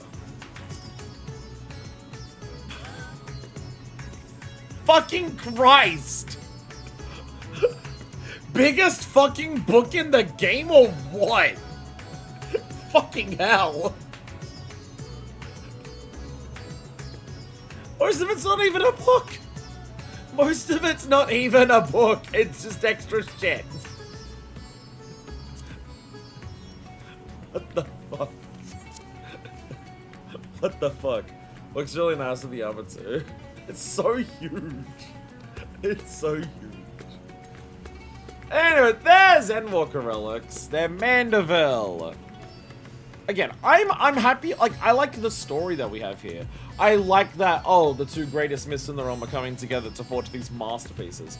That's a book we can judge by its cover. I like what the story is here. I'm okay with the story. Because again, like, the story of the weapons is different between expansions. Like, the story of A Realm Reborn is different for every weapon, and the idea is you're resurrecting these legends. The story of the Heavensward relic is the weapon doesn't matter. The weapon is a house for Nanamo, right? And then you have Shadowbringers, and the story of the relic in Shadowbringers is these are weapons that are going to be the standard to rally up the boss unit resistance. They're a very big part of the story, and that's directly that. So I'm okay with this, because I would like to remind you the story of the Stormblood relics, which is, I guess you could use these on Eureka. That was one of the aspects that I found really disappointing about the Stormblood relics, outside of the fact that they all universally look fucking garbage. One of my complaints about the Stormblood relics is that the weapon felt inconsequential. Like an afterthought of the story of that was focused on the relic to begin with. Eureka has its own story, right? And that's fine. It's fine that Eureka's story is about the Isle of Al and its disappearance and what happened and why it disappeared, and like the Asians and like Garloff involved and everything like that. That's fine. It's just the weapon had no bearing on the story, and even if it had no bearing on the story of the weapon itself on side to that was nothing. Whereas when we get to Bosnia, the weapons are an important part of the story. They are like the rallying standard to summon the troops. You get to, like, you see people on the battlefields holding the relics themselves. Those are the same people who get turned on you, and then you have to fight them in Delabrum, and so you see the relics, like, on the enemies in Delabrum. It's like a big important part of the story, right? So I like that, like, this, like, the quote-unquote story of the relics here is about, like, Godbert trying to find his own way to help the realm, and stuff. The weapons themselves are not like what the story's about, but the crafting of the weapons is still an important part of the story. The crafting of the weapons is about this rivalry between Geralt and Godbert. It's about Godbert wanting to, like, honor a family legacy. It's about Godbert wanting to do something for the star that is very tangible because of his impact in the final days. I like what the story is doing here. And honestly, having a relic saga that's like, why are these weapons so powerful? Fuck you anime bullshit is honestly fine. Because we were really running out of ways to try and explain why the relics were so powerful. Why is the relic so powerful? Ethereal conductivity, resonance with the user, Aether gained from weird shit like memories or whatever. We were running out of reasons to explain why the weapons were so powerful. Like, and usually, like, I appreciate the lore behind why the weapons is powerful. I appreciate that the lore is, like, still ties into, like, what we know about the physics of the world of 14, like, still applies to the weapons, and the weapons become singularly powerful, not just because, like, the weapons are never powerful because they're the most well-forged steel blades, or anything like that. Geralt does that really well, but the power of the weapons is never described as just, they're a world-made weapon and they're really sharp. We're in a fantasy world where magic is hyper-commonplace. The weapons are powerful because of the way they are basically magically enchanted with Aether, which is fucking everything and can use in so many different ways. But, like, there's only so many ways you can say that for every weapon, where it's just like, yeah, fuck it. I don't really super need a lore explanation. Mandeville's involved. I don't need a super intense lore explanation.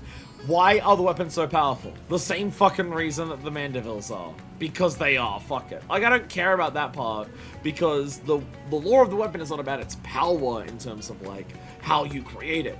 The story here is about this rivalry and about Godbert as a character. That's fine. And like, it's fine that we don't have an exploration zone. We don't need the same type of content in every single expansion. If we got, like, if we had, like, 4 or 5 expansions in a row that had a Eureka-esque version, people would end up saying that that type of content is stale. Of just like, oh, another expansion, another adventuring foray, another place where we go into a thing and we fight fates. Yeah, we've had, like, 5 of these in a row now. You can shake it up and do different things. Why the fuck is it Tomes? Why is it Tomes, though? You can have it be so much more interesting a grind. You can have a grind that is not attached to, like, a specific bespoke piece of content designed for that relic. You can have a relic that is based on just, like, do a shitload of stuff that we've had before, and have it not be Tomes. It's called Heavenswood. It's called a Realm Reborn relics.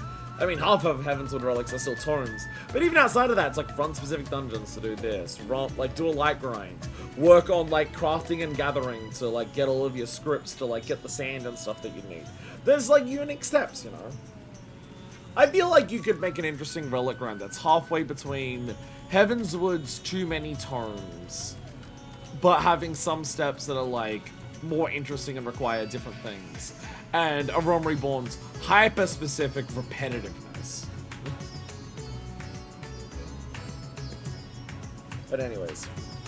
Society Quest! We still have to unlock that. Today's stream is going to be long. Like yesterday's was. Like every stream will be. We've got a Society Quest to unlock, and then we're going back to Island, and then we're done. What about criticism? People who added the books from AR Relic. That's it. The books are simultaneously a good and a bad example, I think. The books are really good at being, like, explore a lot of the content, do things that you may not normally do, and find a reason to enjoy them. The books are good at encouraging you to do a lot of different things. The books are bad because they're way too repetitive, and even across like the books that you do, you end up repeating some of those things a lot. And some of the things that you have to do for the books is also the same shit you have to do for other parts.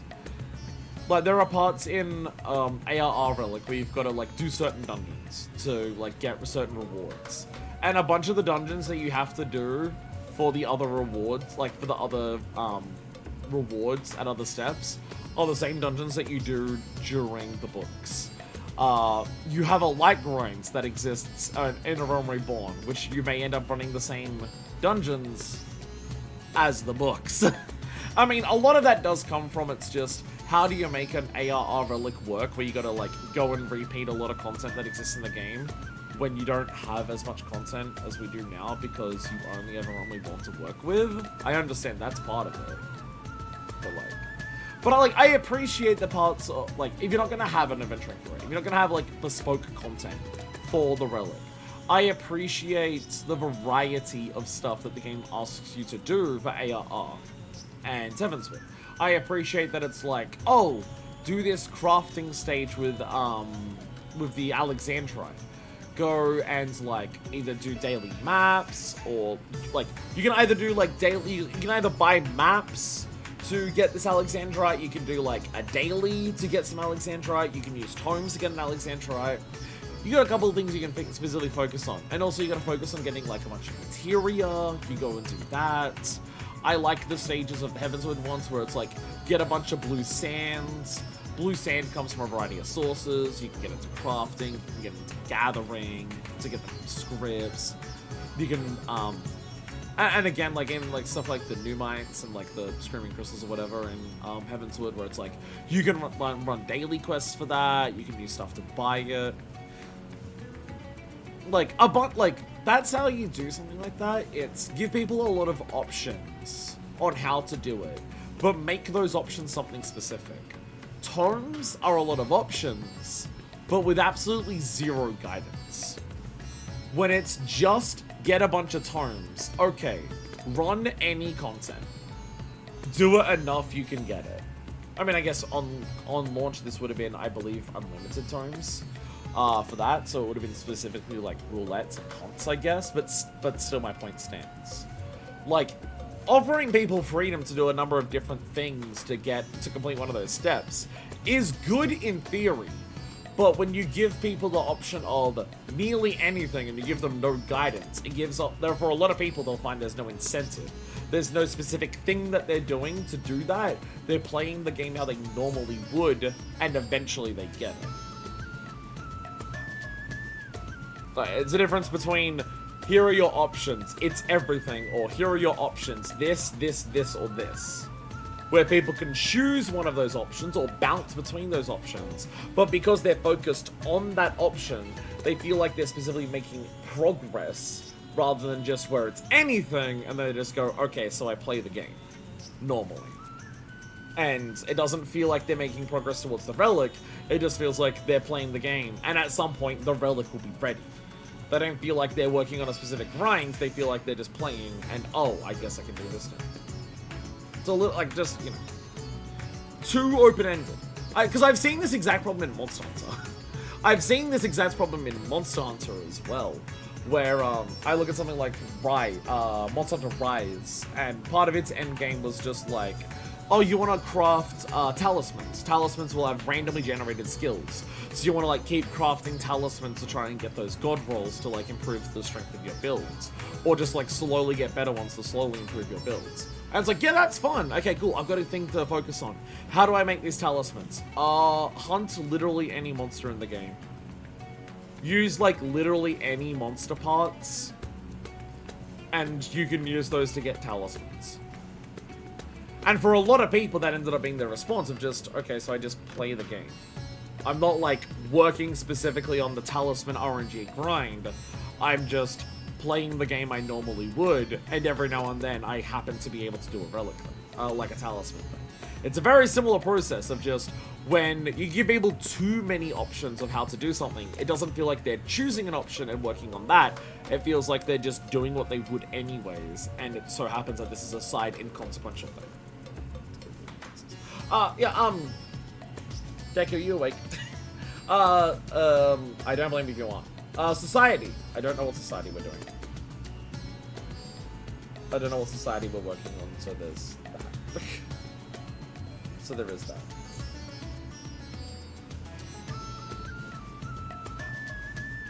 Sadly, getting people to play the game is hard for 14 players. Yeah. I'm looking at 6.3. Oh! I didn't even realize one of those was in Endwalker. Ultima Thule. Hey! We're doing cafe shit. Let's go. We're doing cafe shit. Let's go. I didn't realize one of these was in Endwalker. Or if I did, I have since forgotten. We have a deep dungeon. We're going to be coming up to a deep dungeon at some point. 6.35 is a deep dungeon.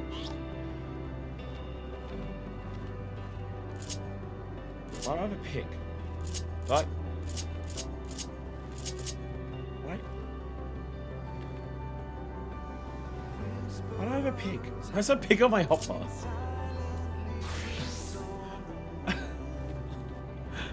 Why is pig on my warrior hotbar? I meant to get out Gunbreaker, but I accidentally got out this.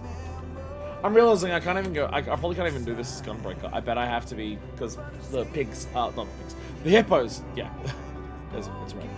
The hippos are already bad. But yeah, looking at 6.35 as a deep dungeon, which I didn't even realize that a deep dungeon was in Endwalker. There you go. Cap at the end of the universe. Lands! These are gathering ones. These are gathering ones. Gather a glam. Don't you hate it when you're pulling out your gunblade to be put out a flying pig instead?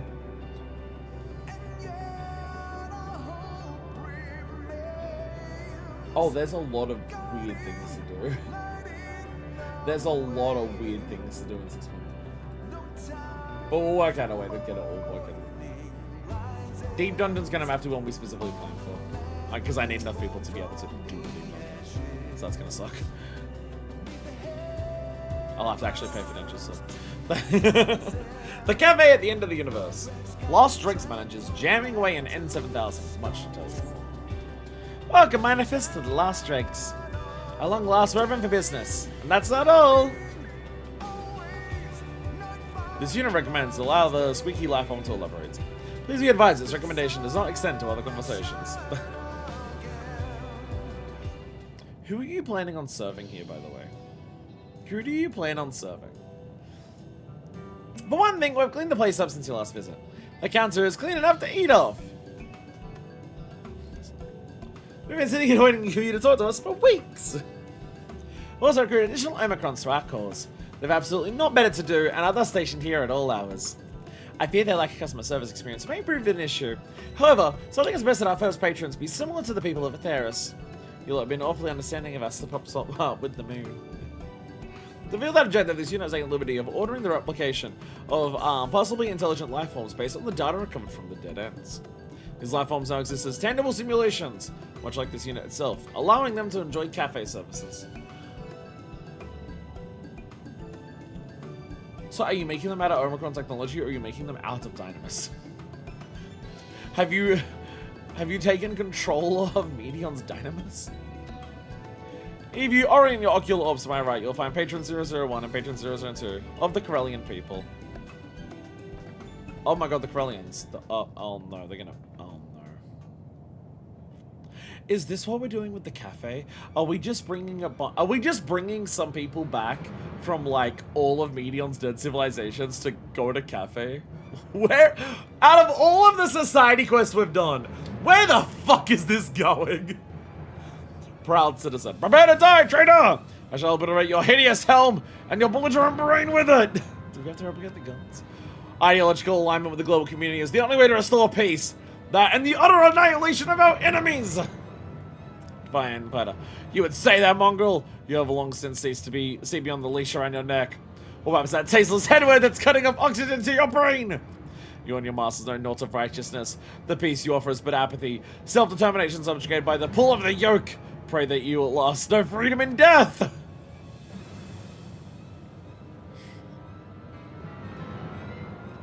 Again, are these, like, made out of the way...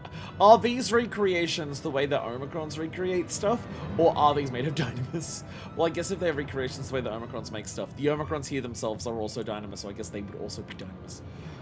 As you can see, it's not going as well as we had hoped. The data indicates that while the Corellians prospered materially under the global community, the anti-list establishment freedom fighters fought back against its oppressive social conditions, leading total annihilation of both civilization and star. Excuse me. It seems like you both want the same thing. To put an end to this conflict and live happily ever after. Also to murder each other, but that didn't turn out so well for you last time. How about you take a seat and talk this over? Did that work? Did that work? How the fuck did... No one can deny the Lofferits. I suppose this will have to do for the time being. For, you see, I have something even more important to show you. With me!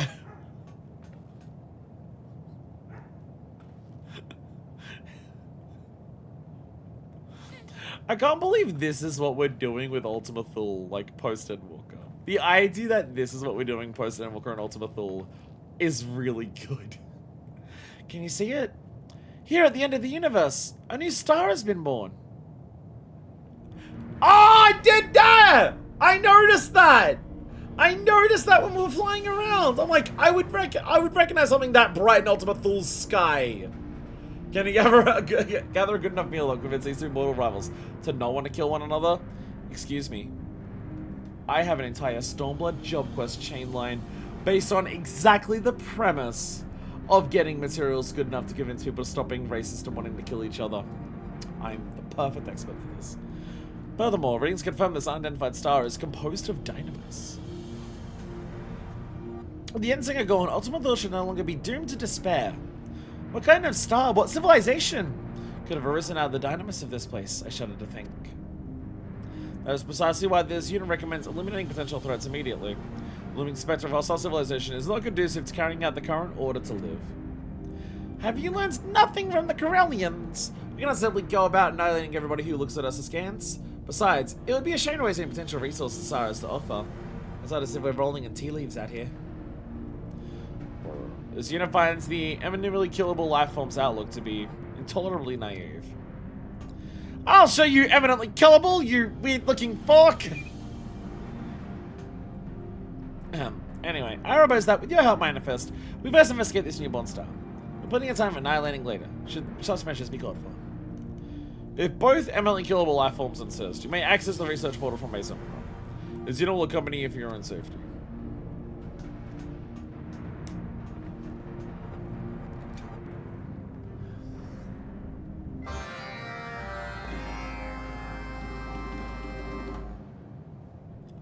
Like, we're getting an entire, like, post-Endwalker fucking storyline about Ultima Thule in terms of, like, what the fuck happens here now that Minion's gone. Hot beverages but an opiate to the masses. Does this place even have a menu? We're going live almost in Blightwind. Manifest is pleased and liquid suspension is imminent. Now, how may I assist you? Base Omicron, okay,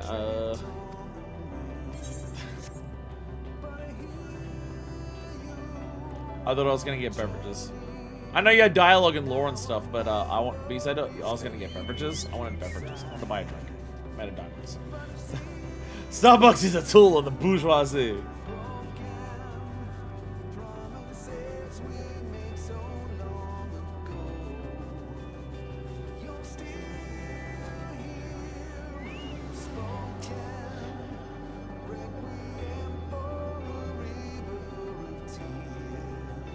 Of all these brilliant machine building machines, why do we get stuck with the rude one? Beyond this portal, you'll find a research area constructed for the purpose of collecting data on the new star. We'll proceed with caution to the star from there. Color me impressed! By Stigma 4, that is. It's the one that made all of this. Now look sharp, Forky.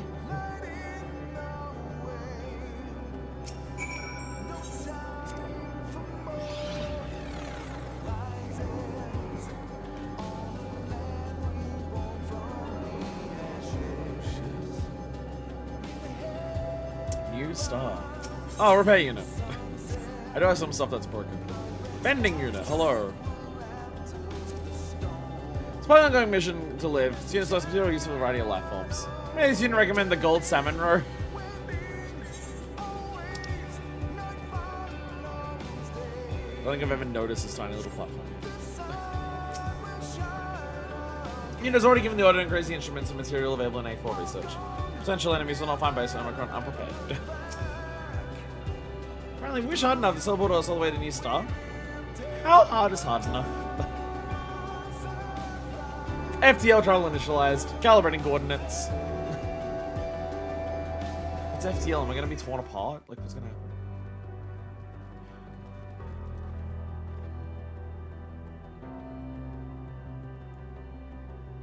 What are we looking at?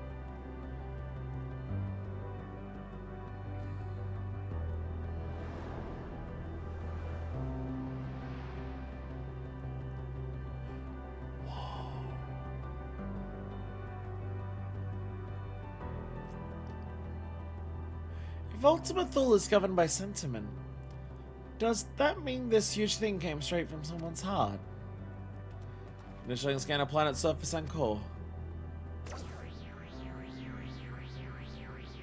Environmental scans inconsistent with data from previous recorded planets. No signs of civilization detected. This unit can only assume that the star is entirely new. Unlike anything seen before.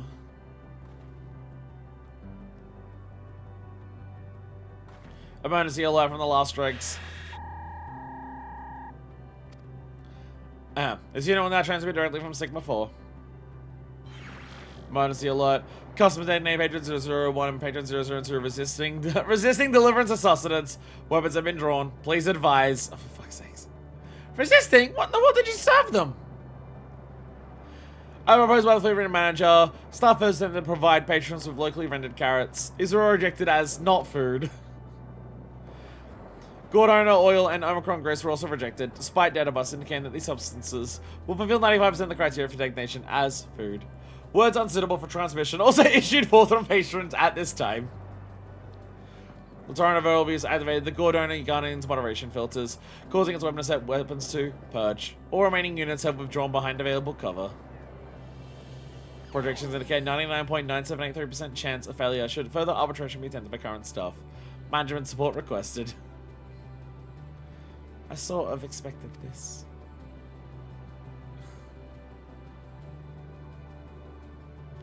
After all, artificial carrots just aren't right. Where's the fresh and juicy crunch? Where's the slight aftertaste of dirt? May sound far-fetched, but perhaps they don't like carrots. What are we hanging out here and hope for the 0.02% chance? I don't know why anyone would bother putting other things in their mouth when there are perfectly good carrots lying about, but very well. I suppose we'll need to concoct some sort of nutritious admixture. Data indicates conservation prospects on Ultima Thule are abysmal.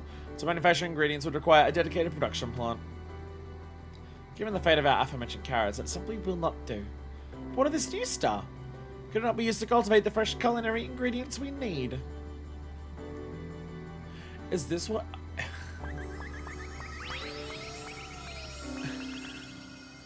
I see it now. Our customers' contentment upon tasting the most delicious and nutritious cuisine they ever had. The sight should delight me as much as 100 carats of happiness, at least. The end of the universe for so long can't catch a break. I think I'm now realizing what's happening. They've put the gathering job on Ultima Thule for the society quest, but also literally the only fucking thing you can gather on Ultima Thule is Dynamis. Because everything's made of Dynamis. So we've introduced a new zone that you can travel to where we can start growing shit that isn't Dynamis, baby. Or is still Dynamis, but like edible Dynamis. Dynamis. Dynamis. Emotions. Goodness me! Hey! Dictated by emotions. Scanning soil. Acidity, moisture content, and temperature within acceptable parameters. And it's soft under my paws, as if simply begging for cultivation. Indeed, analysis indicates that 56.2% of cultivars registered in the database during prior conflicts with organic civilizations would be suited to this environment.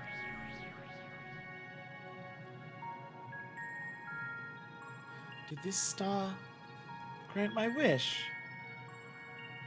I suppose given the nature of this place, it's not unreasonable to believe that residual entities from Medion's nest could have coalesced into a new star. Nor that said star would be susceptible to emotion as the rest of the dynamics around here.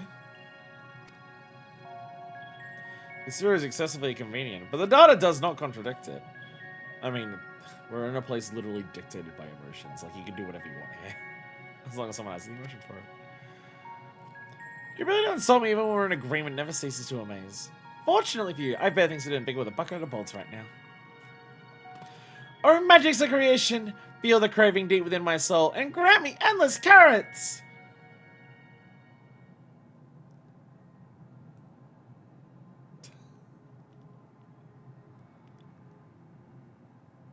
Perhaps gluttony doesn't qualify as an emotion.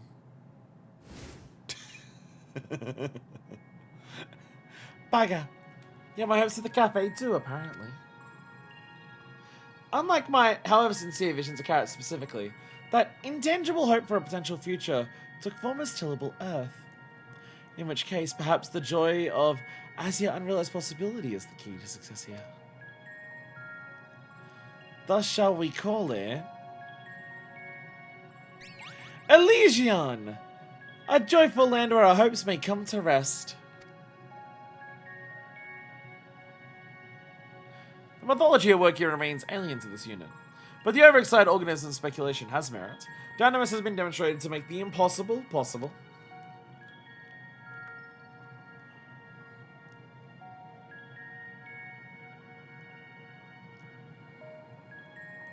However, the data also shows that it lends itself as easily as to ill as good.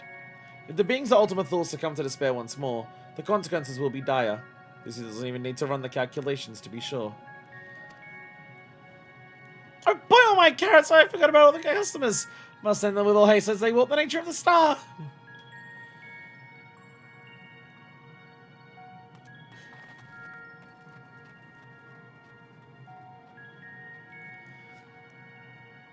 Fourteen's ability.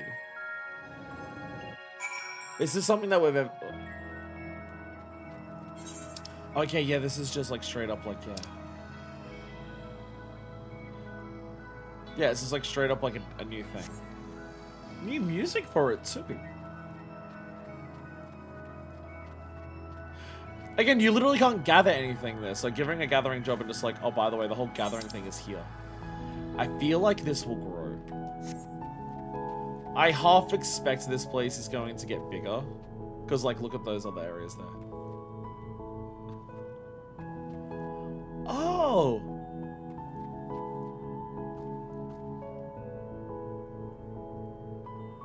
Oh, it's a remix of Close in the Distance, of course.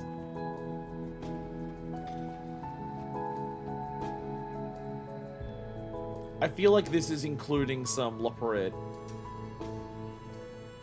Like, I feel like the instruments being used is what's used for L'Operette music as well.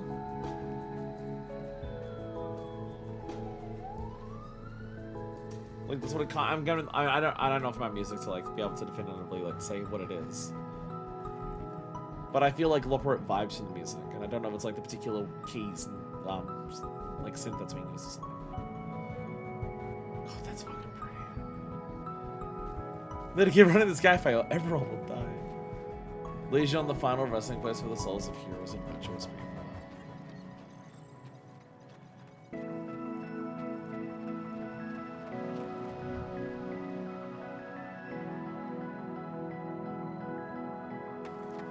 I was about to say, can we see the rest of Ultima Thule from here?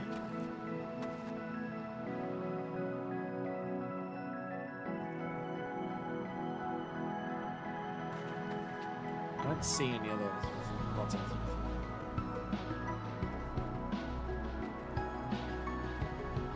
Oh, this remix fucks. Holy shit.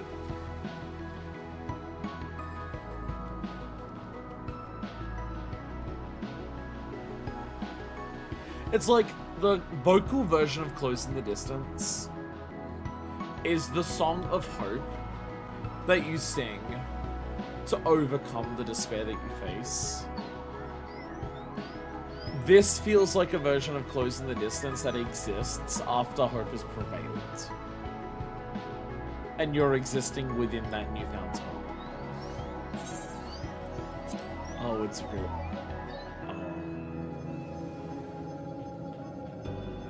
Like, it has elements of, like, funkiness and unknownness to it, which kind of, like, lines up with, like, this. Oh, you just go to Lost Strokes. Oh, okay, so if we want to go there, we can just go. Okay. We don't have to, like, fly around. We just go to Lost Strokes, we go there. Nice. Oh, so the idea is if you teleport here, if you don't have flight, because it has to be possible without flight. You teleport here, you go through one gate, it takes you to A4. And then from A4, you can either go to Elysion or to Lost Strokes. In case you don't have flight. I mean, if you don't have flight, you can't get here, but it's like... we'll come back to that. But, the thing I was gonna say is, one of the strengths of 14, and this is stuff that we've known since A Realm Reborn, literally, like, the whole ending of Realm Reborn in terms of 2.55 is about it. But also you see it before that. 14's storytelling is so willing and consistently yes-anding itself. You will get to moments where it feels like the big climax story moments happen, right? The big thing happens, and where most stories would end with, like, the hope for a new day, or the continuation of everything like that. You get to those moments, but 14 is so consistently willing to go yes and. 14 will always ask the questions of what happens next, what continues to happen there. Honestly, even what we did earlier today is a perfect example of that. We yes-anded all of the history that we've had with Nanamo and her wanting to change Ul'dah, and also all the history that we've learned about Ul'dah and Sil'dir and Belladia, in terms of, like, the horrific things that have happened. And after all of this time, 14's willing to pull all of that back and go, yes, and how do we continue that? How do we continue this storyline using this lore that we built? Where does this stuff go from here? So doing that with Ultima Thule, for me, is one of the most fucking insane storytelling tasks. Ultima Thule is the end of everything. Everything about Ultima Thule, it's the edge of existence. It name literally means, like, the edge of everything. Like, the very last thing of everything. The whole existence of Ultima Thule is the end of several previous worlds. This place is filled with dead stars. The final dungeon up there is literally called the Dead Ends. Ultima Thule's existence is about the end of all things, and how all those things come to their ends in that time. But the story of 14 didn't let it end. We stopped that. We stopped that. So we now have this reality. We now have this world, area, space, dictated by emotions, where the remnants and the memories of some worlds that have met their ends now get a chance to continue existing. This realm dictated by emotion gets to continue existing. All of the people who were brought into this world by Dynamis, by Meteon, whose entire existence is defined by them accepting or acknowledging their end, now have a chance to continue. So let's make a fucking story about that. And that is, like, I feel like that's the type of storytelling shit that basically only 14 knows. Propriety threshold exceeded. Root and Dreamers will be eliminated. Cafe operations with efficiency below 13%. Unfortunate circumstances detected. Reviewing customer service menu. Fuck. Do I look like a piece? Give it to you! I'm gonna tell it tastes all on me till the day I die. Oh! It's gotta give a break and move with the freedom fighters. Not so oily. His unit must admit that projections were insufficient for having failed to anticipate this outcome.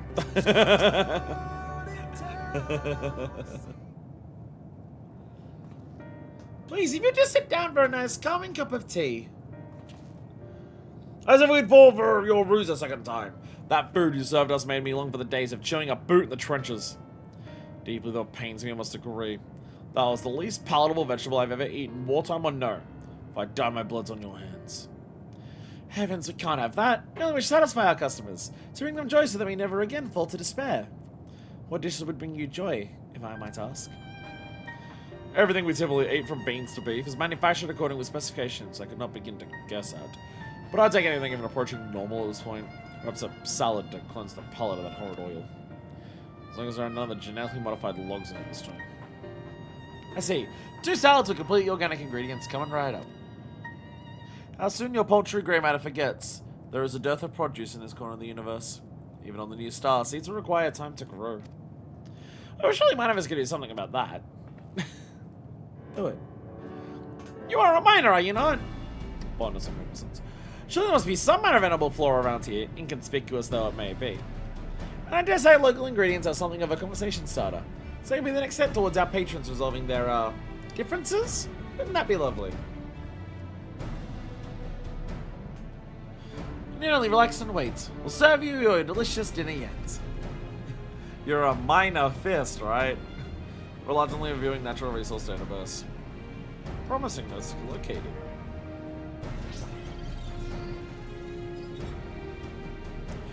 Liverworts growing upon stone formations in the Rayatara area show acceptable nutrient composition. Based on recent analysis of customer culinary preferences, you may wish to aim for high wort-to-rock ratio. While you do that, we'll see if we can't scrounge up a few more ingredients from our stores. I still can't imagine why one would prefer other foodstuffs to carrots. I must admit, I found this culinary experimentation rather invigorating. Give it a try. Can we unlock Corellian armor at some point during this? Like, I wouldn't wear it, but like, let me wear it. Struggle to understand why you've ushered us back into existence in this fashion. The wheel of time does not turn in reverse. And then if he has these ashen plants over there, I've been fond of ash in my mouth. I suppose there might be a certain nostalgia to it now. Fucking Christ. So an allied life form manifest is most welcome. You can only have that other organic life forms and now cease their whining. There are livers that can grow on rocks. Got it. Means they're a vegetable, right? Sure. Maybe I should have been botanist for this. Maybe it would have made more sense to be botanist for this. But I didn't realize what we were doing. Go harvest some plants, said Jaming Way to the botanist. Go grab an edible rock, said Jaming Way to the miner. Don't even want to know what the fuck they'd say to the fisher. Given this.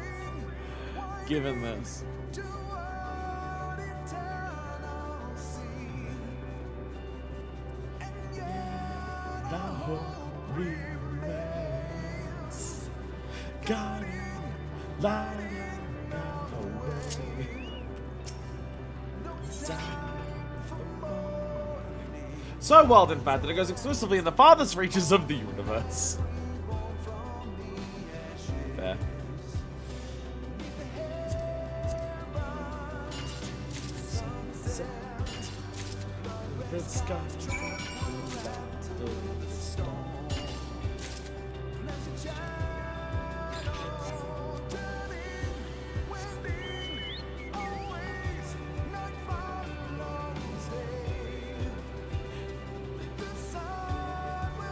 If there's one aspect that does make it a little awkward for this, it's the fact that the cafe is at the highest point of Ultima Thule.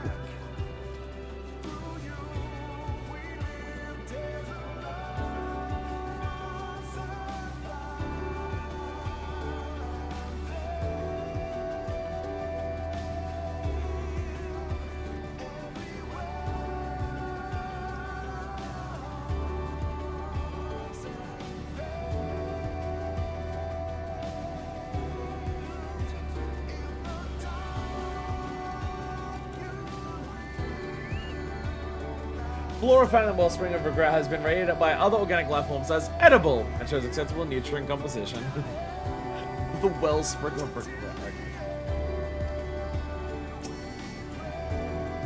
It's an allied life. Okay, there we go.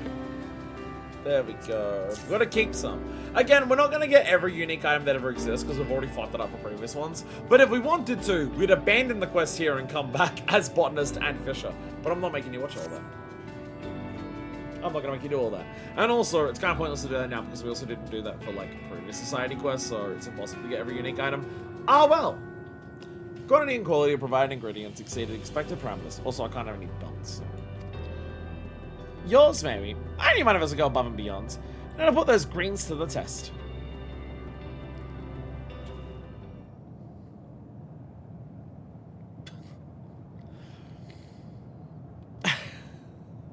Why the fuck is it glowing? Usually sailboat on Chrome Base, go to the cafe, we're talking about the NPCs there. That would make sense. Needless to say, I fear for my life. But then you've gone so much trouble, I suppose we should try it.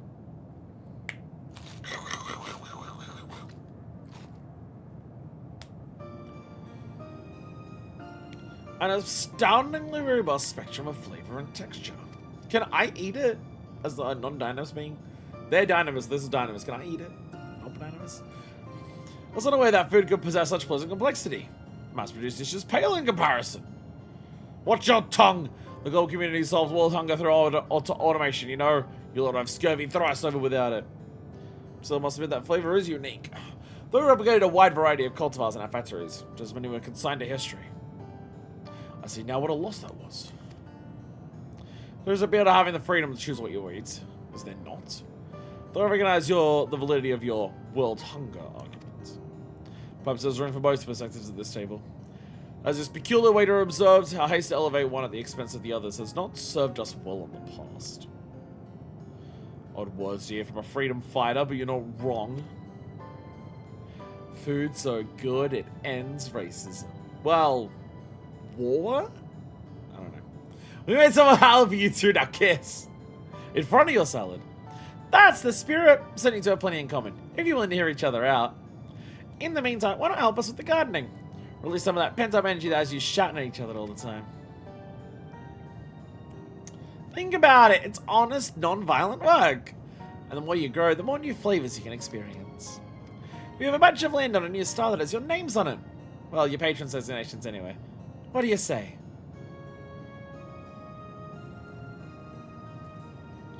Cannot claim that I'd be happy on the battlefield. Though in the name of peace until there's not left to fight. Or to fight for. There has to be a better way. Maybe in safeguarding life rather than taking it. I'll find out what that is.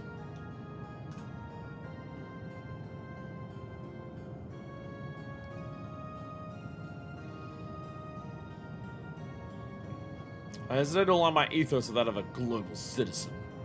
Yet it is true that we now have the freedom to choose a better future.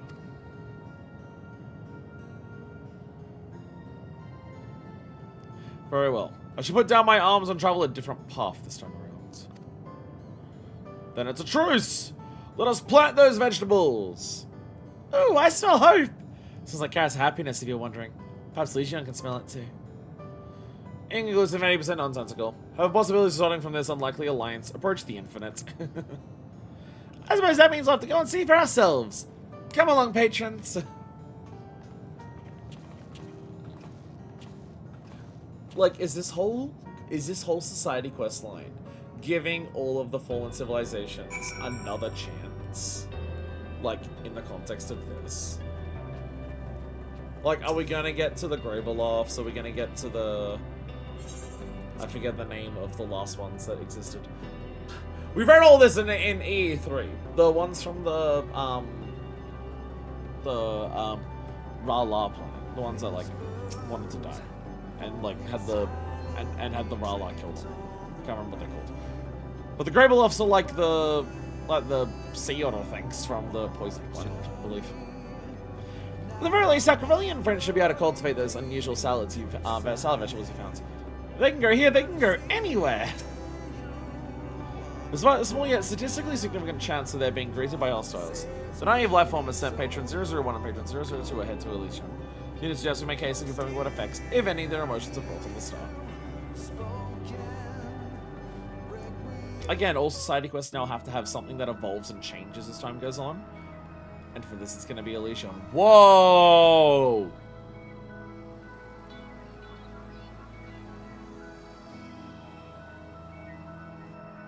There's others. Did they spawn in an existence from their desires? There's more than just them two.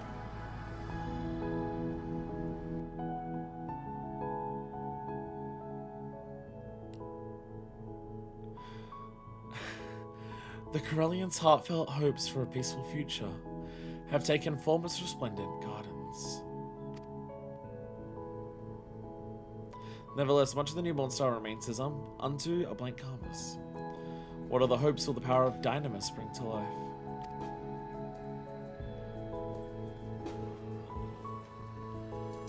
Oh shit. We're gonna have a society quest where every single fucking time we hand in a stage of it, I'm gonna nearly cry. Corellians seem to be multiplying. One of these ones are pulled from the mire of despair out there, just like our patrons. In case we're gonna need more salad. So I was considering the myriad possibilities we might sow upon this unmarked land. I was filled with a strange sense of optimism. Next I knew there were plants all about.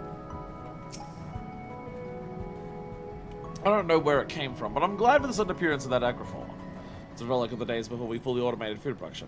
It'll make nurturing the plants much easier. Dynamo-space alterations like the environment exceed all but the most improbable of projections. Data from bright civilizations indicates that organic customers will be pleased with the vegetation available for consumption. The unit process temporary retreat to A4 research to discuss future salads and salad-adjacent matters.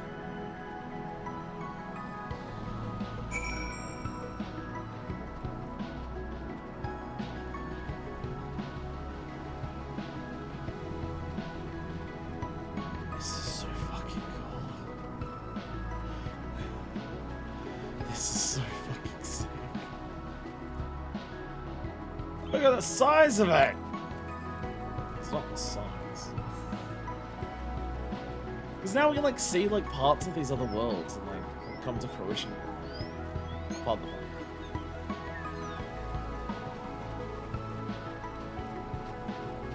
Still accounting for our differences, of course.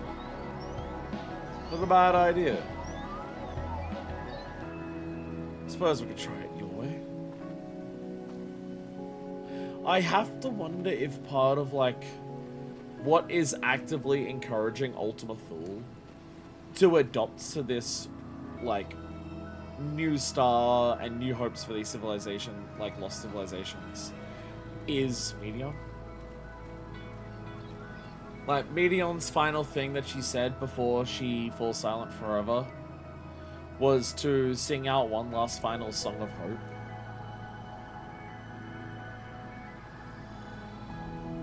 Share and share alike, I suppose.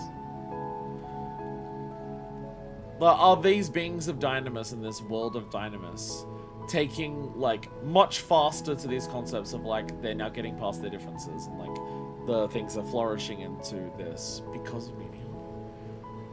Was Medion singing her final song of hope, like, enough to, like, fill Ultima Thule with enough hope that it could readily take to this very quickly? Cumble fruits and Fabergé pineapples.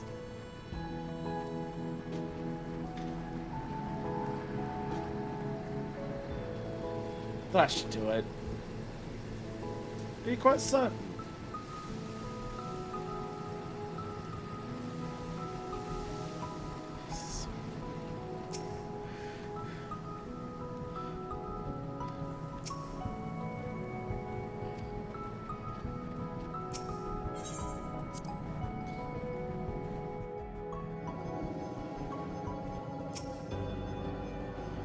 It's a born fruit more strange and beautiful than I could have possibly imagined. All management units are present. This unit will now run multiple cognitive simulations of the last Drake's future. Oh, this is... Yeah, right, this entire process is just the unlock for this, isn't it? I don't have to, like, do dailies after this.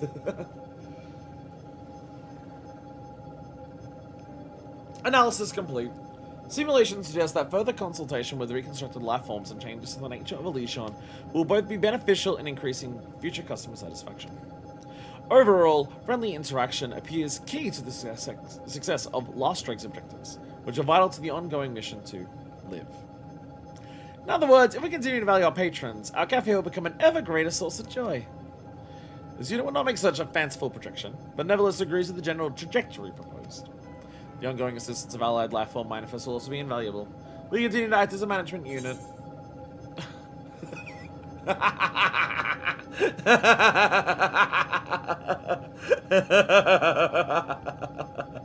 Swore I'd never go back to retail. I am not allowed to say that. I'm still in retail. I'm legally not allowed to say it. I'm still fucking in it. Dear God, it's 8 PM. Your cooperation is appreciated. I'm just thinking about, like, oh, how long do I have until I sleep until I go to retail? Oh God, it's 8 PM. In preparation for the next phase of operations, this unit proposes strategically repositioning Matrix Stigma 4 to this location, letting better assist in coordinating planetary and cafe objectives. Transmission of order will commence at your signal.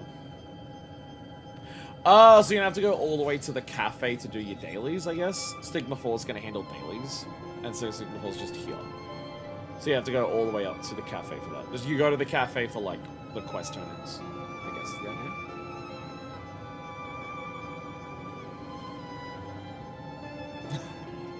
Hi, Orb!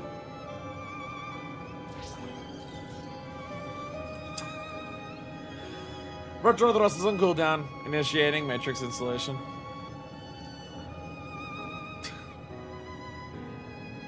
Stigma 4, you're very big. Speaking of which, we have one more installation to attend to. Hold still, N7000. Oh, that was... Oh, jam. What are you doing?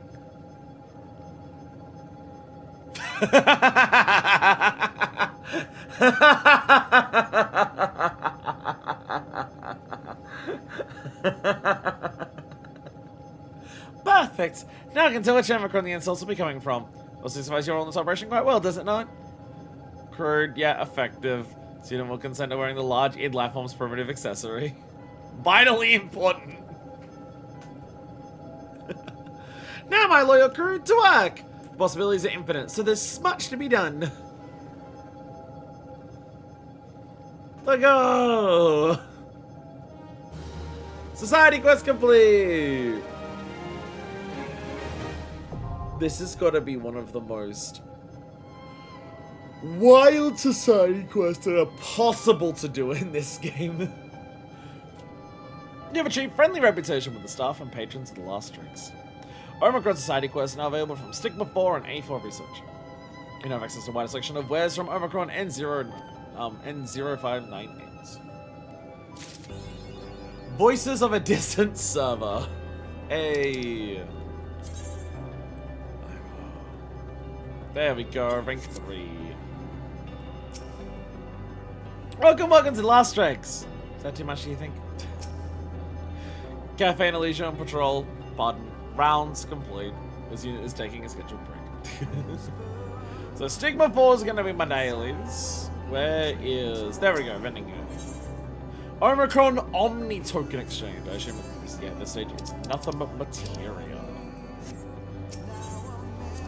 So, oh, it's also just what about items? More Gissel Greens, Dark Matter, and Gold Zone. There it is. May I suggest the Simon Road? Bitches, we have got. Headphones died. Let's go. Alright, one last thing to do before we head out today. That is all of the new stuff for the patch. 6.2 in total. That is everything from all of 6.2 that we've managed to knock out in 3 streams, including the MSQ. I think we've done pretty well for ourselves. These are stuck in my ear so constantly. Very hard to get them out. Very hard to get them out. Get out of my phone. There we go. So yeah, that's all of our new stuff that we've got for 6.2. However, we put our marmots to work yesterday. Because we streamed this yesterday. We put our marmots to work yesterday. And they crafted some shit. And by now they should have done that shit. So let's go check in. Let's fly from the edge of existence down to Marori Dry Docks and use an Aetheryte ticket so it's free.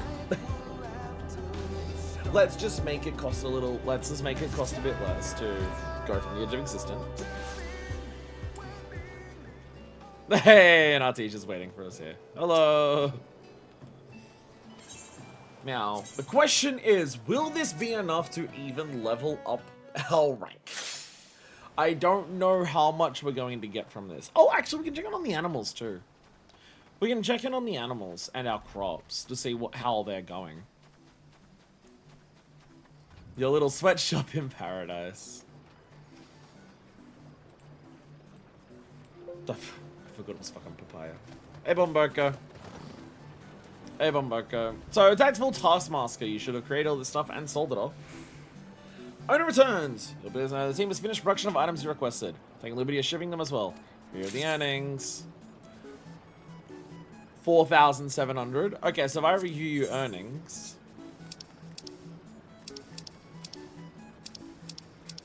Okay, so it just shows it here. There we go. There we go.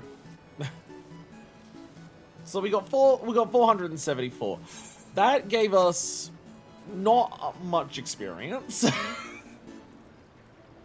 That crafting did not give us a ton of experience. However, if I set this up to do the entire next fucking week, then by the next stream there'll be a lot.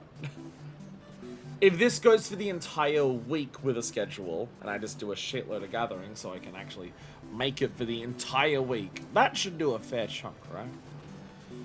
That should do a fair chunk. Again, I assume the idea is, like, at this level, I am meant to level up primarily by those things being completed and stuff like that. Like, I have to do enough to get the next vision. So, like, I have to rank up enough to get to the next vision. And I assume that's waiting on these and not, you know, gathering endlessly. Ooh, okay. Okay, I assume this is the leavings then. I assume when they're glowing, it means this is the leavings. How do I feed them? Status of animals. Okay, so their food is running low and they're all at lightning bolt. I did read the thing here. I went through the guide a little bit yesterday.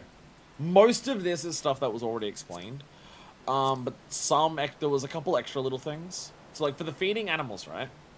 The animals have stuff, satisfied, hunger, and starving. It fills up as you feed them.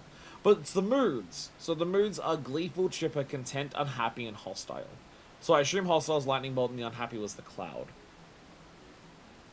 So, yeah. So Island Sweet Feed, the stuff you make from apples, can only go up to content. Whereas the grain feed and premium island grain feed, the stuff that you make from the farm, can actually put them up to the even higher ones. You need to get them above, like, content, you need to actively grow this stuff. Which, if we check it on this, I have no idea how long this stuff takes to grow. They're growing a little more. They're growing a little more. They've run out of a little bit of water, but they are growing a little more.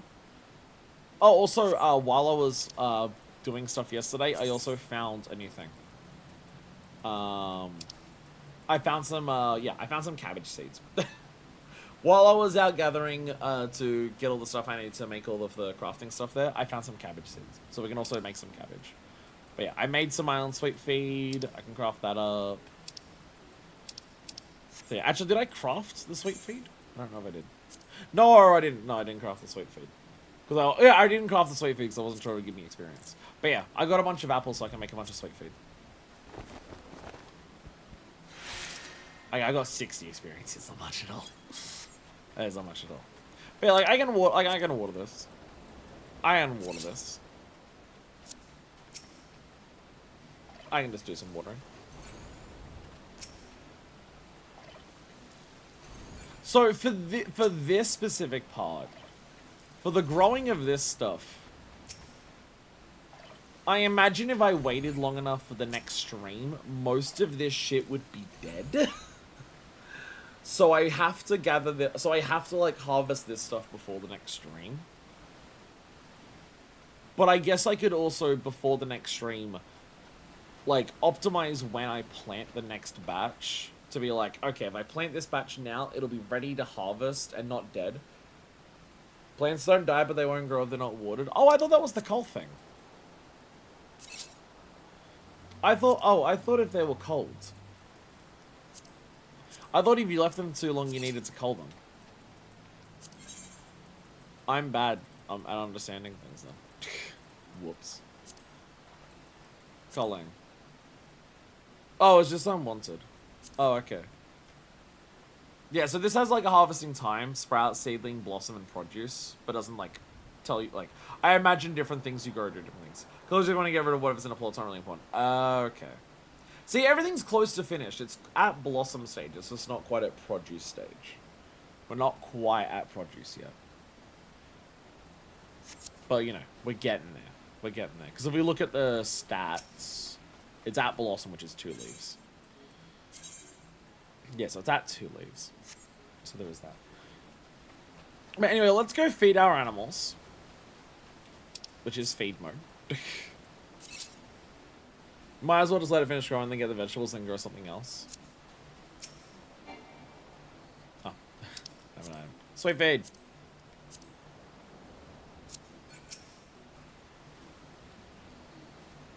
There we go. Well, it feels pleasantly so pleasantly stuffed. Does like 1 sweet feed max it out? Okay, so 1 sweet feed like maxes it out. Okay. So so if I want them to go above like unhappy, I need to feed them again before their mood like turns to shit, basically.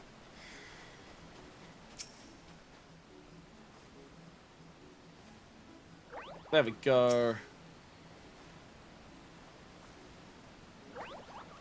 So we go around and feed all the animals. Make sure they're all well fed. And then we go into gather mode because they have leavings. Oh, a claw. Oh, okay. See, when they said leavings, I thought it was like shit. Fleece. Oh, okay, so there's a whole bunch of like unique shit for animals. Milk. Bang! I was wondering if you were going to give me copper until I have to get copper to start with. And claw, there we go. So basically I'll pop in each day, feed them, get some leavings. I assume there's nothing else I can craft with any things I just got. No, not yet. Can't remember last time I visited my own, just going to imagine all my animals have preyed on each other in the marmots. This fence is the perfect worst height. Literally the bottom rung at perfect lava level. That feels mean on purpose. So yeah, as you can see, this is going to be what our progress is like for Island Sanctuary. I realize with the cycles, I should probably set the cycles so the off time is like surrounding stream day. Every animal is a normal and a rare drop. The rare animals have them inverted. Ah, okay. Again, I still hope we can get this farm big enough so that you can have a normal and a rare of everything. I would like it to eventually get big enough to do that. If you can only get it big enough so you can get like the rare of everything, then that's fine. But what would one-eyed person like? So yeah, I will do work on this in between streams. I will try to save progression for stream. I'll try to make I mean, once I set this up now, basically all I'm going to be doing. So basically, once I'm going to go over here, I'm going to set up the tasks for the crafting for the next week, basically until the next stream. That'll give us a lot of our... This stuff is definitely where a lot of our experience for the time being is going to come from. Our experience will come from setting this up for a massive amount and then just cashing it in when the next stream hits. So I'll be gathering stuff to make sure that's being made. I'll feed the animals and stuff like that, work on the crops and grow that. And then we just check in on this basically every stream and see what happens. I will save big progress things for stream, obviously making any new buildings, checking in on when they're finished being built. I assume when I level up, the game won't immediately kick me into a new story. I'm pretty sure once I level up, it'll be Felicitas Furball will tell me about the next vision and stuff like that. But I'll try to save what I can. Being that this is going to be one of the more nitty-gritty, daily, weekly things in the game. Because other stuff, it's just, oh, custom deliveries, do them once a week, do it on stream. Oh, you've got dailies for the societies. Okay, but once you finish enough for the rank, do the story quest on stream. This has a lot of nitty gritty in between stuff, so it'll be a little weird to do it on stream, but I'll try to save like all of the new unique shit for stream. But all you really have to do is set up worksheet for the week or so, feed your animals, get their livings, water plants, harvest them when they're grown. So yeah, like on a daily basis, it's like check in on the farm and the animals, and then once a week, set up the workshop. And that's basically what we do. But yeah, you can choose when the rest cycle is. So I'm pretty much just going to like set up the rest cycle so it's around the stream. So like a bit before stream ends, and then like that, because it's over 2 days, so it'll be like a bit before the stream ends and then the day afterwards.